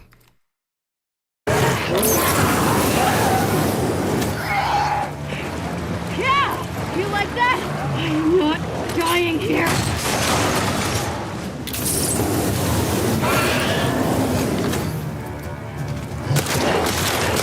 I don't know what's going on. Maybe I'm not far enough away from him. I do know if you are too close to him, the odds that he goes down are very low.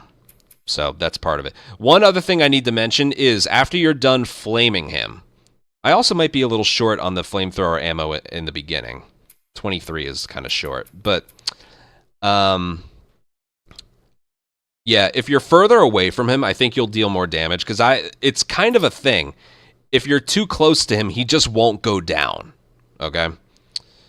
And yes, I would prefer for him to break through the left side of this room instead of the right, and the way to do that is if you're too quick here.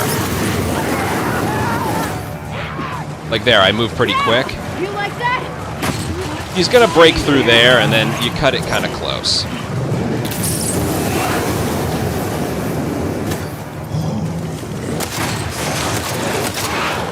As you can see, he's not going down. So I think that's a side effect of using too much flamethrower ammo in the beginning.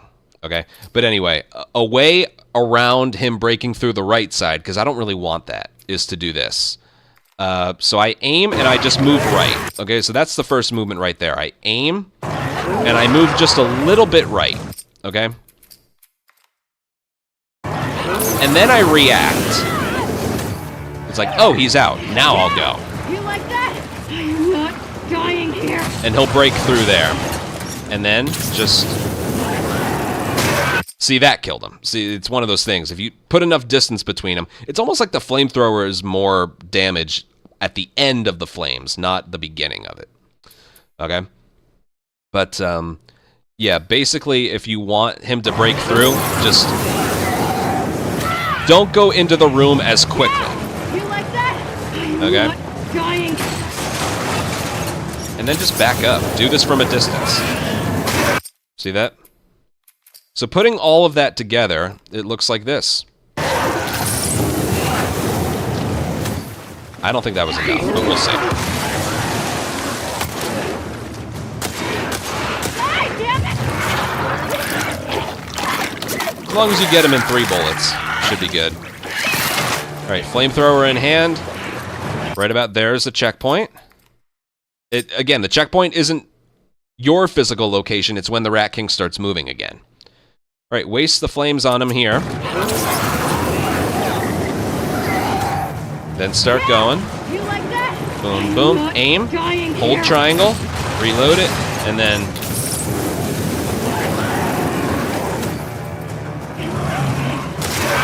I don't know why he didn't go down. That's just something. If he doesn't go down, hit him with the remaining variable rifle ammo you have. You need the hunting pistol ammo for later. So if he doesn't go down, I recommend leaping over the bed and then swapping to your pistol. From this point forward, we don't use any more pistol ammo. So that's just something you can do. Let me do this in unlocked just to test the frame rate theory that I have.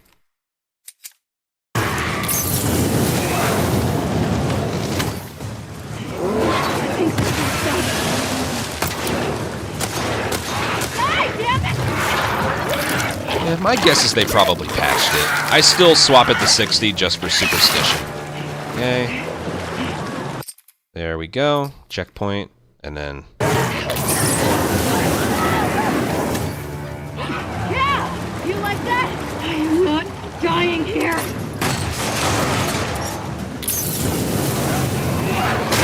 Yeah, he's dead. So I don't think it is frame rate dependent. But I'm still going to do it in 60, in case it is. But yeah, that was good.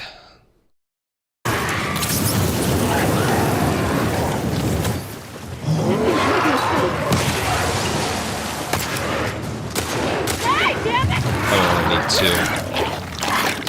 Every time he didn't go down, you were aiming to his left. Every time he went down, you were aiming top right. It might be coincidence. Maybe you have to actually hit the heads on his body or something. That could be part of it, instead of just the big blob that he is. Could be. I don't know. But that was good. And then... flamethrower.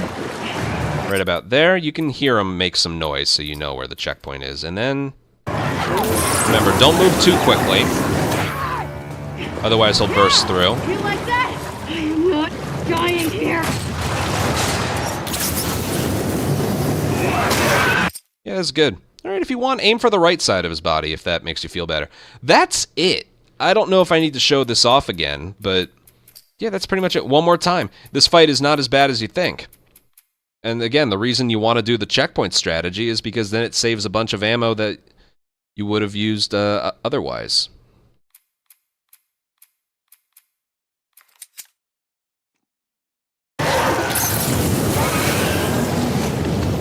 Right about there, that's good. Oh.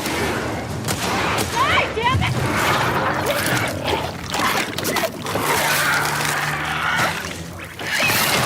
Run this way.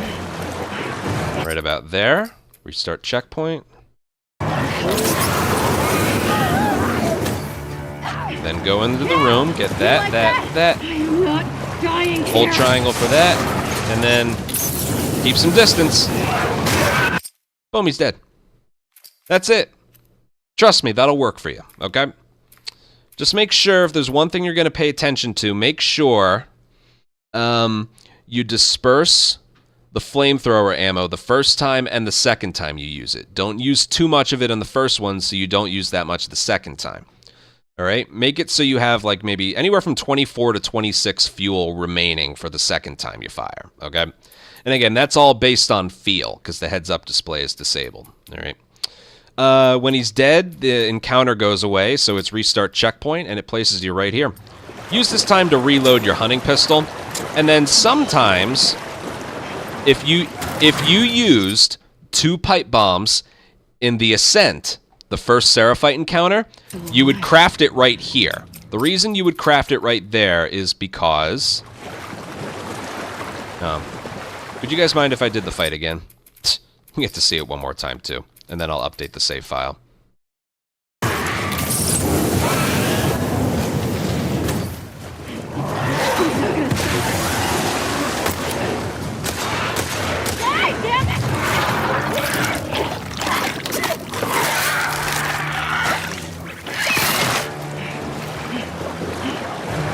About there.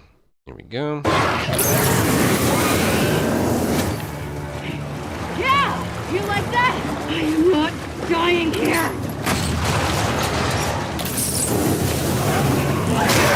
Dead. That's it. It's easy. It's easy. Okay. Here we go. So, if you used a second pipe bomb in the Ascent, you would only have 2 pipe bombs now. This is where you would craft it.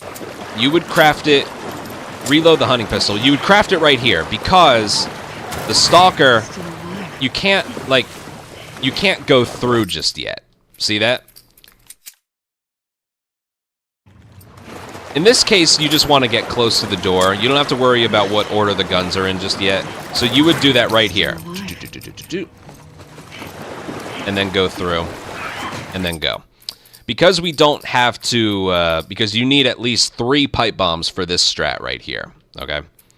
So either you'll have the 3 that I have here, or you go from 2 to 4, but if you forget, you're going to be in trouble. Okay, don't craft them right here. You want to craft it right here so you can see him going through. But if you don't, just wait right here, wait a little bit, and then go. Here's the other thing. You want the pipe bomb to be the last thing you had in your hand. You can technically adjust your backpack right here, but watch what happens. You don't want to do that, so make sure before you enter this vent, you have a pipe bomb in your hand. That's all you need. And then if you thought the Rat King was easy, oh, just wait.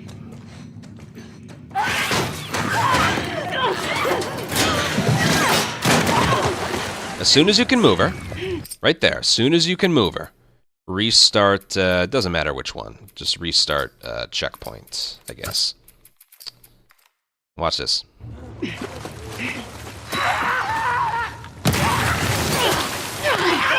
What was that?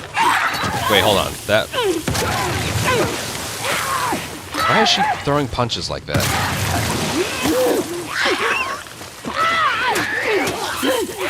Hold on. She is doing something I've never seen before. Her punches are supposed to be more dramatic than that. She's throwing, like, random haymakers. Hold on. Watch this instead.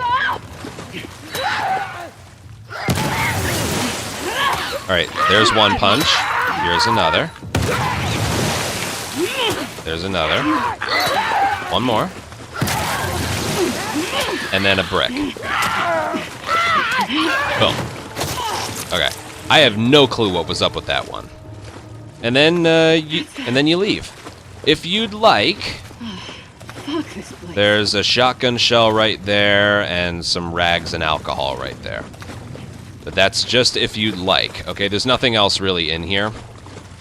That thing of alcohol was dropped by him. He's not normally one to drop stuff, but yeah, there's some stuff in here if you'd like. That's just optional. The better thing to do would just be to leave. Okay, let me do that one more time. I don't know why she was throwing those punches in the beginning. I've never seen that.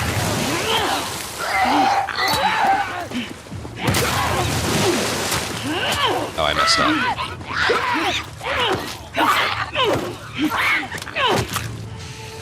That's still good. See, he doesn't always... He drops something, but we don't need binding. Anyway, the strat is throw a pipe bomb at him, he reacts to it, and then he blows up, and then in the like blowing up animation, he's able to be punched kind of like he's stunned by a brick or bottle. You do that 3 times, then you actually hit him with a brick or a bottle, and then that should kill him. If not, just keep punching him, okay? That's pretty much it, but there's some timing to that. I don't know what was going on in the beginning. The first rule should be obvious. Don't get too close to him. Otherwise, that happens. Or if it doesn't kill you, you're stunned by your own pipe bomb. Also, don't throw this first bomb too early, because then it might do that. Okay? So run around this thing, and then throw. And then get close to him, throw a punch. Keep mashing, throw, boom. Do it again, and then do it one more time. Right there, he's doing that again. It looks weird. What is that? She's throwing like a big punch. I've never seen that before today. Anyway, try and avoid that from happening. Wait a while before throwing the first one. Throw a punch. Throw it again. You'll see when he does that, you have like that much time. So right here, you have like that much time to throw a punch, because it's not just a punch.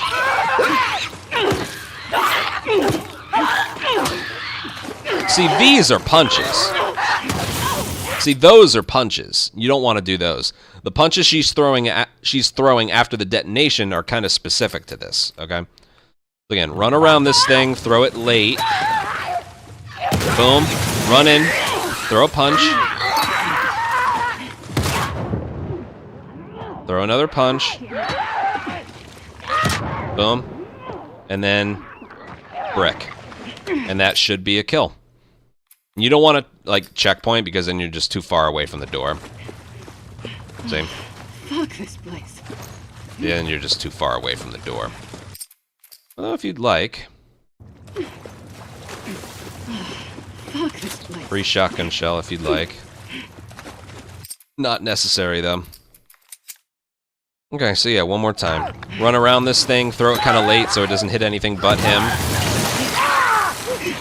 Okay, she didn't throw a punch. Yeah, the punches are weird with this. I usually keep sprint held down the entire time. Just like this.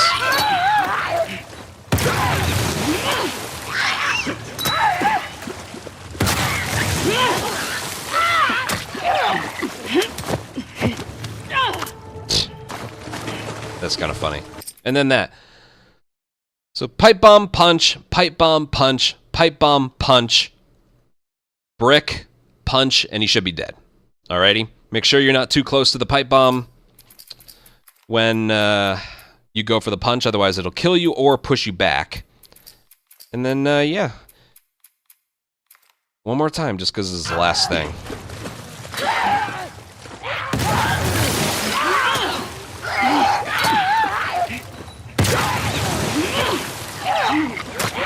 Oh, what am I doing?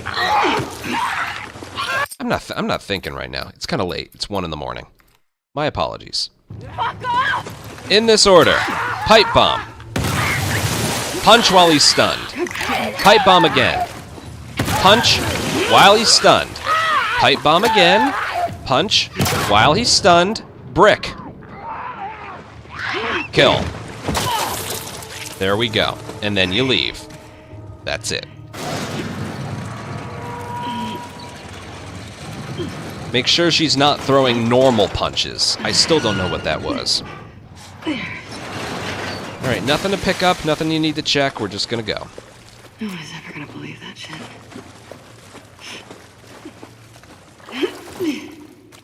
Just gonna go. You don't gotta worry about ammo just yet. When we climb up here, we're gonna do a dodge into a punch, and that'll get us off the side. And that leads us into a checkpoint, or a cutscene, and then we go. Now it's just a bunch of skip cutscenes. Technically, day 2 is over, but I'm gonna go all the way until we get to the next outside portion.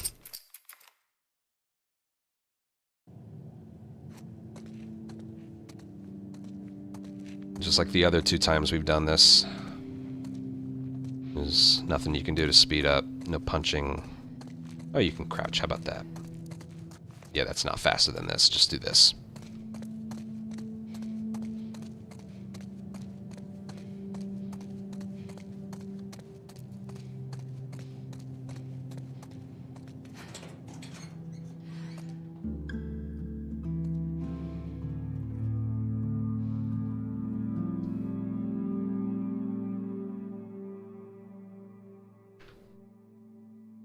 Okay, and then at some point another cutscene will begin. And then you skip one more. Okay, now we get to some basic movement here.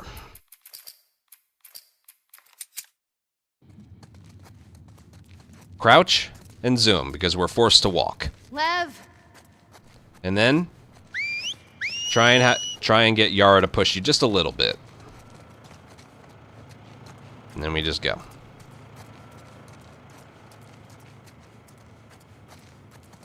Yara's stuck on the wall. I've never seen her do that. But as long as you keep moving, so will she. Lev! Come back here, please!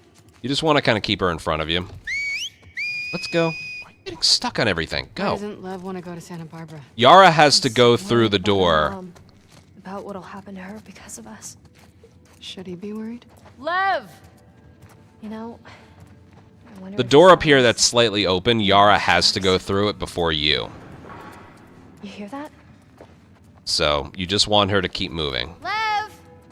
And then when she goes through, you can go through. Now, I love this strategy right here.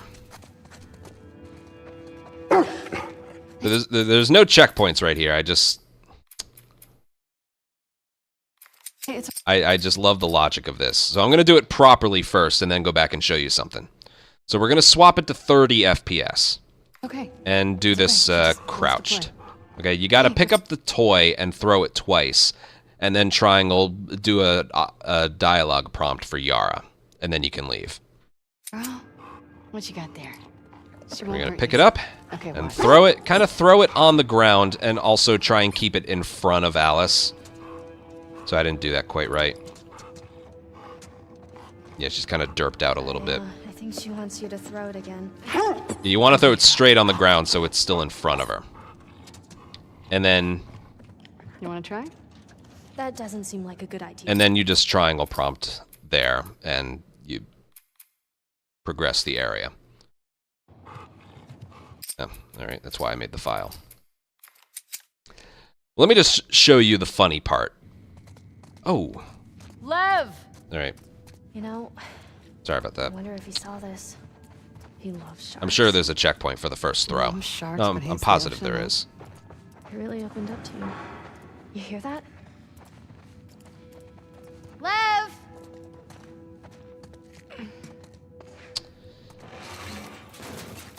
If you do this on either 60 or unlocked, the toy gets like... What is it? It gets like... 1,000 more springs in it. Hey, it's okay. If you will. It's okay. She just wants to play. Watch this. Hey, girl. What you got there? She won't hurt you. Okay, watch. See that?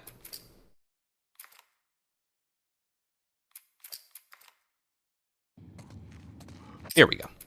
Here, I'll update the file. So yes, the higher the frames, the farther the toy goes. So when you're doing this, 30 FPS, do it while crouched and just throw it on the ground. Have the camera pointed all the way down. And like back up while you're throwing it. Okay, watch. See that? And it's like right there. And then do it again. Yeah, I think she wants you to throw it again. Go get it, girl. See how fast that was? You want to try? That doesn't seem like a good idea. See how fast that was? So yeah, crouch, have the camera pointed down, pick it up, move backwards, and then throw it. It'll stay in front of the dog, like, every time. Once you do that, you can swap the frame rate back to whatever you use. She's not going to bite, right? Nope. I promise.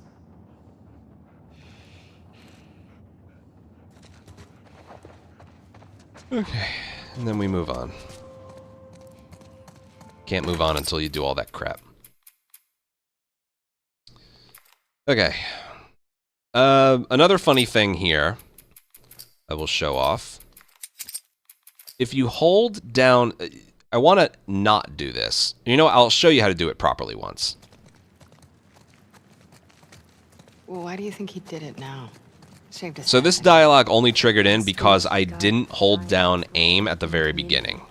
This is still the fastest you can move here. But they Okay. decided he was to be a wife to one of the elders. Poor kid. There's gotta be something left around here. Once they're done talking, you can start running again. Which is faster than crouch walking. And then you triangle prompt this little shark and then hit circle. That's about as fast as you can move there.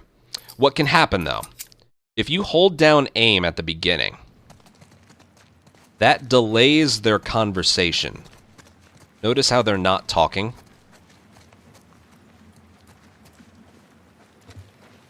That's because I'm holding down aim the entire time.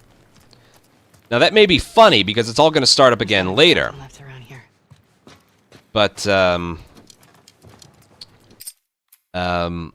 what is it? You can't run until they've finished their conversation.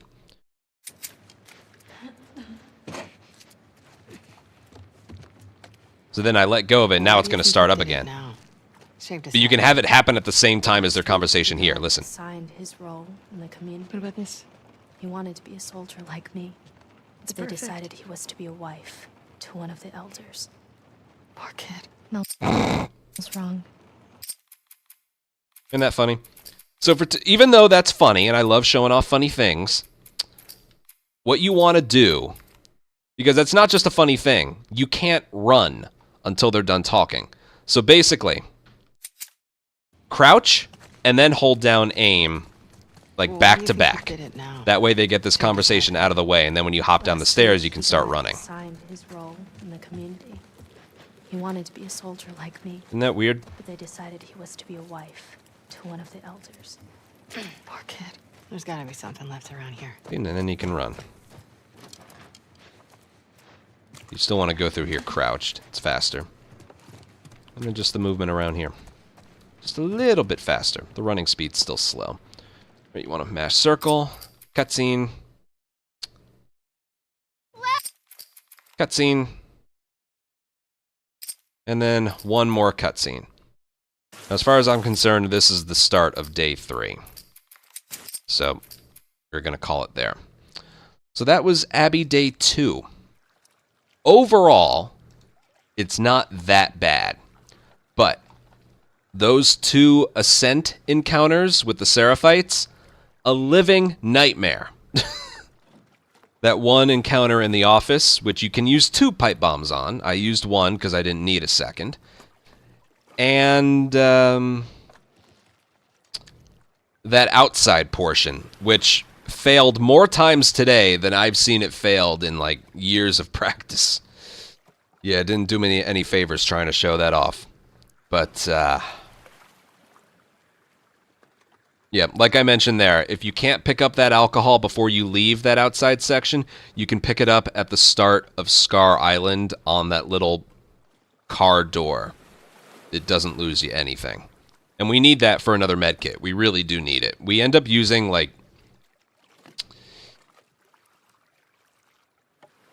We end up potentially using, like, 2 or 3 med kits just in the last portion of day 3. It's rough. It's really rough. But yeah, as for the descent and onward, it's all very doable and easy, if you can believe it. And yeah, we have exactly as much supplies and ammo as we need. So, yeah, day 2 isn't that bad in the grand scheme of things. The ascent. Put some practice into the ascent. And I also just thought of this. I'm trying to think. That brick pickup, I'm pretty sure. Hold on, let me just think for a second.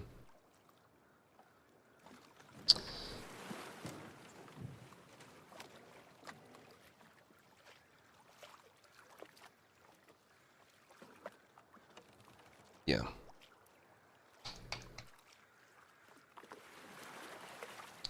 Yeah, the brick or bottle that you have in the second Seraphite encounter in the Ascent, if you don't use it there, you could use that brick in the Stalker part if that's giving you some trouble, because you're given a free bottle when you get to the bottom of the building anyway. So, some things you can play around with yourself. But yeah, that's it for this one. Look forward to the next one, which will be day 3, which is... oh, it's a doozy. But that's it for this one. See you guys next time. Bye. I'm gonna have to cut out some parts with that.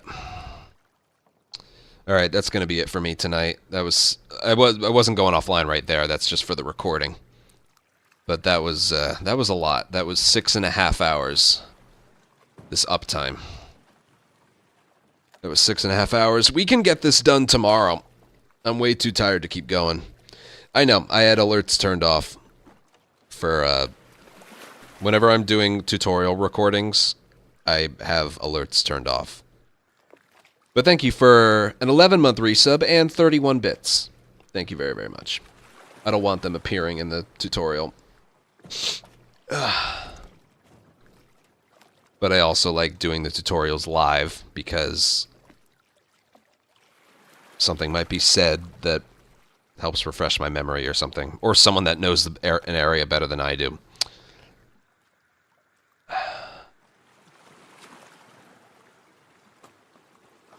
Yeah, I'm gonna have to... I got like a few things to edit out. I gotta edit out the rail yard. I gotta edit out a portion of the restaurant encounter. I also have to edit out part of that outside part. Hopefully, I can finish this by tomorrow. Hopefully. I'd be very happy. Because these tutorials ain't doing much for business. Yeah, long day today. I'm glad I got a lot done. I'm not doing the daily. I don't feel like it. I'm done. Anyway, we'll see you guys tomorrow, and we can get this done and then move on to other things. Finally. Yeah, these tutorials are doing nothing for business. Nobody feels like showing up to watch them, and I can't interact with anyone, and... yeah, it's always such a dry period.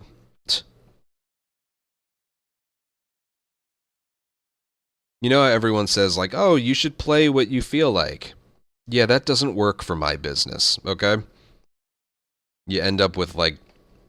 you end up with, like, lower than average viewership than you're used to, and then just...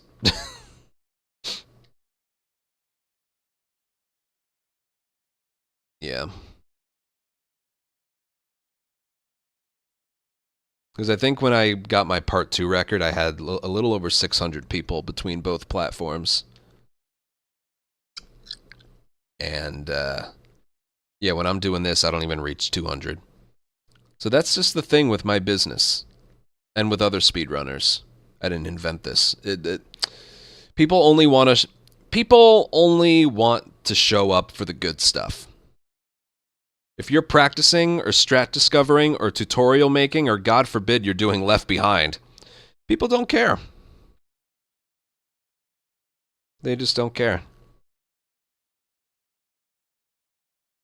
Yeah, up next I want to give permadeath a try, at least for Ellie%.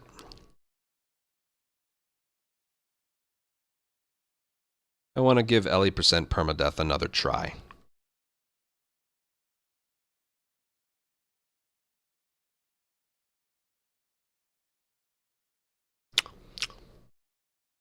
Which is why, that's why I did 2 videos today. That's an extra day I don't have to spend doing this. Oh, tomorrow's day 3. Oh my goodness. Ah. Okay, it's just, I think I mentioned all this just now because my mom mentioned something to me. Because she notices these things, and it's stuff I have to pay attention to as well. She said, "Your sub count is lower than I've ever seen it." She said that to me, and I was like, I know. It's you know, it's just how it is sometimes. Some people watch, some people don't. It depends on if I'm tutorial making or Left Behind running or, you know, when business is good, it was good. November was a great month. That's because we just ran part 2 and did no return the entire month. There were no distractions. October was Left Behind, and I took a lot of time off watching the playoffs. And then this month so far, I started not streaming as much because we started doing full game runs, which I just didn't feel like doing every day. And then I swapped right to this. So it's just, you know, we just got to get back to more consistent business is all. But that's the ebbs and flows of streaming, you know. I do miss the days of when I had like a consistent 7. I wasn't saying all that to like manipulate you guys. Gage, I appreciate that very, very much. You know I would never resort to making people feel guilty over lack of support or anything. It happens. Like I said, I haven't been like earning it. This month has been a slow month. We did like, I think we did like 2 or 3 full runs. I decided, I'm good. I don't feel like doing anymore. And then it's like, gotta make a tutorial if I'm gonna move on to something else, which I'm glad I'm doing, but it's still a lot. The second half of this month, when I'm not spending time with family, my Christmas Eve and Christmas Day are gonna be taken up. I'm gonna be looking forward to tackling another project. You know, that'll be Ellie% grounded permadeath. I'm gonna start with that, you know. But it'll be something we're working towards, so that'll be good. But Gage, thank you very, very much for the gifted subs. So I think that's 4 follows, 13 subs, and 31 bits. So thank you guys very, very much. And yeah, I know, I still haven't bought anything for my... I got my siblings and my mom taken care of, but I don't have anything for my dad and his girlfriend yet. I don't quite know what to do. Yeah, well, I'll think of something, because, yeah, we do have a week. I usually get them tickets for something, for us to go somewhere. Maybe a comedian. We always do, like, comedians, comedy shows, stuff like that. We'll have to see who's in the area. I saw Jeff Dunham is going to be in Newark, New Jersey, on the 31st, but I doubt we want to go anywhere on New Year's Eve. We've seen him before. We've seen him a few times, like 10 years ago.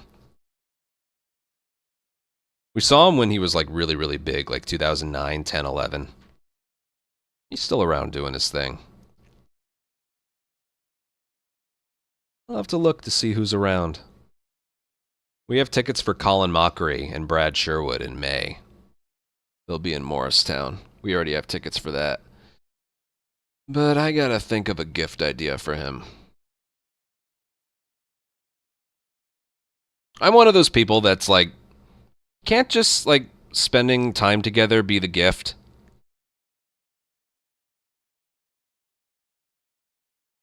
Fair in Wisconsin. Yeah, we saw him in, It was funny, looking back, we saw him at one of the first times he ever sold out an arena. It was in Philadelphia. That was back in 2009, I think. It was one of the first days where he ever booked an arena. I didn't know it at the time. He had been doing theaters before that and not really touring. He had been putting out specials a lot. 2007, 8, 9, he put out a lot of specials. But we went to see him in late 2009 in Philadelphia, and it was one of the first times he ever booked an arena. So that was cool. And then we saw him again in 2011 and then 12. We haven't seen him since. I don't know. I went to college then. But yeah, he's the best.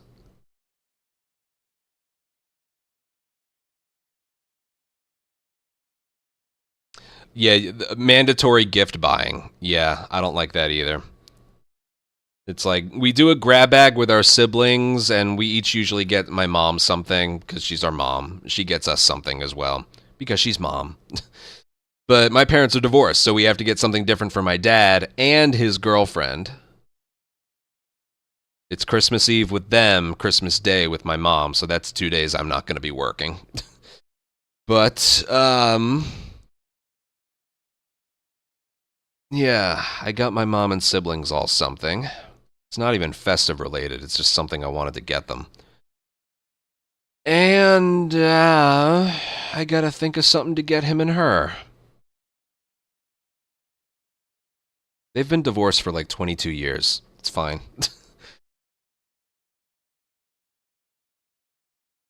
I'd be perfectly happy and satisfied if we just spent time together.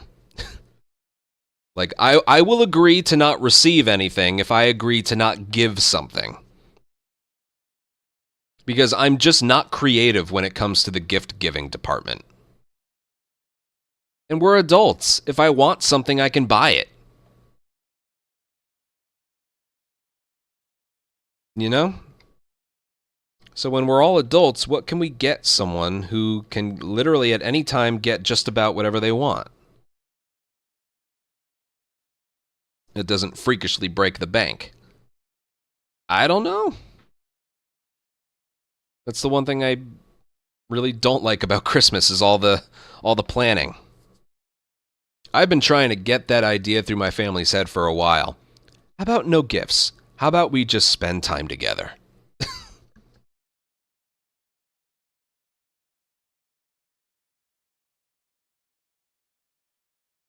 Because that, unfortunately, is a bit of a rarity.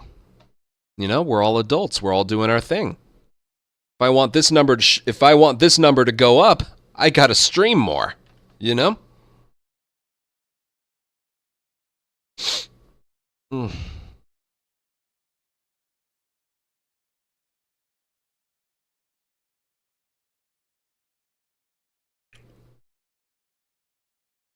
There's also some other things I've been noticing. Here, I'll just chat for a little bit.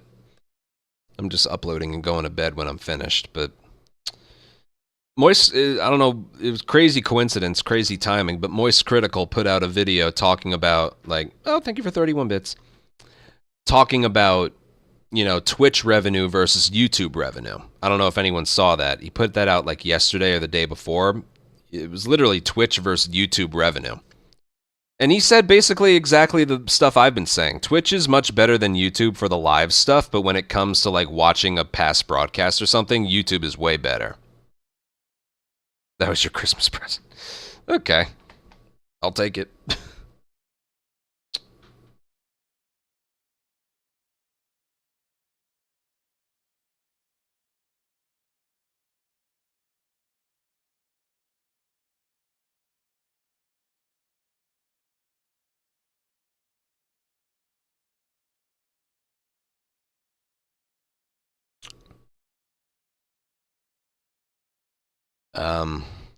What was it? He talks how, like, during the live streams, he makes a lot more on Twitch versus YouTube, but when it comes to, like, making money watching a stream that's already finished, YouTube is so much better. YouTube is so much better than that. Here's been my experience with it so far. I like the fact that there are as many eyes on me as possible. I just feel like I feel like I've started making a lot less money once I started multi-streaming.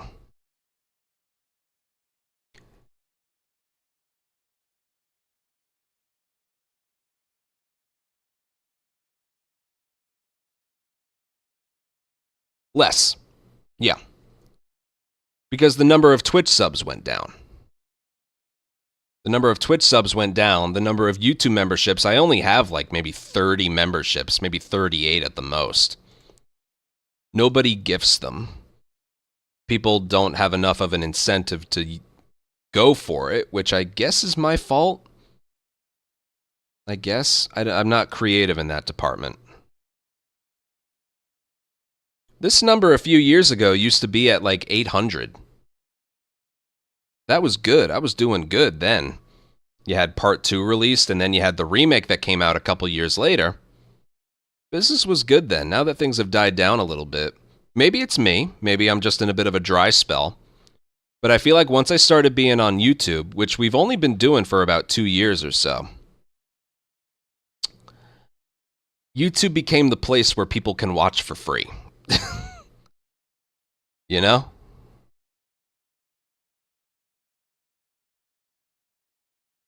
So there's a part of me thinking to like go back to the Twitch only and then maybe do YouTube once a week, or do the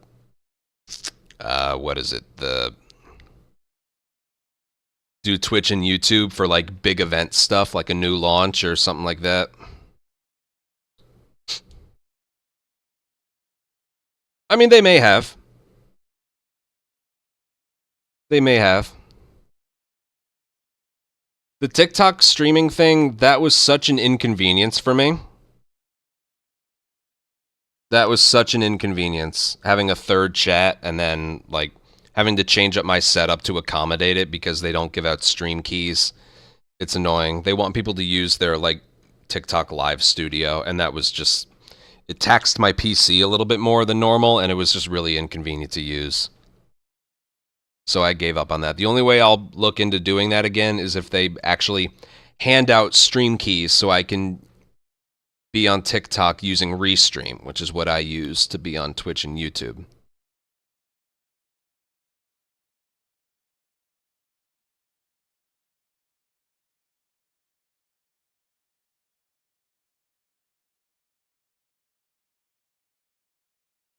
Well, if I do something besides this content, people don't watch, okay? I remember one time, a long time ago, back when I was running Uncharted 3, I did that for a pretty lengthy amount of time. And people have asked me to return to that. But I know what happens. It's the people who ask me are the only ones that are interested. That was like a record low in terms of revenue that month.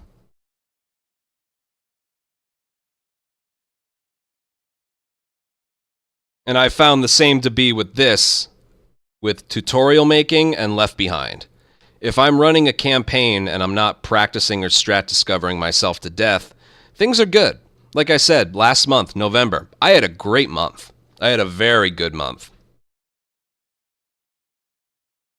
Well, great compared to what I normally make. And,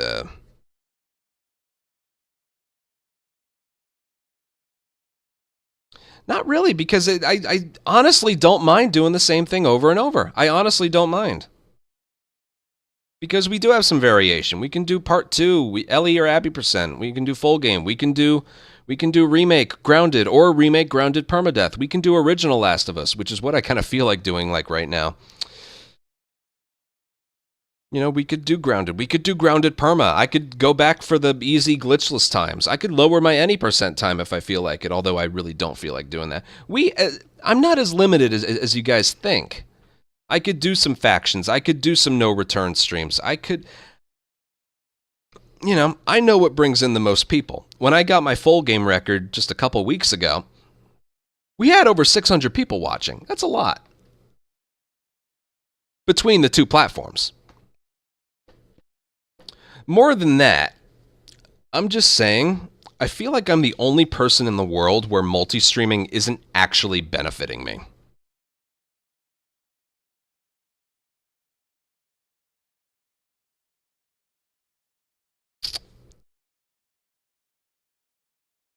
Because Twitch is where the bulk of my money is made. But then YouTube is there, and I agree, everyone agrees it's the more convenient place to watch. But I'm starting to get the vibe that that's the place where people are going to watch this channel for free.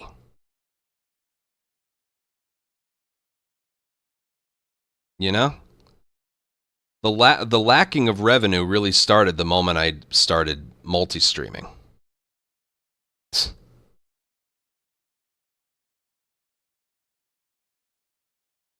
No, I'm not going to... Look, I say things, and that doesn't mean I'm going to just make a decision cold turkey, but it's something I really got to think about. Because, and this is... again, don't do what I'm about to say, but when's the last time you ever saw someone gift a YouTube membership? Have you ever seen that? Don't do it. Don't do it. I'm just saying. When's the last time you ever saw that? Because all of that stuff shows up as an alert. Don't do it. I'm not trying to trick you guys.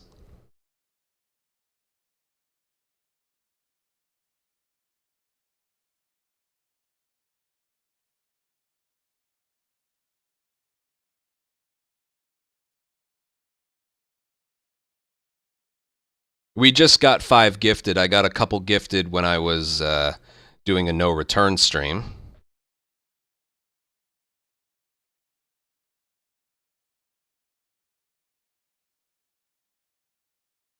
Like, I remember bringing this up a while back. Like, I brought up the idea of quitting YouTube streaming and just being on Twitch, maybe including both of them in at certain times again. But I gotta tell you, it just hasn't been that beneficial. Let me bring up the numbers, okay? I saw Charlie bring up some numbers, so I'm gonna do the same. So just bear with me here, okay? Bear with me. I know this hasn't been a very good month. That's more on me than anything. November.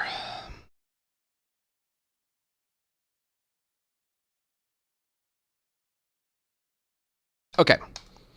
This is just the revenue from my live streams, okay? For the month of November, I made, on Twitch, just on Twitch, $2,260. That's a pretty good month for me, considering I have other sources of revenue, like donations and YouTube. $2,260 just for the month of November is pretty good for me just on Twitch. YouTube. My live stream revenue, not overall YouTube revenue, because I uploaded a lot of videos. My live streaming revenue, all those streams that were done at the same time on Twitch and YouTube, $2,260 on Twitch, $280. There's a big gap there. Okay? There's a very, very large gap there. Now, I know it's always about just getting as much eyes on you as possible. Exposure is always a good thing.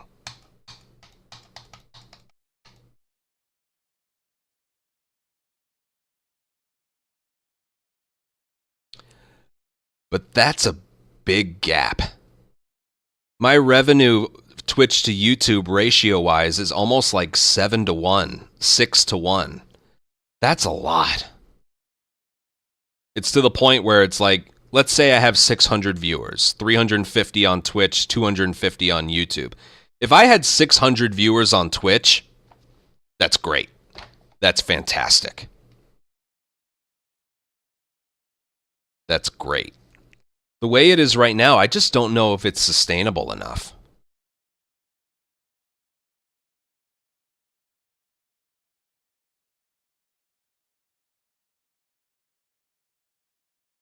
That's the one thing I noticed, like once I started multi-streaming, YouTube feels like it's the place to go for people to watch for free. And I know support is never expected. It's never like expected of people. Like Gage with those 5 gifted subs. You can't expect him or someone else to do that every day. It's always yeah.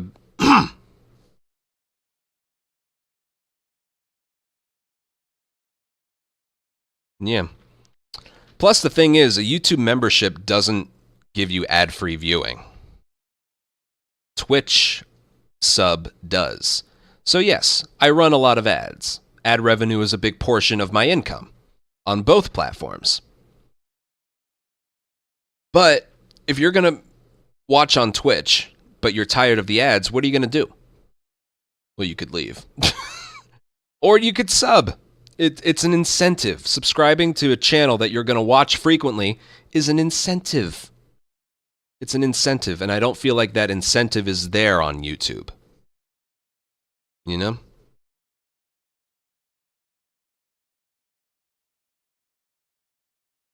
But then the one I still remember. I forget how long ago it was, but I made a video saying, you know what, I'm done with the YouTube streams. I'm just going to stream on Twitch. Maybe I'll do once a week on both or something. And like backlash that I got. People were upset. People were disappointed.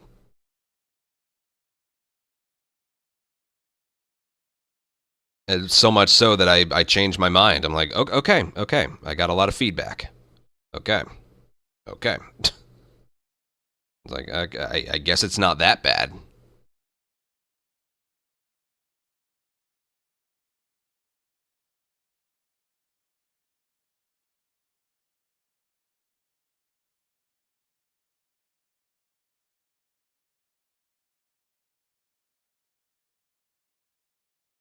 Yeah.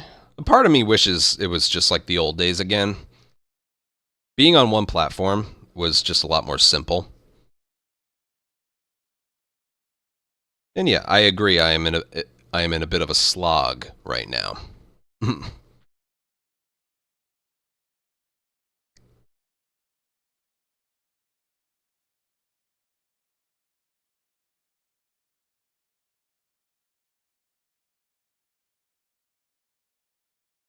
Well, it's not just money. Every penny I make is from this, so I have to make that a priority. Okay?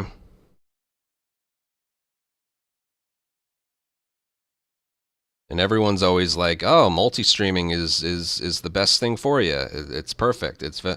I started making less money once I started doing that.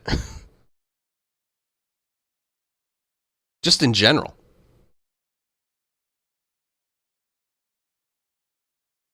I can honestly say my business was a little bit bigger maybe a couple years ago.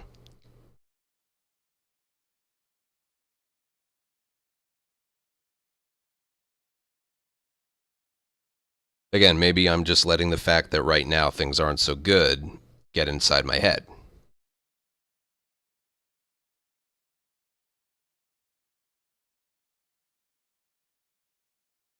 I'm sure that was probably the bleeding factor in why I did that like once before.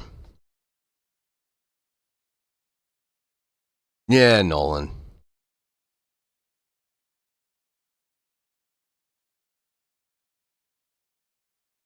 Ninja. That's kind of what that's kind of what I want. But then there was a shit ton of people that were just like, I'm not making a Twitch if I'm only watching on YouTube, that kind of thing. And I'm really doing it just to be courteous, you know? Because not a lot of other speedrunners I know do the Twitch and YouTube at the same time thing.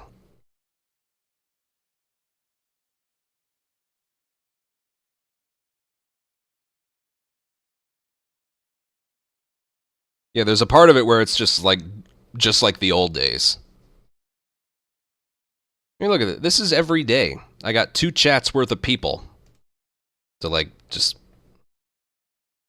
look through, like just make sure everything's running okay.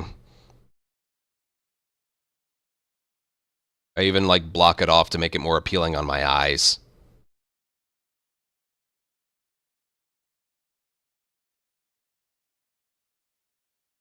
I never, ever enjoyed having more than one chat.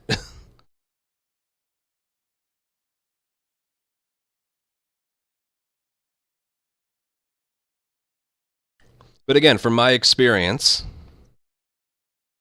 YouTube is the place to watch for free. No, some people watch for free. That's one thing. Yeah, of course it is. But, again, if you're just getting here, I gave some numbers earlier. The month of November, which was a really good month for me, I made $2,260 on Twitch, which is a live streaming only platform. On YouTube live streams, I only made $280. That's almost 10 times as much. That's almost 10 times as much.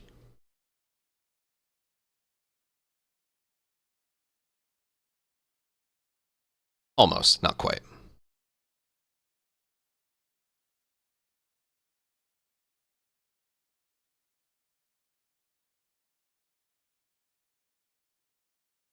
Yeah. And there's some examples right there.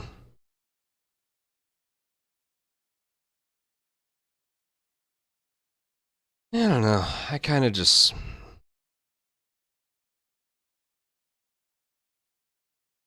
It's not even like a nostalgic thing. I just kind of miss the simplicity of it all. Well, I'm not doing Kick. I've tried their site before. It's just okay. I don't have a future on there. Oh, the bot comments. They're so annoying. Would you still upload? Yeah, I upload to my full streams channel now. If you guys didn't know, I have 3 channels. My main channel, I have a clips channel, which I might start uploading there again, and I have a full streams channel. They're all run by me. Okay? And I upload, I don't care if people watch it or not. I upload every single video, every single stream in full. No edits, no nothing, no thumbnails. I put like a certain thumbnail on there to, like, I remember what happened. Like, oh, I did a crappy run. Oh, I got a record. Oh, I did a full run there. No return runs, a lot of practice. There's my 12-hour stream that I mentioned. So I put some, like, thought into it. Wait, were you... Oh, I wasn't... I didn't have monitor capture on, did I? No, hold on. I'll bring it up again. Here, right here. I have 3 YouTube channels. My main one, Clips channel, and a full streams channel. They're all run by me. And I don't go all out for the thumbnails. I don't. It's more for me. I also keep it very organized in playlist form. All the way back to, that's every single one that I've uploaded. All the way since like May of 2022. I've uploaded every single full stream. Like the day after. Oh, October we did all those Left Behind runs. I only went live 12 different days. Oh, I did some days offline. That's right.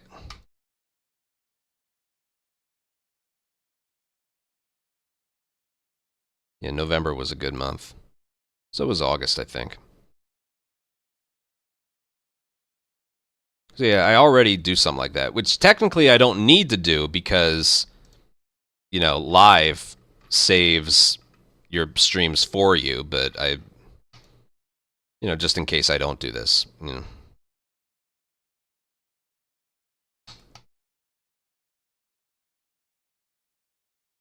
Hmm.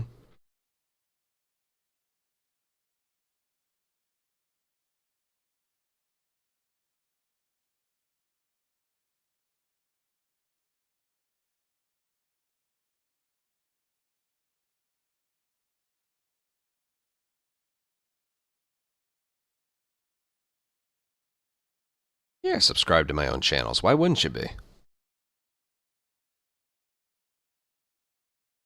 Yeah, I don't know what brought this up. I think, I don't know. It's something my mom mentioned to me the other day. Because she frequents my channel. She may not interact, but she puts me on her phone to know that I'm, like, good. You know? And she brought up to me, she's like, your sub count is really, really low. Is everything okay? She always ends it, is everything okay? And I'm like, yeah, it's fine. It's just a little bit of a dry spell. We always end up okay. But the sub count just plummeted when I started Twitch and YouTube streaming. Which would be okay if the difference was made up by memberships, but it's not.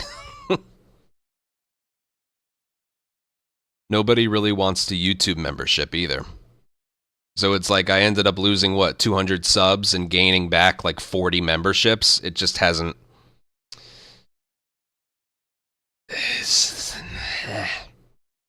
That's been my experience with it all. How much money did I make from videos? That's a good question. Maybe 1,000? Maybe a little less than that. Which is always different every month because my records and PBs do really well. Other video clips of the month does next to nothing. It all depends how good of a month I have with records, really.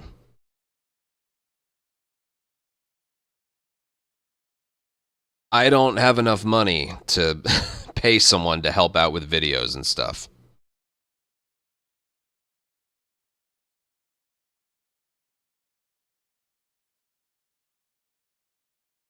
The big Twitch streamers that did full-time YouTube came back to Twitch because of... Yeah.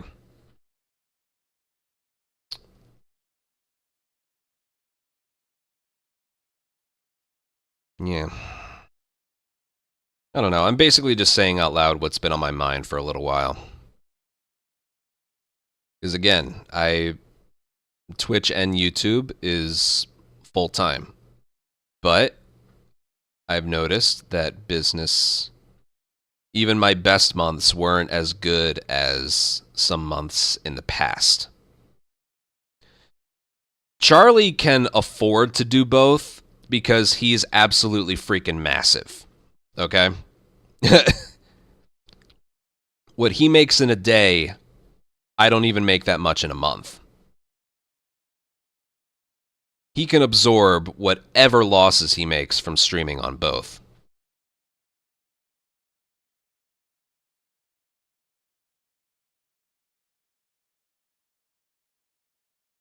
But there really is a part of me that misses just being on Twitch. And there aren't that many speedrunners that do both. And I'm starting to think this is why. But then I get all the responses of like, oh, not that I don't want to be on Twitch. It's like I can only be on YouTube or something because they don't allow it at my work or they don't allow it here. It's like, yeah, Moist Critical, he's the best. But he put out a video. I think it also it sparked up my mind. He recently made a video talking about revenue on Twitch versus YouTube. And it's exactly like everyone else says. When it comes to live, Twitch is better. When it comes to the stream being over and it being made into a VOD, YouTube is significantly better. But that's not the case for... It's everything he said, it hasn't really been applying to me. I'm just wondering, if I went back to only Twitch, what would either be the fallout or the benefit? I don't know. A part of me wants to see.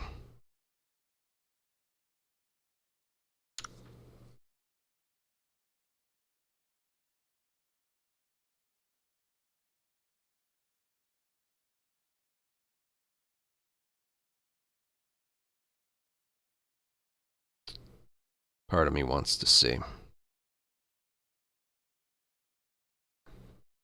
Like when my live streaming earnings are literally at like a 9-to-1 ratio, I feel like I have to do something.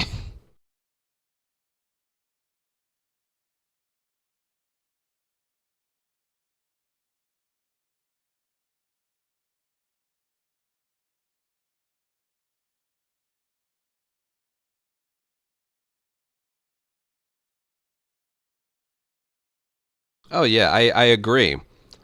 But at the same time, I know for a fact that being on both is good for what's the word? Just I don't know if there's one word, but having as many eyes on you as possible.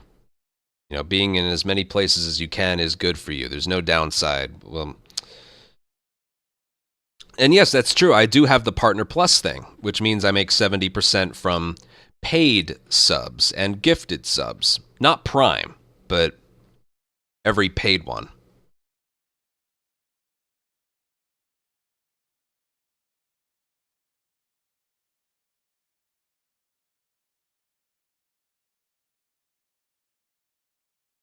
I wouldn't say YouTube's been popping off. Again, I make almost nothing. If we're talking about like revenue comparisons between the sites, and I'm the one who has to pay attention to that stuff. Again, it's almost nothing.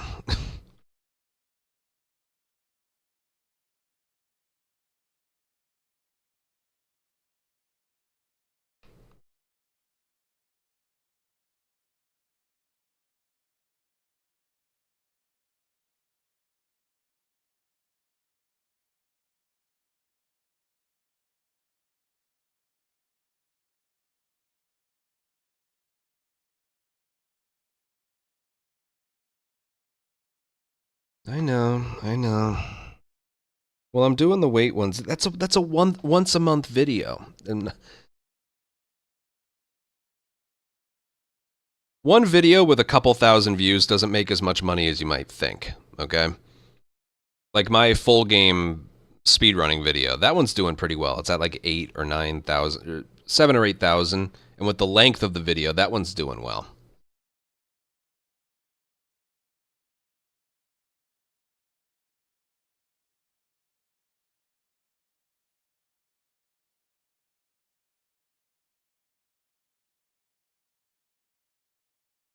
That's the thing. There's no way to really know what's best for you until you just try it.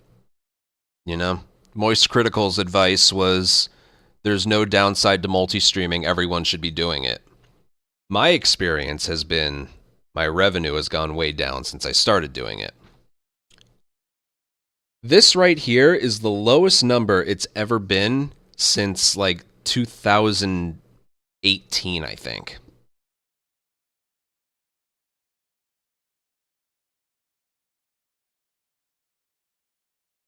Maybe.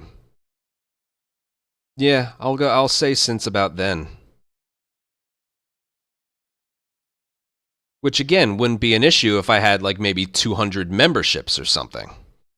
Yeah, he's a millionaire. He said he made $84,000 just from the YouTube live stream VOD. And he makes like maybe a couple $1,000s a day just from Twitch streams, not including the YouTube streams and stuff.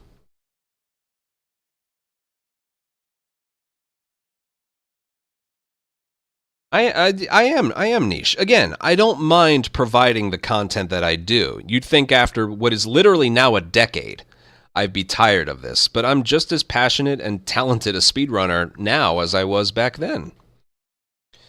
We have the option now that we can go from one project to another. You know, we do remake for a while. We do part 2 for a while. We got no return factions. I like I'm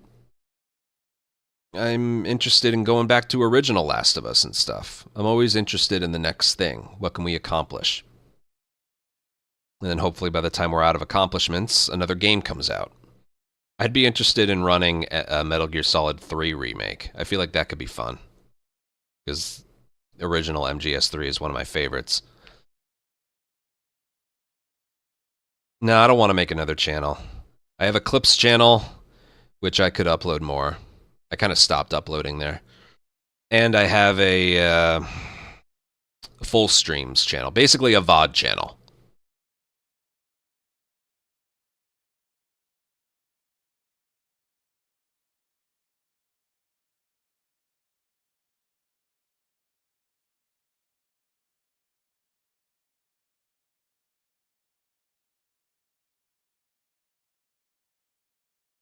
So yes, I am kind of... How many memberships do I have? A YouTube membership is the equivalent of a Twitch sub. I can check how many I have.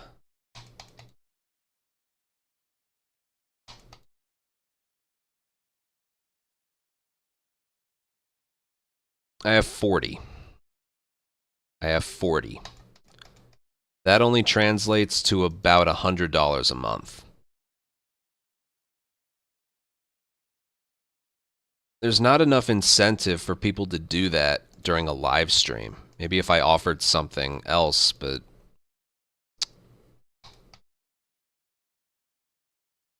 I used to always be over 600 on Twitch. So I gave up 600 on Twitch to get around maybe 400 plus 40. It hasn't been worth it. That's true, people are broke on the holidays. I feel that. Oh, man. I've spent a little over $100 on gifts already. It always does pick back up. Whenever I'm feeling low or down in the dumps or whatever, business isn't good, it always ends up coming back. It's almost like a heart rate monitor. You know, you're down, then you're up, down and up. It happens. Like, I've had... So far, a lot this year, I have one good month, one bad month. One good month, one bad month. September was great. It was my birthday month. I had a great month. October was bad because we did Left Behind and I took some time off to watch the playoffs. Baseball playoffs. And then November was great because we got all that crap out of the way. And we did part 2 runs. We did Ellie and Abby, and we ended with... And then this month started with full game, and then I started doing tutorials, and it hasn't been good, basically because of what the content is. But this is what I can't get out of my head. I could bring up any month. Let me look at... I could look at any month. Let me look at my earnings for September. What did I make in September? Twitch is convenient here. You can literally just bring it up. Oh, I made $2,800 in my birthday month. That was great. That was a good month.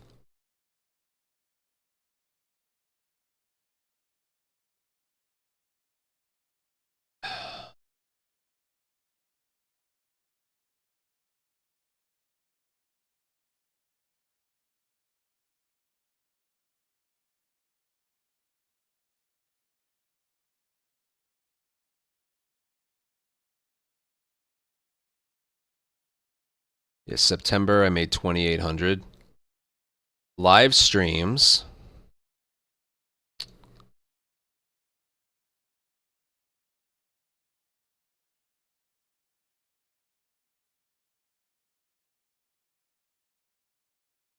Just for September,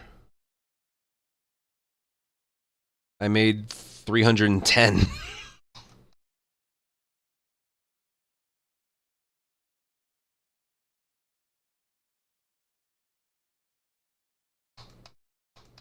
That's just the live streams. That's not including the ad revenue I make from the ad revenue that I make from just uploaded videos.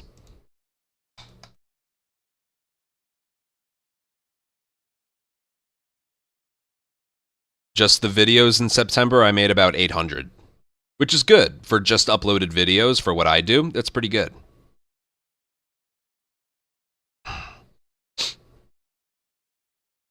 Yeah, I think next year will start off well. We have part 2 Remastered coming to PC. I'm sure the TV show will be out at around that time. I'm doing Games Done Quick on January 7th. I just found out I'll also get an interview time a little bit before my run.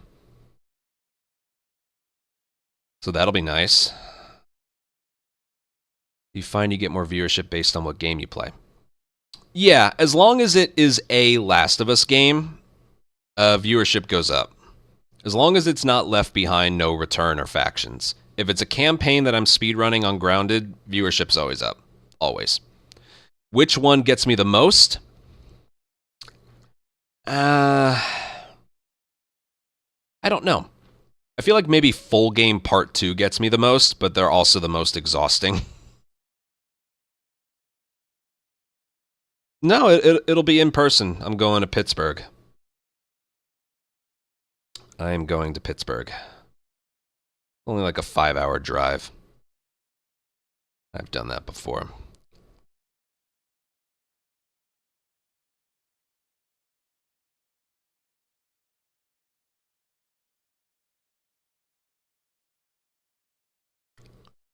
Yeah, I think people just kind of like the latest thing. But there's a part of me that's been getting the itch to do grounded in original Last of Us again. You spend enough time with the jankiness of Remake and Part 2, you eventually just come crawling back to the original. Oh, it's obsolete, it should be the worst. Nah, man. That game is a whole fucking vibe. That game's a whole vibe.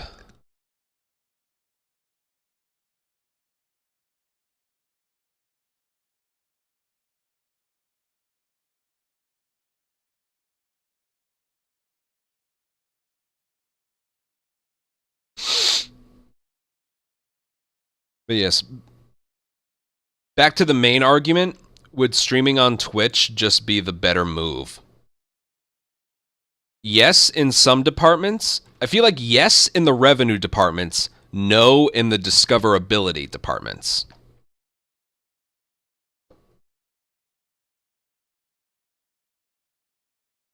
No, and this is something you gotta trust me on. If I play anything besides this, people don't watch. People don't watch. Okay? Plain and simple. Even if I speedrun something else, people don't watch.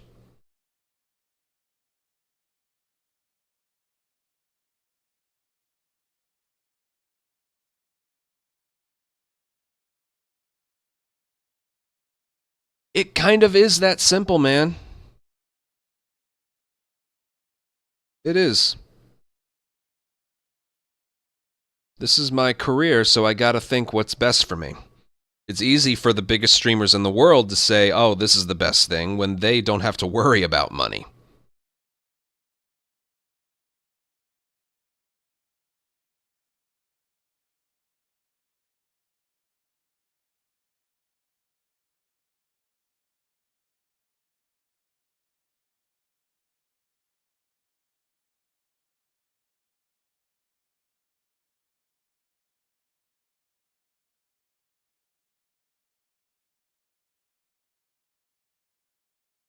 I don't know. Again, this is...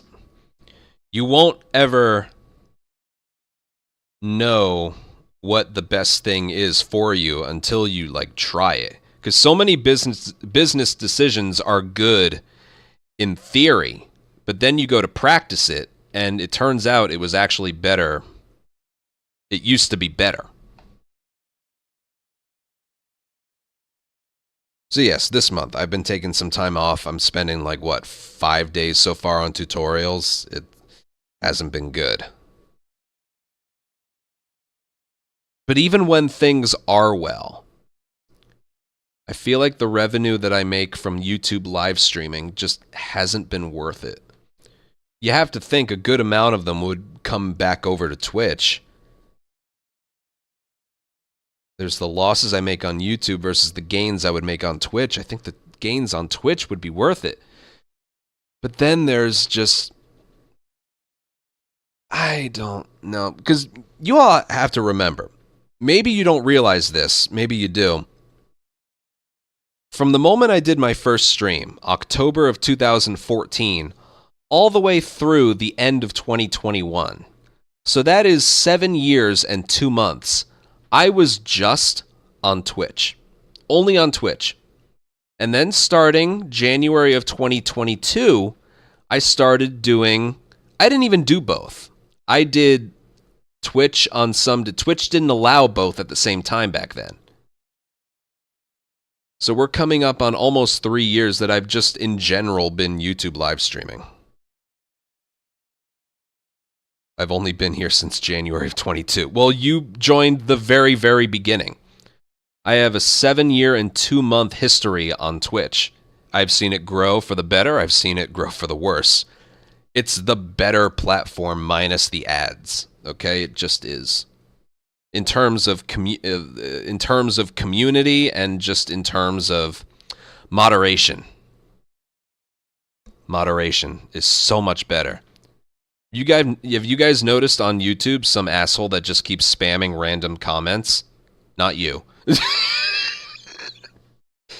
He keeps making new accounts and then just spamming different things that every time I gotta ban him, and then he makes a new one, and then I do that. Twitch doesn't allow that because when you ban someone on Twitch, it basically bans their IP address or whatever. I think it bans their email. YouTube doesn't have anything like that in place.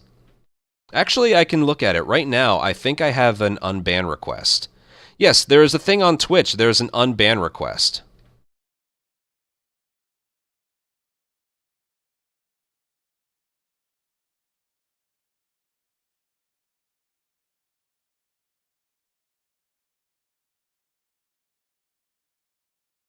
So watch it. This is a perfect example.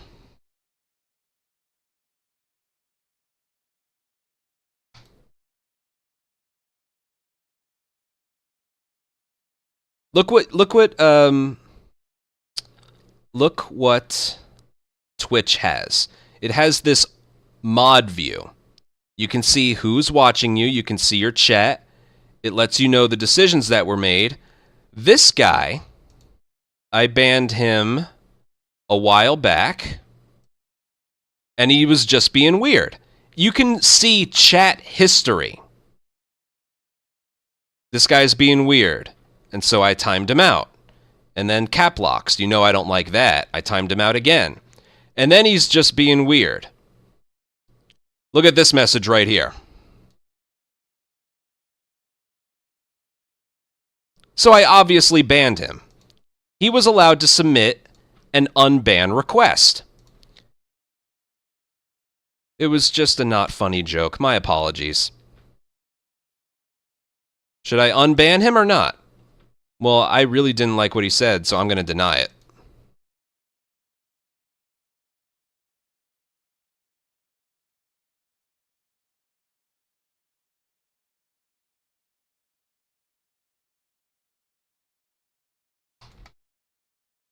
YouTube doesn't have any of that.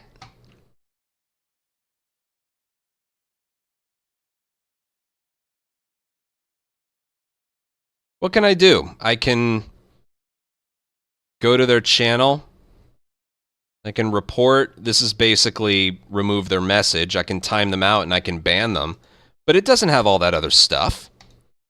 Twitch doesn't allow that kind of... their systems are just better. Can you even see people's very first message ever? I think if I scroll up enough, I can. No, that guy can't come back. He can't do it.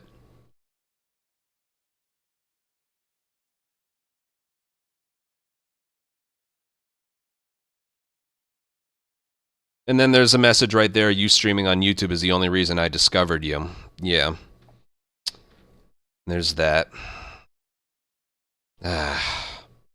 There's no right answer.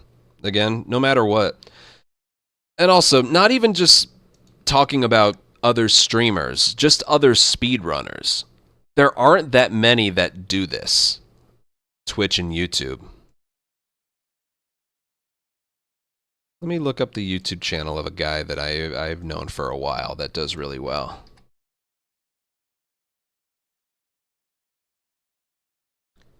Maxi Lobes. Yeah, he doesn't have a spot in his live.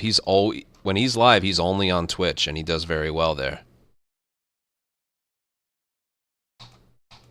There's a lot of people that are like that, and I'm just wondering if that's the best. That's the best move. I think about that all the time.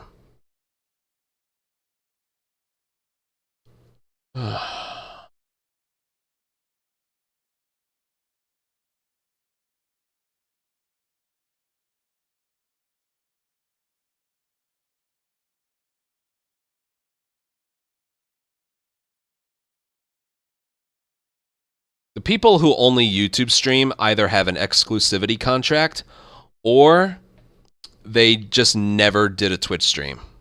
And they only started within like the last 2 years or so.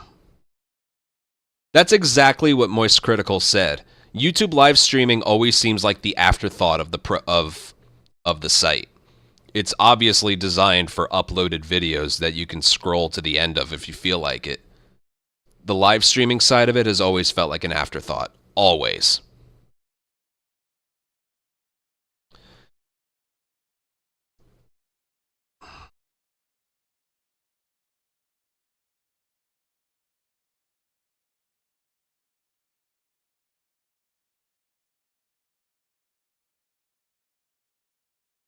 But maybe it would be the wisest thing for me if I did Twitch only and then I was on both at the same time, either for big events like a new release or something like that, but maybe still do it once a week.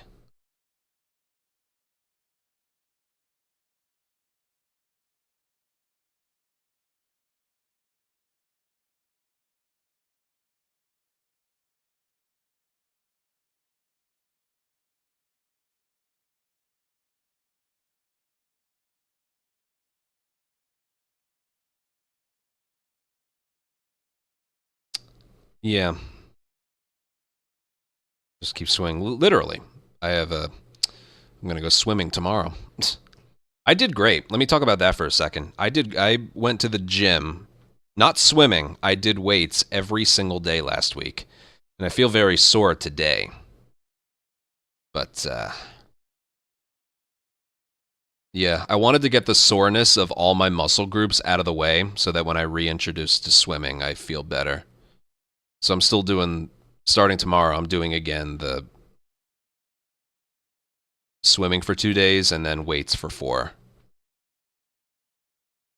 No, I still have the 70/30 on Twitch. The only thing that's changed is Twitch subs now cost $6 instead of $5. I'm sure most of you have noticed that.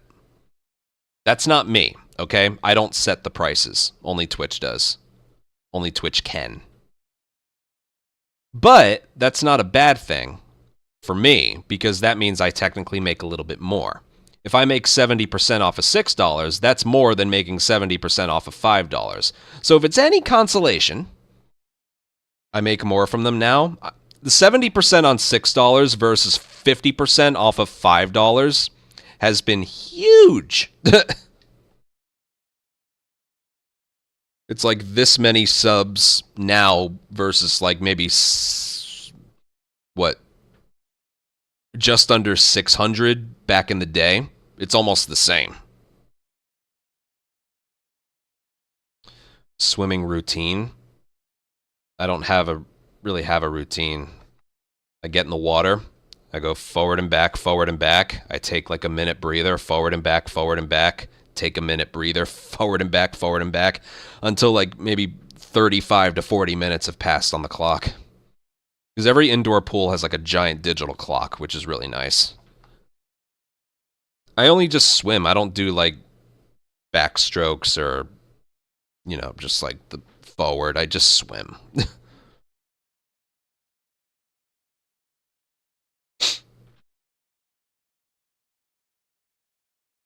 Just normal swimming. Legs and arms going at the same time. That's as far as I'm willing to go for now. But yeah, it's definitely one of those things I wouldn't just give up. YouTube live streaming, I would do it either for big events and once a week. That would be, I wouldn't abandon it completely. That would be what that'd be what I would do. Because again, the thing is, Twitch subs give ad-free viewing to that channel. YouTube memberships do not. I think that's part of the big reason why the whole YouTube memberships never really took off.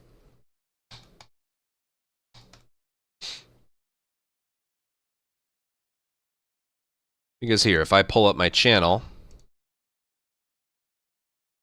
I don't even see the button. Hold on.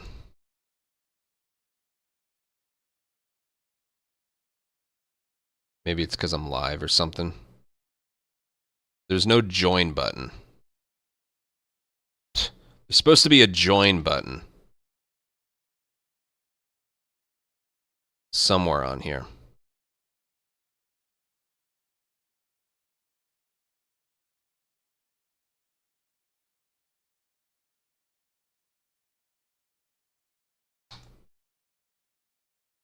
Oh, there it is. I'm an idiot. It's down here. Join. It's the same thing as Twitch. You get badges, you get emotes, and then I give you a couple other perks. But it's just not enough of an incentive. Believe me, on Twitch, ad-free viewing is enough. That's enough incentive. That just never really took off for me. Again, I have 40 right now, but it just never took off. If I had like a little over 200 members, I would totally keep going. But the fact that I only have like 40, but there's still over a couple hundred people that frequent it,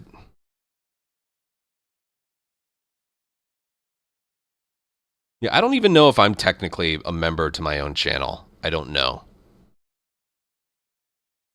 No, you're kind of right about that. We do have this conversation every few months. Because it's a trend. It's a trend. I don't technically notice my viewership increasing even when we have good months. Let's say everything that I'm mentioning is from a good month, okay? It's just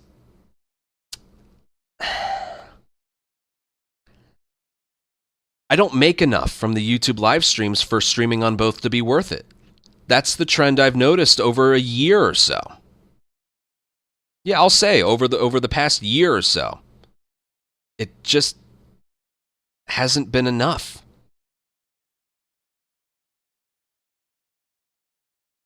So this isn't just something I'm just coming out with right now. It's something that's been building.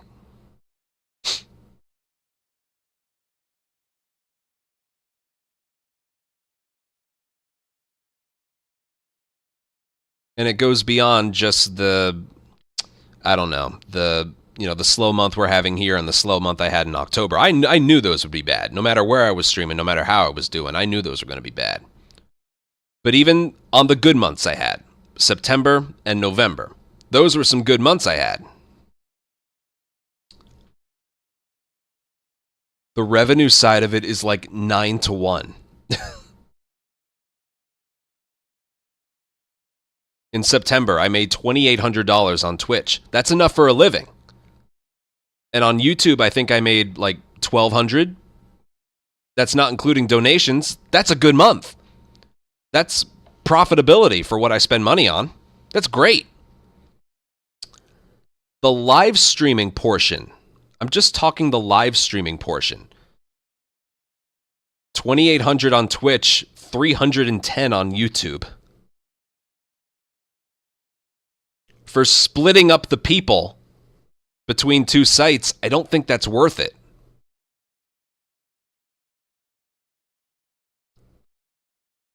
And then in the month of November, I made $2,250.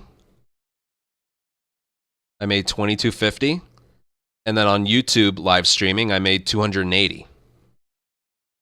Like, if the difference wasn't so big, I wouldn't even be second guessing this. This would be the better move. And if I was a lot bigger, I think I could absorb it for the sake of discoverability.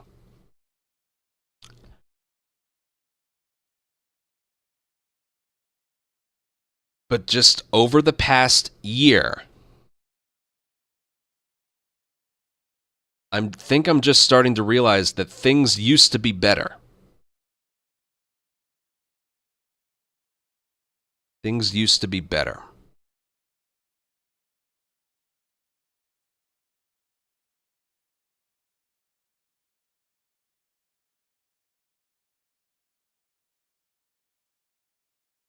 Because I think it's been almost exactly a year when every single stream was done on both. Because I don't know if you guys remember, but back in June of 2023, Twitch were being fucking idiots. Oh, you can't have product placement on your channel that takes up more than 3% of the screen.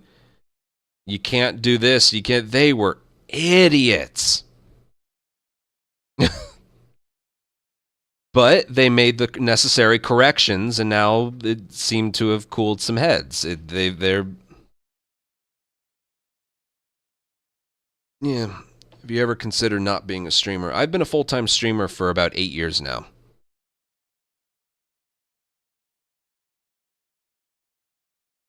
I don't have anything else to do. I don't have anything else.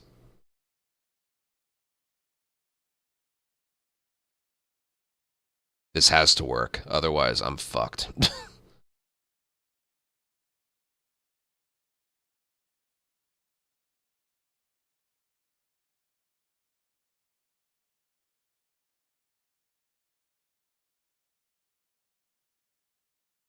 I've never been one for, like, product placement. I just don't do that. Like, hey, everyone, download Raid Shadow Legends. No. I don't want to do that. I don't want to do that.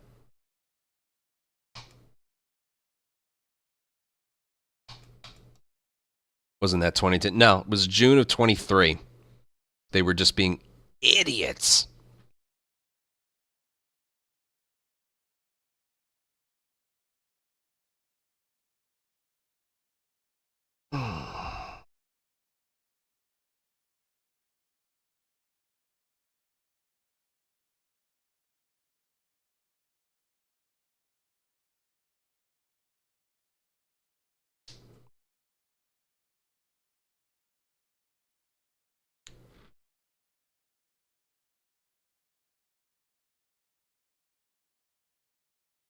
Something I gotta think about.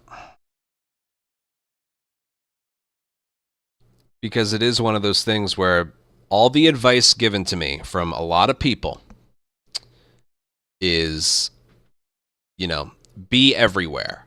That's what's best for you. Hasn't quite been the best for me.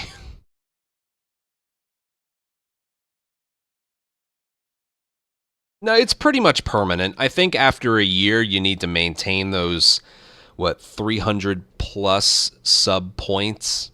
I'm not worried about that.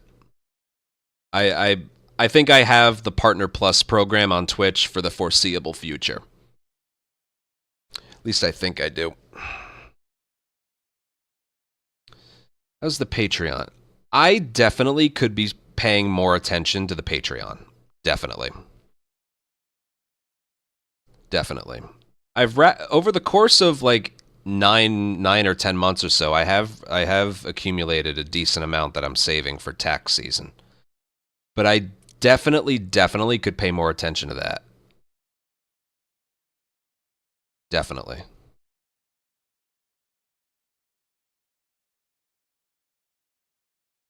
Definitely. Members only for YouTube streams. I feel like I tried that once, and that didn't really take off that much either.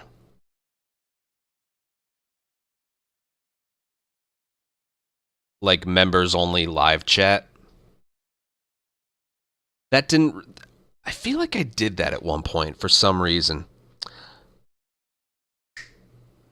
Earlier this year, I forget if it was something that accumulated in my head or something, but I was doing remake runs. And YouTube chat was pissing me off. I don't remember what specifically. I remember just having a difficult time focusing because of something that was going on over there, and I just turned off the chat. I completely just turned it off for like a month.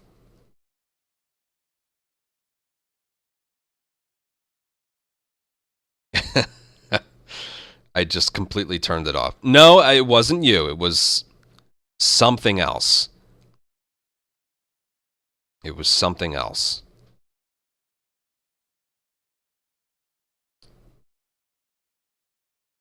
So then I turned off the chat completely. But then I, for a while, said I'm going to keep it in members only. That did nothing. It It did nothing. It wasn't you, man. It wasn't you. What would be the harm in making a Twitch account and watching over here? I know there's ads, but here's the other thing. I don't think I can show this. Is it just out of frame? Yeah, a little bit. All right, hopefully this doesn't...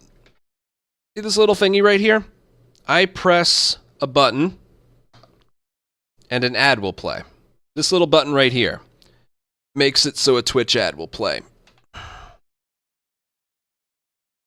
And then there's a certain...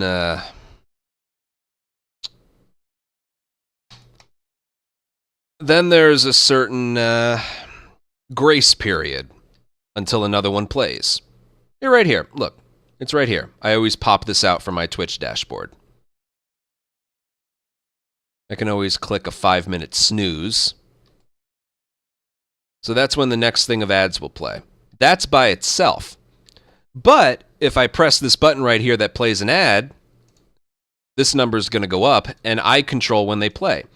I always run my ad breaks, or right now they're a little hectic, but when I'm doing a run, I always run my ad breaks after a big section is over, and it's just walking simulator.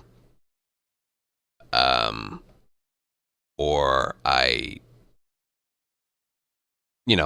for example, part 1, the car ride. I run a big ad break there. When cargo is finished, because then it's just walking from point A to point B. You're not missing anything. And then when capital is finished, it's pallet moving and then you enter Billstown. There's nothing going on there. I run an ad break after bookstore is over, because then it's just looking at the hotel and then getting to the next part. And then I run an ad break outside of the sewers, because nothing happens there. Nothing happens.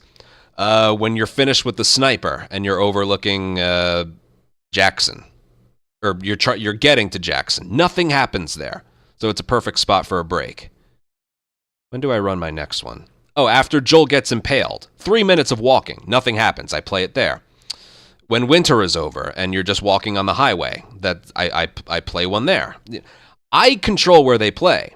If ad breaks are annoying for you, I understand that. But if you want to watch on Twitch for free, just know I do my ad breaks in a place where it's not a big deal. It's not a big portion of the run. That will never happen, okay?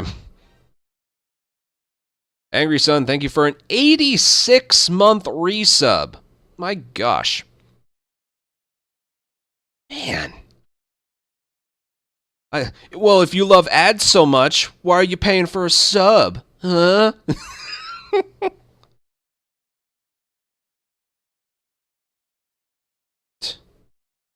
I've always been, yeah.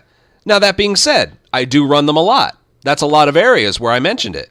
But this is my job, and ad revenue is a big portion of my income. Let me look at the last, the good months that I had.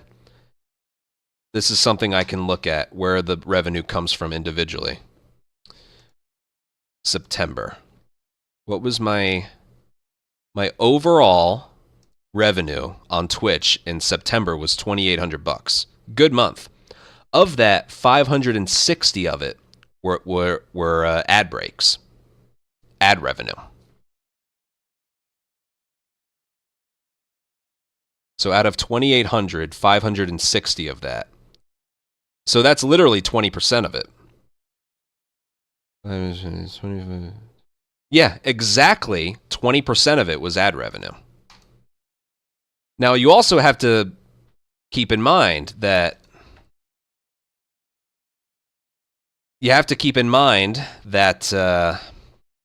anyone who has Twitch Turbo, or however many are subscribed, never see one. Okay? And that is a majority of my people. So in that regard, I don't feel like it's extra revenue for pressing a button. Ad revenue makes the streaming world go round, no two ways about it. Exactly. Do you run the most frequent option? Yes, I do. Yes, I do. And I'll show you this. I'll show you this.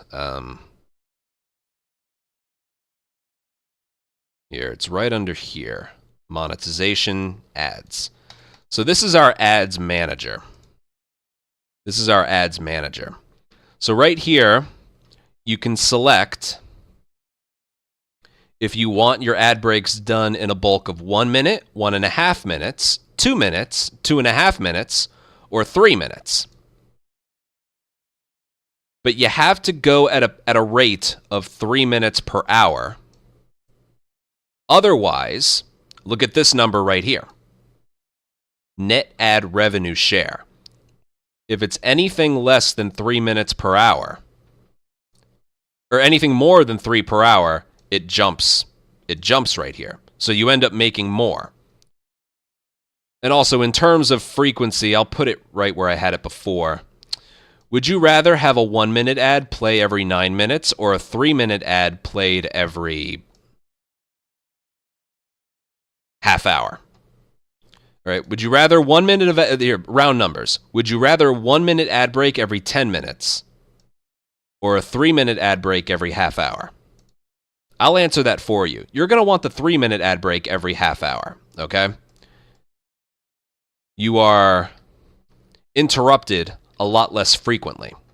But yes, it has to be in a bulk of 3 minutes. Otherwise, this number goes down, okay?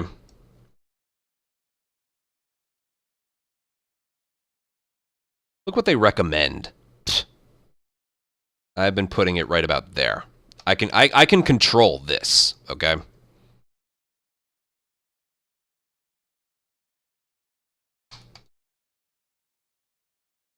So yeah. The highest frequency you can do is 3 minutes of ads every 8 minutes. Yeah, don't do that. I usually keep it around 3 minutes every half hour. But again, I can control, that's for them playing automatically. I got, with my Stream Deck right here, I can press a button and it plays right there. That's yes, exactly. I don't do that. And I agree the 3 minutes is a lot. But they incentivize it with a higher percentage.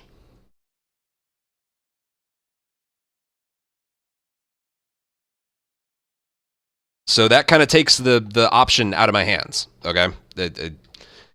At that point, it's not even up for debate or discussion. The only thing that's up for debate is, would you guys rather have a 1-minute ad break every 10 minutes or a 3-minute ad break every half hour?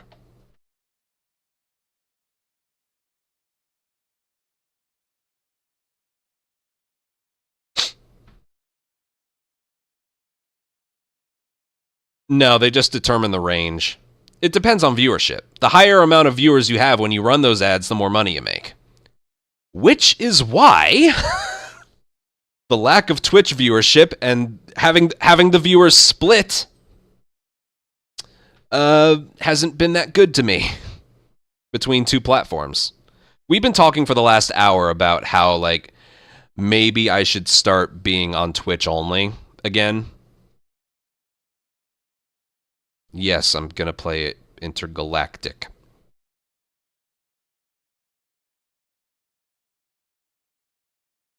I'm having a hard time remembering that game's name. I'm like, Interstellar, the Hereditary Prophecy? No, Intergalactic, the Heretic Prophet. Yes, that one. The Hereditary Prophecy? Nope, that's not it.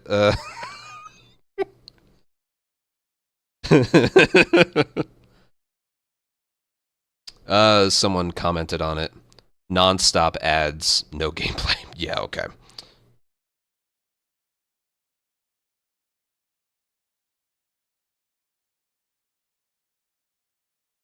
But yes, they determine somewhere between 200 and 500 based on how often you show up, how long your stream is, like how many days per month you stream, how many hours per stream, and how many viewers per stream. You know, so they work out what it might actually be. How many people are watching on both Twitch and YouTube? I don't know who does that. I don't know.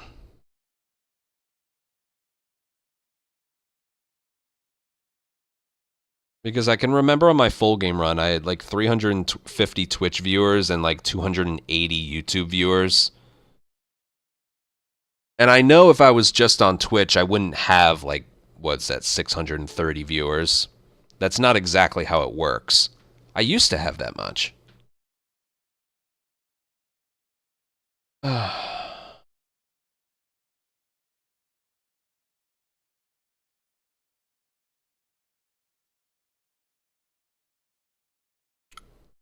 I don't know if you're talking about in person or not.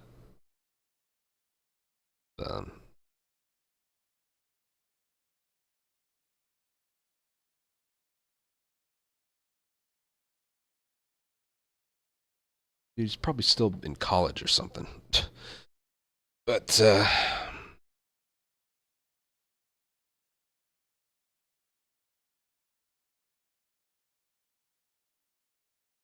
yeah, everything I said tonight is just, I don't know, it's just, it's been on my mind for a little while. And it especially started, you know, getting louder inside my head for two reasons. One, Moist Critical literally just made a video about this.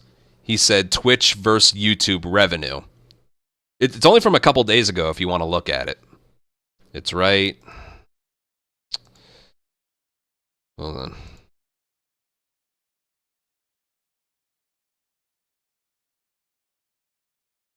He literally just made a video on this. Right there. 2 days ago. In 13.5 minutes, he just went over a lot of the things that I'm talking about right now.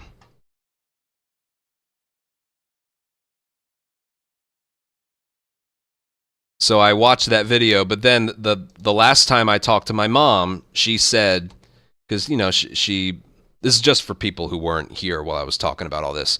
At around this, like maybe a day or two before that, she said, "Your sub count looks low. Is everything okay?"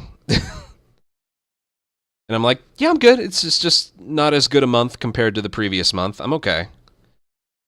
And I am okay. It's just, I used to be more okay. But the fact that, you know, it's like Charlie makes that video, and then just a little bit before then, my mom was like, "Are you okay? Is everything okay?" Because that number's like the lowest I've seen it in a long time. And I'm like, "Yeah, I'm good. I haven't exactly been giving the people what they want lately. That's on me, you know, all that. Come up with excuses and stuff. And they are legitimate excuses, but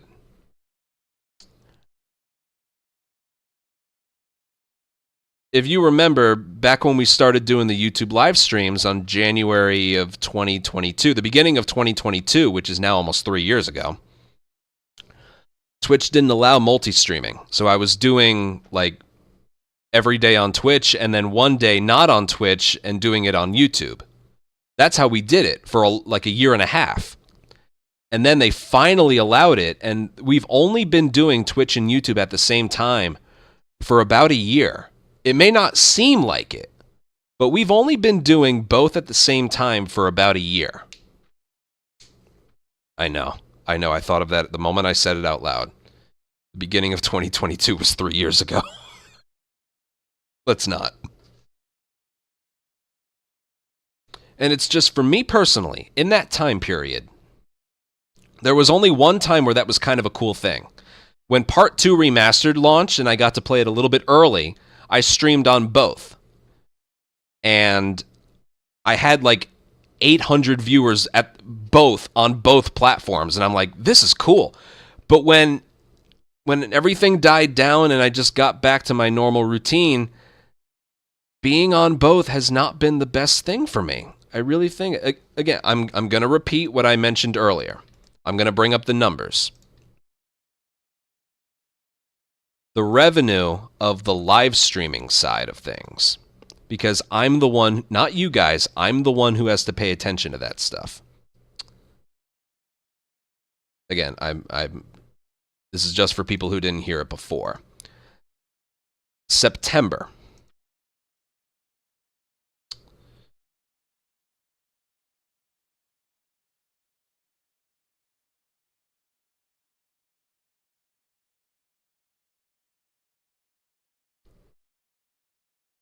This past September, it was my birthday month. It was really, really good.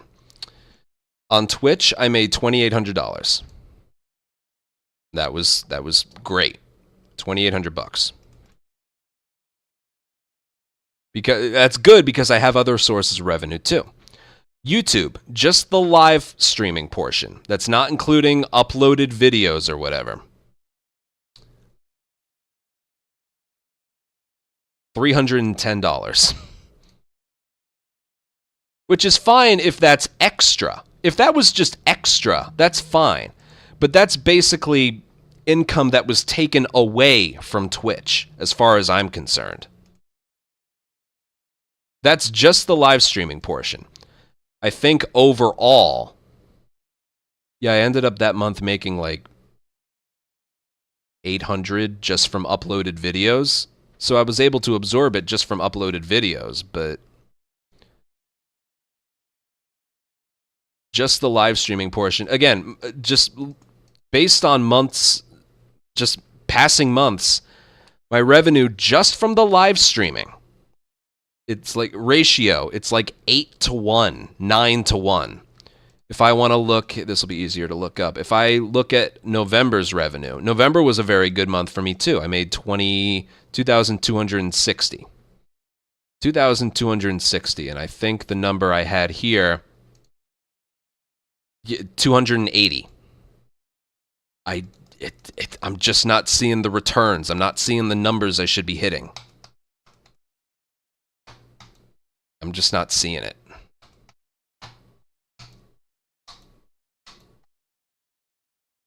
I don't feel like seeing what Asmongold said about it. Oh, my mom moved like in the middle of this year. My mom moved further south. She ain't my neighbor no more.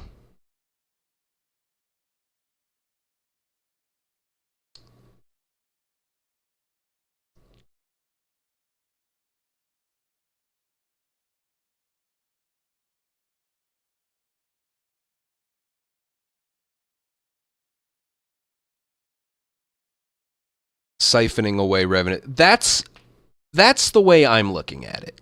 Yes. YouTube is kind of siphoning away Twitch revenue. Now, I knew it was going to do that a little bit, but not at the rate that it has.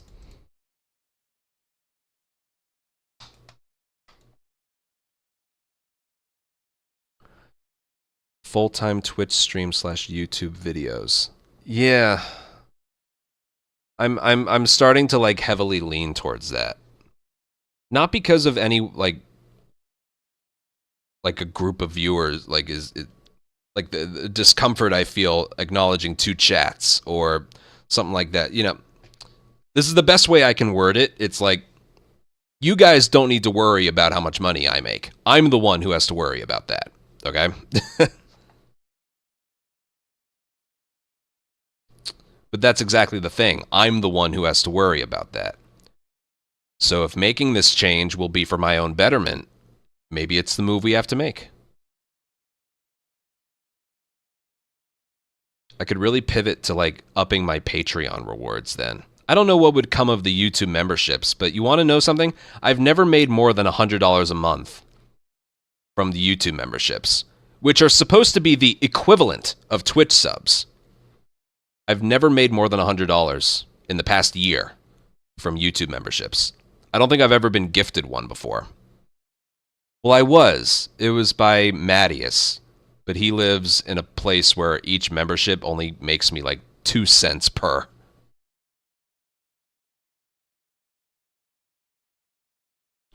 There is little to use. I'm going to upset a lot of people, though, if I do end up going through with that, because I tried to make that decision last time.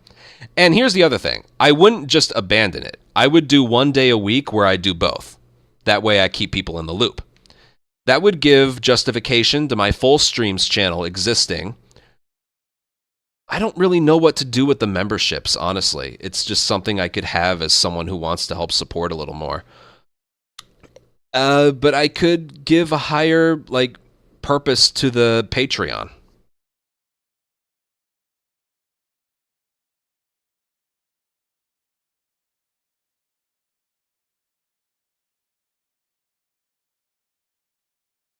Because I've been thinking about adding some more perks to that and just letting more people know that it is indeed a thing.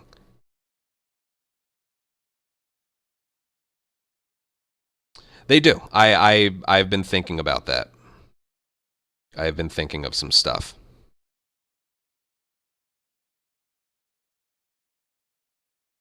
Why don't we spitball? Let's say I only do the YouTube live streams once a week. Hypothetically. I wouldn't cut you guys out. I'm not cutting you guys out of the will completely. Let's just say hypothetically. I go back to once a week. But I also decide to keep the YouTube memberships up as an option of support. What could I offer? I've never been able to think of something. No, the 2,800 was from everything. Bits, ad revenue, subs.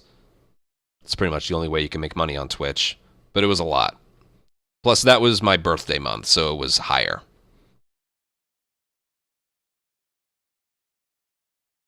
But it's kind of shocking how little revenue the YouTube memberships give you. And I don't know if I view it as like extra money. Because once I started adding in the YouTube live streams, it was siphoning from from Twitch. That is how it worked.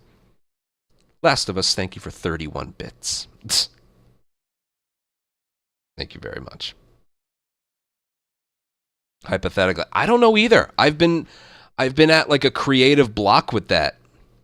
Like, I have ideas for Patreon. I could like really make that an incentive. Like, you're gonna want to do this because of this, this, and this.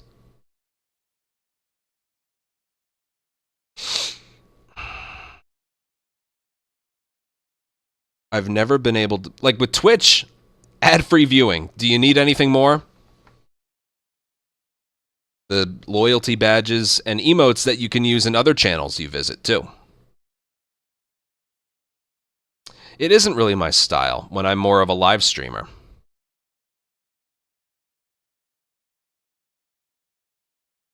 Because I am definitely a live streamer first, video maker and uploader second. That's just how I've always been.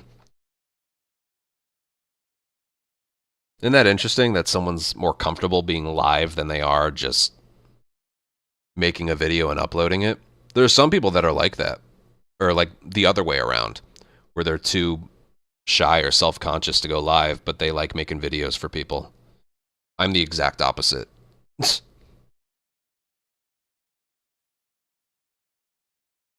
Feel like it unlocks my brain a little bit. I like this way of communication too.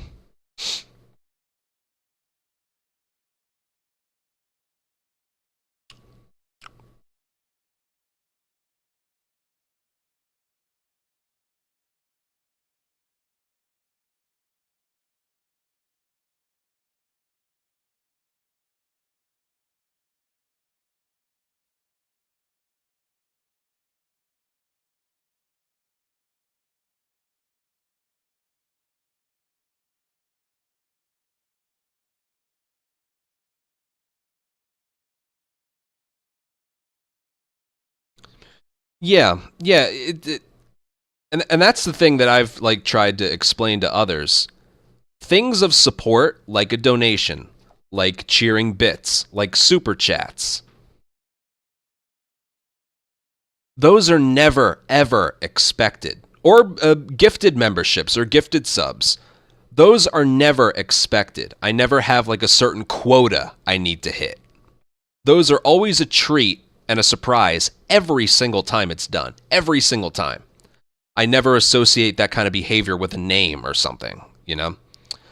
But how many subs I receive each month is literally the only number I can point to in terms of consistent revenue. You know? We're up to 90... We're up to 96-month resubs. Isn't that crazy? I have been receiving subscriptions for 8 years. Round number, 8 years. Is that something?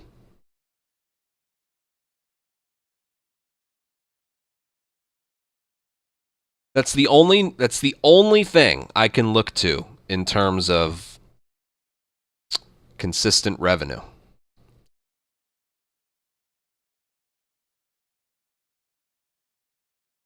Not even the memberships. Again, currently, at this moment in time right now, I have 40 memberships. But it's just not netting me enough. If I had like 200, I wouldn't think twice. But it's just not the same.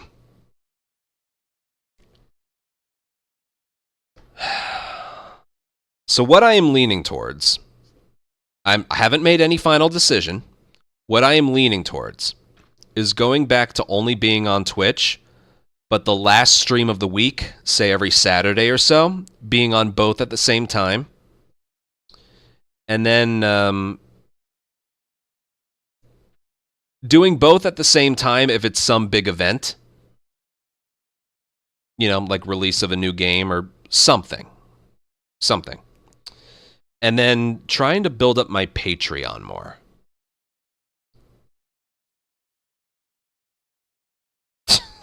I told you not to. Liam, thank you for the gifted membership. 41.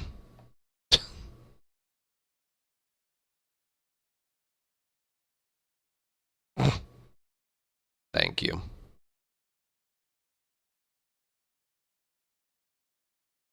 The alerts are the same, too. Stream on page...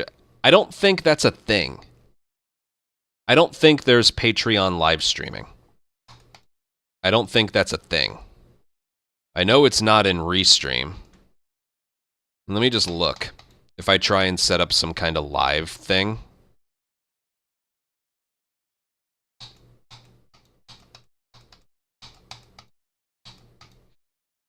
If I set up some kind of live thing. It's just not really a... Here, I'm going to click Create. Live stream. Crowdcast, YouTube Live, or Vimeo. Those are your only options. There's no such thing as Patreon Live. You have to use other live streaming services in order to do that. You lock that stream behind a paywall, and then that's how you do it. Add channel on Restream. There's Kick, Facebook, Twitch, YouTube, X, LinkedIn, TikTok, which doesn't work, Instagram, Telegram, Amazon Live, DLive, Dailymotion, Trovo, Mixcloud, Kakao TV. The fuck are these? Naver TV, Nimo TV, Nono Live, Huya. If you just joined, you'll think I'm like overdosing on something. I've never heard of some of these. Jesus.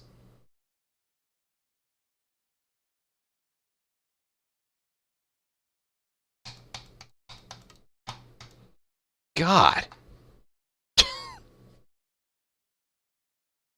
Well, Bethal, you know, you can just come on Twitch. It's a more community feel to it. It's not the end of the world, man. There's a part of me that doesn't quite understand the logic of that. You know, like...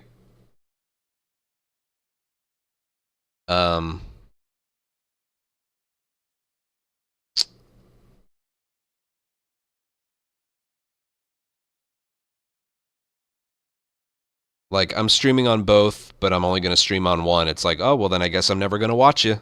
I don't understand that logic.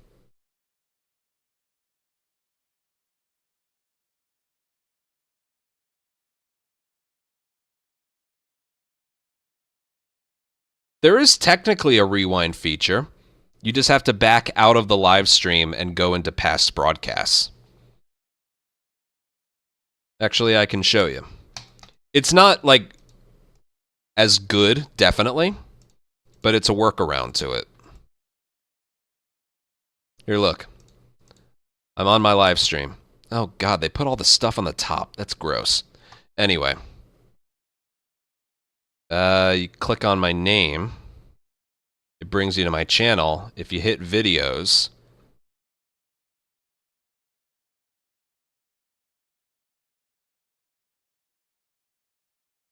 Oh, yeah, my stream got split into two accidentally. You can go all the way up to the point of where I... what am I up to right now? Yeah, it goes until like maybe 20 seconds before.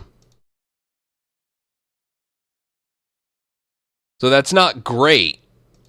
But then you can just click right back to my live stream here. It's a workaround. It's not great, but it's something.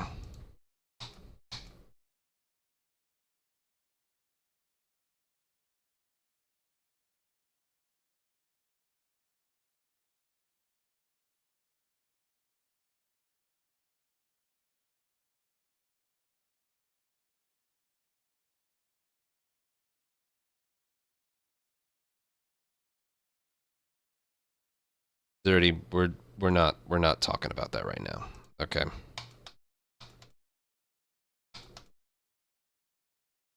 We're not talking about that right now. Okay.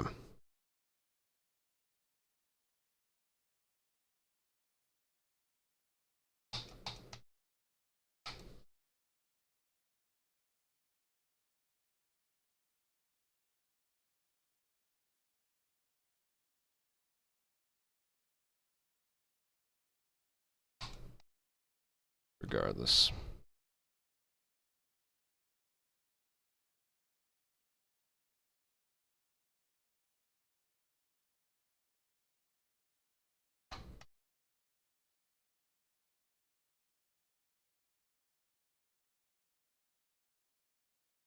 Oh, Rye. Yeah, that gondola, right? Right before you enter the thing? Yeah, that actually happens every time. That's not new. That just happens.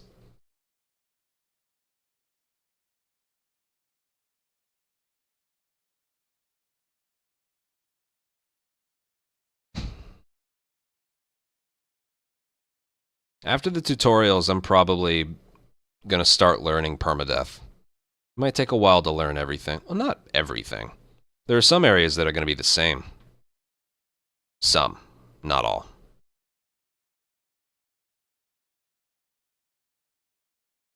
But I'd have to focus on all the areas that are different.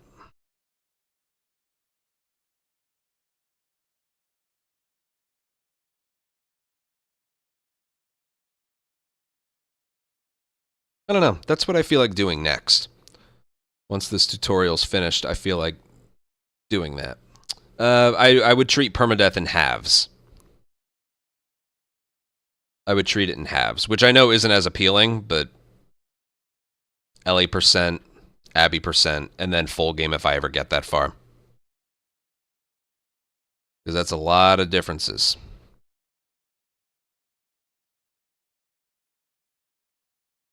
Yeah, I gotta head offline soon. I gotta upload those 2 videos. I gotta edit out some parts of them, and yeah. But just know that's kind of what I'm leaning towards doing.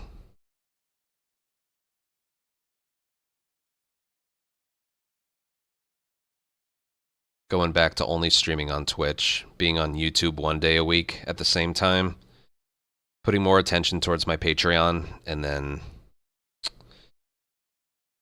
finding out a way to still have a reason to keep the memberships around. Maybe I could think of something, maybe not, I don't know, but if nothing else, just to try it out. If I find that isn't the best way forward, then maybe I go back to what I'm doing now, but I feel like I gotta change something. 'Cause it's just every month it's the same thing. Like just Twitch revenue amounts that are just too low, but an increase in YouTube revenue that just isn't enough.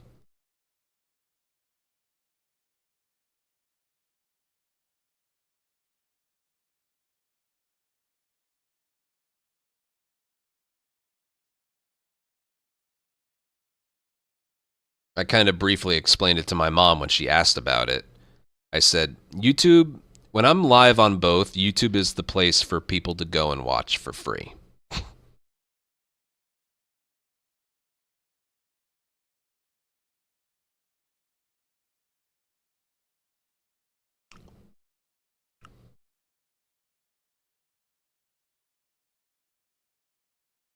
Mostly. God, we've been talking for almost 2 hours. That's kind of crazy to me. Literally just chit-chatting.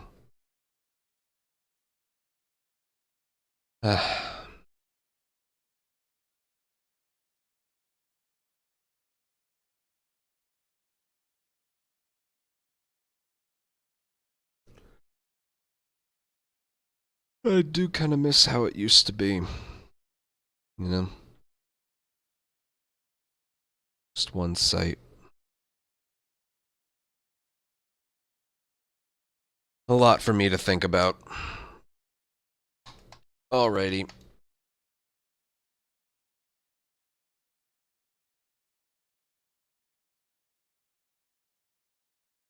Maybe better service, but I don't make enough.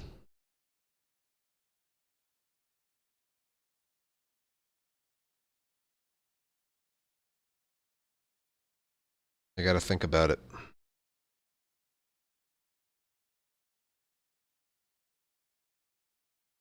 And it's not like I... You know, it's not like I,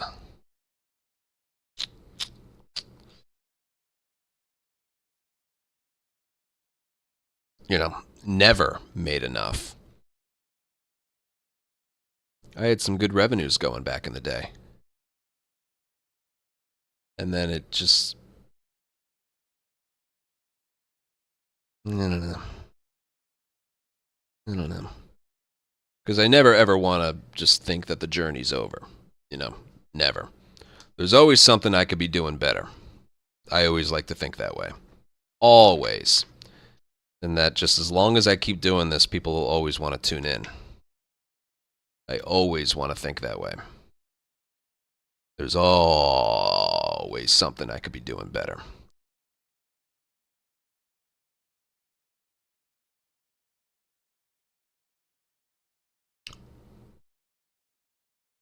But like I said, we've been doing both at the same time.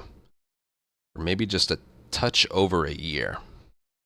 So I have an entire year to process it all. At my size, I don't know if it's worth it.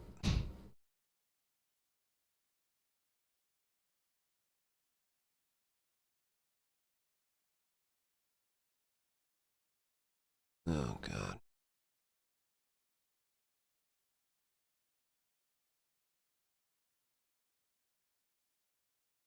Mental. Yeah.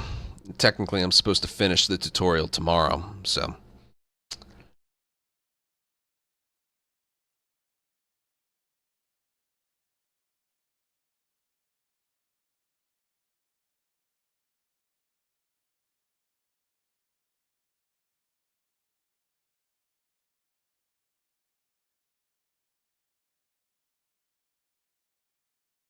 Well, thank you.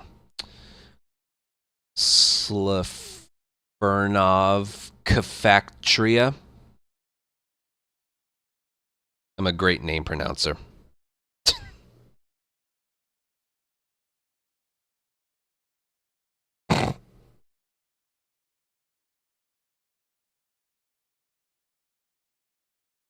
And even since day one,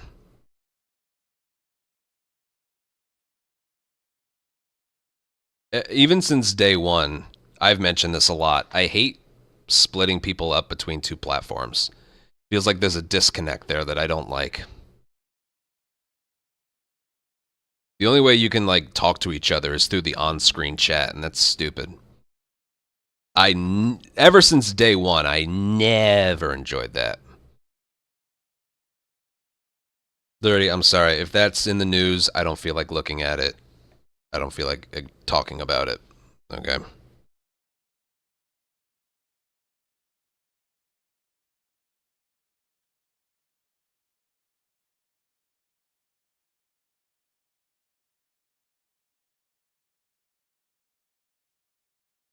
Yeah.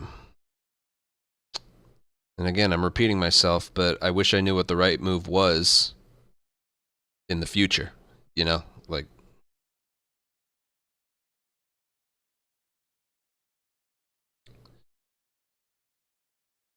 I want to like know how it's going to turn out. This isn't just with this. This is with a lot of things in life. With any big decision you make, I want to know how it's going to turn out if I do or don't do something.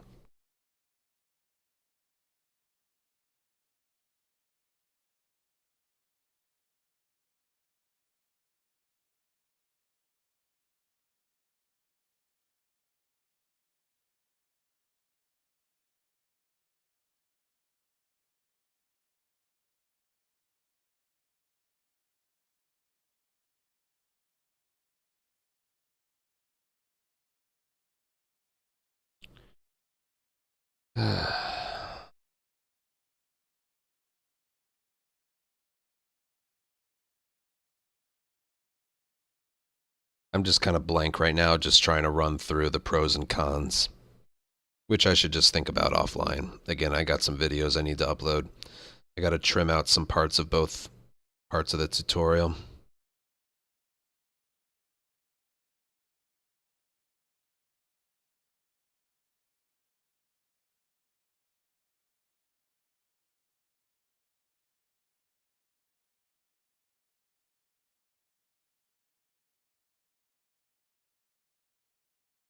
Yeah, right. I'll worry about this stuff. Thank you guys for 7 follows, 14 subs, 93 bits, and there was 1 gifted membership. Thank you, Liam. And I will see you guys tomorrow, hopefully with the rest of the tutorial. The sooner I get this out of the way, the better I'll feel about things. Maybe I'll be able to think more clearly, you know? Maybe now isn't the right time to do it. Or I could make that a thing at the start of next year. I could. Give people time to think about it and stuff. Whatever. Okay, I'm going offline. Thanks for watching, guys. I'll see you tomorrow. Bye.